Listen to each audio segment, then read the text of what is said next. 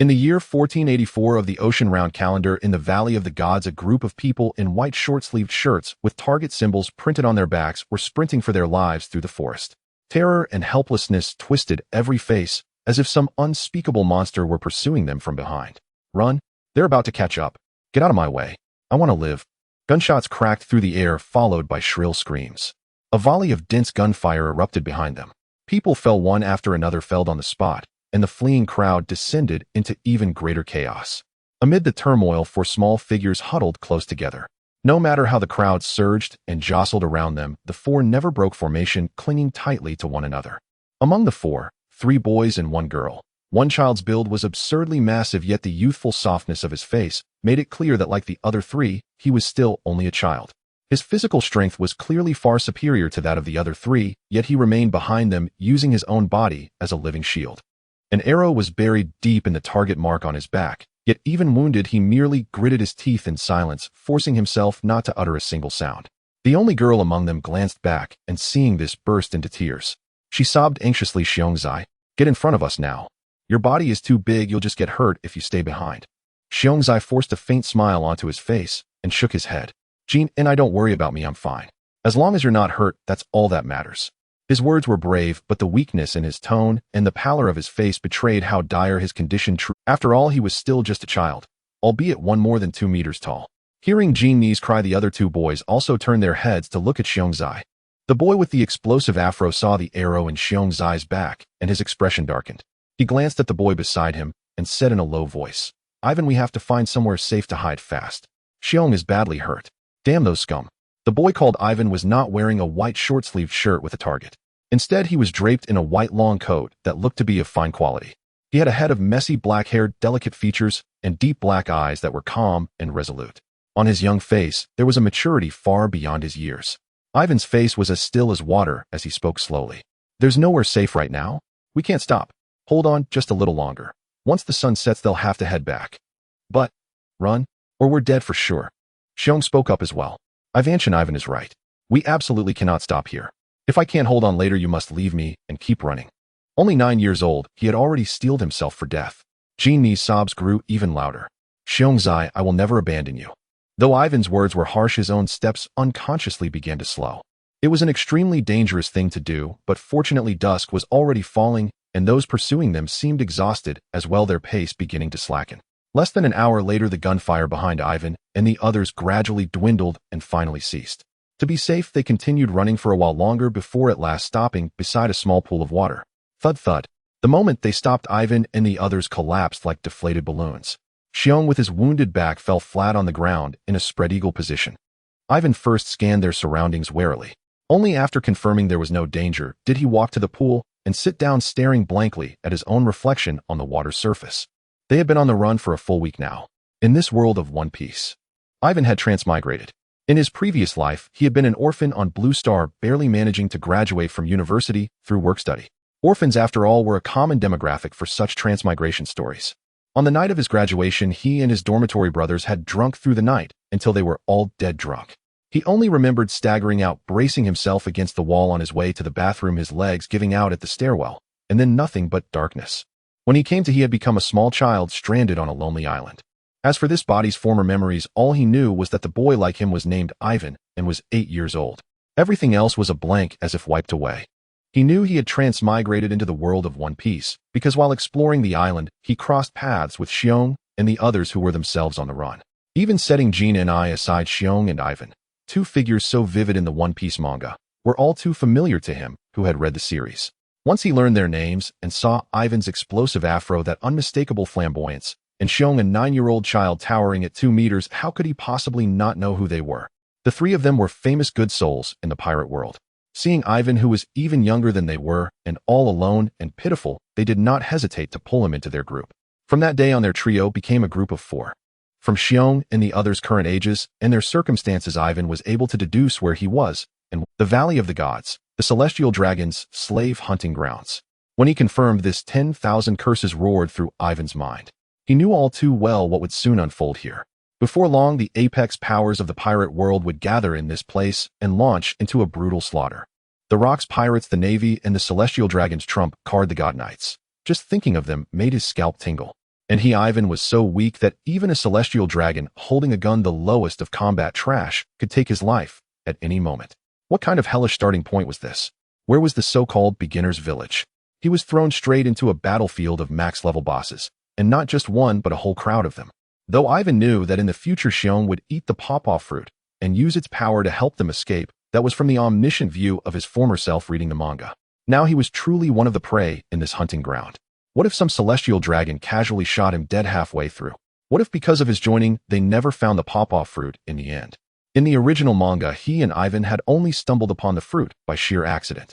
During the first few days, Ivan had clung to a shred of hope. If transmigration was real, surely some cheat ability would come with it, right? A system, perhaps. Ivan had fantasized about hearing a crisp ding in his mind, followed by some electronic voice announcing, "Conditions met, function activated." Yet to this day, after hearing so many gunshots and screams that he was almost numb, that heavenly little chime had yet to sound even once. Thinking back on their days of fleeing, Ivan finally broke. He slammed his fist into the water, gritting out between clenched teeth, "Celestial dragons, if I manage to walk out of here alive, not a single one of you will escape unscathed." Splashes of water scattered across Jig's face. He suddenly broke into a violent coughing fit, an unhealthy flush surging across his features. Wisps of steam even seeped out through his skin, as if his very blood had come to a boil. Seeing this, Ivan and the others behind him rushed forward in alarm. Ivan caught hold of Jig and said, "Jig, are you all right? Your body?" After resting for a moment, Jig unfastened the front of his shirt. On the skin over his heart, countless scars with clear stitch marks crisscrossed one another, a terrifying sight to behold.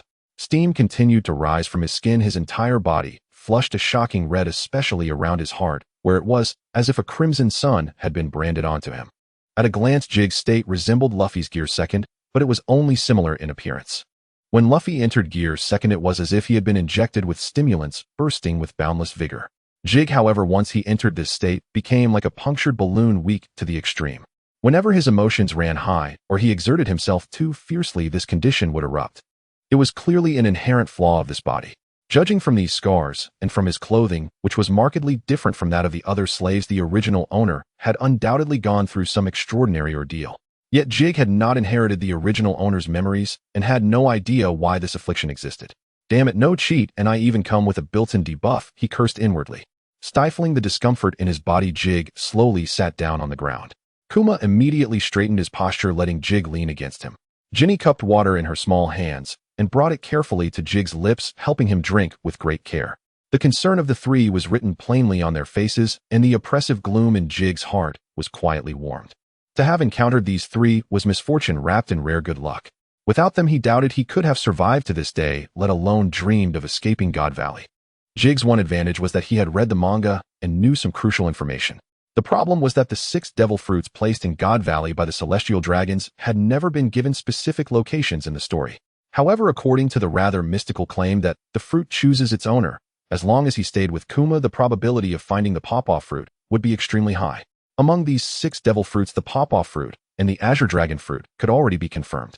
Those two alone could be considered top-tier representatives of the Paramecia and Zoan categories.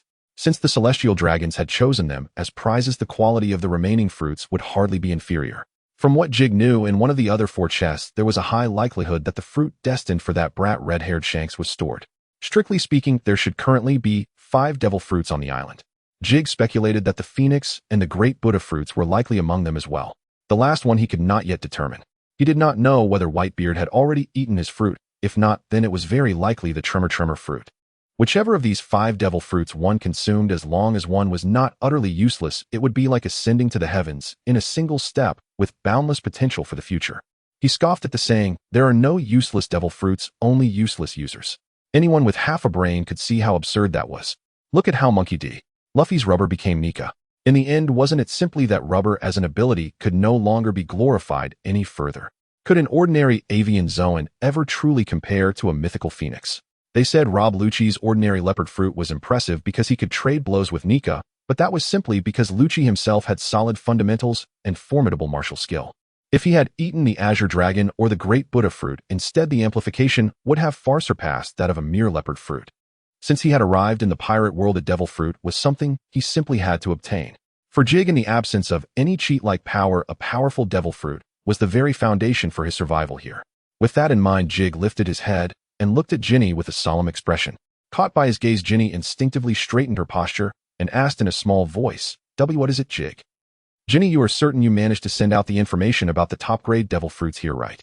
At this, Ginny's dirty little face instantly blossomed with confident pride. She patted her chest hard and said, Don't worry, Jig. This is my specialty. I can guarantee that everywhere in the world that can receive a signal already knows about this. With Ginny's confirmation, Jig let out a quiet breath of relief.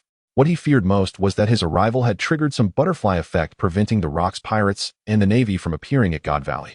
If those two forces failed to come, God Valley would remain nothing more than a hunting ground, and they would be prey to be slaughtered from beginning to end.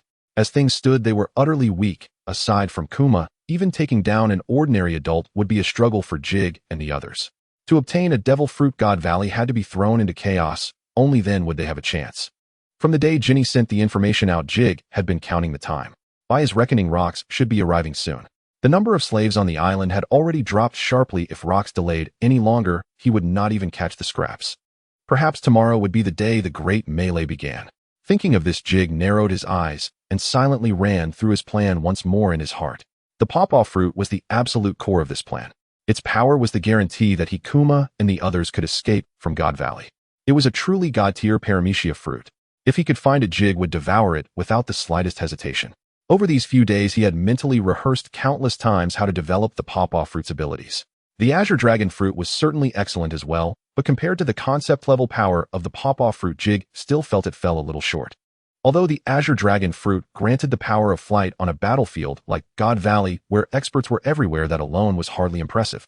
With his current physique, his flight speed would certainly be limited. He would likely be shot down by a single long-range hockey attack before he even got properly airborne. Moreover, Jig had to consider taking Kuma and the other two with him. Though they had not known each other long, bonds forged in desperate straits were often the strongest, and Jig understood their characters well enough to know they were all worth befriending deeply. Even if eating the Paw-Paw Fruit and escaping alone was objectively the optimal solution, when Jig looked at the arrow still embedded in Kuma's back, he could only give a slight shake of his head. A person could afford to be somewhat selfish, but must never become a heartless beast. The sky darkened completely, and the dragon people outside had all returned to their palace to rest. If they were to strike and hunt down the slaves now, it would be against the rules, resulting in the deduction of their so-called points. After several days of hunting, more than half of the 100,000 slaves that had arrived in the Valley of the Gods were already dead, becoming points for those dragon people to obtain rewards. Jige lay on the ground, resting his head against Xiong's, gazing up at the bright moon. He thought to himself that had he not met Xiong and the others, he would likely have already perished at the hands of the dragon people. Although he did not know the reason there was no target pattern on his clothes, yet he would not naively believe that this would allow him to evade the hunt of the dragon people. Those scoundrels wouldn't care about such things. Even if killing Jige offered no points, they wouldn't hesitate to spare a bullet. Enjoying the thrill of the hunt was worthwhile for them. During this rare moment of tranquility, Ivan and the others were whispering to each other. Ginny turned to Xiong and said, Hey Xiong, if we manage to escape, what do you want to do? Without hesitation, Xiong replied, Of course, I want to live happily with everyone. Haha, that's certainly true. But that's not what I meant. I was asking, what is your dream? Dream, huh? I want to become a person like Nika, to bring freedom to everyone. Upon mentioning Nika, Xiong's eyes sparkled, his face filled with longing. Ivan suddenly sprang up from the ground, giving a thumbs up and praising him. What an amazing dream. Xiong, I believe you will succeed. Xiong, feeling a bit shy, scratched his head and turned his gaze towards Jige, who had remained silent. Though Xiong appeared a bit foolish, he was actually a very sensitive and meticulous person, capable of sensing the differences between Jige and the rest of them. The three of them had already endured many hardships, their minds far beyond what their peers could compare. Yet due to their age, they still carried some childish innocence.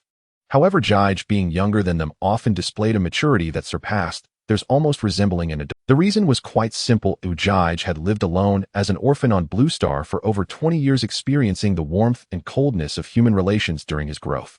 Had he not matured, further survival would have been a challenge.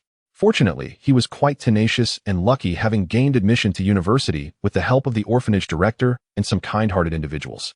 The struggles he faced during this process were known only to him. The so-called maturity Jige possessed was forced upon him, making him stand out even more among the group, and Xiong had silently regarded Jige as the backbone.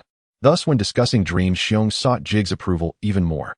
Noticing Xiong's gaze, a rare smile appeared on Jige's face as he gently nodded and said, Go for it, Xiong. Your dream will definitely come true. I believe you will do even better than Nika. You are stronger than him. Xiong did not expect to receive such praise from Jige, leaving him feeling flattered and somewhat at a loss. Ivan and Jani were equally surprised, staring wide-eyed at Jige. Ivan suddenly asked, "What about you, Jige? What is your dream?" Jige turned around casually and replied, "I don't have such a thing. If I must say, I only want to become stronger. Only strength is everything." Ivan was clearly unsatisfied with this answer and pressed on, "Then what do you want to do once you have strength?" "There are many things I want to do, like helping Xiong achieve his dream and yours and Jani's. However, if your dream is to make the whole world as twisted as you, then forget it." Jige, you are too heartless. I'm sad." Though he said that, Ivan was still very touched inside. Xiong and Jani felt the same, both gazing at Jige with teary eyes, even changing how they addressed him, "Big brother Jige." A smile crept onto Jige's lips as he gained a wave of goodwill. Though he wasn't being intentional, he was very serious. Having been alone for so long, he naturally valued the bond with Xiong and the others immensely and did not want to mix in anything bad. However, after this conversation, the bond between the four grew even closer, as if they were just short of a brotherhood under the moon. In the end, the weary Jige, Ivan, and Jani rested their heads on Xiong's belly, preparing to sleep.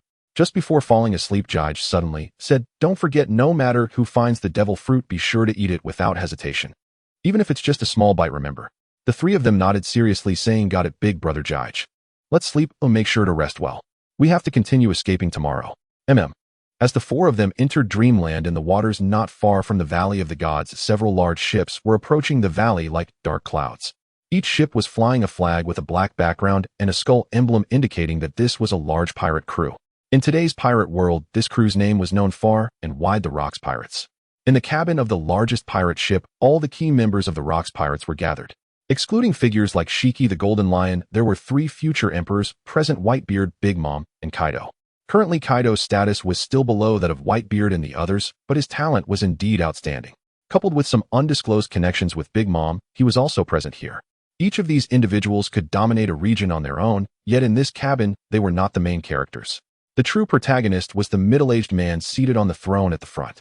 The man had a rugged appearance with wild black hair, cascading freely, a tall and robust figure draped in a black cloak. Just sitting there exuded an overwhelming sense of oppression, embodying the essence of domineering. He was the captain of Whitebeard and the others, Rocks. At this moment, Rocks was holding a barrel of liquor in one hand, drinking it greedily. After finishing it in one go, he slammed the empty barrel down and shouted angrily, "Damn world government, this time I will settle both old and new scores." As soon as his words fell, an overwhelmingly domineering aura erupted from Rocks, and in the cabin, purple-black lightning raged violently. Not long ago, an undercover agent placed within his pirate crew by the world government had seized his treasure hidden on Hive Island, while most of his crew was away using it as some sort of prize for a competition. Upon learning this news, he was truly furious. After the anger subsided, Rocks fell into regret, once more gritting his teeth and saying, "Damn it, I should have just eaten it back then." Hearing this, Charlotte Lingling shrugged and replied, "Captain, you should calm down first. If this continues, our people will be knocked out by your aura, and we have a fierce battle tomorrow." Others nodded in agreement. Rocks had just unleashed a terrifying wave of Conqueror's haki in his fury. The intensity of his haki was beyond doubt. Even though the Rocks Pirates were not weaklings, some of the lower-ranked crew members still fainted under its pressure. Rocks disdainfully shook his head and said, "Tisich, those who faint at this level are nothing but useless trash, not worth our concern." Lingling did not refute him and casually said, "Well, that's true." Shiki and the others also remained non-committal, adhering to their belief that only the strong deserve respect, showing no concern for the weak. Whitebeard frowned. For one who valued comrades, the behavior of these people made him feel very uncomfortable. He increasingly wanted to distance himself from the Rocks Pirates. Among this group, Whitebeard was the most composed. After pondering for a moment, he said, "Although I don't know who spread the rumors recently, it's certain that the world government is aware of the leak now and has likely begun to take precautions. Our enemies, this time apart from the Knights of God on the island, will probably include the Navy." Even knowing that Whitebeard had long intended to leave, Rocks still valued him highly. After all, who wouldn't want someone as strong as Whitebeard on their side? Rocks calmed down as well. He tapped his fingers lightly on the table, and after a while he slowly raised his head, a wicked smile curling at the corners of his mouth. "Just in time. We should have had a decisive battle with the world government long ago. After this battle, I will be the undisputed king of the world." In the Valley of the Gods, a magnificent palace stood at the center. This was once the royal palace of the Valley's king, now forcibly claimed by the celestial dragons. As for the king, he had long perished at the hands of the leader of the Knights of God, Figarland Gallen. At this moment, Gallen was cleaning the sword in his hand, which had been stained with much filthy blood today. He needed to clean it thoroughly. His brows slightly furrowed, appearing lost in thought as he wiped the sword, showing signs of distraction. As a celestial dragon among celestial dragons, it was rare for anything in this world to trouble him. However, tonight he did something that defied the rules of the game using his privileges. He stared blankly at the sword in his hand, murmuring, "In the end, I still cheated. But I need a reason to accept you, and the rest I will leave to fate." The next morning, Jig opened his eyes first. He suddenly got up from the ground, waking the still sleeping Ivan and the others, saying, "It's time to go. Those guys will soon start hunting, and we need to hurry to find the devil fruit." After saying this, Jig led the way into the depths of the forest, followed closely by Bear and the others. They chose not to act in the dark because the island was already filled with surveillance snail cameras used to monitor slaves. Most people were unaware of the devil fruit and would choose to rest at night. If Jig and the others acted, then it would seem too deliberate. After all, they had fled for a day, what could they be doing sneaking around at night, if not resting? If someone being watched got targeted, it would be disastrous. Shortly after the 4 left, gunshots rang out, and some unfortunate slaves who had overslept from exhaustion would never wake again. Jig paid no attention to the sounds behind him, focused solely on searching for the devil fruit. He recalled that in the manga, the devil fruit was located in an area surrounded by buildings. The Valley of the Gods used to have a country, so that scene should take place in a town. Therefore, his goal was to find this town first. Not knowing how long they had been running, Jig and the others were greeted by a blinding ray of sunlight, signaling that they had reached the edge of the forest. Emerging from the forest, a town appeared before them. Jig was overjoyed. This was just like the final circle in a battle royale game. He hurriedly called out to Bear and the others to rush toward the town. It wasn't just Jig and his 3 companions who had come here. Many other slaves followed them, most of whom had been inspired by Ivan's speech earlier and had been trailing close to Jig and the others. With more people, the target became larger. Jig understood this logic, but chose not to shake off these people. In fact, the closer they got to the city gate, the slower his pace became, and they gradually fell behind the other slaves who were initially ahead. Ivan noticed this and asked in confusion, "Jigshin, why did you stop? Are you feeling unwell again?" Jig nodded and softly said, "Yes, I didn't expect it to flare up again at such a critical moment. I'm sorry for dragging you down." Upon hearing this, Ivan immediately replied, "What are you talking about? We are friends. There's no dragging down involved." Bear and Ginny chimed in, saying, "Brother Jig, didn't you also not abandon me yesterday? I know you were waiting for me, then, so let me carry you now. I'm in good shape, and carrying you won't affect anything." "Yes. Brother Jig, slow down, it's fine. We'll die together if we have to." Jig waved his hand, smiling as he said, "What are you all talking about? About dying and whatnot. We will definitely survive. Besides..." Before he could finish, dense gunfire erupted from within the city, accompanied by the sounds of blades slicing through flesh and ensuing screams. Ivan's expression changed, exclaiming, "Not good. There's an ambush in the city." Jig, however, remained calm, a barely noticeable smile curling at his lips, thinking, "Just as I expected. Those celestial dragons, no matter how foolish, should understand the need to set up defenses in a place like this. After all, who knows if some lucky guy might accidentally stumble upon the devil fruit and eat it." The current situation confirmed that there must be a devil fruit hidden in the city. His slow pace was intentional, allowing other slaves to enter first to test the waters because the first bird gets shot. Now that the situation was clear, he only needed to rely on his small size to blend in with the crowd, and although he knew there was an ambush in the city and many were hesitant to charge, and the celestial dragons behind them were gradually closing and leaving them with no other choice but to push forward. Jig shouted to the still stunned Bear, "Bear, keep your head down later. You're too big a target." According to the original plot, Bear should successfully eat chicken in the end, but still, to avoid any possible butterfly effect, Jig couldn't help but remind him. Bear nodded vigorously, bending his body as he mixed in with Jig and the others surging into the city. Amidst a hail of gunfire, the Jige quartet successfully charged into the city.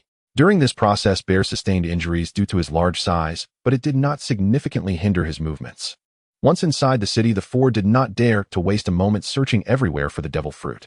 As Bear was about to enter a magnificent house, suddenly a man in a black suit and sunglasses appeared in front of him, lifting his leg to kick him in the stomach.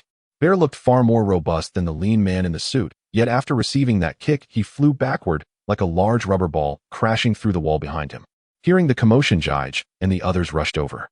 Seeing Bear lying amidst the rubble, trembling Ginny burst into tears, repeatedly calling out for Bear, while Ivan anxiously shouted his name as well. Jige had already reached Bear's side. Thankfully, Bear had not lost consciousness. Upon seeing Jige, he coughed violently a few times and struggled to sit up. The earlier attack from the man in the suit was evidently not easy to withstand. Bear gritted his teeth against the intense pain in his abdomen and weakly said, "This guy is strong, Brother Jige. You must take Ginny and the others and flee. They'll hold him off." Jig's expression grew serious, realizing that this was indeed a troublesome situation. The man in the suit had not expected Bear to still be able to rise and speak. He raised an eyebrow and said, "You must be that brat from the Bakarnia clan. Your physical condition is quite impressive." As he spoke, he casually put his hands in his pockets and walked step by step toward Jige and the others, continuing, "What have you four little brats been sneaking around looking for since entering the city? This is quite suspicious." Ivan rushed in front of Jige and Bear, spreading his arms wide, and shouted, "You will not harm them." The man in the suit barely regarded Ivan. He slowly raised one hand, and Ivan instinctively closed his eyes. Suddenly Jige spoke up, "You have no right to attack us, do you? The only ones qualified to kill us are those celestial dragons. Do you really want to break the rules of the game?" The man's hand hovered in the air. Although he was displeased at being shouted at by a mere slave, Jige's words undeniably struck a chord. He indeed lacked the qualifications to attack Jige and the others, as they were valuable points for his master. However, these four little brats were very suspicious. Just moments ago, they nearly allowed that brat from the Bakarnia clan to enter the house behind him, a house that was strictly off-limits. If something were to go missing from inside, his own life would be at stake. After a moment's thought, he spat on the ground in annoyance and said, "Forget it, they're just four little brats. Besides, you won't be alive for much longer anyway. Get lost and stop lingering around here." Upon hearing this, Jige did not hesitate for a second. Together with Ivan and Ginny, he helped Bear up and left without looking back. On the way, Ivan lowered his head and whispered to Jige, "Jige, that house." Jige understood what Ivan meant and replied firmly, "That house must contain the devil fruit." While saying this, Jige struggled to suppress the excitement within him, fearing he might suddenly lose control. The man's demeanor clearly indicated that he was trying to hide something, making it obvious to anyone that there was something important inside that house. What else could it be but the devil fruit? Moreover, Bear is hurt so badly. Bear tried to say something, but as soon as he opened his mouth, he could not stop coughing. Moreover, Bear is hurt so badly. Bear tried to say something, but as soon as he opened his mouth, he could not stop coughing. Ivan, supporting Bear, had a grim expression and said, "That bastard. How could he beat Bear to this state?" Listening to Bear's cough, Jige also felt uneasy. He clenched his fists and said coldly, "That guy will definitely pay for this, I promise you." Boom, boom, boom. Just as he finished speaking, a series of explosive sounds erupted and thick smoke began to billow into the sky above the town. Immediately after, a loud roar echoed through the heavens. "Celestial bastards, are you ready to face my wrath?" Jige felt a surge of joy instead of fear. There was only one person bold enough to insult the celestial dragons like this, and that was Rox. In the palace at the center of the town, the expression of Saint Satan, one of the 5 elders, changed. The next moment, he vanished, appearing outside the palace. Sensing several terrifying presences closing in, Satan took out a den mushi and said gravely, "Saint Gallen, immediately lead the Knights of God back to defend the royal city. The Rox pirates have arrived." The other end of the den mushi quickly responded, "Understood, leave it to us." Not long after the Rox pirates arrived at the Valley of Gods, several naval warships followed closely. Admiral Akiji was the first to leap from the warship, charging toward the Rox pirates along with Karp and other Navy soldiers. However, the Navy was still a step too late. The Rox pirates had already appeared in the town where Jige was located. Rox and his crew landed on a street with Rox looking up at the royal city at the center, which Satan was also watching. The gazes of the two met. Rox said nothing and directly threw a punch toward the royal city from afar. A surge of red-black energy mixed with electric arcs shot forth from his fist, obliterating everything in its path, be it person or object. Saint Satan's expression darkened. Though he was not weak, he was still vastly inferior compared to Rox.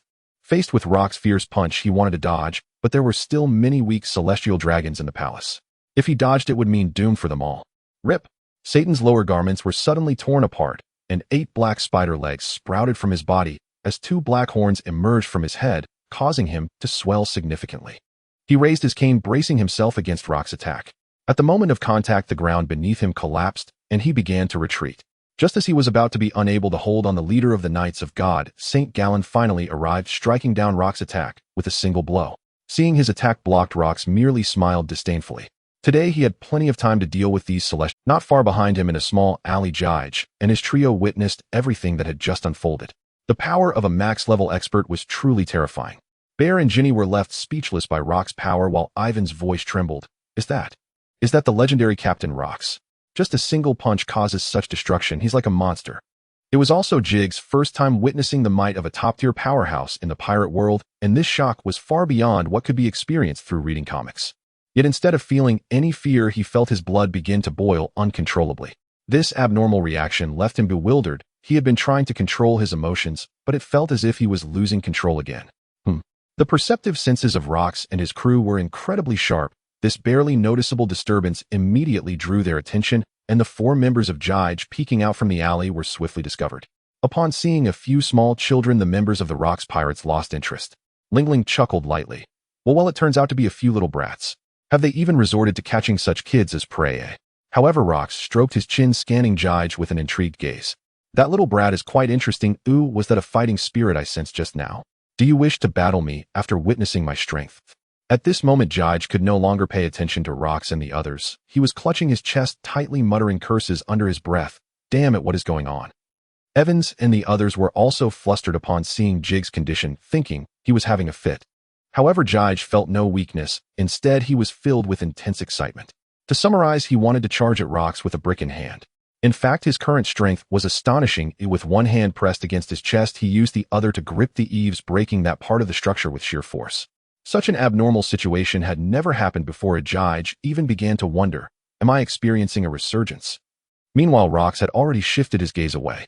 Jige had merely piqued his interest slightly. The Divine Knights, led by St. Gallen and St. Satan, were glaring at this location. Such an abnormal situation had never happened before. Jige even began to wonder, am I experiencing a resurgence?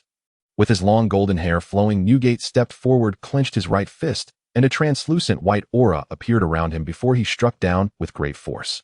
Crack! The sound of shattering glass echoed as several cracks spread from Newgate's fist, causing the entire Valley of the Gods to tremble, with buildings collapsing. This was the power of the Paramecia-type Tremor Fruit, its strength fully realized in the hands of Newgate in his prime. Behind them, Kuma had already shielded Jige and the others with his body, blocking the collapsing bricks. However, the ensuing earthquake began to alter the terrain, tossing Kuma and the 3 Jige away, eventually burying them under a pile of rubble. Over at the palace, St. Gallen had already ordered several members of the Divine Knights to rescue the Celestial Dragon. The force of Newgate's attack was actually not as strong as Rox's initial punch, but the trouble it caused was far greater. That strike had likely killed many weak Celestial Dragons. Saint Satan could no longer hold back. He had been stalling for time, knowing that the Divine Knights here would struggle to contend with the Rox pirates, especially with the need to divert attention to rescue the Celestial Dragons. He needed to wait for the Navy to arrive. Finally, just as he was growing impatient, the Navy, led by Admiral Kong, arrived. Carp shouted, "Where's that guy Roger?" Originally, he was enjoying his vacation. Had it not been for Sengoku telling him Roger would also appear, he wouldn't have bothered with the affairs of the Celestial Dragons. Now still a general, Sengoku held him back and said solemnly, "Don't worry about Roger for now. Look, the Rox pirates are all here. Today's events are likely to be even more troublesome than we anticipated."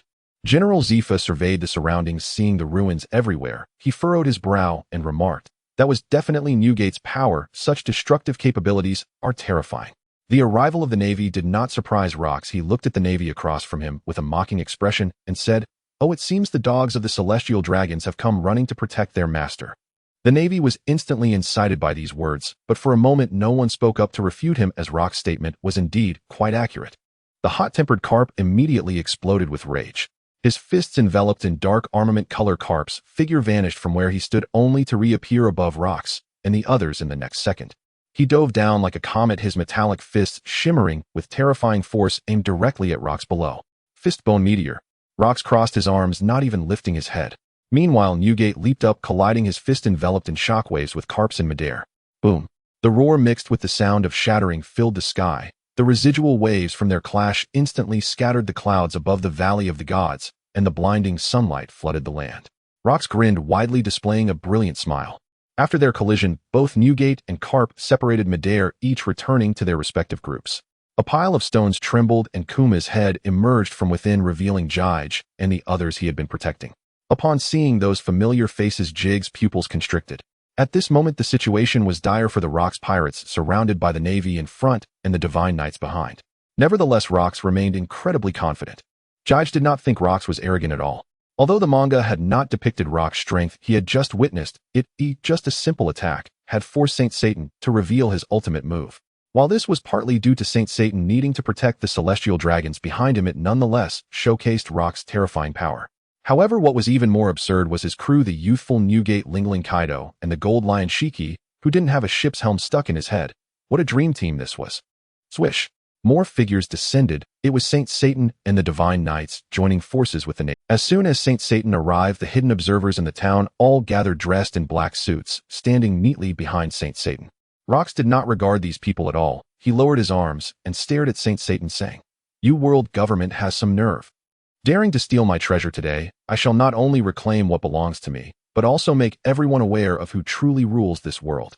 Saint Satan had regained his composure, displaying an expression of indifference, and replied calmly, "The celestial dragons are the true masters of the world. Everything in this world, be it people or objects, should belong to the celestial dragons. You are merely a lowly pirate."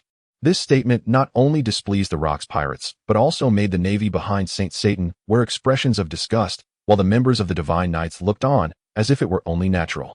Rox was genuinely disgusted. He waved his hand and shouted angrily, "Charge! Today I will annihilate you celestial dragons." As soon as he finished speaking before the confrontation began, Jige had already called for Evans and the others and sprinted away into the distance. They certainly did not qualify to be mere spectators now.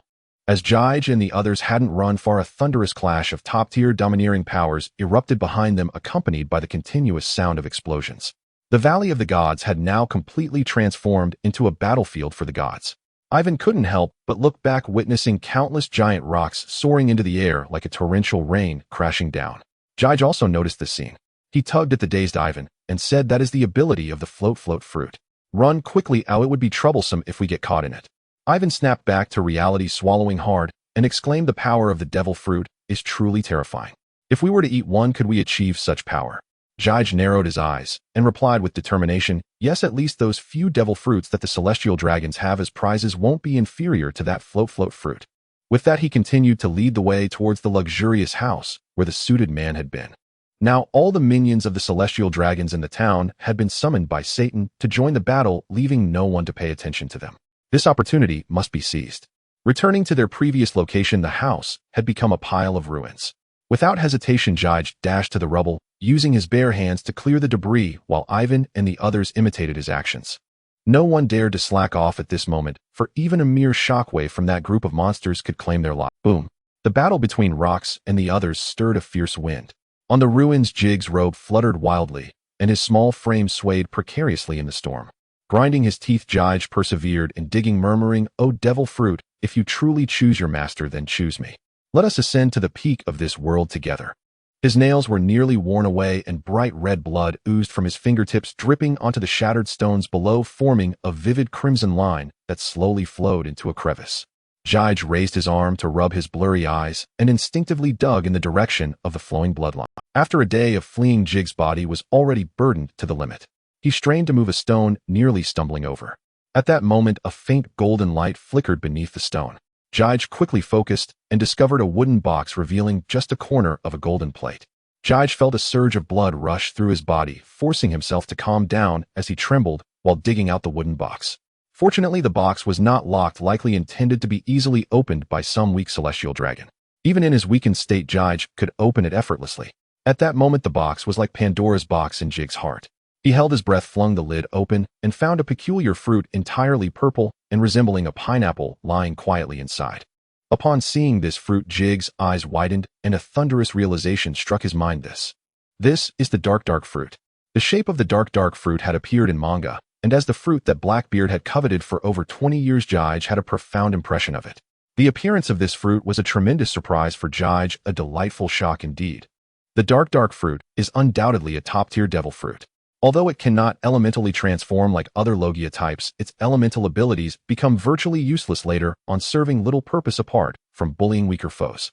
Except for a few elements with inherent strong attack attributes, some Logia types had become discarded versions, utterly laughable. However, the dark fruit is different. Not to mention its ability to nullify the powers of its users. What Jige valued most was what it represented: natural disasters. That is, a black hole that annihilates everything. Not more than 3 seconds after confirming he held the dark fruit, Jige opened his mouth and took a bite. The light purple fruit flesh mixed with juice filled Jig's mouth, overwhelming him with an indescribable taste. His face turned a deep shade of purple, and before he could swallow, his stomach churned violently.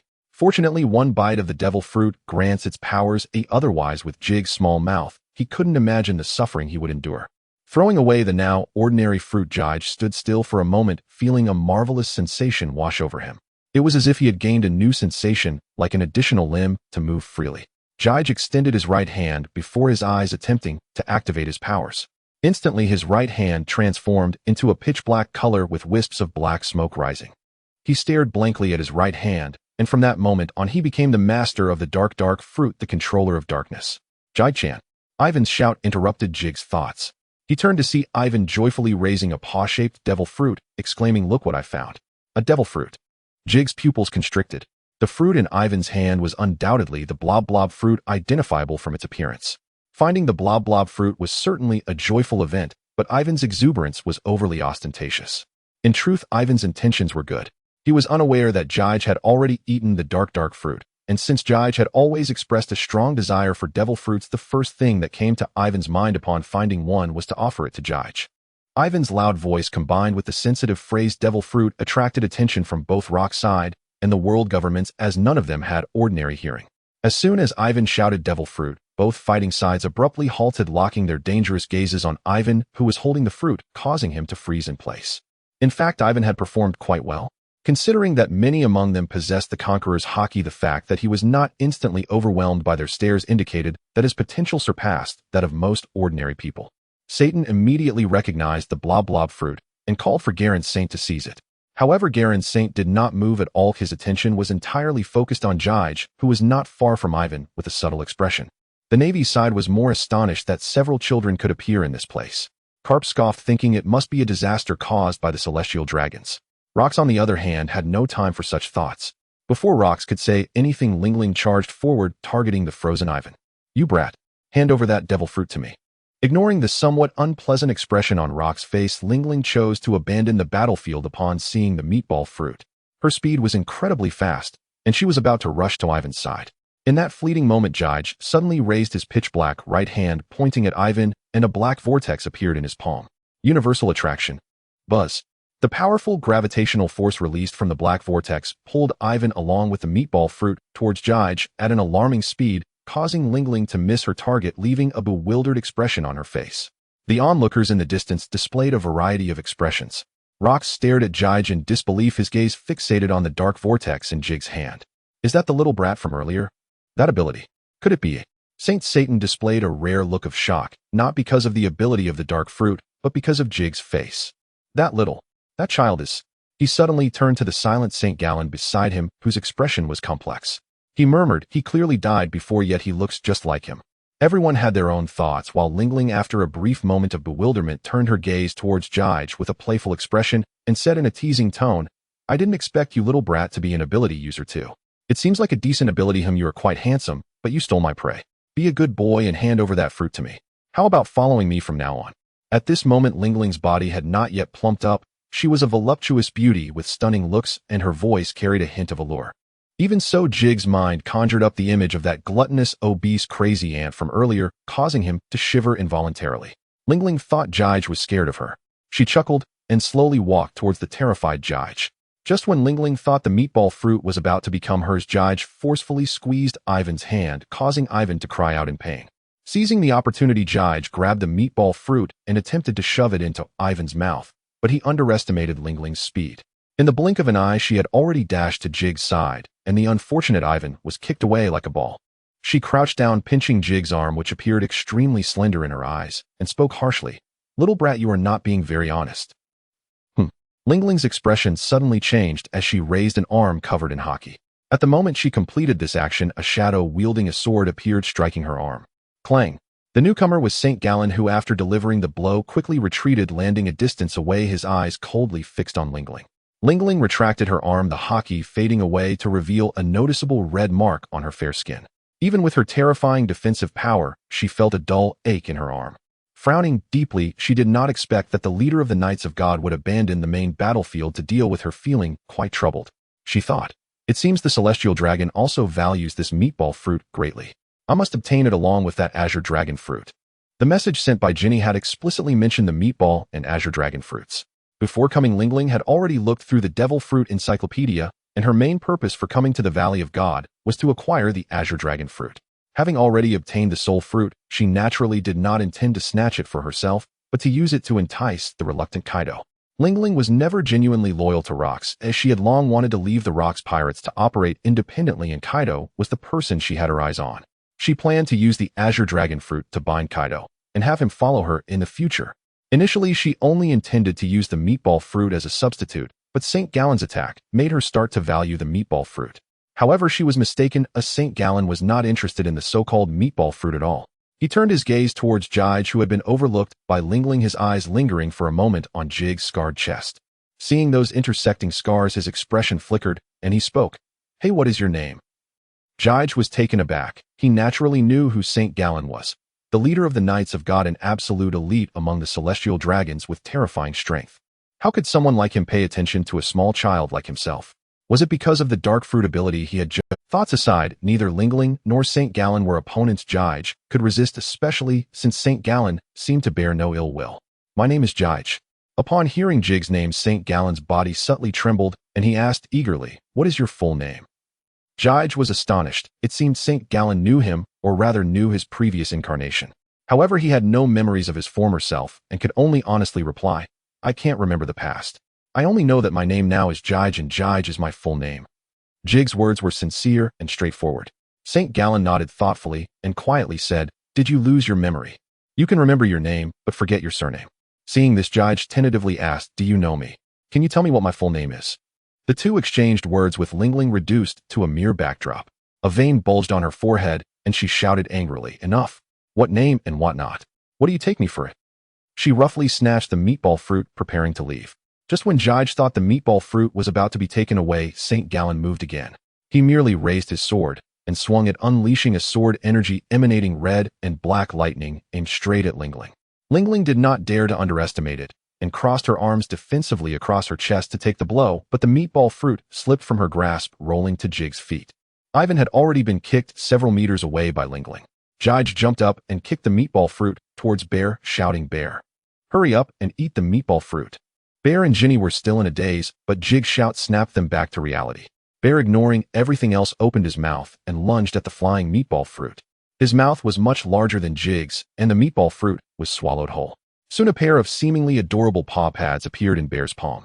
Watching the bear gulp down the Meatball Fruit, Lingling felt as if her lungs were about to explode, casting a murderous glare at Jige. However, at that moment, she felt powerless, as Gallen was firmly suppressing her, leaving her no time to maneuver. Seizing the opportunity, Jige raised his hand to pull Ivan to his side and shouted at the bear, "Bear, quickly use your ability to take us away. Just control the force and slap it." Jige had previously explained to the bear how to utilize the Meatball Fruit's abilities for rapid movement. Since the bear was highly compatible with the fruit, upon hearing Jige's words, he simply slapped himself and almost instantly appeared before Jige. Jige spread his hands, revealing dark whirlpools in his palms, with powerful gravitational forces pulling Ginny and the kicked Ivan towards him. Throughout this process, Jige kept an eye on Satan, who was entangled in battle with the Rocks pirates, as according to the original storyline, this guy would come to disrupt the bear. However, Satan showed no intention of coming over, and Jige speculated it might be due to Gallen's withdrawal from the battlefield. After all, before the Roger pirates arrived, it would be somewhat challenging for the current Navy, +1 Satan, to confront the Rocks pirates, especially considering the abundance of actors in the Rocks crew. The bear raised his hand again, preparing to use his ability to take himself and Jige away from the Valley of the Gods. Gallen had been watching Jige and had witnessed the bear's abilities, guessing that Jige was about to escape. Just as the bear's hand was about to touch Jige, Gallen suddenly shouted at Jige, "Kid, remember, your last name is Figarland. Pop."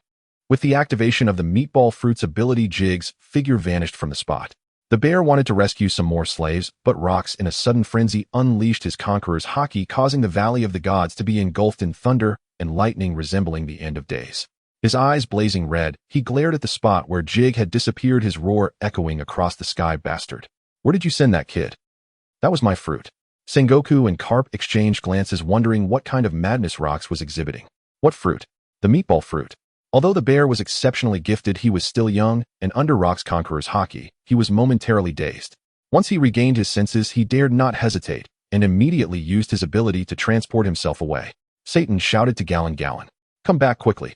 Gallen stood silently for a moment, then broke free from Lingling and charged towards his battlefield. Lingling had no intention of returning, but without Gallen's interference, she focused entirely on searching for the Qinglong fruit. In the distance, Satan sighed in relief upon seeing Gallen return, whispering that fruit originally belonged to. Gallen shook his head and replied indifferently, I have little interest in devil fruits. I only came here to enjoy the thrill of the hunt. Besides, he is still alive, which indicates that Vegapunk's experiment was successful. In that case, nothing else suits him better than that fruit. Satan opened his mouth, seemingly wanting to say more, but Rox did not give him the chance. Like a bolt of black lightning, he charged forward, his furious fist crashing down towards Satan. Carp and Sengoku, who were originally in front of Satan, seemed to unintentionally dodge aside, while Galen, lost in thought, did not step forward to intervene. The surrounding celestial dragon guards were quite loyal, recklessly charging forward. However, in Rock's eyes, they were no more than ants, some of whom were directly blown apart into a mist of blood. Satan's cane spun away as he was struck hard, performing a backflip with his legs in the air. Sengoku had an expression that suggested he wanted to laugh, but dared not, while Carp burst out laughing. Crane beside him pinched his waist hard, and despite Carp's formidable haki, he couldn't maintain his composure, his expression more sorrowful than tears. The members of the Rock's pirates bore no psychological burdens, laughing heartily, essentially rubbing Satan's face in the dirt. Satan hit hard, quickly stood up. After all, he was a user of the Zoan-type mythical beast fruit known for his incredible recovery capabilities. However, judging by his slightly trembling form, it was evident that Rock's furious punch was not easily endured. As Satan stood up, he scanned the Navy with cold eyes, giving Carp an extra glare. Carp, picking his nose, appeared utterly unconcerned. Now Carp was a vital force in battle. Even though Satan was filled with rage, he could not vent it immediately, and had to suppress his anger, giving orders to Fleet Admiral Kong, eliminate the Rock's pirates, leave no one behind. Rox scoffed and disdainfully replied, just because of you. After today, I shall be the new king of the world. Men, charge at them. The two sides clashed once more. Despite facing the God Knights and the Navy together, the Rox pirates showed no signs of faltering, instead exhibiting hints of dominance. Rox grew more excited as the battle progressed. According to his plan, it would be best for him to consume the dark fruit. With the support of that fruit, his chances of winning would significantly increase. However, the performance of the Navy and the world government left him feeling unimpressed, especially with certain individuals from the pirate crew slacking off. Among Rock's subordinates, Kaido was the most hardworking.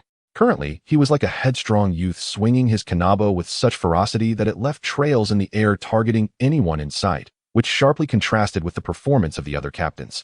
Rox observed this and started calculating in his mind the promotions and raises he would give to Kaido after they won. However, such thoughts of premature celebration were highly taboo. Just as Rox was about to snap the neck of a naval officer, he had grabbed a black-red sword, light streaked across the sky, God's avoidance. Rox's pupils contracted as he threw the naval officer aside and rapidly retreated. The sword light struck the ground, kicking up a cloud of dust. As the dust settled, a bottomless chasm appeared before everyone. Swish! A figure draped in a red cloak descended from the sky. The newcomer wore a confident smile. Carp, who had been somewhat disinterested, suddenly shouted, as if energized, Roger, you bastard finally showed up. Roger turned his head and smiled at Carp, then pointed his sword at the grim-faced Rox, saying solemnly, Rox, you are far too dangerous. I cannot allow you to continue. Roger's words truly left Rox bewildered. He could only grasp one thing, which was that the pirate Roger had actually chosen to side with the world government against him. Newgate unleashed a powerful shockwave, forcing back Garland, who had been entangled with him for a long time. It was evident that his exposed chest bore multiple intersecting knife wounds with blood oozing out intermittently. Garland's golden armor belonging to the Knights of God was also shattered in several places, blood trickling from the corner of his mouth. The formidable Newgate, combined with the power of the Tremor Fruit, was not easy to deal with. The battle between the two had been extremely fierce. Had it not been for Roger's sudden appearance, one of them would likely have fallen here today. Newgate cast a sidelong glance at Roger, his eyes flickering, lost in thought. Roger certainly didn't come alone. Soon after, his first mate Silver's Rayleigh arrived with other crew members standing behind Roger as they faced off against the Rox pirates. At this moment, the arrival of Roger's crew was a complete game-changer. Rock's expression turned extremely grim, and he wished he could swallow Roger alive. The members of the Rox pirates displayed various expressions. Apart from Lean, who had mysteriously vanished, most of them were looking around, clearly contemplating fleeing. Rox naturally sensed this. He could not afford to think too much right now. With a furious roar, he elevated his aura to its peak, casting a shadow over the entire sky. Clenching his fists tightly, the Black Conqueror's haki crackled ominously. Rox moved like lightning, his terrifying presence locking onto Roger. He was determined that even if he faced defeat today, he would take down Roger, this pirate scum. Facing Rock's fool-in assault, Roger's expression turned serious. He wrapped his Conqueror's haki around the large knife, one of the 12 supreme blades named Ace, and charged straight at Rox. However, the moment they collided, Roger felt as if his sword arm was about to lose all sensation. Rock's terrifying power exceeded his expectations. Seeing Roger in peril, Silver's Rayleigh immediately drew his sword to assist, but the Navy's Carp was even faster. A black iron fist descended from the sky. Rox, consumed by the thought of killing Roger before him, was caught off guard and was knocked back by Carp's punch. Glaring at Roger and Carp standing side by side before him, Rox felt his mouth twitch in anger as he managed to choke out 4 words disgusting to the extreme. He had initially hoped to take the initiative and stabilize the wavering morale of his troops, but instead he found himself in an increasingly disadvantageous position. Just then, at this critical moment, Lean, who had been nowhere to be found, suddenly returned, holding a blue devil fruit in her hand. Taking advantage of the chaos of battle, she used the powers of the soul fruit to bestow a soul upon a piece of land, ultimately acquiring the azure dragon fruit. Seeing Lin reappear, Rox initially felt relieved, thinking that this woman still had some conscience. However, before he could revel in his joy, Lin's words nearly left him petrified. "Kaido, you foolish boy, why are you working so hard? What did I find? Come with me." Upon seeing the azure dragon fruit, Kaido was instantly overjoyed and rushed towards Lin. After they reunited, they turned and fled, disappearing from everyone's sight in mere moments. After a brief silence, Newgate suddenly sighed. He had become utterly disillusioned with the Rox pirates. Shouldering his weapon, he turned around and walked away without a word. His pace was not fast, but the world government showed no intent to stop him, allowing Newgate to swagger away from him. Shiki took a puff from his cigar. He was the calmest one on the battlefield, being a user of the float fruit. As long as he wanted to leave, no one could keep him here. Since Lin and Kaido vanished, Rox had remained standing silently in place. Even as Newgate left, he did not utter a single word. However, Roger and Carp, standing opposite him, suddenly felt an overwhelming and suffocating aura. Rox, cornered, was now prepared to fight to the death. Satan's old face revealed an expression of assured victory, but his body remained tense. He knew that Rox was in the most dangerous state at this moment. Slowly lifting his head, a cold voice emerged from Rox's lips. "Roger. Celestial dragons. Navy. You all must die." Boom. With a loud bang, the ground instantly caved in. Rox charged into the enemy ranks with his few loyal subordinates, and in an instant countless severed limbs and broken bodies flew through the air, engulfing the battlefield in a mist of blood. The world government, Navy, and Roger's pirates no longer held back. All top-tier powers surged forward, besieging the already frenzied Rox at the center of the battlefield. Rox showed no fear on his face. He threw off his blood-soaked cloak and laughed maniacally. "Let's all come together. I am Rox." After an unknown period, the resounding roars echoing throughout God Valley gradually ceased. At the edge of God Valley, Newgate pushed a wooden boat into the sea and then leapt into it. The ships of the Rox pirates had long been destroyed by the Navy ships that arrived later, forcing him to make this relatively sturdy small boat himself. Glancing back at the direction of God Valley, Newgate shook his head and softly said, "Goodbye, Captain Rock. After all, I managed to pick up a devil fruit on the way here. It must have been prepared by those celestial dragons, which turned out to be a windfall for me." On the Navy ship, Sengoku was sitting on a bench wiping the blood off his body. There were far too many injured Navy personnel from this battle, and the medics were overwhelmed. Relying on his robust physique, he chose not to receive treatment, instead allowing the limited resources to be allocated to other Navy soldiers. Just as he was about to press a cotton ball onto his wound with tweezers, the door burst open with a loud bang, and Carp rushed in, shouting, "Hey, Sengoku, are you okay?" Looking at the tweezers stuck in his wound, Sengoku's mouth twitched, turning to unleash his anger, but Carp suddenly threw out a wooden box, casually saying, "Look what I found." The box was adorned with several gold foils, clearly indicating that the contents were quite valuable. Sengoku raised an eyebrow and slowly opened the box, revealing a golden devil fruit lying quietly inside. Sengoku stared wide-eyed, incredulous, as he looked up at Carp, who chuckled and said, "This must be one of those celestial dragon's fruits. I found one. You know, I'm not too fond of that bunch, so I'm not going to turn this one in. But I don't want to turn into a sitting duck, so if you're interested, it's yours."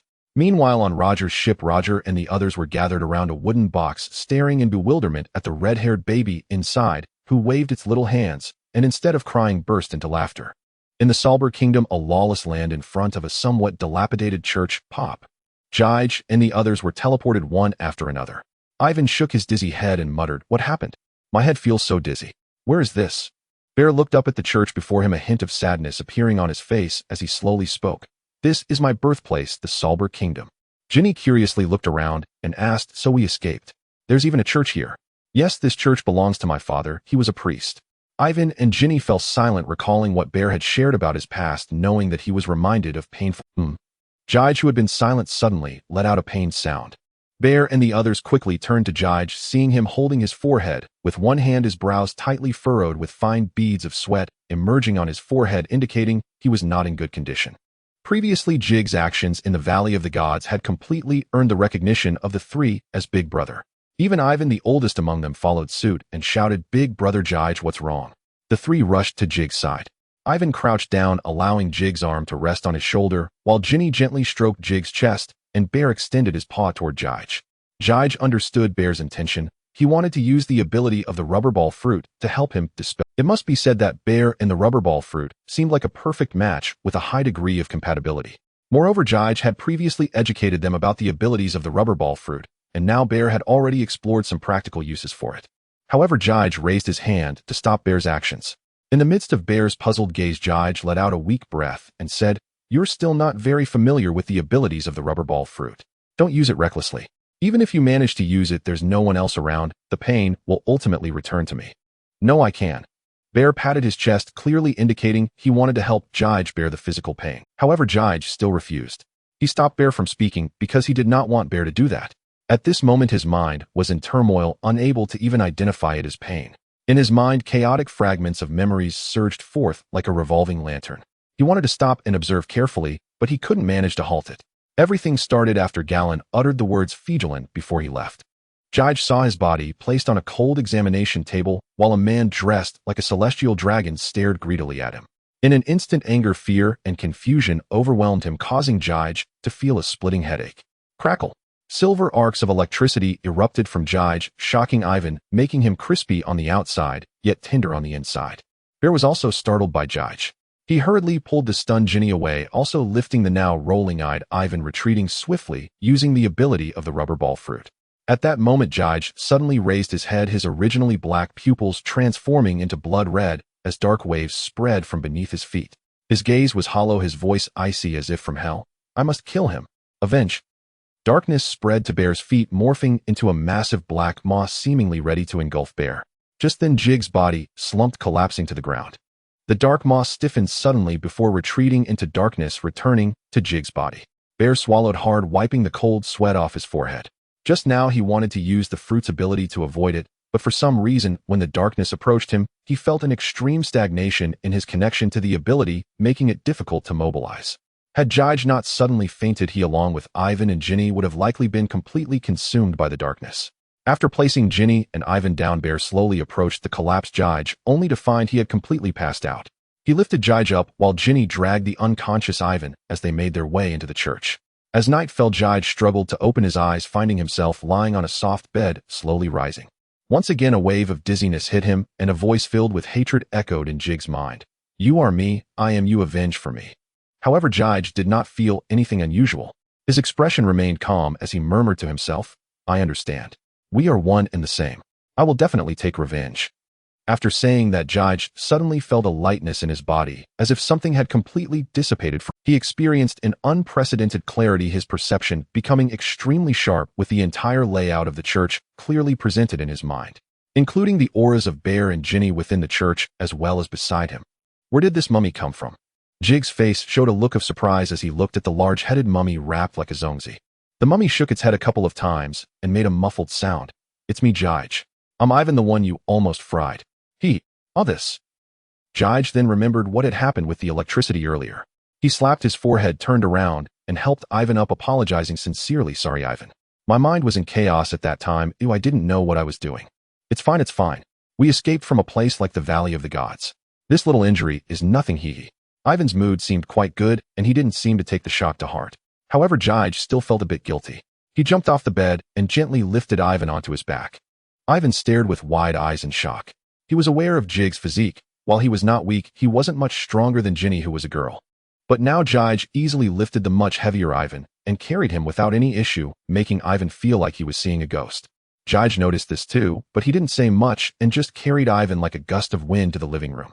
Bear, wearing an apron, was coming out of the kitchen with a bowl of steaming fish soup, while Ginny sat at the dining table, holding a knife in one hand and a fork in the other, deep in thought. Upon seeing Jige carrying Ivan, Ginny was momentarily stunned, and Bear's hands trembled, nearly dropping the fish soup. A force of gravity appeared, and the bowl was held in Jig's hand as he chuckled. "Bear, your cooking skills are impressive. This bowl of fish soup smells delightful." Xiong snapped back to reality and hurriedly approached to lift Ivan down from Jig's body, then found a chair for Ivan to sit on. The four of them sat around a dining table, savoring the fish that Xiong had cooked. This fish was the only dish they had for the evening, but fortunately, it was quite large. Jige was eating with great enthusiasm. Since his arrival in this world, it was his first time enjoying a warm meal. Back in the Valley of the Gods, they had no energy to catch fish, let alone start a fire to cook. They had to rely on wild fruits to fill their stomachs. However, Xiong and the others did not move their chopsticks, simply watching Jige devour the fish. After downing a big bowl of thick fish soup, Jige smacked his lips and looked at the three of them, exclaiming, "Why aren't you eating? It tastes really good." Xiong tentatively asked, "Big brother Jige, do you remember what happened during the day? There was an electric current around you. Was that part of your devil fruit ability?" Jean and I nodded vigorously, gesturing with her hands. Yes. Even your eyes turned red. It was so terrifying." Ivan remained silent, staring with wide, curious eyes, clearly eager to know what had happened to Jige. Jige felt no need to hide anything from the three of them and quietly said, "That's because I remembered something. You must have heard it too, what that person said to me before we were about to leave." The most alert ones at that moment were Jige and Xiong. Xiong spoke up, "I remember. That person said your surname is Figarland. What does that surname mean?" "Of course, it's this surname that reminds me of many things." As he said this, Jige suddenly paused, locking eyes with Xiong and slowly asking, "Xiong, if I were a celestial dragon, would you hate me?" "Nanny." X2. Upon hearing this, Jean and I and Ivan sprang up from their chairs, looking at Jige with disbelief. In contrast to the two's reaction, Xiong appeared much calmer. He lowered his head and said nothing, leaving no one to guess his thoughts. Jige remained silent, quietly observing Xiong. The hall of the church was eerily quiet. Jean and I finally couldn't hold back. She forced a smile and laughed. "You're joking, right, big brother Jige? How could you be a celestial dragon? We just escaped from the Valley of the Gods together." Jean and I was unwilling to accept this reality, but seeing Jige's serious expression, she knew this matter was likely true. Jige looked at Jean and I and said softly, "How could I joke about something like this? I really am a celestial dragon. Otherwise, why would the leader of the Holy Knights, Garen, rescue a slave from Charlotte Lingling? This Garen is he's my uncle." Tears welled up in Jean and I's eyes as she rushed to Jige, tightly grasping his hands as if afraid of losing him. She murmured to herself in denial, "No way, that was just a coincidence." "Yes, if that were the case, how could they allow you to end up in the Valley of the Gods?" Jige raised his hand to gently stroke the pink tuft of hair on Jean Nis' head, calmly recounting his past experiences. He had now fused with the remnants of his original soul, including the memories of that past life, experiencing the pain as if it were his own. He was born in the Holy Land of Mariehua, the son of the eldest son of the Figarland family. Galando's brother is Garen, who has become the leader of the Holy Knights. The Holy Knights are the elite force guarding the celestial dragons, and every generation's leader comes from the Figarland family. Of course, such an important position would not be assigned to just one family. The reason it is always a member of the Figarland family is that they are not only among the few awakened, but more importantly, they possess exceptional talents. Their talents are compared not to the subpar celestial dragons, but to the top powerhouses from outside. This can be seen from Garen. His performance in the Valley of the Gods was outstanding, facing off against Charlotte Lingling, Newgate, and ultimately Rox, without showing any signs of decline. In this generation, the Figarland family gave birth to a pair of brothers, Garen and Galando.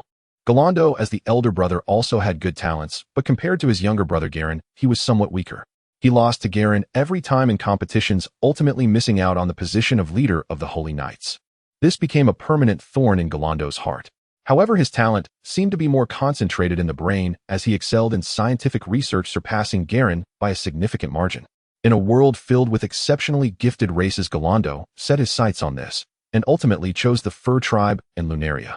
He aimed to incorporate the genes of these two races into himself through experimentation, thereby becoming stronger. However, he was also quite afraid of death, and since he was already an adult and his body had nearly fully developed, the effects of gene modification would be limited. Just when he was feeling a bit disheartened, his child Jige was born. The Figarland family placed great emphasis on the physical qualifications of their descendants, using specialized instruments for assessment. Jige's data was extremely impressive, even stronger than Garen's at that time. This greatly delighted Galando, as this cold-blooded individual turned his attention to his own son. Jige's body was simply too perfect for Galando, especially since it was his own bloodline. In this world, there are methods to achieve bodily exchange, for example, the surgery fruit, of which Galando, as a celestial dragon, was certainly aware. Greedy as he was not content. He wanted to apply his previous ideas and gene modification experiments to Jige, as well, aiming to obtain a body comparable to that of a deity. Thus, Galando collaborated with Vegapunk to conduct inhumane gene experiments on young Jige. However, even if Jige's physical talents were extraordinary, he was still just a child. The The prolonged experiments directly led to his body collapsing, and the experiment was declared a failure. Seeing Jige, who had already died on the experimental table, Galando felt not a shred of sadness. All that was left was madness and brutality. Waste. Waste. The mentally disturbed Galando even turned his hatred towards Jige, resenting him for shattering his dreams. Thus he commanded his lackeys to throw Jige's corpse onto a slave ship, which transported it to the Valley of... As he recounted this experience, Jige's expression showed not a flicker of emotion. Ginny and the others were left in a state of shock, unable to fathom that such a father could exist in this world. The term beast would be a compliment in comparison to him. Jige lowered his eyelids, a hint of black smoke emanating from the corners of his eyes, clearly indicating that his calm facade did not reflect his true feelings at that moment. I will definitely return to Mariewa and personally slay him. Ginny's heart tightened, instinctively gripping Jige's hand tighter, her face filled with urgency as she asked, "Brother Jige, are you going to abandon us?" Ivan blinked furiously, expressing his inner urgency in this manner, while Bear also lifted his head, nervously looking at Jige. Jige was taken aback for a moment, then shook his head with a light laugh. "How could that be? I am currently pitifully weak. It's not the right time for me to return to Mariewa." Upon hearing this, Ginny and the others finally breathed a sigh of relief. As companions who had experienced the escape from the Valley of the Gods together, their bond was exceptionally deep. Moreover, Jige's series of performances in the Valley of the Gods had already established him as the backbone of the four, especially for Ginny, the only girl among them, a feeling that was even more pronounced. So after confirming that Jige had no intention of returning to Mariewa for the time being, Ginny could be said to be the happiest among them. She couldn't help but hug Jige tightly, rubbing her face against his, shouting, "That's great, Brother Jige. We must always be together, never apart." Ivan clenched his bandaged hand with difficulty, just about to speak, when Bear spoke first. "Brother Jige, it was you who gave me this strength. I will definitely train hard and will never hold everyone back." A brilliant smile bloomed on Jige's face, yet against the darkness surrounding the corners of his eyes his smile carried a hint of wickedness. "Bear, don't you mind that I am a celestial dragon?" Bear shook his head and softly replied, "No. Jige is still... He is my eternal big brother." Ginny turned her head, her face filled with confusion, asking, "Bear, why were you looking down just now? It was quite worrying." "Sorry, actually I knew about this family. When Galen mentioned Figarland, I heard about it when I was a slave. But I didn't want to ruin our relationship because of this, thinking that as long as I pretended not to know, we could continue living together. I didn't expect Brother Jige to bring it up himself." As he spoke, Bear scratched his head, his somewhat clumsy actions appearing so pure and sincere in Jige's eyes. Gently pushing Ginny away, Jige surveyed the three, a swirl of darkness faintly looming behind him. "Don't just talk about me. You have all been persecuted by the celestial dragons as well. I will help you take revenge for your grievances." Ginny, being a girl, felt that as long as everyone could live well, it was already great. Therefore, upon hearing Jige's words, she couldn't help but feel a mixture of hope and anxiety. "But Brother Jige, can we really resist the celestial dragons?" Jige smiled slightly, raising his pitch-black right hand, and whispered, "Of course. Otherwise, wouldn't I be wasting the power of the dark fruit?" As soon as he finished speaking, endless darkness surged from Jige's body, enveloping the entire church like a black curtain, leaving no trace of light. Ginny was frightened by this scene, gripping Jige's clothes tightly with both hands. Fortunately, the darkness did not last long. Soon it receded, revealing a clean and tidy hall before Ginny and the others. This is... Looking at the immaculately clean surroundings, Ginny covered her small mouth in surprise, her face full of astonishment. Bear, also a person with abilities, appeared even more shocked, astonished that Jige could control the power of the devil fruit so well.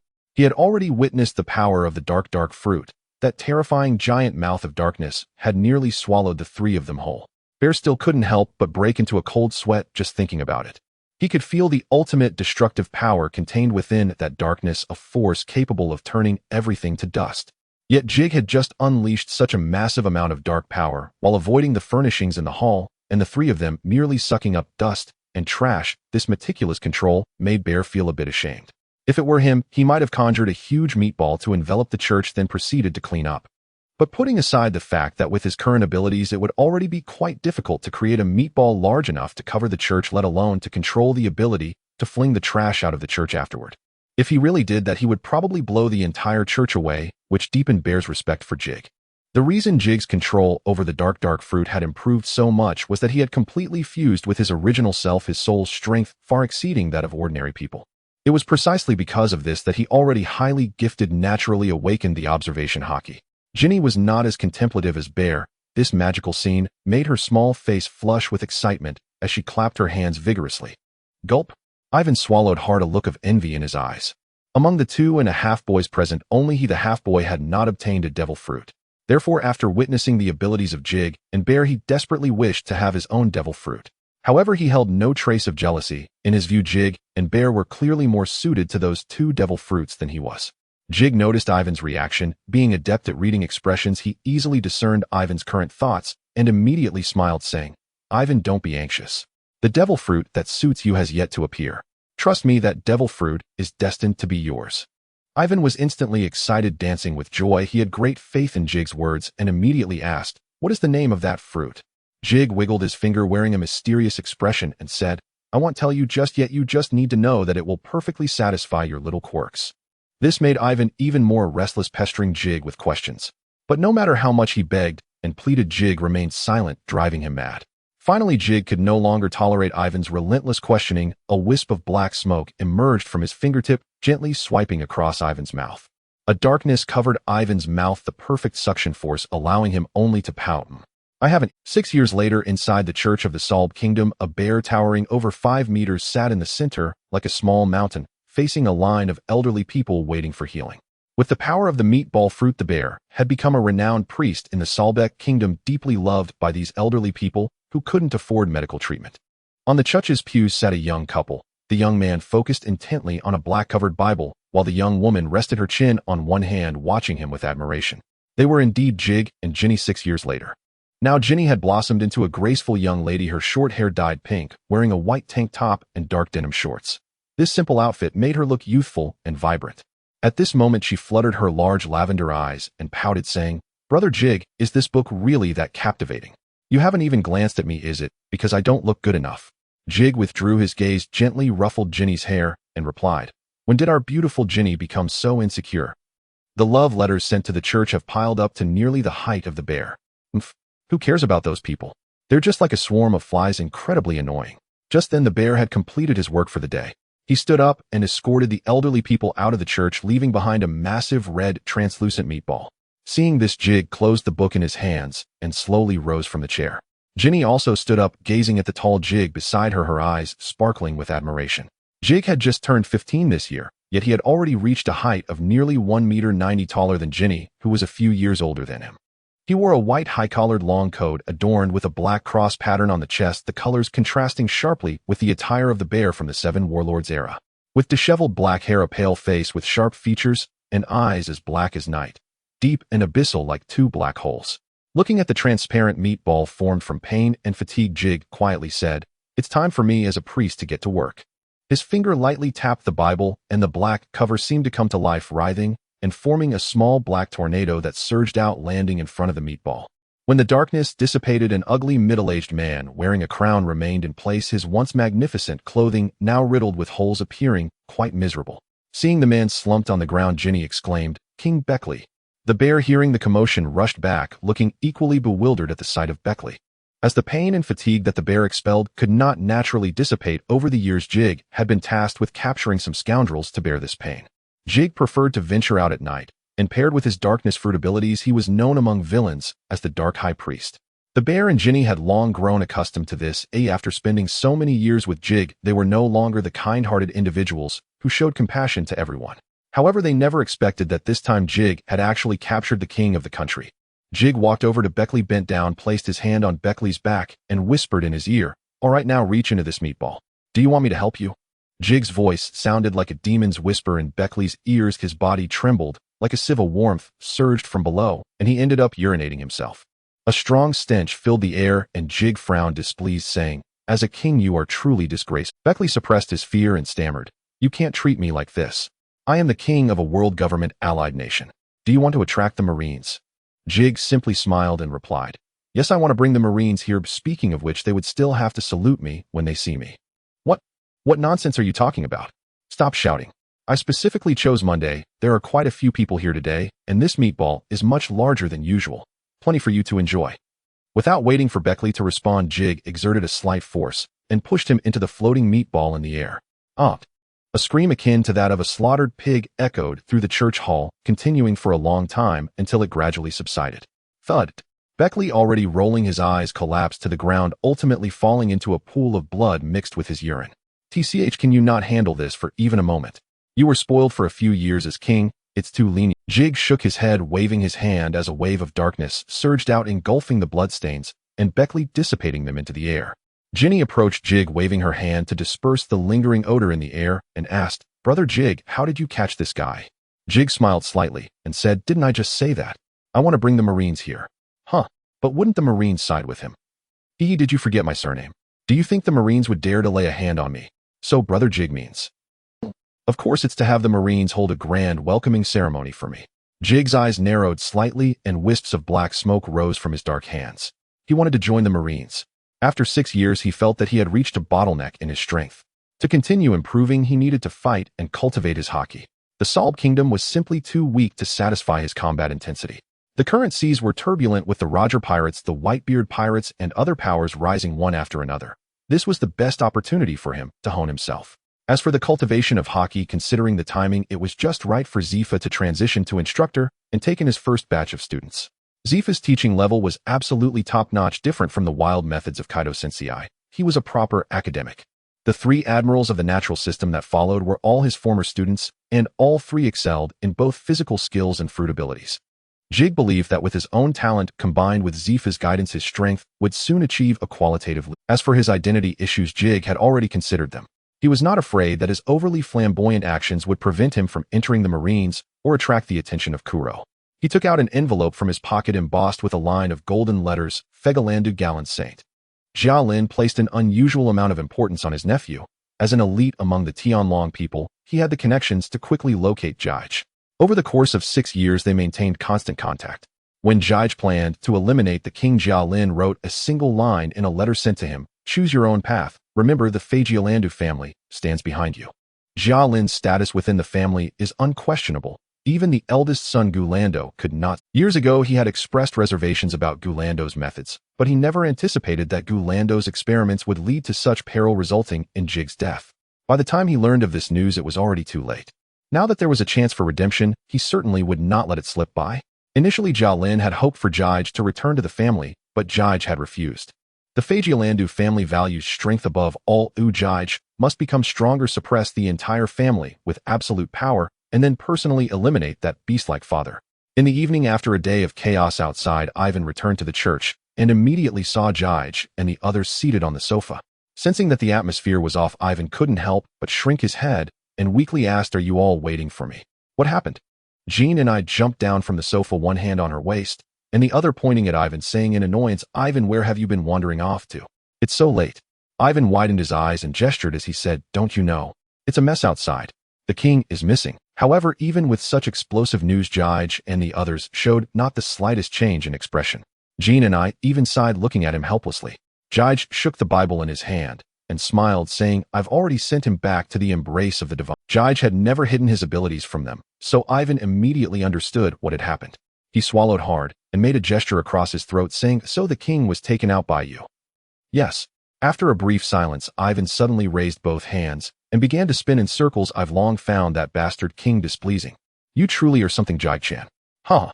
He spun around until he faced Jige, leaning back and giving him a flirtatious look. Jean and I kicked Ivan's backside, sending him spinning out of the room. Jige maintained a polite smile, but a bead of cold sweat appeared on his forehead. He habitually flipped through the pages of the Bible in his hand. By the way, aside from cultivating, Jige had spent his free time reading the books stored in the church, honing his temperament. 6 years ago, he awakened the power belonging to the Fur clan within him, but it also led to his emotional instability, nearly causing harm to Xiong and the others. In fact, merely having the gene of the Fur clan alone would not result in such a state. Mainly, it was because Jig's body also contained other powerful genes. When these potent racial genes intertwined and were triggered, it easily pushed him into a frenzied state, making him unable to differentiate between friend and foe. Thus, he sought to maintain a peaceful state of mind through reading so as to better control his own power. Smack. Closing the Bible, Jig's expression turned serious as he said, "The news of the king's disappearance has already spread. The world government will soon take action. Before long, they will send the navy to investigate." Xiong rubbed his palms together and spoke, "Brother, does that mean we are going to war with the navy?" Jean and I pulled out a golden handgun from her impressive cleavage. It was a birthday gift Jige had smuggled from the palace for her during one of her birthdays. She cherished this golden gun and kept it with her at all times except when bathing. Moreover, Jean and I did not merely treat this gun as a decoration. Due to her beauty and figure, some nobles had tried to take advantage of her, with some even resorting to violence. These people clearly viewed Jean and I as nothing more than a vase, but they were mistaken. While other girls her age were still being spoiled by their parents, Jean and I had already traversed the gates of hell in the Valley of the Gods. She had witnessed the dark side of this world early on, and coupled with her long association with Jige, she understood the importance of strength. Thus, over the years, she had never neglected her training. Now she was a bona fide sharpshooter. As for Ivan, there was no need to mention. His performance in the genderbender boxing had begun to take shape. Looking at the eager trio, Jige couldn't help but chuckle. There's no need to be so tense. I'm not asking you to fight the Navy to the death. I just want to know if you want to join the Navy with me. Upon hearing this, the three paused in surprise. After a moment, Jean and I, with a worried expression, said, I don't mind. Wherever you go, Jige, you'll follow you, but we were all once slaves. If we're found out, will that? Jige tapped Jean and I's forehead with his finger and said, how do you keep forgetting that I am also a Tianlong person? With me around, no one dares to do anything to you. Jean and I nodded obediently. She held Jige's hand and said, seriously, Jige, I will follow you. I said 6 years ago that we would never be apart. Xiong also raised his hand, signifying he wanted to follow Jige, while only Ivan kept his head down, remaining silent. Jige did not rush him and quietly watched. Unable to hold back any longer, Jean and I tugged at Ivan's ear and loudly asked Ivan, what are you thinking? Don't you want to come with me? Ivan remained silent for a moment, then slowly raised his head, his face carrying a rare seriousness. I'm sorry, but I really don't think I'm suited to be a Navy man. I like freedom. I love the sea. Jean and I's expression changed, and she wanted to say more, but Jige raised his hand to interrupt. He had no negative feelings toward Ivan's choice. Everyone has their own aspirations, and he would not force it. Moreover, he had long anticipated this outcome. Though he felt a bit regretful in his heart, he still respected Ivan. He would not let this create a rift between them. He always remembered the days they escaped together in the Valley of the Gods, along with the little moments from the last 6 years. Looking at Ivan's guilty expression, Jige revealed a sincere smile. He patted Ivan's shoulder and softly said, it's all right, we will always be friends, and one day we will meet again on the sea. In the following days, unlike the chaos outside in the Soul Bay Kingdom, the church, where Jige lived, continued its routine as if nothing had happened. The only difference was that Ivan, who used to go out every day, had settled down. He stayed in the church daily, occasionally assisting Xiong in treating the elderly who came for help. No one mentioned the events of that night again, and the interactions among the few remained as before. Until this day, a naval warship arrived at the port. A large number of naval soldiers quickly descended from the warship, along with a naval officer holding the rank of Major General. The nobles and ministers of the Soul Bay Kingdom had been waiting here for a long time, and immediately surrounded the Major General upon seeing him. One minister eagerly approached the Major General, saying, you must be Major General Babuz from our headquarters. We have finally been able to await your arrival. The Major General, named Babuz, nodded, saluted, but then did not look at the minister anymore, instead directing his gaze towards the warship. Following Babuz's gaze, one could see a man with a slicked-back hairstyle wearing a black and gray striped coat, swaggering down the warship, flanked by 2 men in suits. The faces of the naval soldiers on both sides revealed awkward expressions as they lowered their heads, clearly reluctant to see this man. A look of disdain crossed Major General Babuz's eyes, but he quickly concealed it. He slightly bowed and respectfully said, Mr. Spandane, we have arrived in the Soul Bay Kingdom.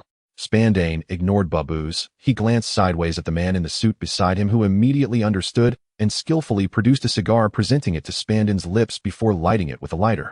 Taking a deep drag from the cigar, Spandane contemptuously surveyed the ministers before him and looked at the nearby town, exhaling a large cloud of smoke. Is this the Soul Bay Kingdom? This can be called a country. No wonder the heavenly gold is so scarce every year. Bah! With a loud spit of thick phlegm that landed on a noble's collar, the noble, who was usually accustomed to flaunting his power, did not dare to utter a single word. The ministers and nobles were not foolish from Spandane's arrogant behavior and his earlier words. They vaguely understood his identity. He was a member of the world government. The minister who had just flattered Major General Babuz quickly shifted his focus, bending his body into a shrimp-like posture in front of Spandane and asking in a fawning tone, forgive my ignorance, may I ask who you are, sir? Spandane maintained his arrogant demeanor, and the man in the suit stepped forward to block Spandane, reprimanding him. What are you getting so close for? You aren't worthy of knowing the identity of the sir. Stand aside. The minister was startled and quickly retreated nervously, saying, I am truly sorry. I did not mean to offend you. Please do not be angry. Spandane waved his hand impatiently, saying, enough, enough. I heard your king is gone. Such a trivial matter, let Babuz handle it. I came here with an important mission. The minister bowed repeatedly, and seeing his pitiful state, Babuz spoke up, please describe the current situation. Do you have any leads on King Bekele? Though he was a high-ranking minister, he could not afford to offend either Major General Babuz or Spandane from the world government, so he immediately replied the day before His Majesty the King was fine, but after one night, he suddenly disappeared. We suspect this may be related to that jig. This person is young, but possesses a strange ability. Most importantly, he disregards the law of the land and is an extremely dangerous individual. Upon hearing the minister's description, Babuz nodded slightly, pondering a strange ability. Could he be a devil? No wonder. Devil fruits are rare items, especially in such a remote small country where even a slightly stronger user is not someone an ordinary person can handle. Babuz wanted to ask about Jig again, but Spandane's expression suddenly changed dramatically and the cigar in his mouth fell to the ground. He abruptly pushed past the two men in suits and grabbed the minister by the collar, shouting with spittle flying, "Who did you just say? Say it again." The minister, splattered with saliva, obediently replied, Jig King Bekele should have been captured by him. Smack. A loud slap echoed as Spandane slapped the minister to the ground, and had it not been for Babuz's leg blocking him, he might have rolled much farther. Babuz frowned at the reaction and spoke with displeasure. "Mr. Spandane, although you are an official of the world government, isn't this behavior a bit excessive? After all, Solbay Kingdom is also one of the member states. You cannot treat a minister like this without cause." Spandane, breathing heavily, was exhausted from the earlier slap. Once his breath calmed down a bit, he pointed at the trembling minister lying at Babuz's feet and cursed, "Damn it. Don't you see what kind of character you are? How dare you call that sir by name? I will." As he spoke, Spandane drew a handgun, aiming it at the minister, but one of the men in suits hurriedly intervened, saying, "Mr. Spandane, do not kill him just yet. We still need to find out where that sir is from him." This had the desired effect. The enraged Spandane lowered his gun and instructed the two suited men to drag the minister over like a dead dog. Babuz did not speak up for the minister this time. He fell into silence, feeling that this matter was not as simple as he had. Not long ago, he received a mission from the warring states to investigate the disappearance of the king, but just as he was about to set out, Spandane suddenly arrived and demanded to accompany him to Solbay Kingdom. Babuz initially wanted to report to the warring states first, but Spandane produced a document signed by the world government, completely denying him the opportunity to report. With this document in hand, even if Babuz felt displeased in his heart, he had no choice but to obediently allow Spandane to swagger onto the ship. Spandane had never disclosed his intentions to him, and Babuz was too lazy to ask, thinking that everyone would mind their own business upon reaching Solbay Kingdom, but it seemed that their missions were intertwined. And the key point was the young man mentioned by the minister, Jig. Inside the church, Jige seemed to sense something. He closed the Bible in his hands, turned his face, and smiled at Jean and I, saying, "Get ready, our visitor is here." Jean and I, who was staring blankly at Jige, blushed and nervously adjusted her white tank top, straightened her posture, and asked, "What's wrong, Jige? Go. What guest?" As soon as her words fell, a sound of footsteps echoed from the church entrance. Spandane suddenly stopped in front of the church's main door. He raised his hand to stop the group of Babuz behind him and said in a low voice, "All right, you all don't need to go in. Don't disturb that esteemed individual." Babuz felt increasingly curious and couldn't help but ask, "Mr. Spandane, are you sure this Jige is the person you are looking for? I mean, no offense, but this person is very likely a devil fruit user, and the disappearance of King Bekele is also related to him. I am concerned for you." Spandane shot him a glare and continued in a hushed tone, "I told you not to directly mention that esteemed individual's name. Let me tell you, if you provoke this individual with just a word from him, not only you, but even I could disappear from this world." Spandane had always given Babuz the impression of being reckless and superior, but now just the name frightened him so much. Babuz found it hard to imagine what kind of background this young man named Jige had and how he ended up in a small country like Solb. He ceased his inquiries and directly ordered the navy behind him to wait in place. Spandane spat a bit of saliva onto his hand, brushed his hair, then adjusted his clothes, replacing his expression with one of flattery as he straightened his posture and walked into the church alone. Inside the church hall, Jige and Jean and I were sitting on a bench. Spandane, upon entering, saw their backs. He dared not speak loudly, but quietly walked to the side of the bench with a broad smile and asked, "Hello, may I ask if the esteemed Jige is present?" Jige stood up from the bench, and his height of nearly 2 meters put Spandane under pressure. The calm expression on his face made Spandane suspect that this was indeed the person he was looking for. Jige stood up from the bench, and his height of nearly 2 meters put Spandane under pressure. Hearing the address, Uncle Gallen, Spandane shivered, immediately bending lower, almost as if he was about to bow down. Yes, I am indeed Spandane. Esteemed Jige, please forgive my earlier rudeness. It is truly an honor to meet you." Spandane had climbed to his current position thanks to this kind of attitude. He was acutely aware of who the true masters of this world were. Not long ago, he received a message from Mary Ehua, and he would never forget the dignified voice that came from the snail phone, that of Saint Figurando Gallen. That was the Figarland family, the nobility among the celestial dragons. And St. Gallen had already become the head of the family. Just hearing that name gave him a sense of suffocation. When Gallen entrusted him with the task of bringing Jige, he was so excited he could have gone mad. For him, this was an opportunity that was almost beyond imagination. As long as he had even the slightest connection with the Figarland family, his status could reach a new height. Moreover, the person he was to bring was still the biological nephew of St. Gallen. Although he had never seen Jige before, now in his mind Jige held a position even closer than his own father. Hearing the commotion, Xiong and Ivan both walked out of the room. Upon seeing Spandin, they roughly guessed what was happening. The world government had arrived. A somber expression crossed Ivan's face. He knew this meant the moment of separation for him. Jige and the others had arrived. Spandin kept his head down, not daring to make eye contact with Jige. His extremely humble demeanor made Jean and I gasp in astonishment. This was also the first time Jean and I directly experienced the nobility of Jige's status. An official from the world government behaving so pitifully in front of Jige. Jige glanced towards the door and spoke. There are still quite a few people outside. Why haven't they come in? Esteemed Jige, St. Gallen instructed that you do not wish for too many people to know your identity, so I did not let them in. Jige nodded and praised, you did very well. Upon receiving Jige's praise, Spandin felt a wave of comfort and immediately patted his chest, saying, Esteemed Jige, rest assured. St. Gallen instructed that any inconvenient matters in the future can be entrusted to me, and I will handle them properly. You are my master. I am your dog. This was not something just anyone could say, and Jean and I was left speechless. Even Jige twitched his mouth slightly. He coughed lightly and said, All right, let the people outside come in now. Yes, esteemed Jige. Wait, do not add Saint after my name in front of outsiders, especially the Navy. I understand. Currently, Spandin was exactly as he described himself, completely transformed into a loyal dog scampering outside to call people in. After he left, Jean and I couldn't help but exclaim, he really is a peculiar individual. Jige chuckled and said, You will meet more people like this in the future, so get used to it in advance. Before long, Spandin returned with baboos and a group of Navy personnel along with nobles. The way these individuals looked at Jige was filled with a hint of awe. Evidently, Spandin had briefed them on some. Baboos surveyed Jige, who was standing in the center of the church, and felt astonished. He was surprised that Jige was even younger than he had imagined and sensed a hint of danger from him. This indicated that the strength of the person before him was already on par with his own, if not stronger.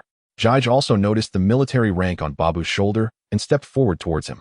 As Jige approached him step by step, Babu's felt a tightening in his chest, and his body instinctively tensed up. However, when Jige stood before him and spoke, it left him utterly bewildered. Hello, my name is Jige, my friends, and I would like to join the Navy. Seeing Babu's remain silent, Spandin beside him stomped his foot and cursed him as an idiot. He pushed Babu's with all his strength, but Babu's was far too weak, causing him to nearly fall over, which only made Spandin angrier as he said with a harsh tone, Major General Babu's, Mr. Jige is speaking to you. Can you be a bit more polite? Under Spandin's urging, Babu's had no choice but to say, I'm sorry, but I cannot make that decision. If you wish to enter the headquarters, you must first report to the recruitment office. Now Zephyr has transformed into an instructor, and he is responsible for recruiting and training new recruits. Hearing Zephyr's name, even the arrogant Spandin felt a bit deflated. He knew Zephyr, and in his own words, he was rather stubborn, a person who was difficult to communicate with and completely lacked flexibility. However, Zephyr's strength was indeed formidable. After all, he had once served as a naval admiral. Spandin was quite self-aware. He understood that he could flaunt his authority under the guise of the world government in front of Babu's, but that would not hold true with Zephyr. He glanced at Jige, discovering that Jige showed no signs of discontent and even had a smile on his face. This expression, in Spandin's view, could only mean two possibilities. One was that Jige had exceptional self-restraint, able to perfectly control his emotions even after hitting a wall with Babu's. The other possibility was that Jige completely disregarded Babu's, brimming with confidence in his family's power. Although Jige gave off a different vibe compared to other celestial dragons, Spandin leaned more towards the second possibility. After all, members of the Figarland family could act with impunity. Thinking of the Figarland family, Spandin's trepidation towards Zephyr instantly dissipated. Indeed, wasn't Zephyr just a mere naval admiral? In front of the Figarland family, let alone a naval admiral, what difference would it make if the current fleet admiral Steelbone Kong was here? Just by observing Gallen Shung's attitude towards Jige, Spandin knew that this was someone who could walk boldly and marry Geos. The more Spandin thought about it, the straighter he stood. He raised an eyebrow and pointed at Babu's, saying, Mr. Jige wants to join the Navy. It is an honor for your Navy. Don't overstep your bounds. You just mentioned Zephyr, right? Bring me the Den Mushy, I will speak to him personally. I want to see if the world government will give him face. Babuz did not expect Spandane to still act so arrogantly upon hearing Zephyr's name, but now that the words were out, he steeled his heart and reached into his pocket to retrieve the Din Din Mushi. However, Jig suddenly reached out and pressed down on his arm, saying, "There's no need for that. We must follow the necessary procedures. You just need to take me and my friends to the headquarters." As he spoke, he even nodded to Spandane, causing Spandane, who was feeling a bit anxious, to be instantly moved to tears. This was considered giving Babuz a way out. He was not so oblivious as to miss the hint, and immediately agreed, stating that he would ensure Jig and the others arrived safely at the naval headquarters. Xiong glanced back at the cross hanging on the wall in the center of the church, concern evident in his eyes. Jig saw through his thoughts and called Xiong over, whispering something to him, and Xiong nodded vigorously. Having finished his explanation, Jig patted Ivan's shoulder firmly, then called Xiong and Jean Ni, and followed Babuz out of the church where they had lived for 6 years. Ivan remained silent for a moment, then suddenly sprinted out of the church. He shouted at the disappearing backs of Jig and the others, "Jig, thank you. And take care of Xiong and Jean and I. You must take care of yourselves." Upon hearing Ivan's shout from behind, Jig did not turn back, merely smiling slightly. He comforted Jean and I, who was already in tears, then turned to Xiong and asked, "Xiong, are you worried about those old folks?" Xiong was taken aback for a moment, thinking to himself how Jig always seemed to know what was on his mind. Yes, they're getting old, unable to do heavy work, and if they have any health issues, they won't have the money to see a doctor. Jig came to a halt, gazing earnestly into Xiong's eyes, and said solemnly, "Xiong, there are many people in this world like those old folks. You cannot care for them all. Their suffering is not your fault, and you do not need to feel guilty about it." Xiong silently nodded. He understood Jig's reasoning, but having spent so much time with those old folks, leaving them behind made him feel reluctant. Jig put away his serious expression and smiled, saying, "Don't worry, Xiong, I have my own arrangements for those old folks. Look, hasn't Spandane come along?" My. Inside the church, the ministers and nobles of the Soul Kingdom were hanging their heads, standing before Spandane like a group of elementary school students. Spandane was like a dramatic change of face in Sichuan opera. Compared to his demeanor in front of Jig, he was like a different person. He puffed a cigar, pacing back and forth in front of the ministers, scolding, "You lot are truly useless. You can't even manage such a small country, and there are so many old folks without even money for medical treatment." The two suited men behind him exchanged glances. Based on their understanding of Spandane, he was just a scoundrel obsessed with promotions and wealth. When did he start caring about the people's livelihood? One minister weakly said, "Lord Spandane, it's not that we want this. It's all the doing of the former King Beakley. He kept raising taxes in order to..." "Enough. I don't want to hear more of your nonsense. If Beakley is incompetent, then let's change the king." "All right. What?" Under the incredulous gazes of the ministers, Spandane exhaled another puff of smoke and casually said, "It's decided then. I've heard the previous king was called Bulldog. He was quite good. Let's reinstate him. But the change of a member country's king must be reported to Mary Geos, right? I wonder if Lord Spandane..." Do I need you to tell me that? Am I the kind of person who doesn't know the rules?" Everyone present felt a wave of disdain in their hearts, but no one dared to utter a word. Spandane also knew that what he said was indeed somewhat hard to believe. In fact, he did not have that authority. However, since he dared to make such a decision, he naturally had his confidence, which came from Jig. Thinking of Jig, Spandane's face flushed with fervor. He discarded his cigar and wiped his ash-stained fingers on a minister's clothing. "Let me tell you, all this is all Lord Jig's intention. He is like heaven. His words are imperial edicts. Just obey me, and you won't need to worry about the rest." After saying this, Spandane waved his hand and left, escorted by the two suited men. At the Navy headquarters in Marineford, Joey Ginny, hailing from the South Sea, age 19, proficient in marksmanship. Bartholomew Kuma from the South Sea, age 16, a paramecia-type user of the Paw-Paw Fruit. Darkside Jig from the South Sea, age 15, a Logia-type user of the Dark Fruit. At the Navy's recruitment office, the interviewer stared in disbelief at Jig and the two others before him, then glanced down at the resumes laid out on the table. His gaze finally lingered on the line of small print on Jig's resume, Logia-type Dark Fruit. Major Babuz stood nearby, equally shocked. He had long suspected Jig was a Devil Fruit user, but he never expected that Jig's Devil Fruit would be a Logia type. He was all too aware of the strength of a Logia-type Devil Fruit, for within the current batch of recruits led by Instructor Zifa, there were already two such monstrous Logia users, the Magma Fruit and the Light Fruit. Babuz had witnessed both of these users in action, and to summarize in one phrase, their strikes were akin to natural disasters. Fortunately, the current instructor was the former Admiral Zifa. Had it been an ordinary officer, they might not have been able to contain these two Logia users. Most officers in the headquarters had mastered armament hockey to counter the elemental nature of Logia types, but the destructive power of Magma and Light was simply terrifying. Even now, Babuz vividly remembered witnessing a Navy Rear Admiral of comparable strength being toyed with by the user of the light fruit. Even with observation hockey, he struggled to even touch the hem of that user's clothing. As for that user of the magma fruit, there was even less to say. It's not that the Rear Admiral couldn't touch him, but rather he didn't dare to. Just a single contact with that boiling magma would be enough to make that Rear Admiral drink a pot of it. Their proud iron block seemed like a joke in the face of magma. From that moment on, Babuz knew that devil fruits definitely had grades A. At least from his current perspective, Logia-type devil fruits were undeniably noble. Moreover, Jig's Logia-type devil fruit was the dark element that countered light. Just thinking about it made it clear that this dark fruit was undoubtedly a top-tier Logia equal to those two fruits. Babuz's excitement caused his body to tremble. He had actually brought such a monster back to the Navy. The interviewer gulped, unsure whether he was stunned or bewildered, and inadvertently blurted out to Jig, 15 years old. "You're a bit young. This doesn't meet our recruitment requirements." He spoke, his gaze curiously appraising Jig, whose height was nearly 2 meters, wondering, is he really 15 years old? Jig was also taken aback, just about to explain, when Babuz suddenly erupted, directly pressing the interviewer's head onto the table. Babuz, what are you doing?" The interviewer struggled vigorously, while Babuz wore a grin reminiscent of constipation, smiling at Jig and the others. "Excellent. I believe you three are naturally destined to join the Navy."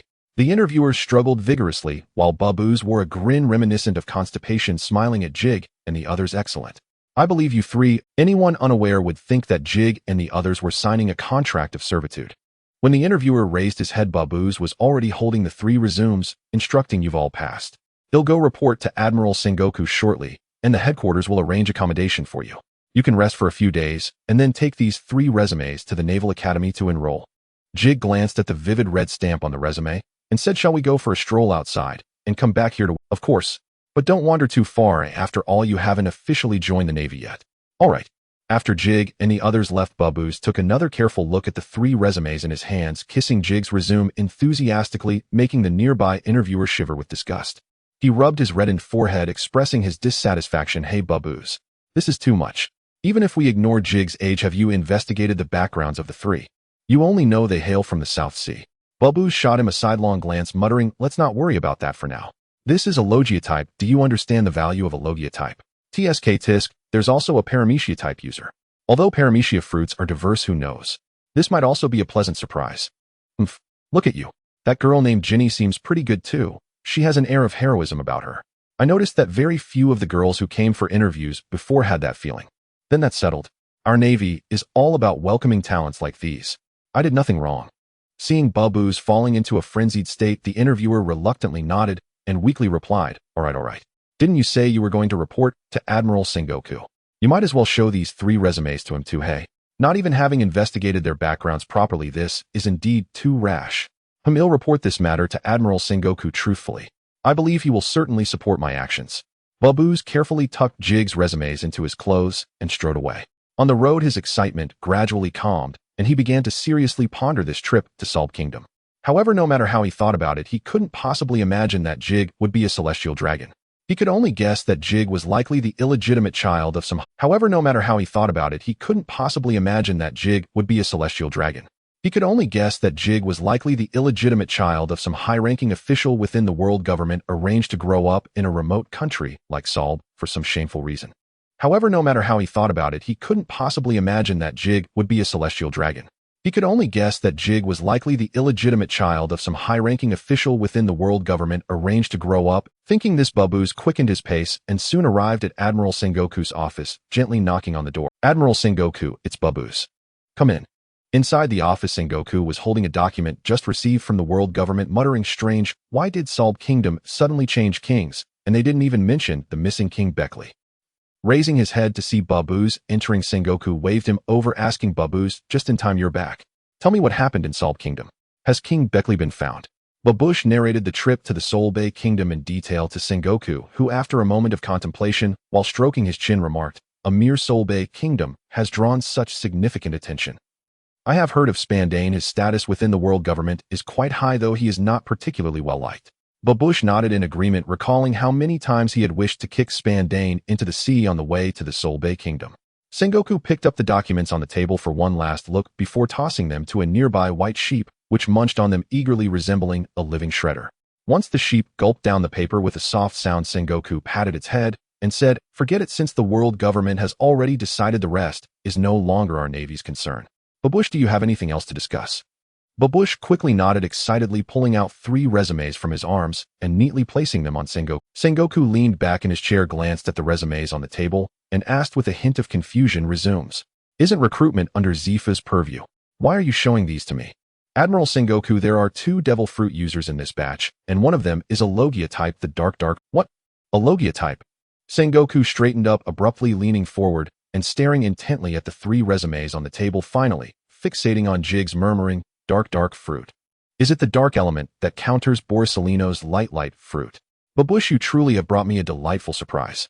It's worth mentioning that the previous information disseminated by Ginny in God's Valley only clearly mentioned the meatball fruit and the azure dragon fruit, without any details regarding the others. The world government had no intention of involving the Navy in God's Valley, and the information about the devil fruits has been under strict confidentiality. Thus, aside from the Buddha fruit he acquired from Carp and the publicly known azure dragon and meatball fruit, Sengoku was unaware of what the remaining fruits were. Especially the dark fruit, which is a treasure obtained from the layer of rocks regarded as the most precious and powerful among the devil fruits they had prepared with the strictest confidentiality measures. Moreover, Jig had not showcased the abilities of the dark fruit in God's Valley, so Sengoku hadn't thought much of it. All he was thinking about now was the Navy is truly going to thrive this time. With Jig included, the Navy had unexpectedly acquired 3 Logia-type devil fruits, at once light, dark, and magma. Anyone with a bit of common sense knows that these 3 elements cannot be weak. When these 3 grow up, how powerful will the Navy become? Before becoming an admiral, Sengoku was still very passionate. He didn't need to expend much energy dealing with the world government, as that was the current Admiral Steelbone Kong's concern. Most of his thoughts were about how to strengthen the Navy and eliminate pirates. Gazing at Jig's photo on the resume, Sengoku's eyes grew increasingly fervent.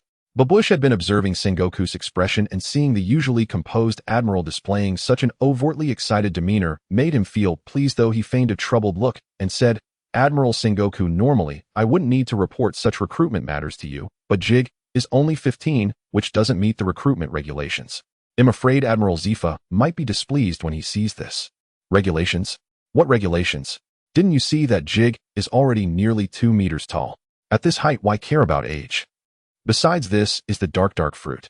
Zifa isn't so rigid, he understands what this fruit means for. With Admiral Sengoku's endorsement, I will be at ease.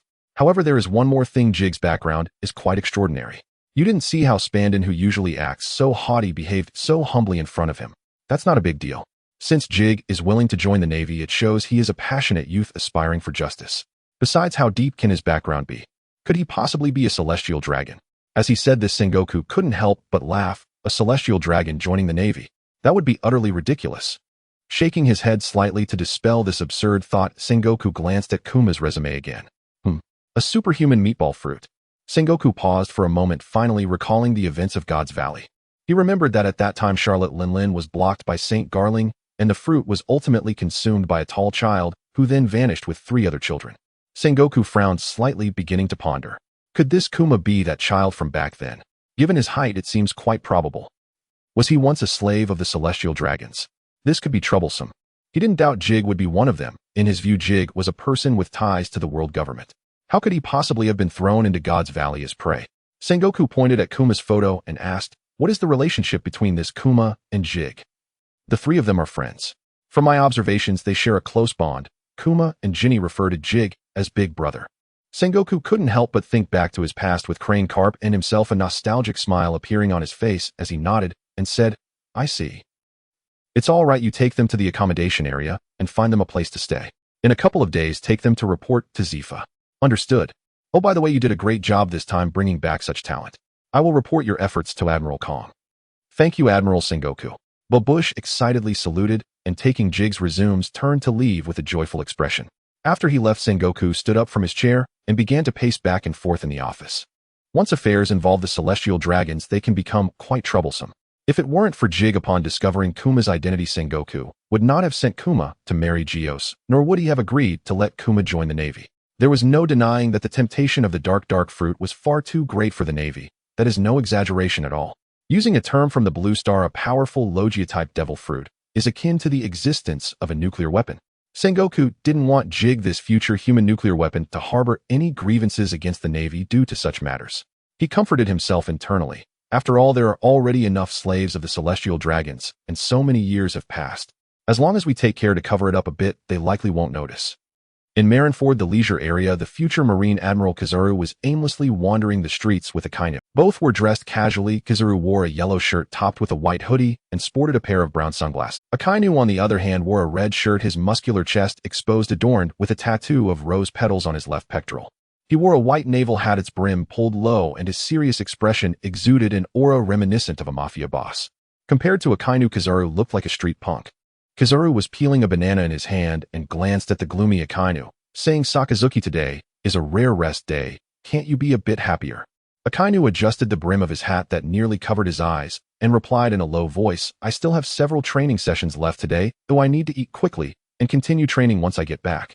Kizaru shrugged, finished the banana in 3 bites, and casually tossed the peel onto the ground. Akainu frowned, slightly bent down to pick up the banana peel, holding it in his palm. His hand then turned bright red and a thick smoke rose as the peel disintegrated into ashes under the intense heat, scattering into the air. "Borsalino, you should pay attention to your image. Some people are calling you the yellow monkey behind your back." Kizaru chuckled, seemingly unfazed by the comment, yet a brilliant golden light flashed across his brain. "How rude, but it doesn't matter. We've always been seen as monsters, so we're used to it." Saying this, Kizaru placed his hands behind his head and quickened his pace forward. Akainu, who was following behind, suddenly interjected, "I've already taught them a lesson." Kizaru paused. A smirk appeared at the corner of his mouth as he replied, in an exaggerated tone, "Hey Sakazuki, you're a bit too aggressive. Did you use your powers?" "No, there was no need to use powers against those people. True, if you didn't use your devil fruit abilities, I couldn't handle you. Even if I did, you still couldn't handle me." The usually carefree Kizaru was momentarily at a loss for words, slipping his hands into his pockets and whistling. The two walked in silence for a while until they stopped in front of a barbecue restaurant. Gulyalu Kizaru suddenly turned his head to stare at Akainu and asked in confusion, "Sakazuki, did you hear a strange sound?" Akainu's face turned dark red. The sound had clearly come from his stomach, and Kizaru was obviously teasing him. There was nothing to be done. Although the food at the Navy school was decent, eating it every day was unmanageable. Akainu glanced at the enticing advertisement posted at the barbecue restaurant's entrance, gritted his teeth, and silently turned to leave. Hey, don't go. I really want to eat barbecue today. I'll come eat with me, it's on me." Akainu paused, turned around, and shot Kizaru a glare, just as a wave of barbecue aroma wafted from inside the restaurant. He twitched his nose and said in a deep voice, "Fine, but don't eat too much. Teacher Zephyr said that too much oil will affect training." Kizaru held his forehead and sighed, helplessly waving his hand. All right, just this once, so let's go." Inside the barbecue restaurant, in a corner, Jige and his 2 companions were gathered around a grill.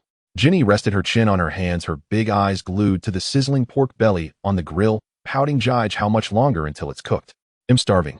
Jige chuckled and playfully flicked Ginny's smooth forehead with his finger, teasing, "I think you're just greedy. Can't you learn some patience from Bear?" Hearing Jig's compliment, Bear felt a bit shy, scratching his head and weakly saying, "Jige, I'm actually a bit hungry." "All right, I'll add some more charcoal. Don't blame me if it gets burnt." Ginny nuzzled against Jig's arm and said sweetly, "I won't blame you, Jige. Even if the meat gets burned." Jige chuckled a few times and was about to speak when a melodious voice rang out from the restaurant entrance. "Boss, are there any seats available? He'll have a large portion of beef with a good mix of fat and lean, please."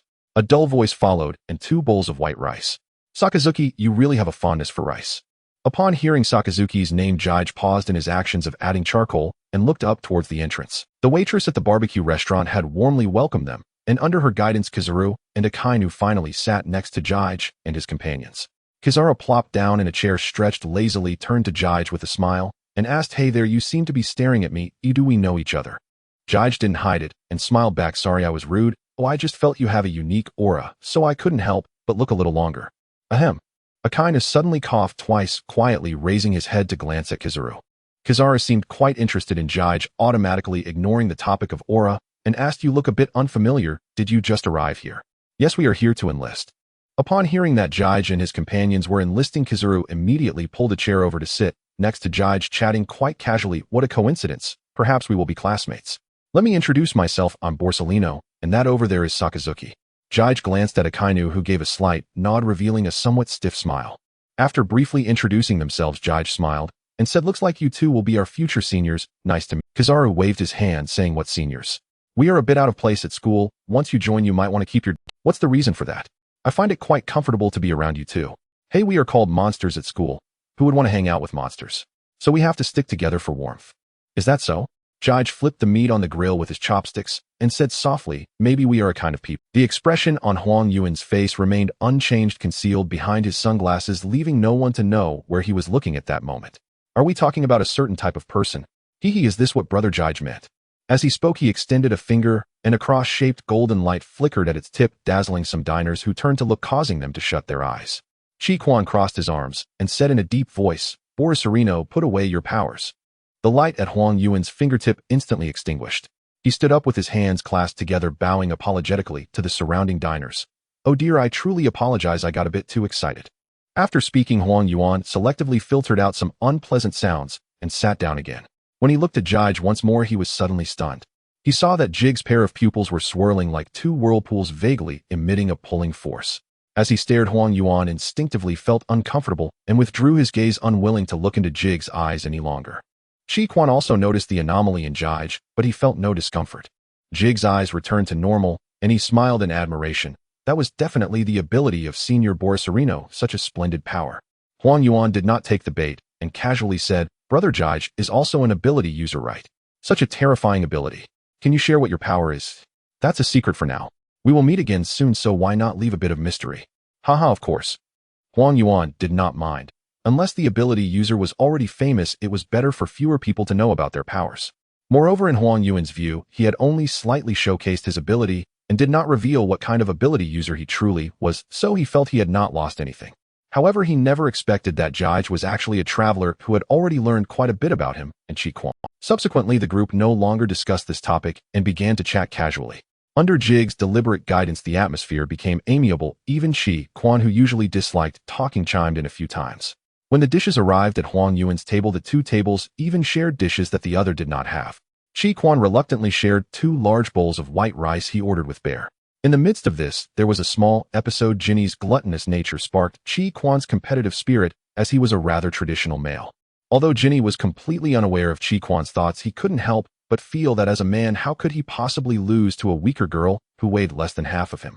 He completely forgot about his earlier remark of don't eat too much and started devouring the roasted meat on his plate. After finishing the last plate of roasted meat, Chi Quan cast a satisfied glance at the stacked plates in front of him. Out of the corner of his eye, he looked at Jinny, and this glance left him dumbfounded. He saw that the plates in front of Jinny could be described as a mountain, yet her mouth was still busy shoving a large piece of roasted meat into it. Jige and Bear had long since grown accustomed to this situation. Bear was already flipping through the Bible, while Jige continued to help Jinny roast meat. Chi Quan rubbed his swollen belly and quietly lowered his head, silently acknowledging his defeat. Watching Jinny enjoy her roasted meat, Chi Quan couldn't help but chuckle, realizing he had truly lost himself in competing with a girl over this. Instead of feeling disappointed, he felt unusually relaxed. For Chi Quan, who had always been stuck in the Naval Academy and hanging around Huang Yuan, this experience was quite refreshing. After finishing who knows how many plates of roasted meat, Jinny happily wiped her mouth with a napkin and looked up to find Jige and the others smiling at her. 2 blushes appeared on her fair face as she leaned closer to Jige and whispered, "Why is everyone looking at me like that? The food here is really much better than in Solbay Kingdom, so I couldn't help but eat a bit more." Jige gently pinched Jinny's little nose and smiled. "Alright, if you like to eat, then eat more. There will be plenty of opportunities like this in the future." Huang Yuan raised his hand and said with a smirk, "Let me chime in here. Teacher Zifa is quite strict, you know. Both Sakazuki and I haven't been out for 2 months, so you better be mentally prepared." "Huh, why is he like this?" Jinny pouted, feeling as though her future was bleak. Just as Jige was about to comfort her, she suddenly seemed to remember something and exclaimed joyfully, "No worries. We have Bear with us. If we want to sneak out, we can." Bear obediently raised his palm with the meat pad, indicating he was ready to help at any time. Huang Yuan and Chi Quan also noticed Bear's palm. They exchanged glances, and Huang Yuan whispered, "Is he another ability user? The newcomers today are quite formidable." When it was time to settle the bill, Jige waved his hand and placed a large sum of cash on the counter, extravagantly telling the staff, "It'll cover the expenses for both tables, and the extra will be considered a tip." Over the years, Garen had sent Jige quite a bit of pocket money, and the amount was already astronomical. Take Huang Yuan, for example. Considering his future salary as a general, he would have to work diligently for 100 or 80 years just to make a fraction of Jige's allowance. Moreover, Huang Yuan was still just a student at this time, and he was calculating in his mind how many bananas Jige's cash could buy. Sakazuki suddenly spoke seriously, Jige, you don't need to cover our table's expenses. Borisarino said he would treat us this time. Sakazuki, you're talking too much today. I preferred the quiet you from before. Heaven knows how much Huang Yuan wanted to shoot at Chi Quan. Now he forced a smile at the staff and pretended to. Jige pressed his hand down firmly and said earnestly, I've already paid. I'm very glad to meet both of you seniors, so let me show a little appreciation. Huang Yuan's hand slipped, and the wallet he had just pulled out fell back into his pocket. He exclaimed, Brother Jige, there's no need to be so polite. There's no need for titles like senior, just call us by our names at school from now on. Huang Yuan's hand slipped, and the wallet he had just pulled out fell back into his pocket. He exclaimed, Brother Jige, there's no need to be so polite. There's no need for titles. After bidding farewell to Jige and his group, Huang Yuan and Chi Quan returned to their dormitory at the school. As soon as they sat down, someone knocked on the door. Borisarino teacher Zifa wants you to come to his office. Hearing Zifa calling him, Kizaru felt a sudden headache and mumbled, What does the old man want again? Can't I have a quiet day off? Akainu has already taken off his shirt and is doing push-ups on the ground with one hand. Kizaru rubbed his hands and asked Sakazuki, why not come with me? No, teacher, Zifa only called you. So heartless, I just treated you to barbecue. It was Jige who treated us. Hey, close enough. Seeing that Sakazuki had no intention to go, Kizaru could only give up and walked out with Kizaru, and Zifa didn't see eye to eye. In Kizaru's view, Zifa suddenly seeking him out could only mean trouble. And indeed his thoughts were correct. As soon as he entered the office, Zifa immediately scolded him, Borsellino. I remember telling you not to use your powers recklessly outside of school, right? Complaints have even reached me. Kizaru looked down, rolling his eyes, and muttered, Who's so nosy? I just flashed a bit of light. Zifa slammed his hand on the table and yelled, What did you say? Stand at attention. Are you a Marine or not? Kizaru pouted awkwardly, straightened his body, and shouted, Yes. Everything you say is correct, teacher Zifa. Don't give me that. Since everything is correct, why have I never seen you take it to heart? What is Sakazuki doing? Report, teacher Zifa. He is working out. If you still have the nerve to say that. As a fellow ability user, Sakazuki has always placed great emphasis on physical training. What about you? Report, teacher Zifa. I also want to train, but you called for me. I think your matters are the most important. Report, teacher Zifa. He is working out. If you still have the nerve to say that. As a fellow ability user, Sakazuki has always placed great emphasis on physical training. Report, teacher Zifa. Can I leave now? Zifa waved his hand as if shooing away a fly, looking impatient, and said, Go ahead, go ahead. Training resumes tomorrow, and you better not be late. Zifa watched Kizaru leave the office with his arms cross-side, took out a document from his drawer, and looked at Jige's photo, muttering to himself, Another nature type. Zifa watched Kizaru leave the office with his arms cross-side, took out a document from his drawer, and looked at Jige's photo, muttering to himself, Another nature type. I hope you won't give me a headache like Borsellino. Zhenghua had already given Zifa the information on Jige, and the other two emphasizing Jige's details, clearly intending for Zifa to pay special attention to this promising candidate. Actually, Zifa understood the significance of a powerful nature-type ability user to the Marines without Zhenghua having to say it. As for Jige's age, he didn't even consider it. Since Zifa stepped down as Admiral and became an instructor, his mindset had changed greatly. Now he devoted all his energy to training his students. Especially for promising students like Kizaru and Akainu, he invested even more effort. Even though Kizaru often went against him, Zifa would only reprimand him a bit, partly because Kizaru's innate talent was strong enough. Despite Kizaru's seemingly carefree demeanor, Zifa was well aware that even if Kizaru were not a light fruit user based on his current martial arts and swordsmanship, there was hardly anyone in the school who could match him except Akainu. Zifa often thought, if only Kizaru could put in half the effort Akainu does in training, that would be wonderful. His strictness towards Kizaru was not out of dislike. He purely felt frustrated that Kizaru was not living up to his potential. On the day of enrollment, Major Babus arrived early at the residence of Jige, and the other two leading them to the Marine Academy. Upon reaching the Marine Academy's entrance, Babus stopped and smiled, saying, I can only take you this far. Once inside, go straight to the office building. The top floor is Instructor Zifa's office. Jige shook hands with Babus and said, Thank you for your help during this time, Major Babus. Haha, it's my duty. You three are rare talents, and your future achievements will surely surpass mine. At that time, I will have to call you all sir. After saying that, the four exchanged smiles and Babus waved his hand and turned to leave.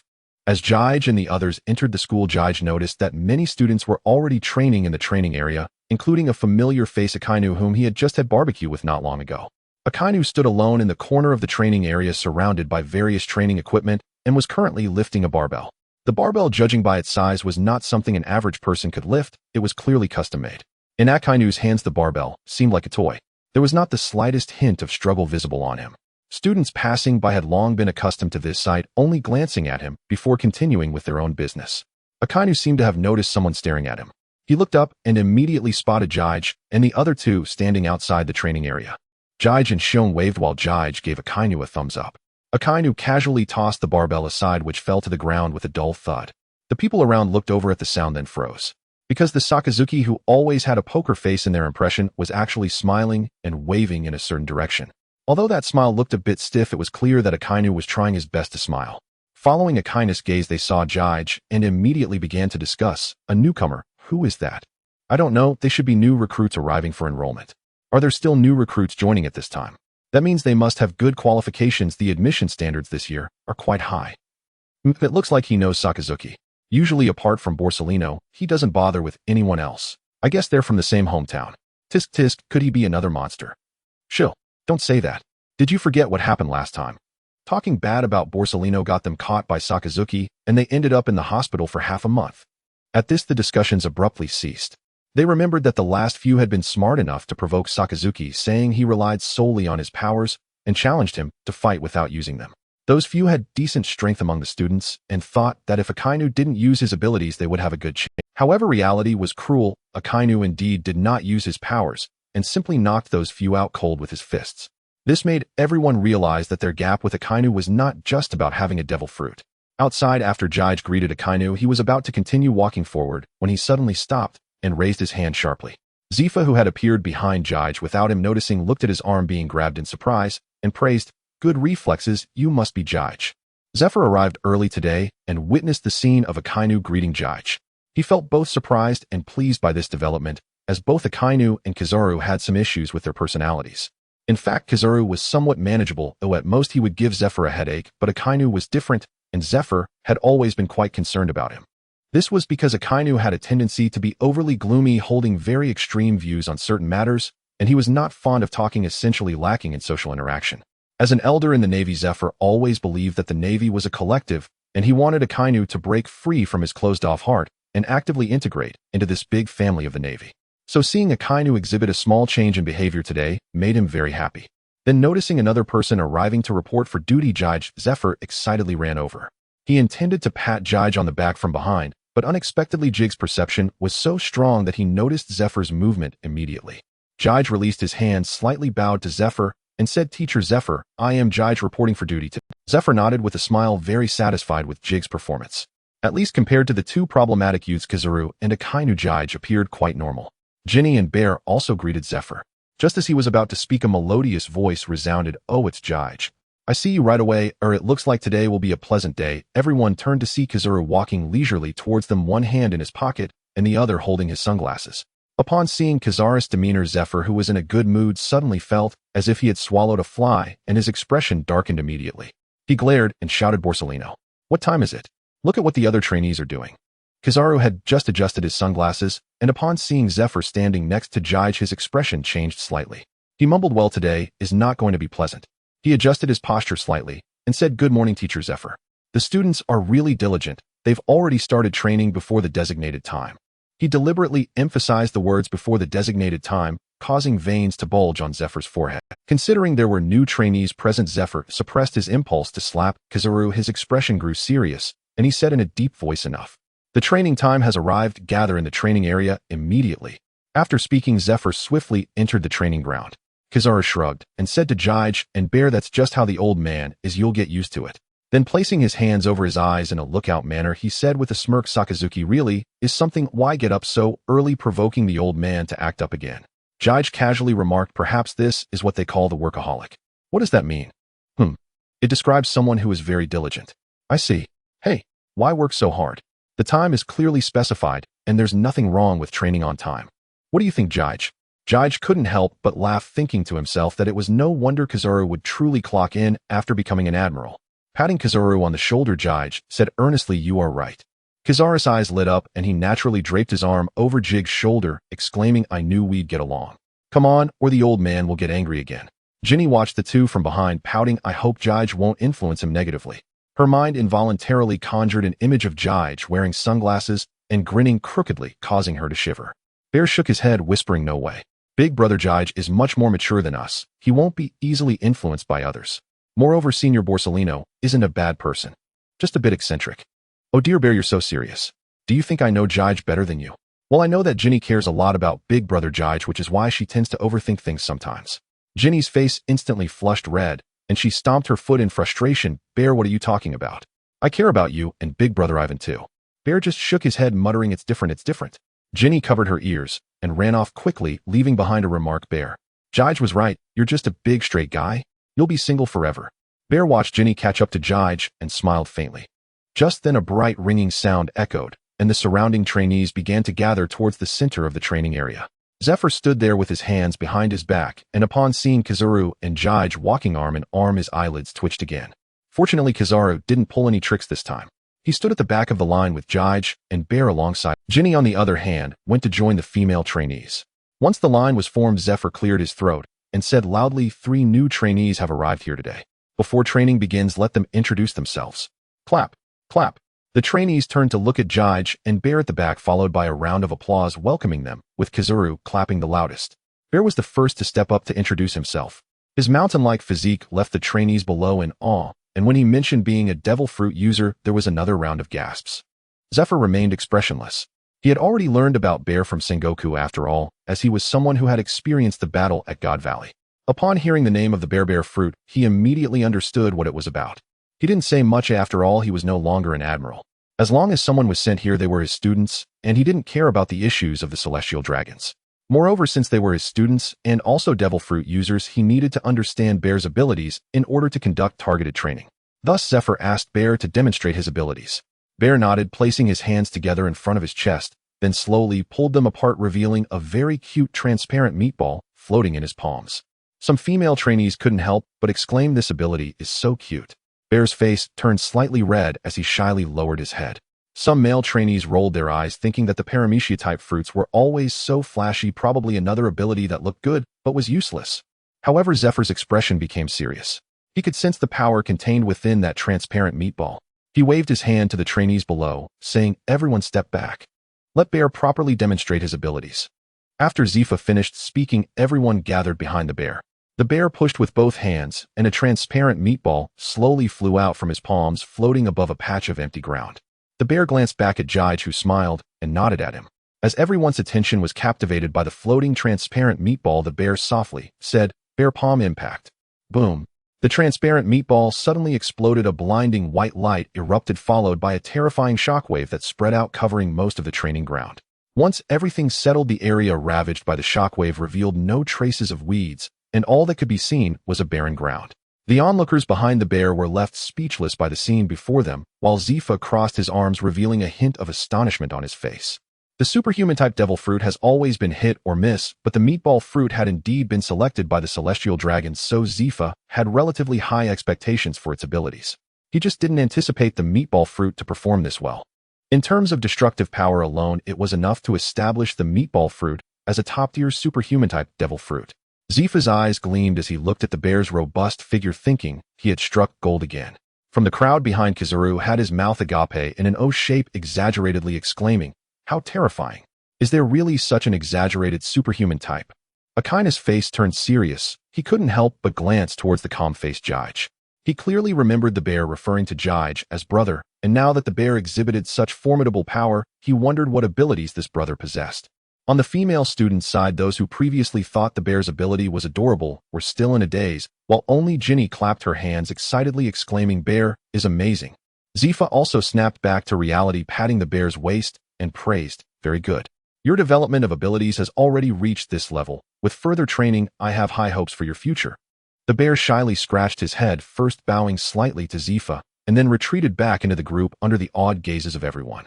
After he stepped down, Ginny volunteered to step forward, her graceful figure and beautiful face immediately capturing the attention of many male students. Looking at the lively and radiant Ginny, a smile appeared on Zifa's serious face as he took out a military flintlock and handed it to Ginny, saying, Ginny, I've looked over your profile. It says you're skilled in marksmanship. Why don't you showcase it? Ginny did not take the handgun Zifa offered. In response to Zifa's astonished expression, she quickly turned around and pulled out a golden handgun from her naval vest, turning back with a smile and saying, Sorry, Teacher Zifa, but I prefer this gun that Brother Jige gave me. Looking at the golden handgun shining in the sunlight, and then at the makeshift one in his hand, Zephyr coughed awkwardly twice, but he still seriously pointed out, "That gun is a bit too conspicuous. On the battlefield, it will easily expose your position." Ginny glanced at Jige and waved her hand, saying, "Teacher Zephyr is right, but I believe Brother Jige will protect me well." As soon as she said this, a wave of cheers erupted along with the sound of some male students' hearts shattering. Jige helplessly shrugged, looking as if he was being excessively praised. Seeing this, Zephyr said nothing and signaled Ginny to start. Ginny's little face appeared flushed, her heart. She didn't know what had come over her that she had blurted out such a statement earlier, practically confessing in public. However, Ginny was not a sentimental girl. Since the words had been spoken, there was no point in regretting. She held her breath, quickly adjusting her state, and aimed at the distant target, firing multiple shots. Zephyr had extraordinary vision. Even from a distance, he could clearly see that all the targets were hit dead center, scoring 10 rings with every shot. Once Ginny's results were announced, another round of applause broke out, and Zephyr also expressed his approval. Ginny raised her handgun, turned to cast an expectant look at Jige, and upon seeing him applauding as well, she happily puffed out her proud chest and returned to the group. Ginny's decision to pursue marksmanship was Jige's suggestion. Although guns were not as prominent as swords in the pirate world, there were still a few notable figures to reference, like Beckman and Yasopp. In the pirate world, except for monsters like Big Mom, most women indeed lagged behind men, physically making it difficult for them to reach the pinnacle in swordsmanship and martial arts. If women want to enhance their strength, apart from Devil Fruit's marksmanship is undoubtedly a great choice. Jige was quite pleased with Ginny's performance today. He was already thinking about finding a suitable Devil Fruit for her in the future that would perfectly complement her marksmanship. While he contemplated which fruit would suit Ginny, Kizaru nudged him with his shoulder and whispered, "It's your turn, Jige. Now I should finally learn about your abilities." Jige was momentarily taken aback, and when he looked up, he realized everyone was watching him. He gently nodded and stepped out of the group, walking up to Zephyr. At Zephyr's signal, Jige smiled slightly and spoke. "Hello everyone, I'm Darkside Jige, 15 years old, a user of the nature type Dark Fruit." Before Jige could showcase his abilities, everyone fell silent upon hearing the words nature type Dark Fruit, the surroundings instantly becoming eerily quiet. The crowd's reaction was understandable, as the impressions left by Kizaru and Akainu were simply too deep. Even though Jige maintained a seemingly harmless smile, they instinctively categorized him into the realm of monster. Kizaru stared at Jige, standing in front, muttering to himself, "No wonder I felt a bit awkward when I first saw him. Is he the darkness opposing light?" Seeing that the crowd had no reaction for a long time, Jige turned to Zephyr and asked, "Teacher Zephyr, should I still showcase my abilities?" Zephyr did not immediately agree. He suddenly glanced at Kizaru at the back of the group, causing Kizaru to shiver. He hurriedly lowered his head and mumbled, "Oh no, what does the old man want with me?" Just as he feared, Zephyr's voice came from the front. "Borsalino, you are light and Jige is darkness, so you should come up and cooperate with Jige to demonstrate the power of the dark fruit."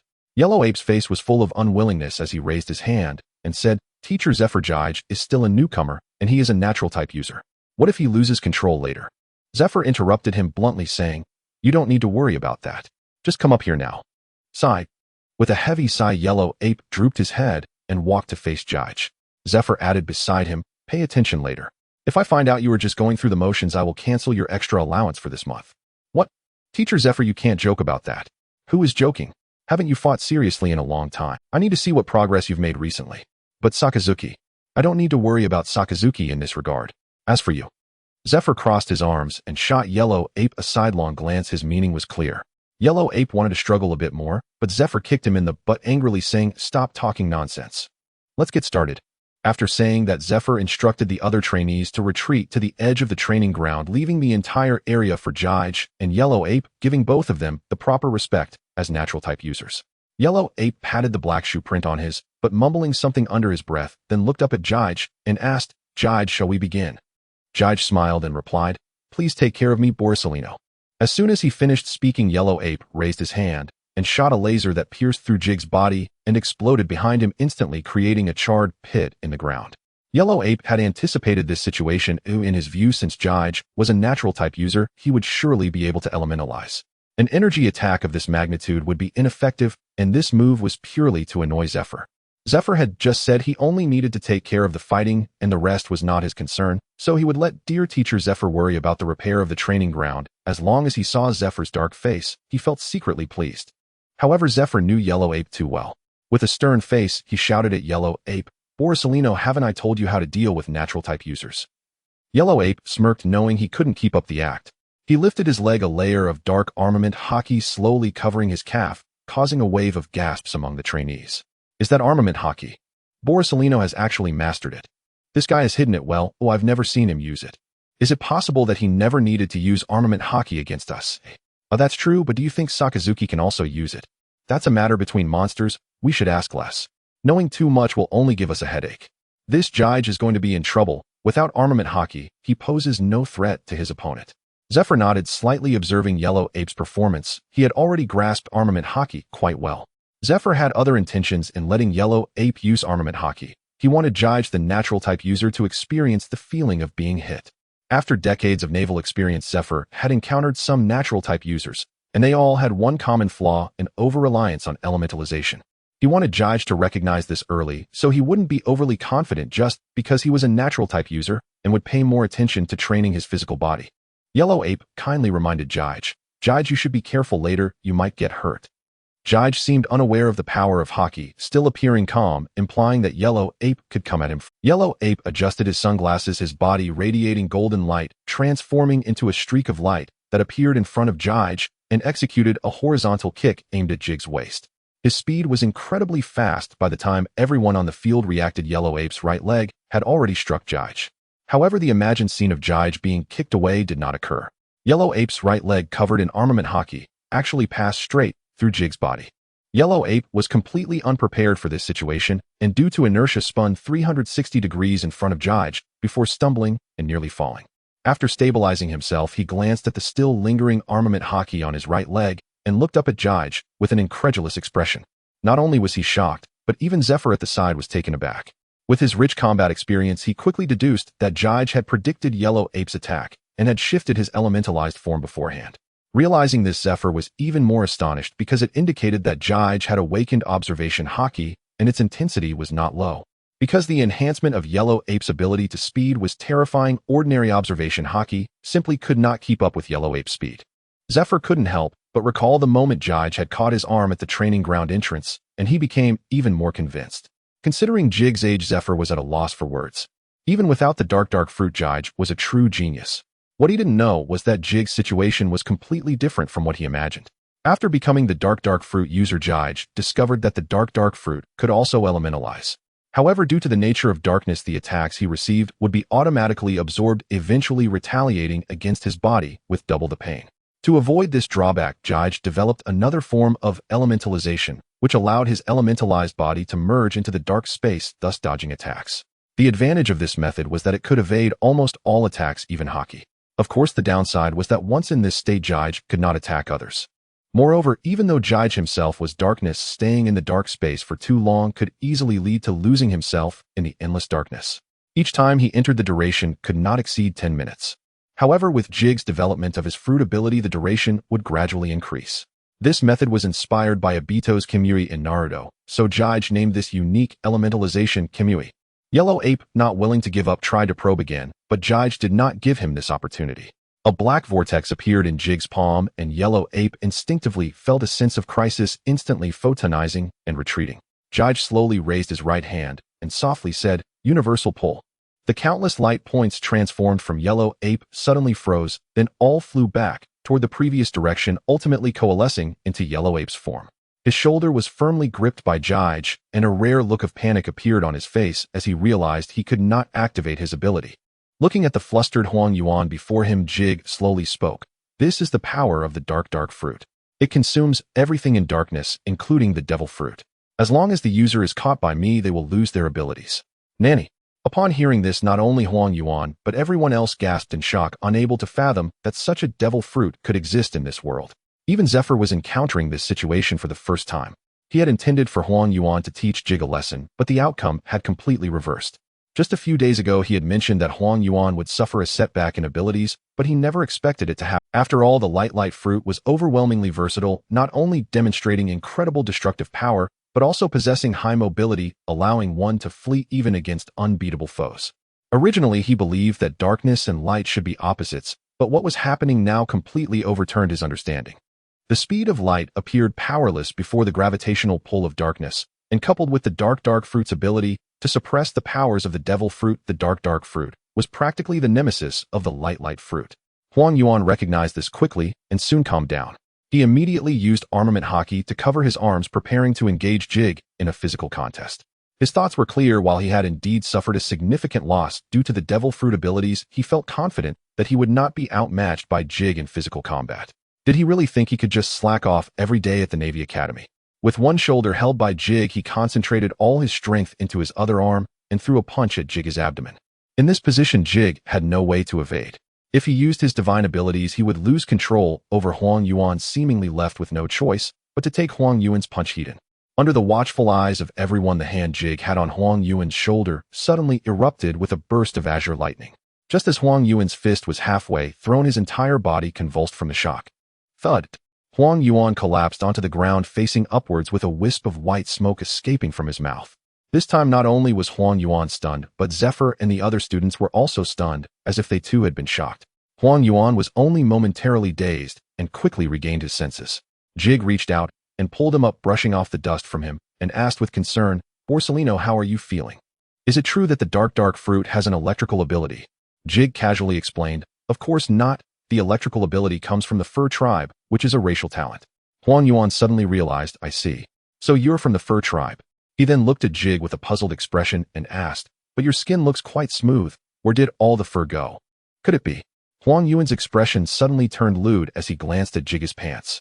Jig's face darkened, and he replied irritably, "What are you looking at? My parents are both human." Then how could you?" Jig fell silent, tugging at his clothing to reveal the crisscrossing scars. Huang Yuan's expression froze, becoming increasingly serious. He did not press further, but silently patted Jig on the shoulder. Jig, on the other hand, acted as if nothing had happened. He waved to Bear, who immediately used his abilities, appearing beside Jig in a flash. This move drew gasps of amazement from the crowd. The synergy between Bear and Jig needed no further explanation. Jig merely cast a glance at Huang Yuan, and Bear instantly understood Jig's intent. In Huang Yuan's puzzled gaze, Bear raised his hand and pressed it against Huang Yuan's chest. Then a red, translucent ball of flesh emerged from Huang Yuan's back. Once again, something astonishing happened. The previously lethargic Huang Yuan instantly transformed into a lively and spirited figure, as if he hadn't been shocked at all. Huang Yuan felt completely refreshed. He performed several stretching motions in place and exclaimed in wonder, "What a relaxing feeling. What is happening?" Bear patiently explained his abilities. After hearing this, Huang Yuan's eyes lit up with two beams of cross-shaped golden light, and his gaze towards Bear changed. The ability to alleviate pain and fatigue is something anyone knowledgeable would recognize as immense. When Bear showcased the abilities of the meatball fruit, he undeniably became a treasure in the Navy. At the sidelines, Zephyr clenched his fists tightly. God knows how excited he was at that moment. He even wanted to hug Sengoku and give him a big kiss. If Bear had been seen as Jig's gift before now, after demonstrating this ability, his value had completely become independent. Bear, a being who was not only capable of immense output, but could also fully heal, Zephyr no longer considered Bear's previous status as a slave. He believed Sengoku would no longer dwell on that either. Such talents belong in the Navy. To hell with the celestial dragons. Up to this point, the performances of Jig and the others had far exceeded his expectations, especially the two biggest surprises, Jig and Bear. He could hardly wait to share today's events with Sengoku. Back at Jig's side, Huang Yuan was twisting his waist, performing graceful stretching movements. However, the red meatball behind him suddenly shook and slowly approached Huang Yuan. Huang Yuan immediately sensed something was off and instantly photonized to dodge to the side, but the meatball still leisurely drifted towards him, gradually picking up speed. Jig shouted to Huang Yuan, who had already retreated to the edge of the arena, "Borsellino, if no one takes on what Bear has unleashed, it will ultimately come back to you. What should I do now? Am I supposed to keep dodging like this?" Huang Yuan shouted while evading. Jig extended his hand, and several streams of flowing darkness converged in his palm, eventually transforming into a black Bible. A gentle breeze swept by, and the Bible flipped open, releasing an expanding dark tornado that hurled out a seemingly half-dead man. This was a hapless pirate Jig had captured earlier in Solb. This man was the last one imprisoned in Jig's Bible. Although he was a pirate, his physique was still decent. The other unfortunate souls had long starved to death inside, decomposed by the darkness. Items kept near a Logia-type user can be transformed by the elements, as can be seen from the rows on Akina's chest later. Jig's Bible had already been successfully transformed, serving as a storage space. Because it was a fixed dark space, it could better control the raging dark powers, allowing people or objects inside to be stored for extended periods. Xiong bent down, grabbing the unfortunate pirate off the ground, as if he were catching a chicken, and tossed him into the meatball that had erupted from Huang Yuan's body. This pirate was already on his last breath, and upon contact with the meatball, he was unable to utter even a cry before passing away completely, his body being devoured entirely by the darkness released by Jige. The sequence of actions flowed like water, leaving onlookers in stunned silence. After witnessing the meatball disappear, Huang Yuan swiftly returned to Jige's side, praising, "This method is fantastic. I must capture more pirates to hand over to you in the future."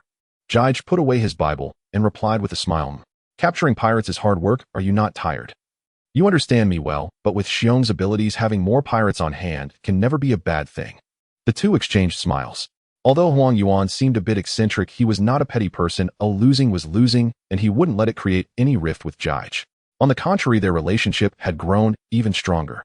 Moreover, after this battle, Jige's performance had undeniably conquered everyone, earning the recognition of both Huang Yuan and Akainu. Now they truly acknowledged Jige. Despite appearing isolated by others in the Naval Academy, one could also say that they had isolated everyone else. When there is too great a disparity between people, it is difficult for them to play together. Once Jige and the others regrouped, Akainu cast a fiery gaze at Jige, his face brimming with excitement, saying, "Jige, what you just did was absolutely brilliant. Haven't we already become friends?" Akainu nodded, vigorously grasping Jige's hand. Without hesitation, his tone exceedingly serious. "You are right, we are friends." However, recalling Akainu's behavior in the comic, this was indeed very much like him. Seizing this chance to build rapport, Jige immediately extended his hand to Akainu with a smile, saying, "What are you talking about? Haven't we already become friends?" Akainu nodded, vigorously grasping Jige's hand. Without hesitation, his tone exceedingly serious. "You are right, we are friends." Suddenly, Huang Yuan raised his hand and shouted, Hey, what about me? Sakazuki, did you forget about me? We've known each other for so long, how come I've never heard you say this to me? What exactly is our relationship?" Goodness, that sounded somewhat ambiguous, and a bead of cold sweat trickled down Jige's forehead. Looking at Akainu, Jige observed that his face was gradually turning red with wisps of steam rising from it. Jige suddenly felt the urge to withdraw his hand as he sensed it becoming quite warm. Some perceptive individuals nearby had already instinctively stepped back, clearing a space for Jige, Akainu, and Huang Yuan. Just as Jige was about to use his divine power, Akainu finally returned to normal, releasing his grip and adjusting the navy cap on his head, managing to utter, "Borsellino, you are also my friend." "That's more like it." Huang Yuan smiled, satisfaction evident as he rested his arms behind his head. Zifa observed the trio's interactions, a smile of contentment gracing his face. Jige and his companions would undoubtedly become the Navy's top combatants in the future. If they could stick together, he couldn't imagine any force on the sea that could rival the Navy at that time. Thus, he promptly made a decision, stating, "The performances of the three newcomers have been excellent. Jige, I will assign you and Xiong to a dormitory. You two will share a room with Sakazuki, who just happens to have 2 vacant spots available." Akainu had no objections to Zifa's arrangement, and even Huang Yuan, who often liked to go against Zifa, nodded in agreement. The 2 beds in their dormitory had been empty for quite a while. After all, no one was willing to live with these. Ginny, being a girl, was naturally assigned to the girls' dormitory. Her cheerful and lively personality made her quite popular, especially with her connections to Jige and Xiong. No one would be foolish enough to provoke her. After all the arrangements were made, Zifa noticed it was getting late and thought it might be best to call it a day, resuming formal training the next day. Today he was indeed in a good mood and planned to head out for drinks with Sengoku and Garp that evening. With that thought, he waved his hand, announcing the immediate dismissal. The students erupted in cheers, yet not a single person left the training ground after a while. Most of the students gathered around Jige, eager to get to know him better. After all, compared to Huang Yuan and Akainu, Jige appeared much more approachable. There were certainly no shortage of clever individuals present. Judging by Jige's performance today, his future achievements would undoubtedly reach a height that commanded admiration. Though everyone here was a student now, this was the Navy. After graduation, anyone like Jige, Huang Yuan, or Akainu would find it incredibly easy to earn military merit, with their ranks soaring like a rocket. Previously, due to Huang Yuan and Akainu's somewhat peculiar personalities, they were not easy to approach. However, with Jige's arrival, they seemed much more normal. With Jige as a bond, at least they could engage in a few conversations. Thus, it wasn't only lively around Jige, others were also trying to strike up conversations with Huang Yuan. If one could latch onto these 3 strong figures now and become a follower of any one of them, life in the Navy would undoubtedly become much easier. Moreover, the Navy was not a comfortable profession. The mortality rate was quite high. One could never be sure when they might encounter a powerful pirate crew at sea and meet their end. Building good relationships with Jige and the others could at the very least ensure one's survival in critical moments. Truly a win-win situation. Huang Yuan, with one hand in his pocket, maintained his laid-back demeanor, casually chatting with those who approached him. Akainu, on the other hand, crossed his arms, appearing unapproachable. Yet there were indeed some bold souls who approached him, including two who were familiar with Jige, future Navy Vice Admirals Doberman and Ghost Spider. In fact, Xiong's performance was also impressive, but he came off as somewhat reserved. Despite his large stature, he had an understated presence, and the number of people approaching him was the least. Furthermore, it was clear to everyone that Xiong was primarily focused on Jige. It was much more effective to approach Jige directly. As the youngest and most handsome among them, Jige naturally had the highest popularity, surrounded by the most female students. Amidst the throng of admirers, even Jige felt a bit overwhelmed, managing only an awkward yet polite. Among the male students approaching Jige were Squirrel and Fire Mountain. He made a point to chat a bit more with the two, sensing their delight at receiving special attention from him. Just as Jige and the others were encircled and unable to move, Ginny finally squeezed through the crowd, unreservedly leaping into Jig's arms and saying sweetly, "Jige, I'm hungry. Let's go eat." The next day, Zfa woke up early, having enjoyed a hearty drink with Jean Gua and the others the night before, and as usual, he headed to the training ground to inspect. The training area of the Navy Academy was vast, and he instinctively looked towards the area where most students usually gathered, but only spotted a few scattered students, all of whom were girls. Zaifa's expression darkened as he thought that it must have been because the training ended too early yesterday, giving those kids the chance to go out and have fun, and now they were probably still sleeping in their dormitories. It seemed that he could not set such a precedent again. They were still young. How could they become complacent at such a time? How could they possibly sleep soundly? Just as Zfa was contemplating the upcoming demonic training, when everyone arrived, a shout echoed, "Ninetanine 100. Sakazuki is amazing. Jig's speed is also increasing. Go Jige. Borsellino, what are you doing?" "Oh no." Zfa was momentarily stunned and turned towards the source of the sound, only to see the originally exclusive corner of Sakazuki filled with people. He counted, and along with the few girls at the center of the field, the students had actually gathered. Due to the sheer number of people, Zfa could only gather from the shouts that Jige and the others were inside, and even that guy who always liked to arrive late, Borsellino. Curious, he held his breath and quietly approached the back of the flying squirrel. The flying squirrel was completely oblivious to Zaifa's presence, as he was craning his neck, blushing as he cheered for Jige ahead.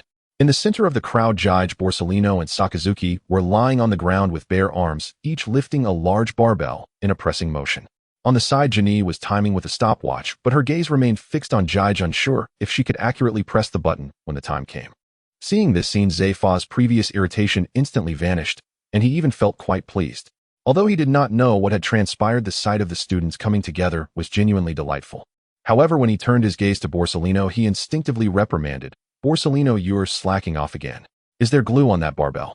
Is it stuck to your belly?" The lethargic Borsellino on the ground shivered at Zaifa's voice, subconsciously pushing the barbell a couple of times, but soon wilted again. Zaifa's shout also drew the attention of the others, who turned to look at him. Ahem. Zaifa cleared his throat, thinking it was all Borsellino's fault. He wanted to observe a bit longer. Now that he had already exposed himself, Zaifa's subsequent actions surprised all the students. He put away his serious expression and smiled, saying, "You all carry on, it's still early, haven't they yet determined the winner?" After saying this, he took the lead and shouted, "Put in more effort. Whoever wins this month will receive double the subsidy from me." This reward was not very enticing for Jige and Sakazuki. After all, one had plenty of money, and the other was focused on the competition. Only Borsellino, upon hearing this, was immediately energized, his eyes shining with excitement as he started to push himself. However, he had been slacking for too long, and before he could do many presses, Ginny had already pressed the stopwatch with a snap, cheering, "The competition is over.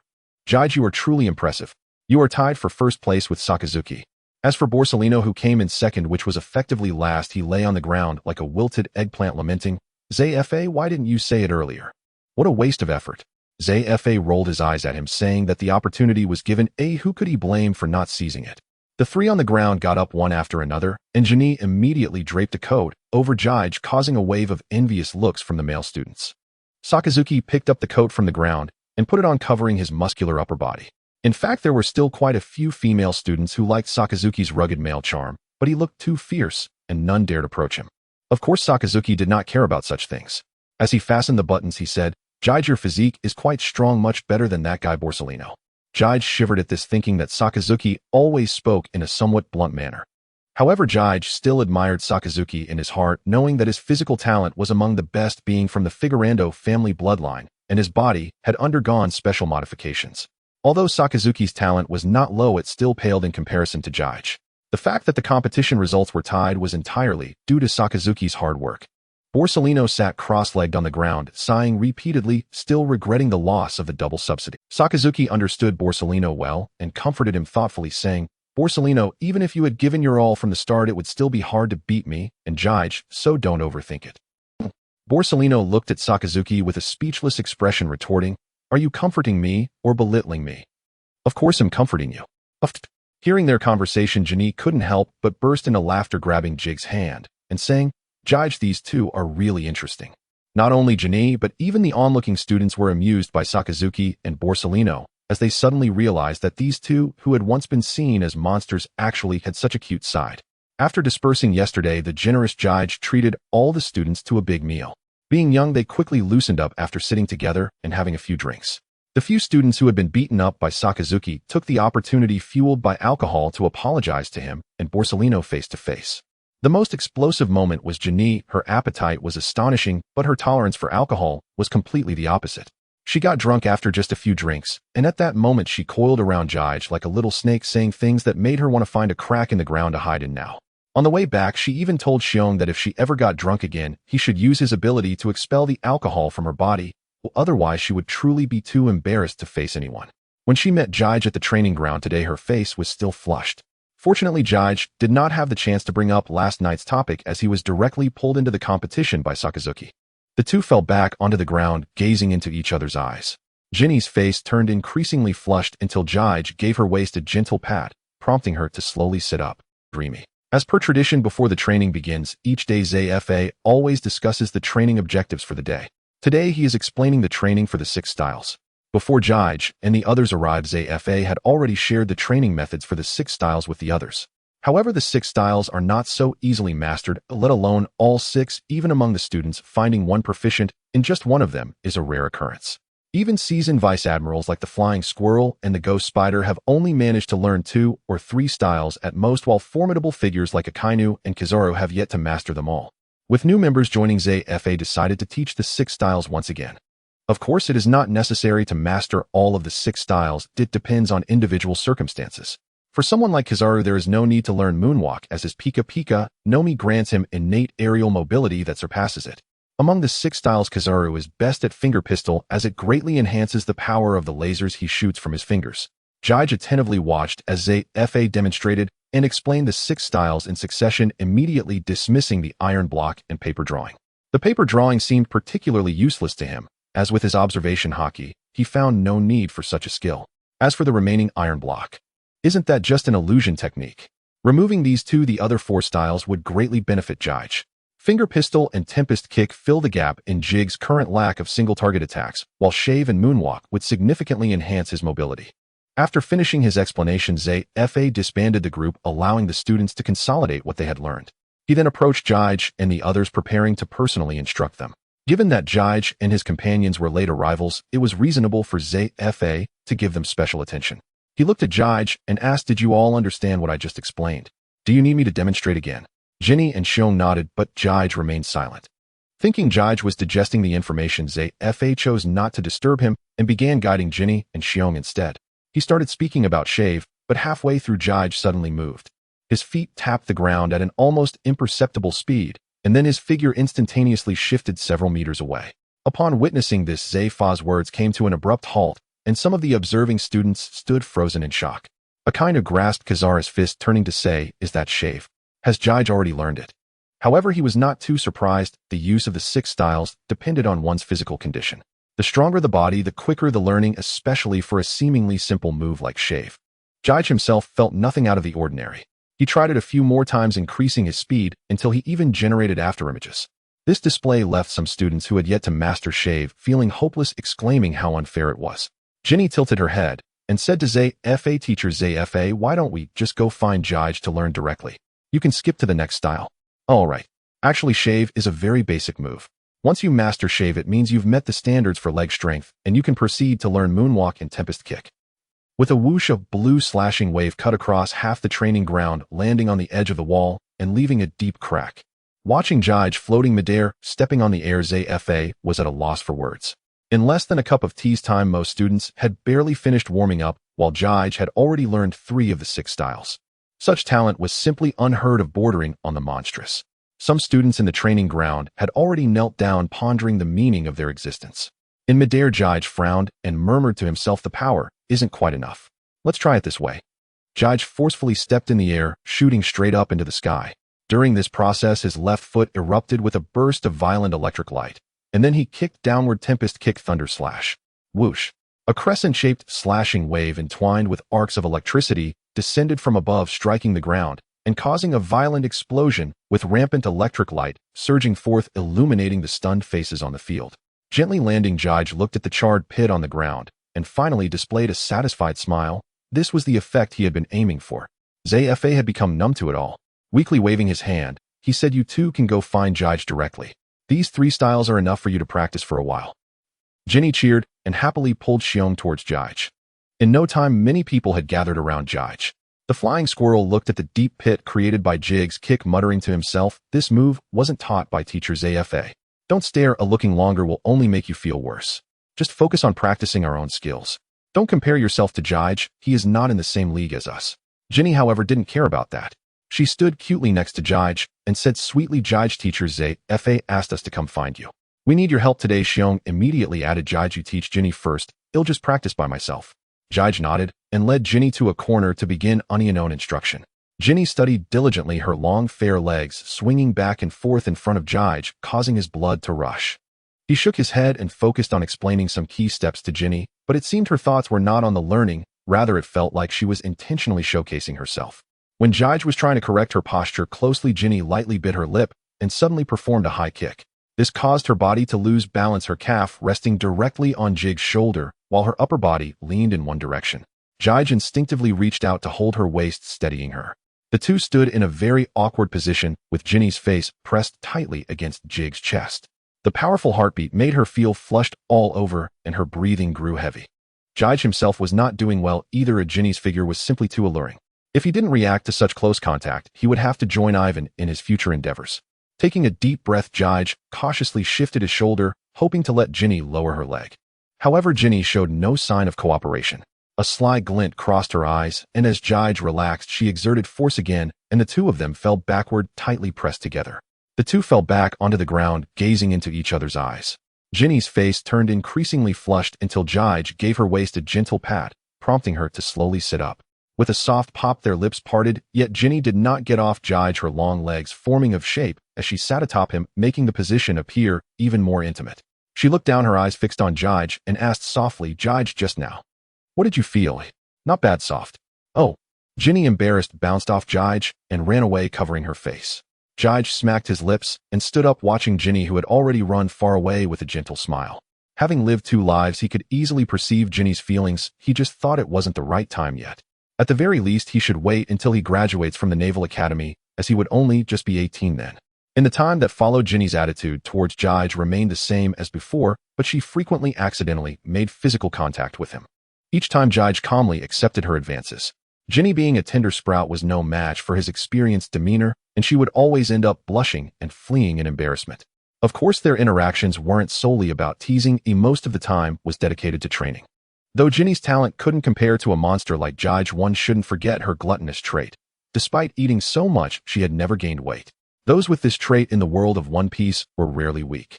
The large intake of food caused Jinny's physical strength to grow rapidly. Combined with the systematic training and professional guidance at the Naval Academy, within a few months, she had become the strongest among the female trainees. Her cheerful and generous personality often led her to help her female classmates deal with some flirtatious male students, subtly hinting at a tendency to become a big sister figure. However, in front of Jige, she still appeared like a soft, neighborly little sister, often being teased by him. One day, Jinny ran a few laps around the training ground, then sat down wearily, drawing circles in the dirt. A few female trainees who were closer to Jinny gathered around. One of them, a young girl with short golden hair and an air of heroism, patted Jinny's shoulder and asked with concern, "Jinny, why have you been so listless these days? This isn't like you." Jinny brushed her pink bangs aside and pouted, saying, "I'm fine, Jessica. When do you think Jige and the other?" Jessica sighed helplessly and said, "Just as I thought. You're always thinking about Jige. It's only been a few days and you've turned into this. Can you have a little more ambition, my big sister Jinny?" The other girls chimed in teasingly. Yet Jinny, with Zephyr Sensei around, they won't encounter any danger. "You're being a bit too dramatic." "Speaking of which, Jige is indeed impressive. It's only been a short while, and he's already been taken by Zephyr Sensei to carry out a mission. Exactly. If it weren't for our Ginny, around half of the girls would be trying to get close to him, even I. This girl trailed off as Ginny had already pinched her face, glaring and asking, "What are you trying to do?" "Nothing. I'm a loyal fan of Ginny." Jessica tugged at Ginny's ear from behind and said with a hint of annoyance, "All right, we're not trying to steal your Jige. Don't act like a mother hen guarding her chicks." Ginny suddenly turned around and hugged Jessica, her eyes welling up with tears as she said, "Jessica, but I haven't been apart from Jige since I met him. I miss him so much." She rubbed her face against Jessica's belly, making Jessica feel a tingling sensation. Holding Ginny's pink little head, she comforted her softly like an older sister. On the side of the male trainees, Weasel and the others were practicing while chatting. "I wonder how Sakasuki and the others are doing. I really want to go out to sea with them." "Hey, who doesn't want that? The sea isn't safe these days. Without the strength of the four of them, even with Zephyr Sensei's protection, one could easily lose their life. Yeah, let's just focus on training." Just as everyone was chatting, a tall, striking figure suddenly appeared at the entrance of the training ground. She had a high black ponytail, wore light makeup, and had a beauty mark at the corner of her mouth, making her features appear exquisite. She wore a pink short-sleeve shirt on top and dark shorts on the bottom, with prominent white and smooth thighs adorned with a noticeable spider tattoo. A luxurious sword was sheathed at her waist. As soon as this beauty appeared, she immediately captured the attention of many male trainees. On the female trainees' side, they were also sizing her up. Upon seeing her well-endowed figure, many female trainees gasped and lowered their heads in self-deprecation. Jessica tugged at Ginny's clothes and pointed at the girl standing at the entrance, saying, "Ginny, look quickly. That girl is really beautiful. Is she new here?" Ginny merely glanced at her before looking away. Her mind was solely focused on wishing for Jig's return, leaving her disinterested in anything else. The girl scanned the crowd in the training ground before gracefully striding in. She approached Weasel and the other male trainees, first flashing a charming smile that left them entranced, then spoke softly, "Hello, may I ask if there is a student named Jige here?" Upon hearing she was looking for Jige, disappointment washed over everyone's faces. Fire Mountain stepped forward to ask, "Jige is out on a mission with Sakasuki and the others with Zephyr Sensei. May I ask who you are?" Hearing that Jige was absent, the girl appeared somewhat surprised. She raised her hand to partially cover her enticing red lips and said, "My name is Ji Yuan." "Did you just say Jige is on a mission? Isn't he still just a student?" "Yes, he is very strong. Zephyr Sensei believes he has the capability to go out on a mission. I see no wonder Sister Crane has been mentioning him in front of me." Ji Yuan was pondering when a fair hand suddenly patted her shoulder. Zephyr arrived early today and witnessed the scene of Akainu greeting Jige. He felt both surprised. Ginny looked at Ji Yuan with suspicion and asked, "Hello, my name is Ginny. I just heard you were looking for Jige. What do you need him for?" Ji Yuan tilted his head and said, "Of course I have my own matters to discuss with Jige. Since he is not here, I will take my leave for now." As he spoke, Ji Yuan brushed past Jean and I and was about to leave without looking back. Jean and I furrowed her brows slightly and suddenly darted in front of Xian, saying, "I've known Jige since we were kids. If you have something to say, you can tell me first, and I will pass it on to him when he returns." Surprised by Jean Nis' sudden speed, and upon hearing about her relationship with Jige, Yuan stopped in his tracks and asked with great interest, "Oh, so you two are childhood sweethearts? No wonder you look so nervous. Are you Jige's girlfriend?" What are you talking about? My relationship with Jige is not what you think." Jean and I stood there with a flushed face, tugging nervously at her clothes. Seeing her like this, Jessica, who had come along, helplessly slapped her forehead, thinking there's no saving her now. Ziyuan smiled slightly, extending a finger to poke Jean Nis' chest, feeling the bouncy texture, and teased, "So I was mistaken. You are simply infatuated, right?" Upon hearing this, Jean Ni immediately resembled a puffed-up kitten, angrily shouting, "You are the one who is infatuated. Jige definitely also." "Also what?" After half a day, Jean Ni couldn't articulate a coherent response. She shook her head vigorously and said angrily, "It has nothing to do with you. Just tell me what you need from Jige." Ziyuan shrugged his left hand, rubbing the hilt of his sword at his waist, and said, "Of course I wanted to come and witness the strength of the person known as the strongest student this time. Sister, he has always praised him highly."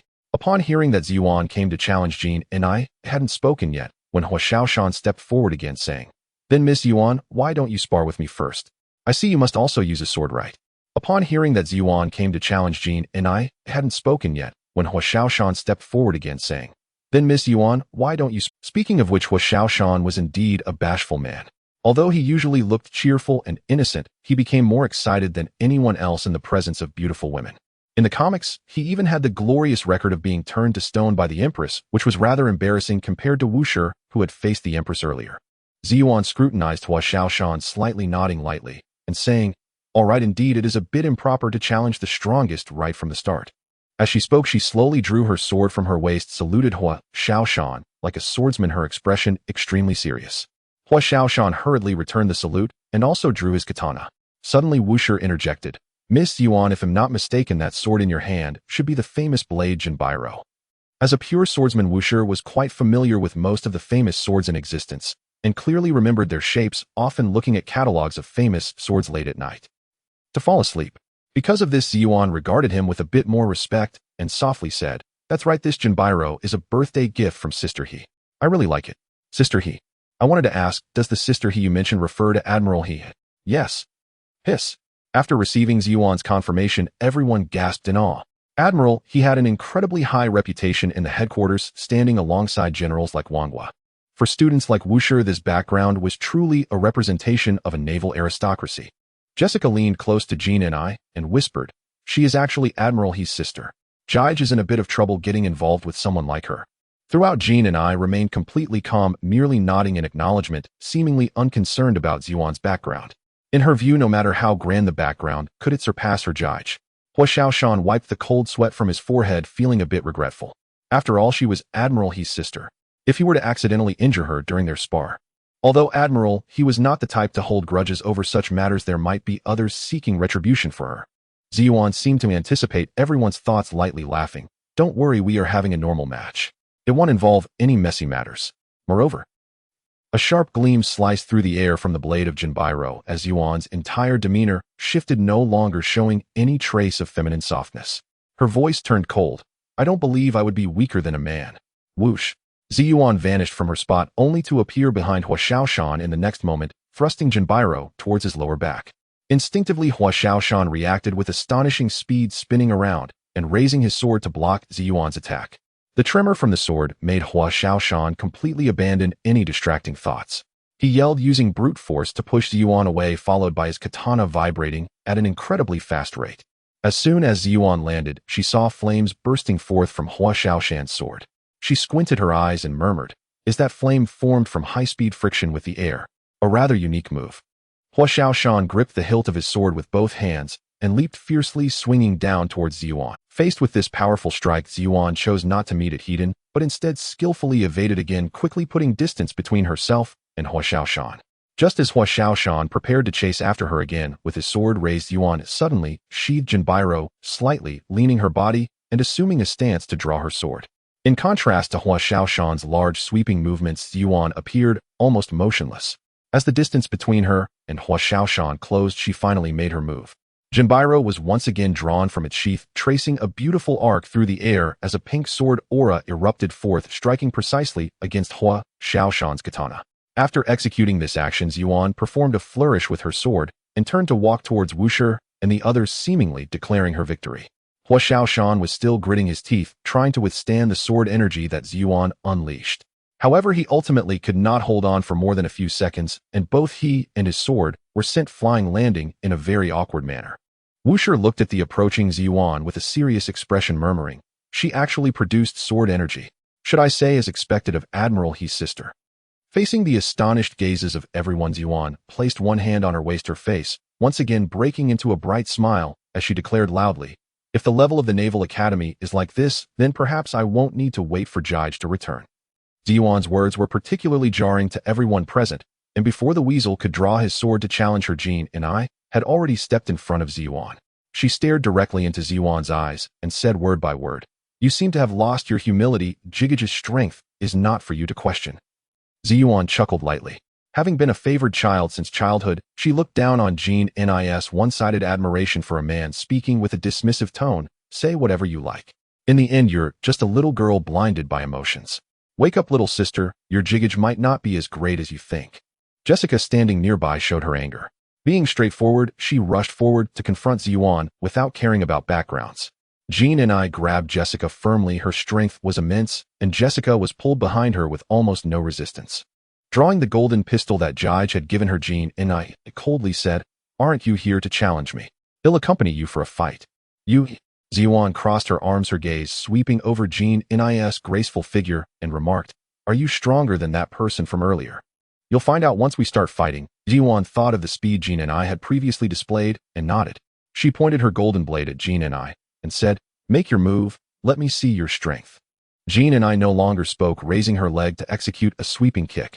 Ziyuan sidestepped and glanced at the crack left on the ground by the kick, nodding slightly to herself, thinking, not bad in power, but the speed still needs improvement. When she looked back at Jin and I, she found that Jin and I's figure had already vanished from her sight. However, Ziyuan felt no panic. She had long awakened her observation haki, and under its perception, she quickly sensed Jin and I's position. With 2 gunshots, 2 bullets shot towards Ziyuan from behind her. Without even looking, she swung her sword backward with one hand, slicing the incoming bullets in half. She elegantly turned around and said to the Jin and I not far behind, "Little sister, your Soru is quite proficient. Just this alone makes me admit you are much stronger than that person from earlier." Among the crowd watching, Hiwashishin's face turned red, feeling extremely embarrassed. Jin and I, however, paid no heed to this comment, as her goal was Jige, and she wouldn't feel pleased by such cheap flattery. She bit her lip, lightly kneeling on one leg, the gun in her hand, still smoking, thinking that this woman was much more formidable than she had imagined. Her sweeping kick was not very skilled, and Ziyuan was clearly superior in speed, so it was expected that her attack would be evaded. Thus, her sweeping kick was merely a decoy from the beginning. Her true expertise lay in marksmanship, as bullets were undoubtedly faster than her kicks. Earlier, she had used Soru to find the best shooting position, yet she was easily seen through by Ziyuan wasting 2 bullets. It should be noted that her bullet supply was limited. Once exhausted, she would have to rely on combat skills to match Ziyuan's golden blade, which was evidently very unfavorable for her. Ziyuan raised her chin, a charming smile curling at the corners of her mouth, saying, "Speaking of which, this open area is indeed unfair for you as a gun user. I won't give you another chance like before. Otherwise, you should just admit defeat. It won't look good if you get hurt later." Jin and I snorted coldly, slowly straightening her body, and said coldly, "You don't need to worry about that. The outcome is still uncertain." Ziyuan stretched lazily, slightly showcasing her alluring curves, and said in a languid tone, "All right, let's continue then." As soon as she finished speaking, Jin and I used Soru again, closing the distance directly to Ziyuan. Ziyuan had not expected that a gunner like Jin and I would not try to create distance, but instead engage her up close, prompting her to laugh. "What's the matter? You seem a bit too impatient. Playing close combat with me is not a wise choice." Saying that, she flipped her golden blade over and swung it towards Jin and I's abdomen with tremendous force. If it hit, Jin and I would likely lose her ability to fight. However, Jin and I performed an action that left everyone present astounded. She reached out a single hand to meet the incoming golden blade, gripping it tightly. The result of this was that the sharp blade cut through her delicate fingers, blood dripping down the blade and onto the ground, and Ziyuan's eyes widened as she exclaimed, "Are you crazy? Aren't you afraid of becoming crippled?" If Jin and I had not controlled her strength, given the sharpness of the famed blade, it would have been all too easy to cut off a few fingers. Ziyuan was drenched in cold sweat, not expecting that a seemingly delicate girl like Jin and I would be this ruthless towards herself. Even with her hand covered in blood, Jin and I, it did not so much as furrow her brow. A smile even appeared on her face as she softly said, "This little injury is nothing compared to the pain I have endured before." With Ziyuan's eyes widening in shock, Jin and I delivered a punch to Ziyuan's abdomen, the powerful force sending her flying backward and crashing heavily to the ground.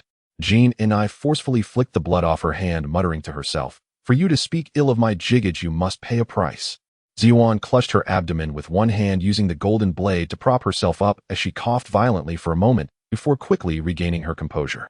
A trace of darkness slowly faded from her abdomen, and the onlookers, including the weasel, noticed this, and their expressions darkened, with Hiwashishin saying with a grim face, "This is bad.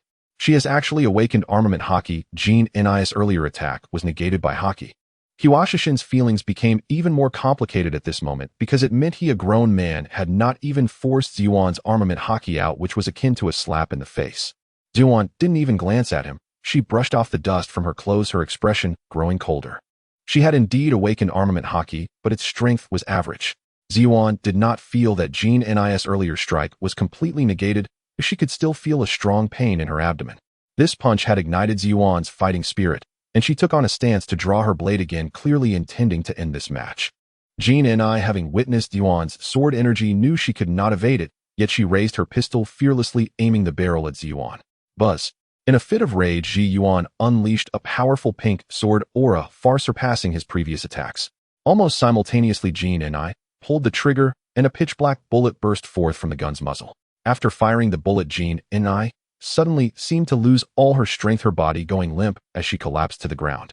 This time the bullet, which had been easily severed by Jin by Luo before, was now locked in a standoff with the sword aura Ji Yuan had unleashed. Ji Yuan fixed his gaze on the bullet spinning in the air and said solemnly, "Is that a bullet wrapped in domineering energy? I didn't expect you to awaken the armed color as well." Glancing at the slumped Jin Ni, she shook her head and said, "It seems you've just recently awakened.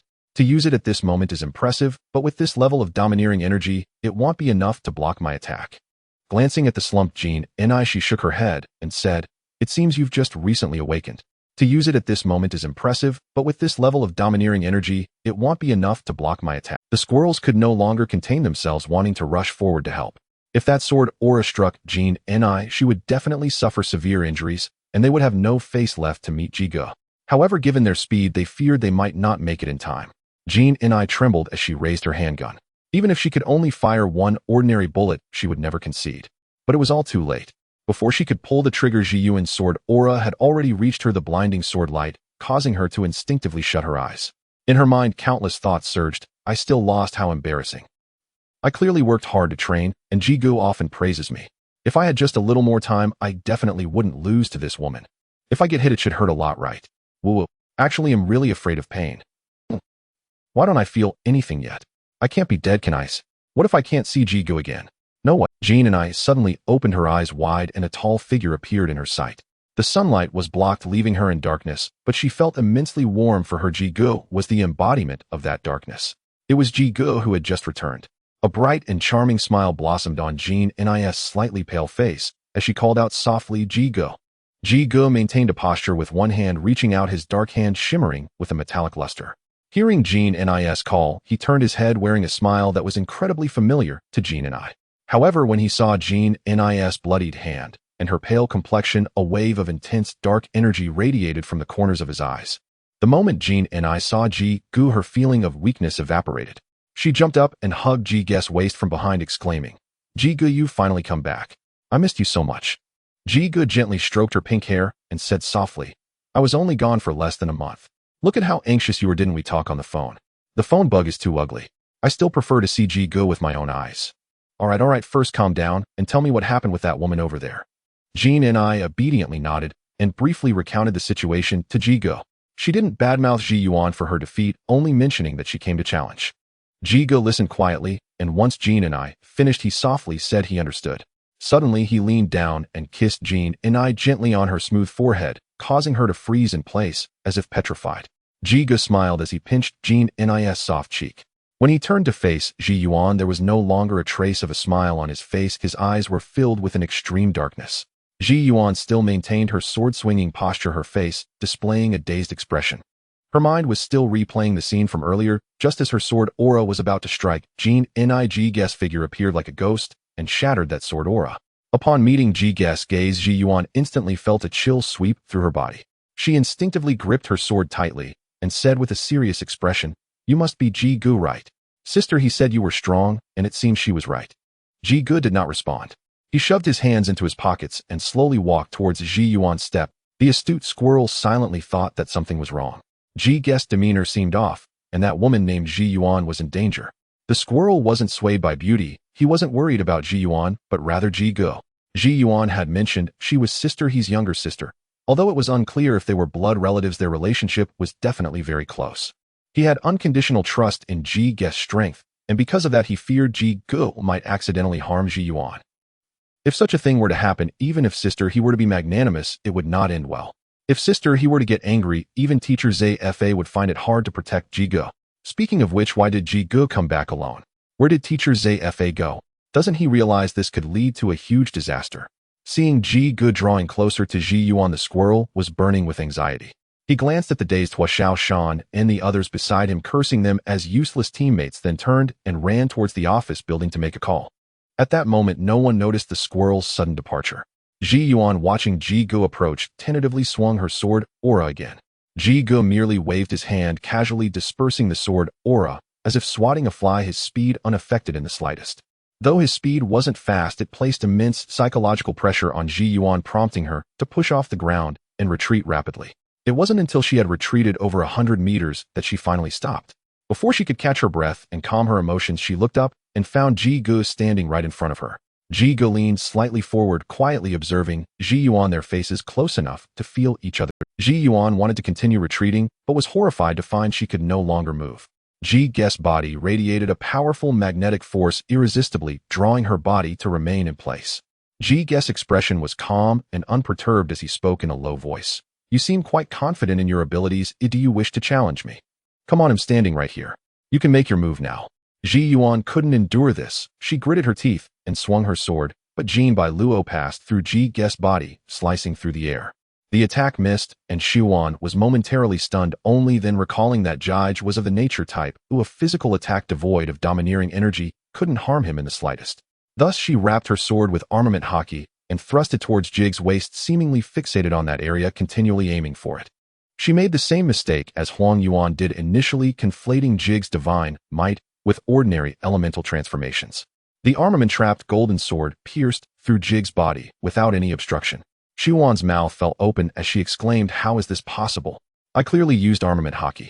Jige remained silent, grabbing Xuan's shoulder with one hand and delivering a knee strike directly to her abdomen. She immediately employed armament haki for defense, but her layer of haki crumbled like paper before Jig's attack, shattering instantly. Suffering a severe blow to her abdomen, Xuan spat out a mouthful of blood, her body trembling as she staggered back a few steps, ultimately kneeling on one leg before Jige.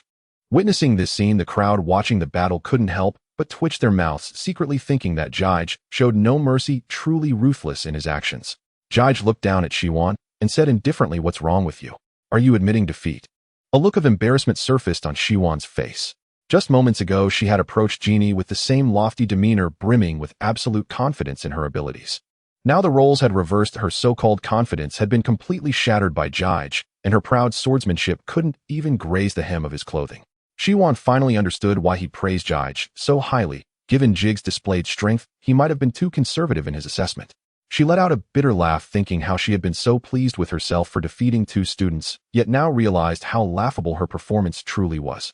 The gap was simply too obvious. No matter how reluctant Xuan felt, she had to admit her defeat, a complete and utter loss. With her hands on the sword, she stood up from the ground, her peach-colored pupils reflecting Jig's stern visit. She carefully scrutinized Jig's face, seemingly wanting to engrave it in her memory, until Jige showed signs of impatience, prompting her to softly say, "I admit defeat." Jige raised an eyebrow, not expecting Xuan to concede so easily, feeling as if he had punched into. Given his current anger, if Xuan had uttered even one more stubborn word, his next strike would have likely left her unconscious, not emerging from the hospital for at least 10 days to half a month. To avoid falling into that violent state again, Jige had spent 6 years cultivating in the Salb Kingdom, honing his temperament to be exceptionally resilient, difficult to provoke. Yet when he saw the injured Genie, he nearly lost control, realizing just how significant she was in his. Unbeknownst to him, the girl who followed him daily had become an inseparable part of his life. He could not allow anyone to harm Genie. Thinking of this, a dense black aura erupted from Jig's hand, causing Xuan's ponytail to unfurl and drift towards him. Her black high heels sunk deep into the ground, momentarily stabilizing her posture as she murmured, "Are you still not planning to hold back?" It seemed that the girl was not merely infatuated. She suddenly felt a twinge of envy. Jige expressionlessly raised his pitch-black right hand towards Xuan, ready to unleash his power, when a figure clad in a navy cloak flashed by, intercepting him with a palm strike. "Calm down, Jige."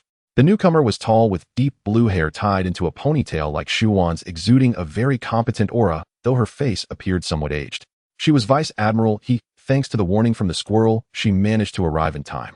Of course, the squirrel, being just a student, did not have the ability to directly contact. He at first called Zay. To the squirrel's surprise, Zay was still aboard the returning warship, but he had no time to ask about that, directly conveying Xuan's situation. "Teacher Zay, please come back quickly. No one here can stop Jige." Upon hearing this, Zay wasted no time notifying Vice Admiral He at the base. He was also startled, immediately dropping what he was doing and heading straight for the Naval Academy. As soon as she arrived, she saw Jige reaching for Xuan, already employing his powers. He had long heard of the powers of the dark fruit. According to the news from Zay, the pirates who perished at Jig's hands this time had left no corpses behind cleaner than even Aquinas methods. Though she understood that Jige was unlikely to go all out, she couldn't afford to gamble. This was not just a simple palm strike. It contained the powers of the wash fruit, intended to wash away Jig's anger. However, he was clearly too anxious. She forgot that this kind of close-range devil fruit ability would have no effect on Jige, who was a user of the dark fruit. By the time he realized this, it was too late. The black aura from Jig's hand not only did not dissipate, but grew even more violent, and at such close range her hand had already become firmly stuck to his. Vice Admiral, this Miss Shiwan wishes to see my strength. You need not involve yourself, Jige said. Shiwan has already admitted defeat. I will give you an explanation after I clarify things.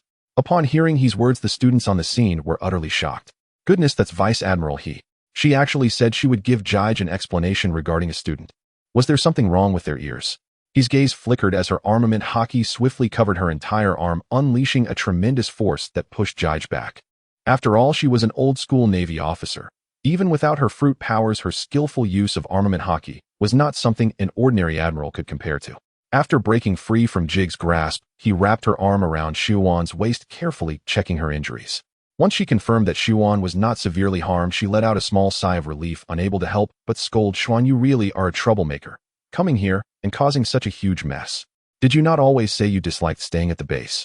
Shiwan appeared like a little girl who had done something wrong in front of you, lowering her head and murmuring, I couldn't help but be curious after hearing Sister he talk about how impressive this year's students are, especially the genius Jige, so I thought I'd come see for myself. Tion paused for a moment, then sighed, helplessly realizing that she was being blamed. Upon reflection, it made sense. This younger sister, he acknowledged, was indeed exceptional in talent. Among her peers, not just the girls, even the boys had few who could defeat her, with only Jiaji being a worthy opponent. However, that guy Jiaji was utterly incapable of satisfying Shiwan in battle. Given his obsessive admiration for her, he would inevitably falter before they even began, which explained why Shiwan had always looked down on him. His countless failed confessions were not solely due to his looks. Naturally competitive, Shiwan grew bored after staying too long in her comfort zone, so upon hearing that a new batch of students with strengths not weaker than hers had appeared in the main campus, she couldn't resist running over. Then she happened to run into Jige, who had just returned from a mission. As the strongest of this generation, he shattered Shiwan's pride into pieces. Thinking of this, he rubbed his swollen forehead and softened his tone. So what is going on between you and Jean and I? It was just a competition. How did it escalate to this level? It should be that my previous words provoked her. She has a fiery temperament and actually grabbed my sword with her hand. Shiwan paused slightly while speaking and then continued, I was also careless and got hit by her once, so my counterattack was a bit heavy. Luckily Jige arrived in time, or else it would have been disastrous. Otherwise it would have been a serious problem. He pinched Shiwan's small mouth, feeling relieved while also thinking that if he had been the one injured, then Carp and Sengoku would probably lose their sanity, just like Jige. After being knocked back by his hockey, Jige stumbled back to Jean Ni's side, slightly swaying. Jean and I hurried to support him from behind and anxiously asked Jige, are you okay? It's enough. I just had a minor injury to my hand, nothing serious. Jige patted Jean Ni's cold little hand and said softly, I'm fine, you don't need to worry. Looking up at he in the distance, he said in a deep voice, I underestimated he. To be able to cultivate hockey to this level, it's no wonder she is from the same generation as Sengoku and the others. After several months of training and this real combat at sea, Jige had become quite adept at using hockey with a considerable strength. However, he still couldn't unleash it as freely as he did just now. This was also his first time personally experiencing the intensity of hockey being unleashed. Its power was indeed remarkable, and he had clearly not used her full strength yet. He had fought alongside top naval powers like Carp and Sengoku against the Rocks Pirates, and among female Navy officers, she was undoubtedly the strongest without question. Moreover, he was no longer the frail old woman she appeared as in the anime. One could say she was at her peak, and Jige estimated her strength to be nearly on par with an admiral. Experiencing such a defeat at his hands was completely acceptable for Jige, as he still had a long way to go to reach the pinnacle of strength. After all, he had just turned 16. While pondering, Jige suddenly felt warm air blowing onto his hand. Looking down, he saw Jean Ni cradling the hand he had just clashed with, he pouting and blowing softly on it. Jige asked in confusion, Jean Ni, what are you doing? Jean Ni replied, while blowing, Jige, your hand is a bit red. It must have been shaken by General He. Let me blow on it to help you relax. Fool. I'm not that fragile. Your hand is much redder than mine. Jean Ni chuckled and proudly raised her injured hand. Her constitution was excellent, and the wound had already scabbed over in that short time. Looking at Jean Ni's beaming smile, Jige felt the majority of his anger dissipate instantly. He pinched her bouncy little face and earnestly admonished, in the future, don't be reckless when I'm not around. Let's discuss everything when I return, Ori. Then wouldn't it be better if you were always by my side, Jige? Jige facepalmed, ready to lecture the stubborn Jean Ni, but when he saw her big watery eyes, he swallowed. In Blue Star terms, Jean Ni was an incurable romantic. Jige had once mocked such girls, believing they couldn't possibly exist. But when he truly encountered one and the romantic in question was Jin-ai herself, he realized just how formidable their charm could be. At least he couldn't resist it. Gently stroking her smooth pink short hair, Jige found himself at a loss for words, simply mumbling a soft okay. Jin-ai hugged Jig's waist tightly, her face blooming with a bright and radiant smile. He approached Shiwan like a parent, quietly observing Jige and Jin-ai for a while. If not for Shiwan constantly urging her by scratching her palm, she might have continued to wait until the two finished their conversation. Turning to glare at the mischievous Shiwan, he looked at Jige and said, "Jige, I understand what happened. It was indeed Shiwan who provoked first and struck without restraint. I apologize on her behalf to you and Jin-ai." After saying this, he surprisingly bowed to Jige. Considering her status and position, this action was indeed quite rare. He was such a gentle and sensible person, otherwise Carp and Sengoku wouldn't care about her so much. Seeing his actions, Shiwan felt guilty and also bowed her head to apologize. Jin-ai was instantly flabbergasted. She performed a 90-degree bow repeatedly, saying, "It's all right, it's all right. I was also at fault, I took it too seriously." Seeing the three of them, Jige had nothing more to say. However, he still ignored Shiwan and turned to he, saying, "General, I was rude earlier. You don't need to apologize, as this matter has nothing to do with you." He waved her hand about to speak, when suddenly a series of puff puff puff sounds echoed through the air. Everyone looked up at the sky, only to see Zfa hurrying over, stepping lightly through the air with a shining light trailing behind him. Zfa shouted while pedaling Jige, "You brat, stop it. If I had known, I wouldn't have let you return early. Boris Arena, what are you dawdling at the back for?" The crowd turned their attention to Jige, and Jin-ai couldn't help but asked, "By the way, Jige, how did you get back?" Jige pointed at Zfa in the sky, casually saying, "Just like teacher Zfa did, the ship is too slow, so I used moonwalk to run back early." Everyone was taken aback, and he frowned as he asked, "You ran back using moonstep? How long did you run for?" "About a day or so. Actually, I could have had Xiong bring me back directly, but I thought I would take this opportunity to train." He crossed his arms and cast a glance at Zifa, who was preparing to land, and said in a deep voice, "This is truly reckless. How could you let an ability user stay away from the warship for so long over the ocean? What if he runs out of stamina or encounters a storm?" At the same time, she was once again shocked by Jig's physical prowess. After all, moonstep is not just running, it consumes a tremendous amount of stamina, making it rather extravagant to use for traveling. Jig had actually traveled for an entire day using moonstep, and upon returning, he could still easily handle Ziyuan. Thinking back on it now, it was simply absurd. The students on the scene were actually calmer than he, as they had lived with Jig in the Naval Academy and were somewhat desensitized to his extraordinary feats. "Don't ask, just know he is not one of us." Zifa landed smoothly, and seeing his calm expression, let out a slight sigh of relief, thankful for the warning from Wushu. It seemed the situation was under control. Swish! A little yellow person landed behind Zifa, gradually taking on the appearance of Kizaru. He stretched his neck and looked around, mumbling, "General, he is already here. The old man just loves to worry for nothing." At this moment, Wushu, who had previously gone to the office to make a call, returned, and was momentarily stunned to see that Zifa and Kizaru had arrived before him. Zifa directly praised Wushu in front of everyone. "Wushu, you did very well this time. You were very considerate in handling the situation." "But teacher Zifa, I just finished the call. How did you return so quickly?"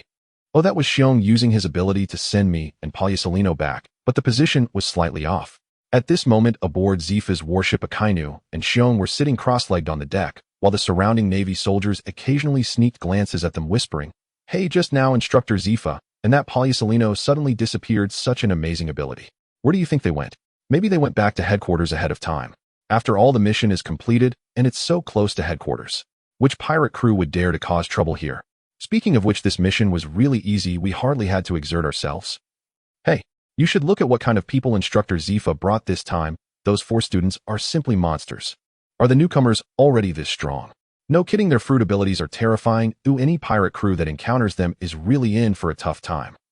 Especially that Jig and Sakazuki. When it comes to hunting pirates, even Instructor Zifa can't hold them back. In the past, when Instructor Zifa led the team, we aimed to capture pirates alive. Afterwards, we would have to escort those scum back. Now it's much less trouble. Don't even mention it. Thinking back on it still gives me the shivers. If every ability user were like them, what would we do when we encountered them in the future? What's there to be afraid of? With people like that in our Navy, don't you feel very secure?" "That's true. Hey, look. That Sakazuki is getting up, or I thought he was asleep." Akainu standing next to Xiong appeared a bit small. In fact, he was already 2 meters tall, but unfortunately Xiong's size was just too massive, being a member of the Barcanian race. Akainu slightly adjusted his navy cap and slowly drew a katana from behind him. The blade of the katana was only half intact, with the breakage clearly melted by high temperature. Akainu rubbed the remaining half of the blade with his hand, looking somewhat gloomy as he muttered, "My fruit ability really isn't suited for using a sword. How many have I gone through already?" Akainu suddenly envied Kizaru's ability, being able to create a sword of light at will, and the power of that light sword was quite formidable, slicing through pirates as easily as cutting tofu, making Akainu feel secretly pleased just by watching. He could also do it, but to be honest, creating a knife out of magma isn't as effective as just launching a few magma. When practicing swordsmanship with Kizaru at school, he didn't mind it, but after experiencing real combat at sea, he realized that swordsmanship was indeed somewhat useless for him. But to let him give it up, he felt a bit reluctant, as he had indeed worked hard to practice before. Xiong silently glanced at him and said, "Brother Jig is right, you really aren't suited for using a sword." Akainu was taken aback. He valued Jig's words greatly and hurriedly asked, "Did Jig say that too?" "What exactly did he say?" Xiong hesitated for a moment before slowly speaking. "He said you were just taking your pants off to fart." What does that mean?" "It's superfluous." The classic phrase from Blue Star left Akainu in silence, but he wasn't angry. After all, this was a sharp observation, albeit a bit harsh to hear. Looking again at the broken sword in his hand, Akainu found it increasingly displeasing and casually tossed it behind him, throwing the broken sword off the deck, where it ultimately fell into the sea. Surprisingly, after throwing away the sword, Akainu suddenly felt a wave of relief, as if he had shed some burden, and a hint of a relaxed smile appeared on his coffin-like face. Xiong nodded in agreement and suddenly blurted out, You finally put your pants on." In Jig's absence, Xiong revealed his hidden sharp tongue, though he wasn't being intentional. Akainu's body stiffened for a moment, but fortunately he knew that Xiong was an honest person who meant no harm, and he had helped him resolve a mental block, so he didn't take it to heart. If it were Kizaru, that trickster, he would definitely make sure Kizaru knew why the monkey's bottom was so red. He instinctively adjusted his hat again and asked, "Xiong, teacher Zifa left in a hurry and didn't say what happened. Why don't we head back to headquarters early and take a look?" "Let's not. If we leave too, who will guard here?" "That's true." Akainu strongly agreed with Xiong's words, though a qualified Navy officer cannot abandon their post. "Well, Jig doesn't count," he filed a report.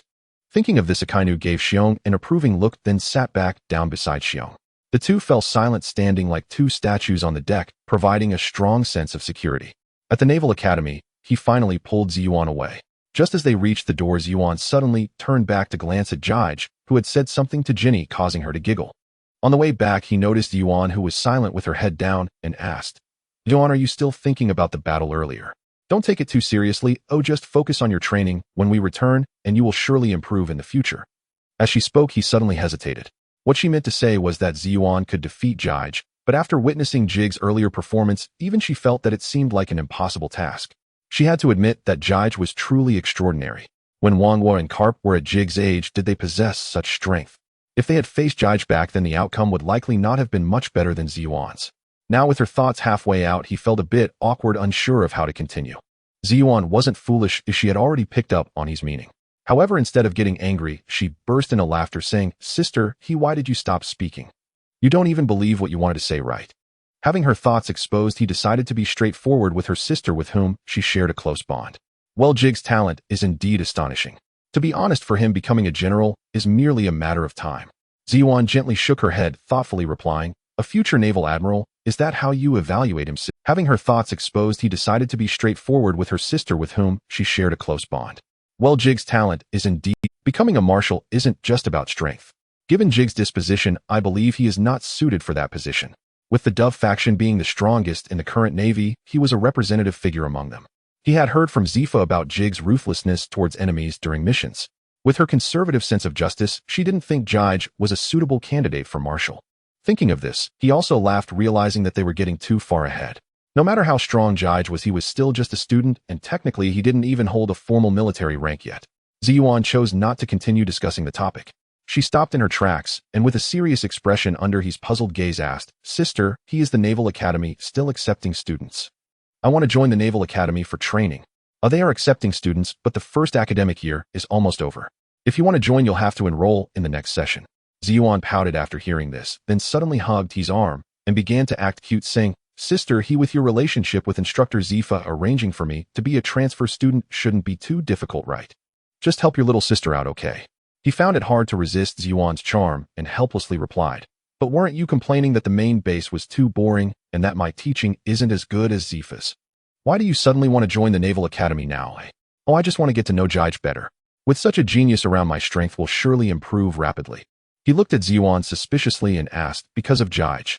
I hope you don't have any other thoughts about him, right? What about that Ginny? Let me tell you, if that's what you're thinking, I will definitely not agree to your request. You might as well consider Kaji. He may not be as good-looking, but he's excellent in other aspects. Sister, what are you talking about? I just got beaten by Jige. How could I have any other thoughts about him? I truly just want to improve. And can you not bring up Kaji? He's been bothering me every day. He stared at Ziyuan for a while.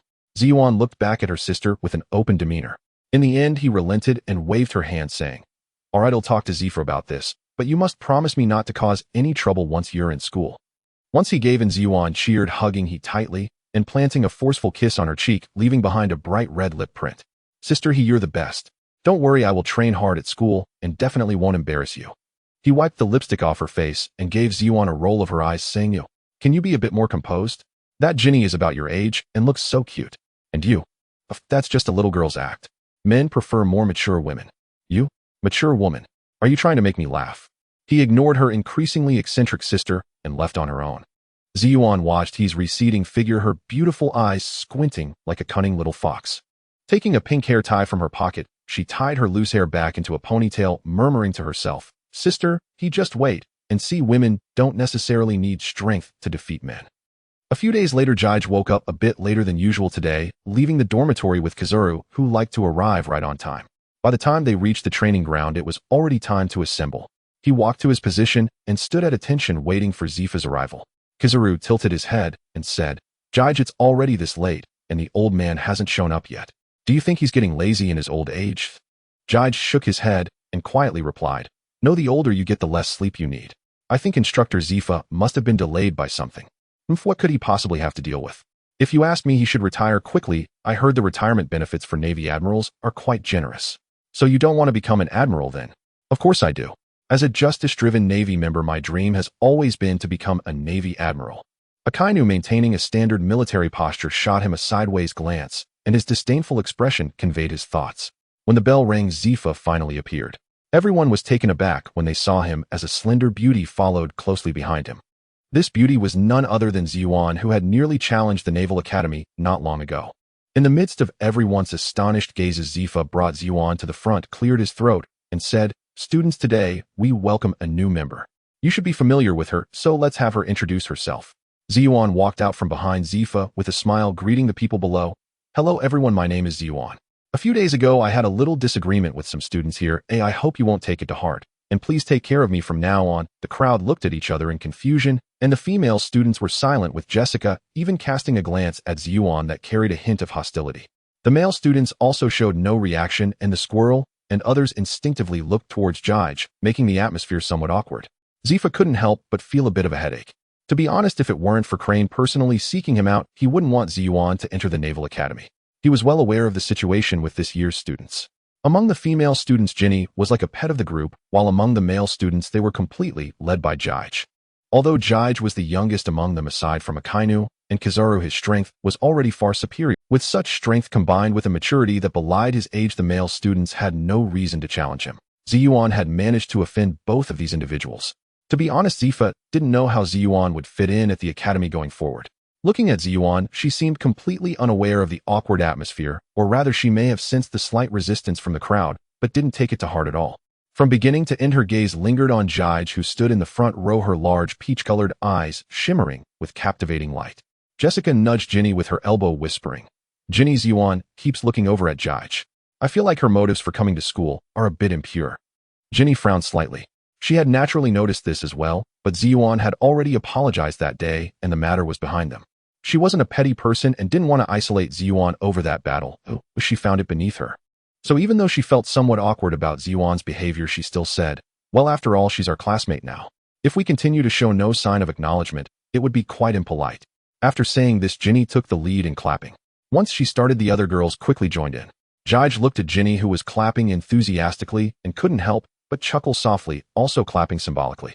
His influence was much stronger than Ginny's, and the initially scattered applause quickly became a chorus, with Xiaoshan clapping the hardest. Ziyuan tilted her head, her smile growing even brighter. Zifa also breathed a sigh of relief, and after giving Ziyuan a few reminders, announced the start of formal training. The crowd dispersed and Jige stayed behind with Akainu and the others, sharing their recent training insights. Ziyuan stood alone with no one approaching her, completely lacking the feeling of being the center of attention as she was in the branch, and there was no sign of the faithful follower Gigi pursuing her. She didn't feel any sense of loss, gently kicking a small stone by her foot as she elegantly walked toward. However, after just a few steps, Ginny suddenly appeared in front of her, smiling warmly, and said, "Ziyuan, where are you headed?" "The girls are over there, and since you're new here, let me take you to meet them first." After saying this, she took Ziyuan's hand without waiting for a response. Ziyuan didn't resist and allowed Ginny to lead her quickly in the opposite direction of Jige. Seeing Ginny's somewhat eager demeanor, a playful expression appeared on Ziyuan's face as she chuckled. "Ginny, can you slow down a bit? I'm wearing high heels, and it's not very convenient." "Oh, I'm so sorry. But I noticed you were wearing high heels during the battle as well. Doesn't that affect your movement even? You're quite tall, so I think you shouldn't wear such shoes in the future. They're too inconvenient." "Hee, I believe girls should wear high heels. It adds to their femininity. Let me tell you, it has a strong allure for men." Really?" Ginny perked up, stopping her steps and looking down at the black high heels Ziyuan wore. Against the backdrop of the shoes, Ziyuan's exposed instep looked so delicate and flawless. Looking at her own plain white training shoes, Ginny couldn't help but ask, "What do you mean by allure?" Ziyuan smiled slightly, knowing that Ginny's level was far below hers. She leaned close to Ginny's ear, her red lips parting slightly. "Of course it hurts more when you kick someone. Where else could your mind wander to, Jin and I classmate?" Ginny's face instantly flushed bright red, unsure if it was from embarrassment or excitement. Realizing her own lapse, she buried her head among her ample bosom like an ostrich, remaining silent for a long time. Ziyuan looked down at Ginny's pink little head, a victorious smile appearing on her face. Not far away, Jessica saw Ginny's expression and thought she was being bullied by Ziyuan. She rushed over, angrily positioning herself protectively in front of Ginny and glaring at Zan, saying, "Hey, what did you just do to Ginny? Just so you know, Jige is right over there, and he can't stand to see Ginny get bullied." Ziyuan glanced back at Jige, who was enthusiastically battling with a long sword against Kazara's light sword, completely unaware of what was happening here. After admiring Jige's combat for a while, Ziyuan slowly turned back, hands on her hips, smiling. "It seems you misunderstood something, classmate. I was just having a great chat with Ginny. You can ask her if you don't believe me." "It better be that way. If you dare to bully Ginny, even if she doesn't say anything, I will go tell Jige to deal with you." "Oh, so what is your relationship with Jige? Are you childhood friends too?" "What relationship could I have with Jige? We're just ordinary classmates." "Is that so? But I hear you say Jige's name so often that I thought you were very close." Jessica's expression stiffened. She hurriedly looked back at Ginny, and seeing no reaction from her, secretly breathed a sigh of relief. Then a surge of inexplicable anger rose in her heart. She grabbed Ziyuan by the collar, exposing a large area of her fair skin. Fortunately, there were no male students around, otherwise it might have resulted in a nosebleed scene. Jessica stared into Ziyuan's eyes and said coldly, "Stop spouting nonsense. No matter what, I'm much closer to Jige than you are, and I'm only worried about Ginny, that's all." Ziyuan frowned, about to swat Jessica's hand away from her collar when Jige's voice suddenly called out from behind her. "What are you doing?" Sensing Jige behind her, Ziyuan halted her hand mid-motion and even turned around, causing the opening of her collar to widen and reveal a hint of pink lingerie. However, Jige completely ignored the alluring sight before him. He brushed past Ziyuan and approached Ginny, playfully patting a tuft of her pink hair, asking, "Hey, silly girl, what's going on?" Ginny jumped in surprise, quickly turning her head away and mumbling, "Nothing." "Then why are you looking down? Have you finished today's training? Have you learned to slack off?" "Of course not. I'm going to train right now." Ginny jumped up in frustration and then suddenly quieted down, tentatively asking, "Jige, do you like high heels?" "High heels? Why are you asking this all of a sudden?" "Oh, just tell me if you like them." They're all right. Do you want to wear high heels? I can get you a pair, but I think you'd look better in boots." "Does Jige like me in boots?" "Sure. I got it." Jige crossed his arms and continued, "Actually, both types of shoes hinder movement quite a bit, so I wouldn't." But Ginny wasn't listening to what Jige had to say next. She made a face at Ziyuan behind Jige, and then grabbed Jessica, turning around and fleeing, leaving Jige looking quite baffled. Ziyuan wanted to say a few more words to Jige, but he showed no intention of turning back, disappearing from sight in a flash. In no time, Ziyuan was alone again. She adjusted her messy collar and gazed at the deep crevice, murmuring to herself, "What an impolite man. I refuse to believe you can continue to ignore me." She watched Ginny, who had already begun training in the distance, her eyes narrowing gradually. "As long as I can get along well with that Ginny." In the evening, Jige returned to the dormitory after washing up. Akainu and Bear had gone to take a shower, leaving only Kazuru, who had already burrowed into his bed. He propped his head up with one hand and held a banana in the other, savoring it, as if it were a delicious delicacy. The banana was a little treat he had brought back from the cafeteria after dinner, specifically saved for a nighttime snack. Seeing Jige return, he pulled another banana out from under his pillow and generously tossed it to Jige, saying, "Jige, have a banana. I brought back quite a few from the cafeteria." "Thanks, but I just brushed my teeth, so we'll save it for tomorrow morning," Jige replied, placing the banana beside his pillow with a smile. Kazura nodded. He wasn't as particular as Jige. He didn't brush his teeth at night. In the pirate world, there were no mobile phones or anything. After tidying up his bed a bit, Jige was ready to go to sleep, but before he could lie down, the phone bug on the desk suddenly rang.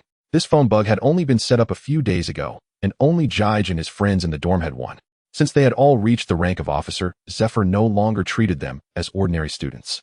If there were any temporary tasks, Zephyr would contact them through this phone bug, calling a few of them to join him at sea. If Akainu were there, he would undoubtedly be the first to answer, but he just happened to be absent. Jige glanced at Kazuru on the upper bunk, who showed no sign of moving, staring at the ceiling and mumbling, "What's the old man calling for at this late hour?" "Jige, could you pick it up? That banana I just ate is making my stomach feel a bit bloated." Jige helplessly shrugged and walked over to the desk, pressing the answer button on the phone bug shell. The purple-haired phone bug began to mimic Zephyr's voice perfectly, saying, "Is this Jige? There are people from the world government looking for you at the door. You should go see them." Hearing this, Kazaru suddenly sat up in bed, perking up his ears. Zephyr continued, "Don't be nervous. The person is named Spandam. I heard from Baboon that you two had contact previously in Sorbet Kingdom, so I won't pry into your personal matters. You should go meet him." "Okay, I'll go right now," Jige nodded in response. After hanging up, Jige put on a jacket and prepared to head out. Kazaru suddenly called out to him, saying, "Jige, if you're not coming back tonight, let us know. If anything happens, just tell us." Jige was slightly taken aback. When he turned around, he saw the concerned look in Kazaru's eyes. Feeling warm inside, Jige softly said, "It's nothing. Didn't you hear what Teacher Zephyr said? I know that person. He might be delivering a message from my family." What Jige said also revealed to Kazuru that his background was related to the world government. After hearing this, Kazuru didn't say more, nodded, and slowly lay back down. At the entrance of the Naval Academy, the guard opened the gate for Jige as soon as he recognized him, allowing him to pass. As soon as Jige stepped out the door, Spandam emerged from the shadows like a thief, bending over as he walked up to Jige, his smile as ingratiating as ever. "Jige, saying, I'm very sorry for troubling you to come out personally. I was afraid of accidentally leaking your esteemed identity in front of outsiders if I went inside." Jige waved his hand, saying, "All right, you've done well. Now what do you want to see me about?" "It's like this. A Lord Garling called me today and asked me to take you to Mariawa. Uncle Garling is looking for me." "Did he say what it was about?" "No, Lord Garling only said he wanted to meet you." Spandam rubbed his hands together, looking at Jige with a face full of flattery, continuing, "Rest assured, Jige, Saint, what I'm saying to the outside world is that the world government is very interested in you and wants to assess you, since your outstanding performance here has been evident to all." As he spoke, Spandam looked at Jige with awe in his eyes, thinking to himself, "No wonder he is from the Figarland family. This batch of students is being personally guided by former Marine Admiral Zephyr. The quality of the recruits is truly top-notch. For Jige to stand out among such people, what kind of talent must he possess?" Spandam had encountered quite a few celestial dragons, and to be honest, their strength was not even as good as his being a mere weakling. He had never encountered a celestial dragon like Jige before. He increasingly felt that Jige was a promising talent, and he was becoming more and more devoted to him. Even someone like him had developed a dream, and that dream was to become Jige's #1 lackey. Jige lowered his head in contemplation, pondering whether it would be too risky to go to Mariajoa at this time. Logically speaking, as a direct descendant of the Figarland family and the legitimate eldest son, Mariajoa should be a place he could visit freely. But who could blame him for having a beast of a father like Galandu? Over the years, Galandu must have known of his son's existence, yet he remained silent within the family, which Jige suspected was due to Garen's interference. After all, the current head of the family is Garen, and with him around, Galangdus' influence would make it difficult for Jige to act in Mariajoa. However, if Jige were in Mariajoa, the danger level would skyrocket. Not to mention Galangdus' power within the Figarland family. Even in terms of his own strength, he was not a match for the current Jige. If it weren't for Galangdus' existence, Jige would never have come to the Navy for training. The resources of the Figarland family are incomparable to those of the Navy. With these thoughts in mind, Jige felt a surge of turmoil within him as darkness began to spread like a tide from beneath his feet. Spandam, standing before him, suddenly felt his feet tighten and his body began to slowly sink into the darkness. The pull of the darkness rendered Spandam unable to even lift his legs. He was filled with overwhelming terror, yet dared not raise his voice. Trembling, he said, Jige, Shung Darren, please spare me." Spandam's voice, filled with fear, brought Jige's thoughts back to reality. By now, the darkness had nearly engulfed Spandam's waist. With a thought, the darkness surged back into Jig's body, causing Spandane to fall to his knees, gasping for... Recalling the scene moments ago, Spandane was horrified. Is this the power of Jige Shungdarin? It's terrifying. Until Jige reached out to pull the frightened and limp Spandane up, his face still wore an expression of shock. He steadied himself and asked Jige Shungdarin about our visit to Mariajoa. Since Uncle Garen wants to see me, I will return for a while. You may leave now and wait for me at the port early tomorrow. Yes. Spandane respectfully bowed at a 90-degree angle, gradually retreating until he disappeared into the shadows. After Spandane left, Jige stood silently for a moment. He slowly raised his right hand, which was shrouded in dark energy, and said solemnly, what is meant to come will eventually arrive. I am no longer someone he can easily manipulate. Upon finishing his words, a vortex of darkness appeared behind Jige, and his body gradually twisted before completely vanishing along with the dark vortex. In a dim corner in front of the dormitory building, the dark vortex reappeared, bringing Jige out. He first glanced around, confirming that he had appeared near the dormitory, then nodded slightly, and said the location for short-distance teleportation is quite precise. I hope long-distance teleportation can be just as stable. The next morning, Jige briefly told his close ones that he would be leaving for a while, without specifying what he would be doing, only mentioning that he would return soon. Jean and I followed Jige to the entrance of the Navy School. The soldier on guard allowed only Jige to exit. He smiled at Jean and I, and promised, I will be gone for at most a week. There's no need for you to be so anxious. When I return, I will bring you a gift. Jean and I obediently nodded, and softly said, Jige, go, I will wait for your return. Reaching out through the iron bars, Jige patted Jean and I's head before leaping into the air, stepping lightly towards the port. Jean and I watched as Jig's figure completely disappeared from her sight, a hint of worry appearing on her face. When Jige mentioned he was going out in the morning, she noticed Huang Yuan's expression seemed a bit strange. Taking advantage of Jig's absence, she pulled Huang Yuan aside, and after her relentless questioning, Huang Yuan finally confessed, I don't know the specifics, I only know that Jige has likely been called by the world government. Upon hearing this news, Jean and I felt dazed. She understood a bit about Jig's background, so she was fully aware of the dangers involved in his trip. However, knowing the risks did not change the fact that facing such a colossal entity as the world government made Jean and I feel deeply powerless. Jean and I wished to accompany Jige, but she recognized that she was still too weak now. If an accident occurred, she would only become a burden to him. The only thing she could do now was to pretend she knew nothing, at least not to add to Jig's worries. As she stared blankly at the sky, a deep voice echoed, Sister Jean and I, you need not worry. If there is no news from Jige stage, I will go directly to Mariajoa. Jean and I was startled and turned to see Xiong standing not far from her, silently watching her. Xiong Ziyu, I heard what Borsalino said. Xiong raised his hand, looking at the meatball in his palm, and spoke softly, this ability was granted to me by Jige Dage. Now is the time for it to come into play. After meeting with Spandane at the port, Jige boarded the ship prepared by the world government, heading towards the Holy Land Mariajoa. Mariajoa is very close to Marin Fander. In less than a morning, Jige, standing on the deck, could already see the Red Soil continent. At the very peak of the Red Soil continent lies his destination, the Holy Land Mariajoa. After a while, Spandane bent over and walked to Jig's side respectfully, saying, Jige Shungdarin, we have arrived at the Red Soil continent. Please follow me off the ship. Jige nodded, and Spandane immediately called over a group of men in suits to escort Jige off the ship, arriving at a lift at the base of the Red Soil continent. The lift took Jige and the others through the clouds until it stopped at the highest point. A team of guards dressed in golden armor had been waiting for a long time. As the lift doors opened, they immediately knelt on one knee upon seeing Jige at the center, shouting in unison, We welcome you, Jige Shungdarin. This display left Spandane utterly stunned. He had been to Mariajoa more than once or twice, but he had never witnessed such a grand reception. Especially these guards in golden armor. Just by looking at them, he could tell they were on an entirely different level than the men in suits behind him. He had no doubt that any one of those guards could easily eliminate the people he brought. Swallowing hard, Spandane felt that he had truly opened his eyes today. If it weren't for Jige, he might never have seen these golden guards in his lifetime. Jige remained expressionless. Given his status, this was only to be expected. The golden guard kneeling in the front slowly rose. Judging by the armor's design, she was a woman and the only female among all the guards. She slowly approached Jige, raised her hand to remove the heavy golden helmet from her head, and her long black hair cascaded down like a waterfall. Looking at Jige, she softly spoke, Lord Jige, I am Lucia, the captain of the 3rd Squad of the Figarland Family Guard. I wonder if you still remember me. Jige was taken aback for a moment, beginning to search his memories while observing the woman before him, named Lucia. She appeared to be quite young. The heavy armor could not conceal her delicate figure. The skin exposed above her neck was as smooth as white jade, and her exquisite face featured a pair of large amber eyes. However, upon closer inspection, there was a small scar beneath her left eye, and it was this scar that was before Jige was taken by Gulen to undergo experiments. Before turning 6, he lived a life of luxury in the palace like other Tianlong people, while Lucia was a slave bought by Galen at an auction during a trip to the Shambodi Islands.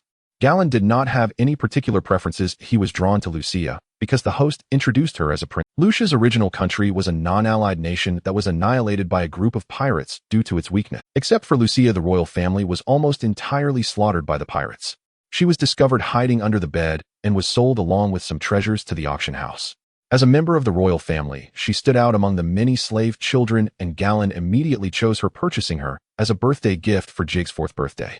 The family values of the Figarland family were much better compared to other Tianlong people, and Jige was only 4 years old. What malice could a 4-year-old child possess? Initially, Lucia was terrified of this boy who was 3 years younger than her, as she had heard from her parents about the brutality of the Tianlong people. Even the so-called kings were seen as ants that could be crushed at will. However, Jige never regarded her as a slave. Having been confined deep within his clan's land since birth, he cherished the rare encounter with a child of similar age. He would let Lucia sit beside him during meals, and often insisted that she play some childish games he had heard from. Jige remembered that they played house together, and since there were only the two of them, they simply acted as a couple. At first, Jige often called her sister. Lucia, being a bit more mature than Jige, understood that she could not allow him to call her that. If word got out, no matter how good their relationship was, someone would ensure that the lowly slave would permanently disappear from Jige's side. The two spent 2 years in peaceful times together. Lucia not only escaped the inhumane treatment she had imagined, but gradually opened her heart under Jige's influence. She even thought that being a slave by Jige's side for a lifetime wouldn't be so bad. But things could not go as she wished. One day in Jige's 6th year, Gulen suddenly brought a bizarre-looking giant man to Jige. At that time, Jige was listening to Lucia read to him. Before he could call out father, he was abruptly grabbed by Gulen and bewilderedly taken away. For a long time afterward, Lucia did not see Jige, and the sudden absence of him enveloped her in fear. She then realized that this vast Figarland family was a prison for her, and she had reverted to being the little girl from a fallen nation. Jige had always been the light illuminating her, but now that light had vanished. In her days, her only hope each day was to suddenly see Jige return, and she wanted to tightly embrace him, pouring out her fears and longings. But she waited day after day, and Jige never returned. Even news of him within the Figarland family seemed to become a taboo. However, she did not give up. Until one day, 2 strangers in white coats passed by her as she was cleaning the courtyard. Their attire resembled that of the strange man who had stood beside Gulen, and Lucia immediately stealthily approached them, vaguely hearing their conversation. "Sigh, just after injecting a gene, it's already turned out like this. I really don't know how long that child can hold on. This is already a miracle. That child is a Tianlong person after all. I really can't figure out how this happened. Enough of that, this isn't our business. We're just 2 assistants.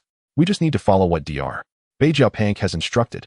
With a loud thud, Lucia dropped the broom in her hand and ran up with all her might, blocking the 2 men in front of her, trembling as she asked, "Are you talking about Lord Jige?" Both men's expressions changed instantly. One of them shot Lucia a fierce glare before quickly dragging the other away. Lucia stood there dazed until the head maid rushed over to urge her before she snapped back to reality. Suppressing her fear, she continued working under the maid's scolding. When it was time to finish work in the evening, she did not return to her quarters with the other servants and found an excuse to slip away. Usually her activity area was only where Jige had lived before. She followed the direction the 2 men had come from during the day until a pure white building came into view. She hid behind a flower bed, too afraid to move forward, for there stood 2 guards in golden armor. But as she turned to leave, a heart-wrenching scream suddenly echoed from the white building. "Let me out. Father, why are you treating me this way?" The voice was already hoarse, but Lucia immediately recognized it as Jige's voice. The 2 guards at the entrance were already accustomed to it. One chuckled and casually remarked, "Our Lord Jige has started again. From the sound of it, it seems today's dosage was a bit much. Hey, you won't be hearing this for long. A child can endure such an experiment until now. Should we say it's truly the bloodline of the Figarland family? Wait a moment, did something just run past over there?" When the 2 guards arrived at the flower bed where Lucia had hidden, it was already empty, with only a few drops of nearly dried water on the ground. Lucia ran back to her dwelling in tears, covering herself with a quilt, using all her strength to suppress her sobs. She was unaware of Jige's situation. She only knew that he was enduring immense suffering and might lose his life at any moment. As she reminisced about the moments spent with Jige, her heart grew heavier with sorrow. After a sleepless night, the next day Lucia stepped outside with swollen red eyes to work. Her gaze was hollow as she cleaned the courtyard, the echoes of Jig's pitiful cries still resonating in her ears. Since Jige was taken away, the courtyard had seen no visitors. However, Lucia had barely arrived when heavy footsteps approached two individuals in white robes accompanied by a golden-armored guard. They stopped in front of Lucia, and the golden-armored guard pointed at her, who stood no taller than his knee, and coldly said, "Is this the one you were talking about?" The two individuals in white robes nodded repeatedly. After returning the previous day, they had become increasingly fearful, worried that Lucia might reveal the content of their conversation, which could implicate them. Thus, they sought out a golden-armored guard in charge of monitoring the laboratory and claimed that a slave had overheard confidential information. Upon hearing that the subject was merely a lowly slave, the golden-armored guard paid little heed and directly followed the two individuals in white to this place. The golden-armored guard's gaze was calm as he first asked, "Little one, who is your master?" Lucia was initially frightened, but upon hearing this she lifted her head and with a determined gaze declared, "My master is Jige Sheng." The golden-armored guard nodded slightly, pondering. Jige Sheng's slave. That essentially means she is a masterless slave. Such a slave would be much easier to deal with. He grabbed Lucia by the clothes on her back and roughly lifted her, coldly stating, "Oh, that makes things easier. You overheard something unpleasant yesterday. Now I must ensure you remain silent forever." After saying this, he disregarded the two individuals in white and dragged Lucia outside. The Figarland family had a rule that if a slave was to be executed, it had to be done outside, lest the lowly blood sullied the noble grounds of the Figarland family. Alone and lonely, her only concern was for Jige. The territory of the Figarland family was vast. The golden-armored guard swaggered through several courtyards while dragging Lucia. As they passed a palace, a commanding voice called out to him, "Shisai, where are you going?" The golden-armored guard named Shisai froze, slowly turning his head to see Gallen sitting on a chair inlaid with various gemstones, arms crossed, gazing at him with indifference. Upon seeing Gallen, Shisai immediately knelt on one knee, lowering his head, and said, "Lord Garling Sheng, this slave has committed a capital offense, and I was just about to take her out for disposal." Gallen glanced at Lucia, who was being held by Shisai, raised an eyebrow, finding her somewhat familiar.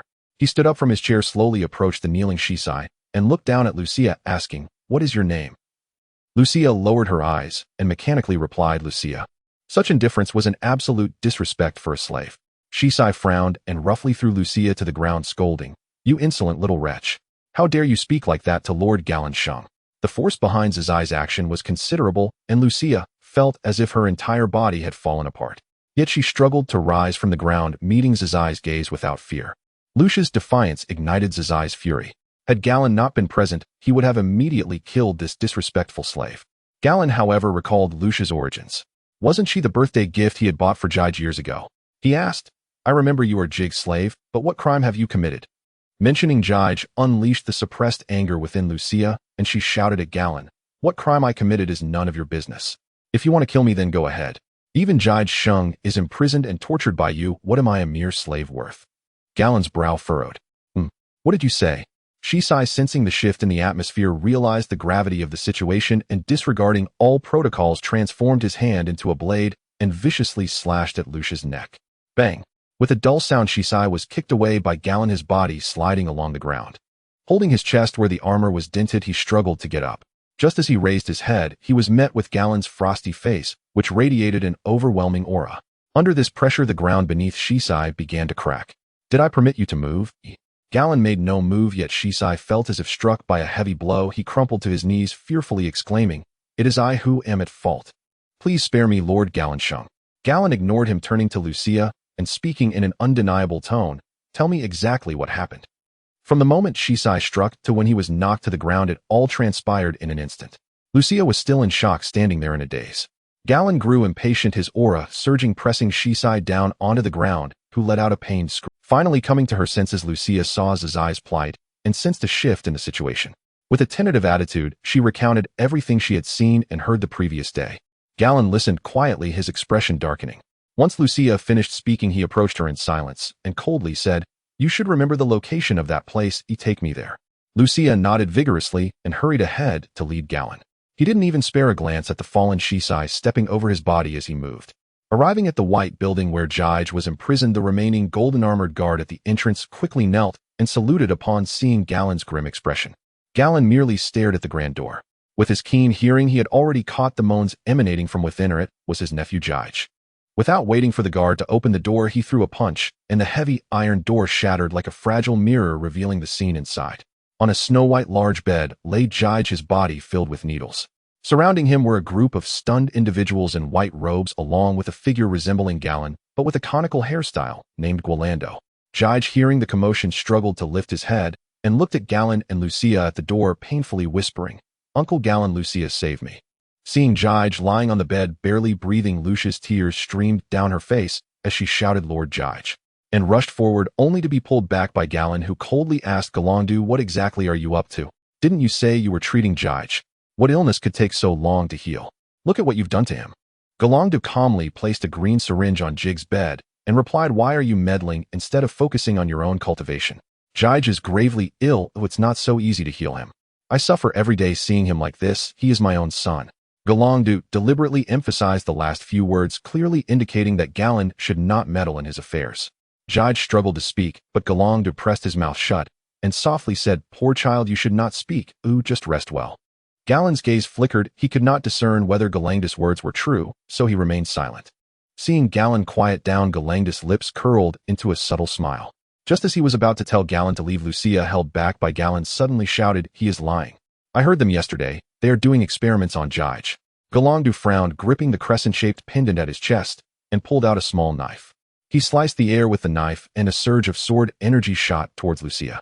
"You seek death." With a swift motion, Garling drew his sword and blocked the incoming energy. However, since he acted in haste, the residual force from the sword energy still affected Lucia, leaving a thin line of blood under her left eye.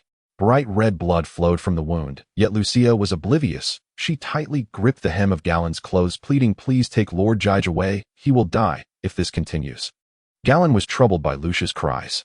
He shook her off, but before he could speak, Jige, seeing Lucia injured, suddenly opened his eyes wide and erupted with a violent current of electricity, shouting, "Lucia." Guolando hurriedly withdrew his hand, staring blankly at his palm, which had turned slightly blackened, suddenly falling into a frenzied state. "Ha, it worked. I succeeded." Garling was astonished by the scene before him, fixing his gaze on Guolando, demanding, "What on earth is going on? You really did some kind of experiment on Jige. You better explain yourself." Guolando stopped laughing, tilted his head towards Garling, and said, "Garling, are you giving me orders as your brother? You haven't even become the head of the family yet. So what? Have you forgotten that as the leader of the Divine Knights, I have the power to judge the Dragonborn? Now I want you to tell me everything you have done."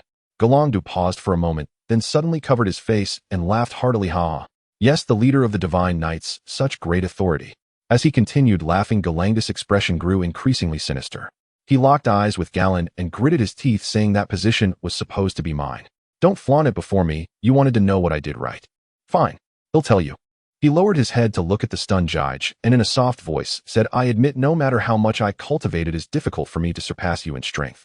However, I have a good son whose talent surpasses yours. Tell me, how could I waste such a body?" As he spoke, Guolando gently stroked Jige's forehead. His hand was not cold, yet Jige shivered. Jige's body is like a piece of uncut jade, requiring careful development. For this I have put in a great deal of effort. He walked to a table, grabbed a report from it, and tossed it to Garling, saying, "Look at this genius design." Garling took the report, and after reading just 2 pages, a chill rose from his heart. He threw the report on the ground, glaring at Guolando, and shouted, "You are insane. Jige is just a child. How could he endure such experiments?" Guolando snorted coldly and said, "My child doesn't need your concern. If there's nothing else, don't disturb my research here." Garling showed no sign of leaving. He approached Guolando with his sword drawn, stating word by word, "Hand Jige over to me. You are unworthy of being a father." In the face of Garling's fury, Guolando appeared surprisingly calm. He leaned on his arm and said with a teasing tone, "Oh, I almost forgot. You will soon be a father too, right?" Crack. The floor shattered under Garling's feet as he abruptly stopped, looking at Guolando in disbelief and asking, "How do you know?" "How do I know? Ha, my dear brother, you only know how to cultivate. How much do you know about the family's affairs? What could possibly escape my eyes?" Garling's face darkened as he stood there with his sword drawn. Guolando chuckled and continued, "I advise you not to meddle too much, otherwise if that matter spreads, you might not be able to be a father anymore." "You." Garling's lips trembled in anger. At that moment he truly wished to cleave Guolando in two, but Guolando's words struck at his weakest point. Guolando slowly walked to Garling's side, patting his shoulder gently, and said softly, "Don't be so tense. We can totally avoid interfering with each other. Besides, my experiment is greatly beneficial for Jige. How could I joke with my son's life?" Garling gripped the hilt of his sword tightly, gritting his teeth and demanded how long will this damned experiment take. Soon. Didn't you see the electricity that Jige unleashed earlier? This proves that my experimental direction is correct. Just give me some time, and I will forge the most perfect body in the world for him. As he said this, Galangdu silently added in his heart, also for myself. Galen closed his eyes and slowly exhaled a breath of foul air. He then turned around, pulling Lucia with him as they swiftly left the place. Once outside the laboratory, Lucia was still crying and urging Galen to save Jige. Galen turned his head away and coldly said, "Stop crying. Your loyalty to your master is commendable. I will arrange for you to join the guard team. Work hard at cultivating, and when Jige returns you can become his personal guard." Lucia accepted Galen's arrangement and joined the bodyguard team of the Figarland family, training desperately every day. However, Jig ultimately couldn't hold on and died in the laboratory at the age of 8. Naturally, this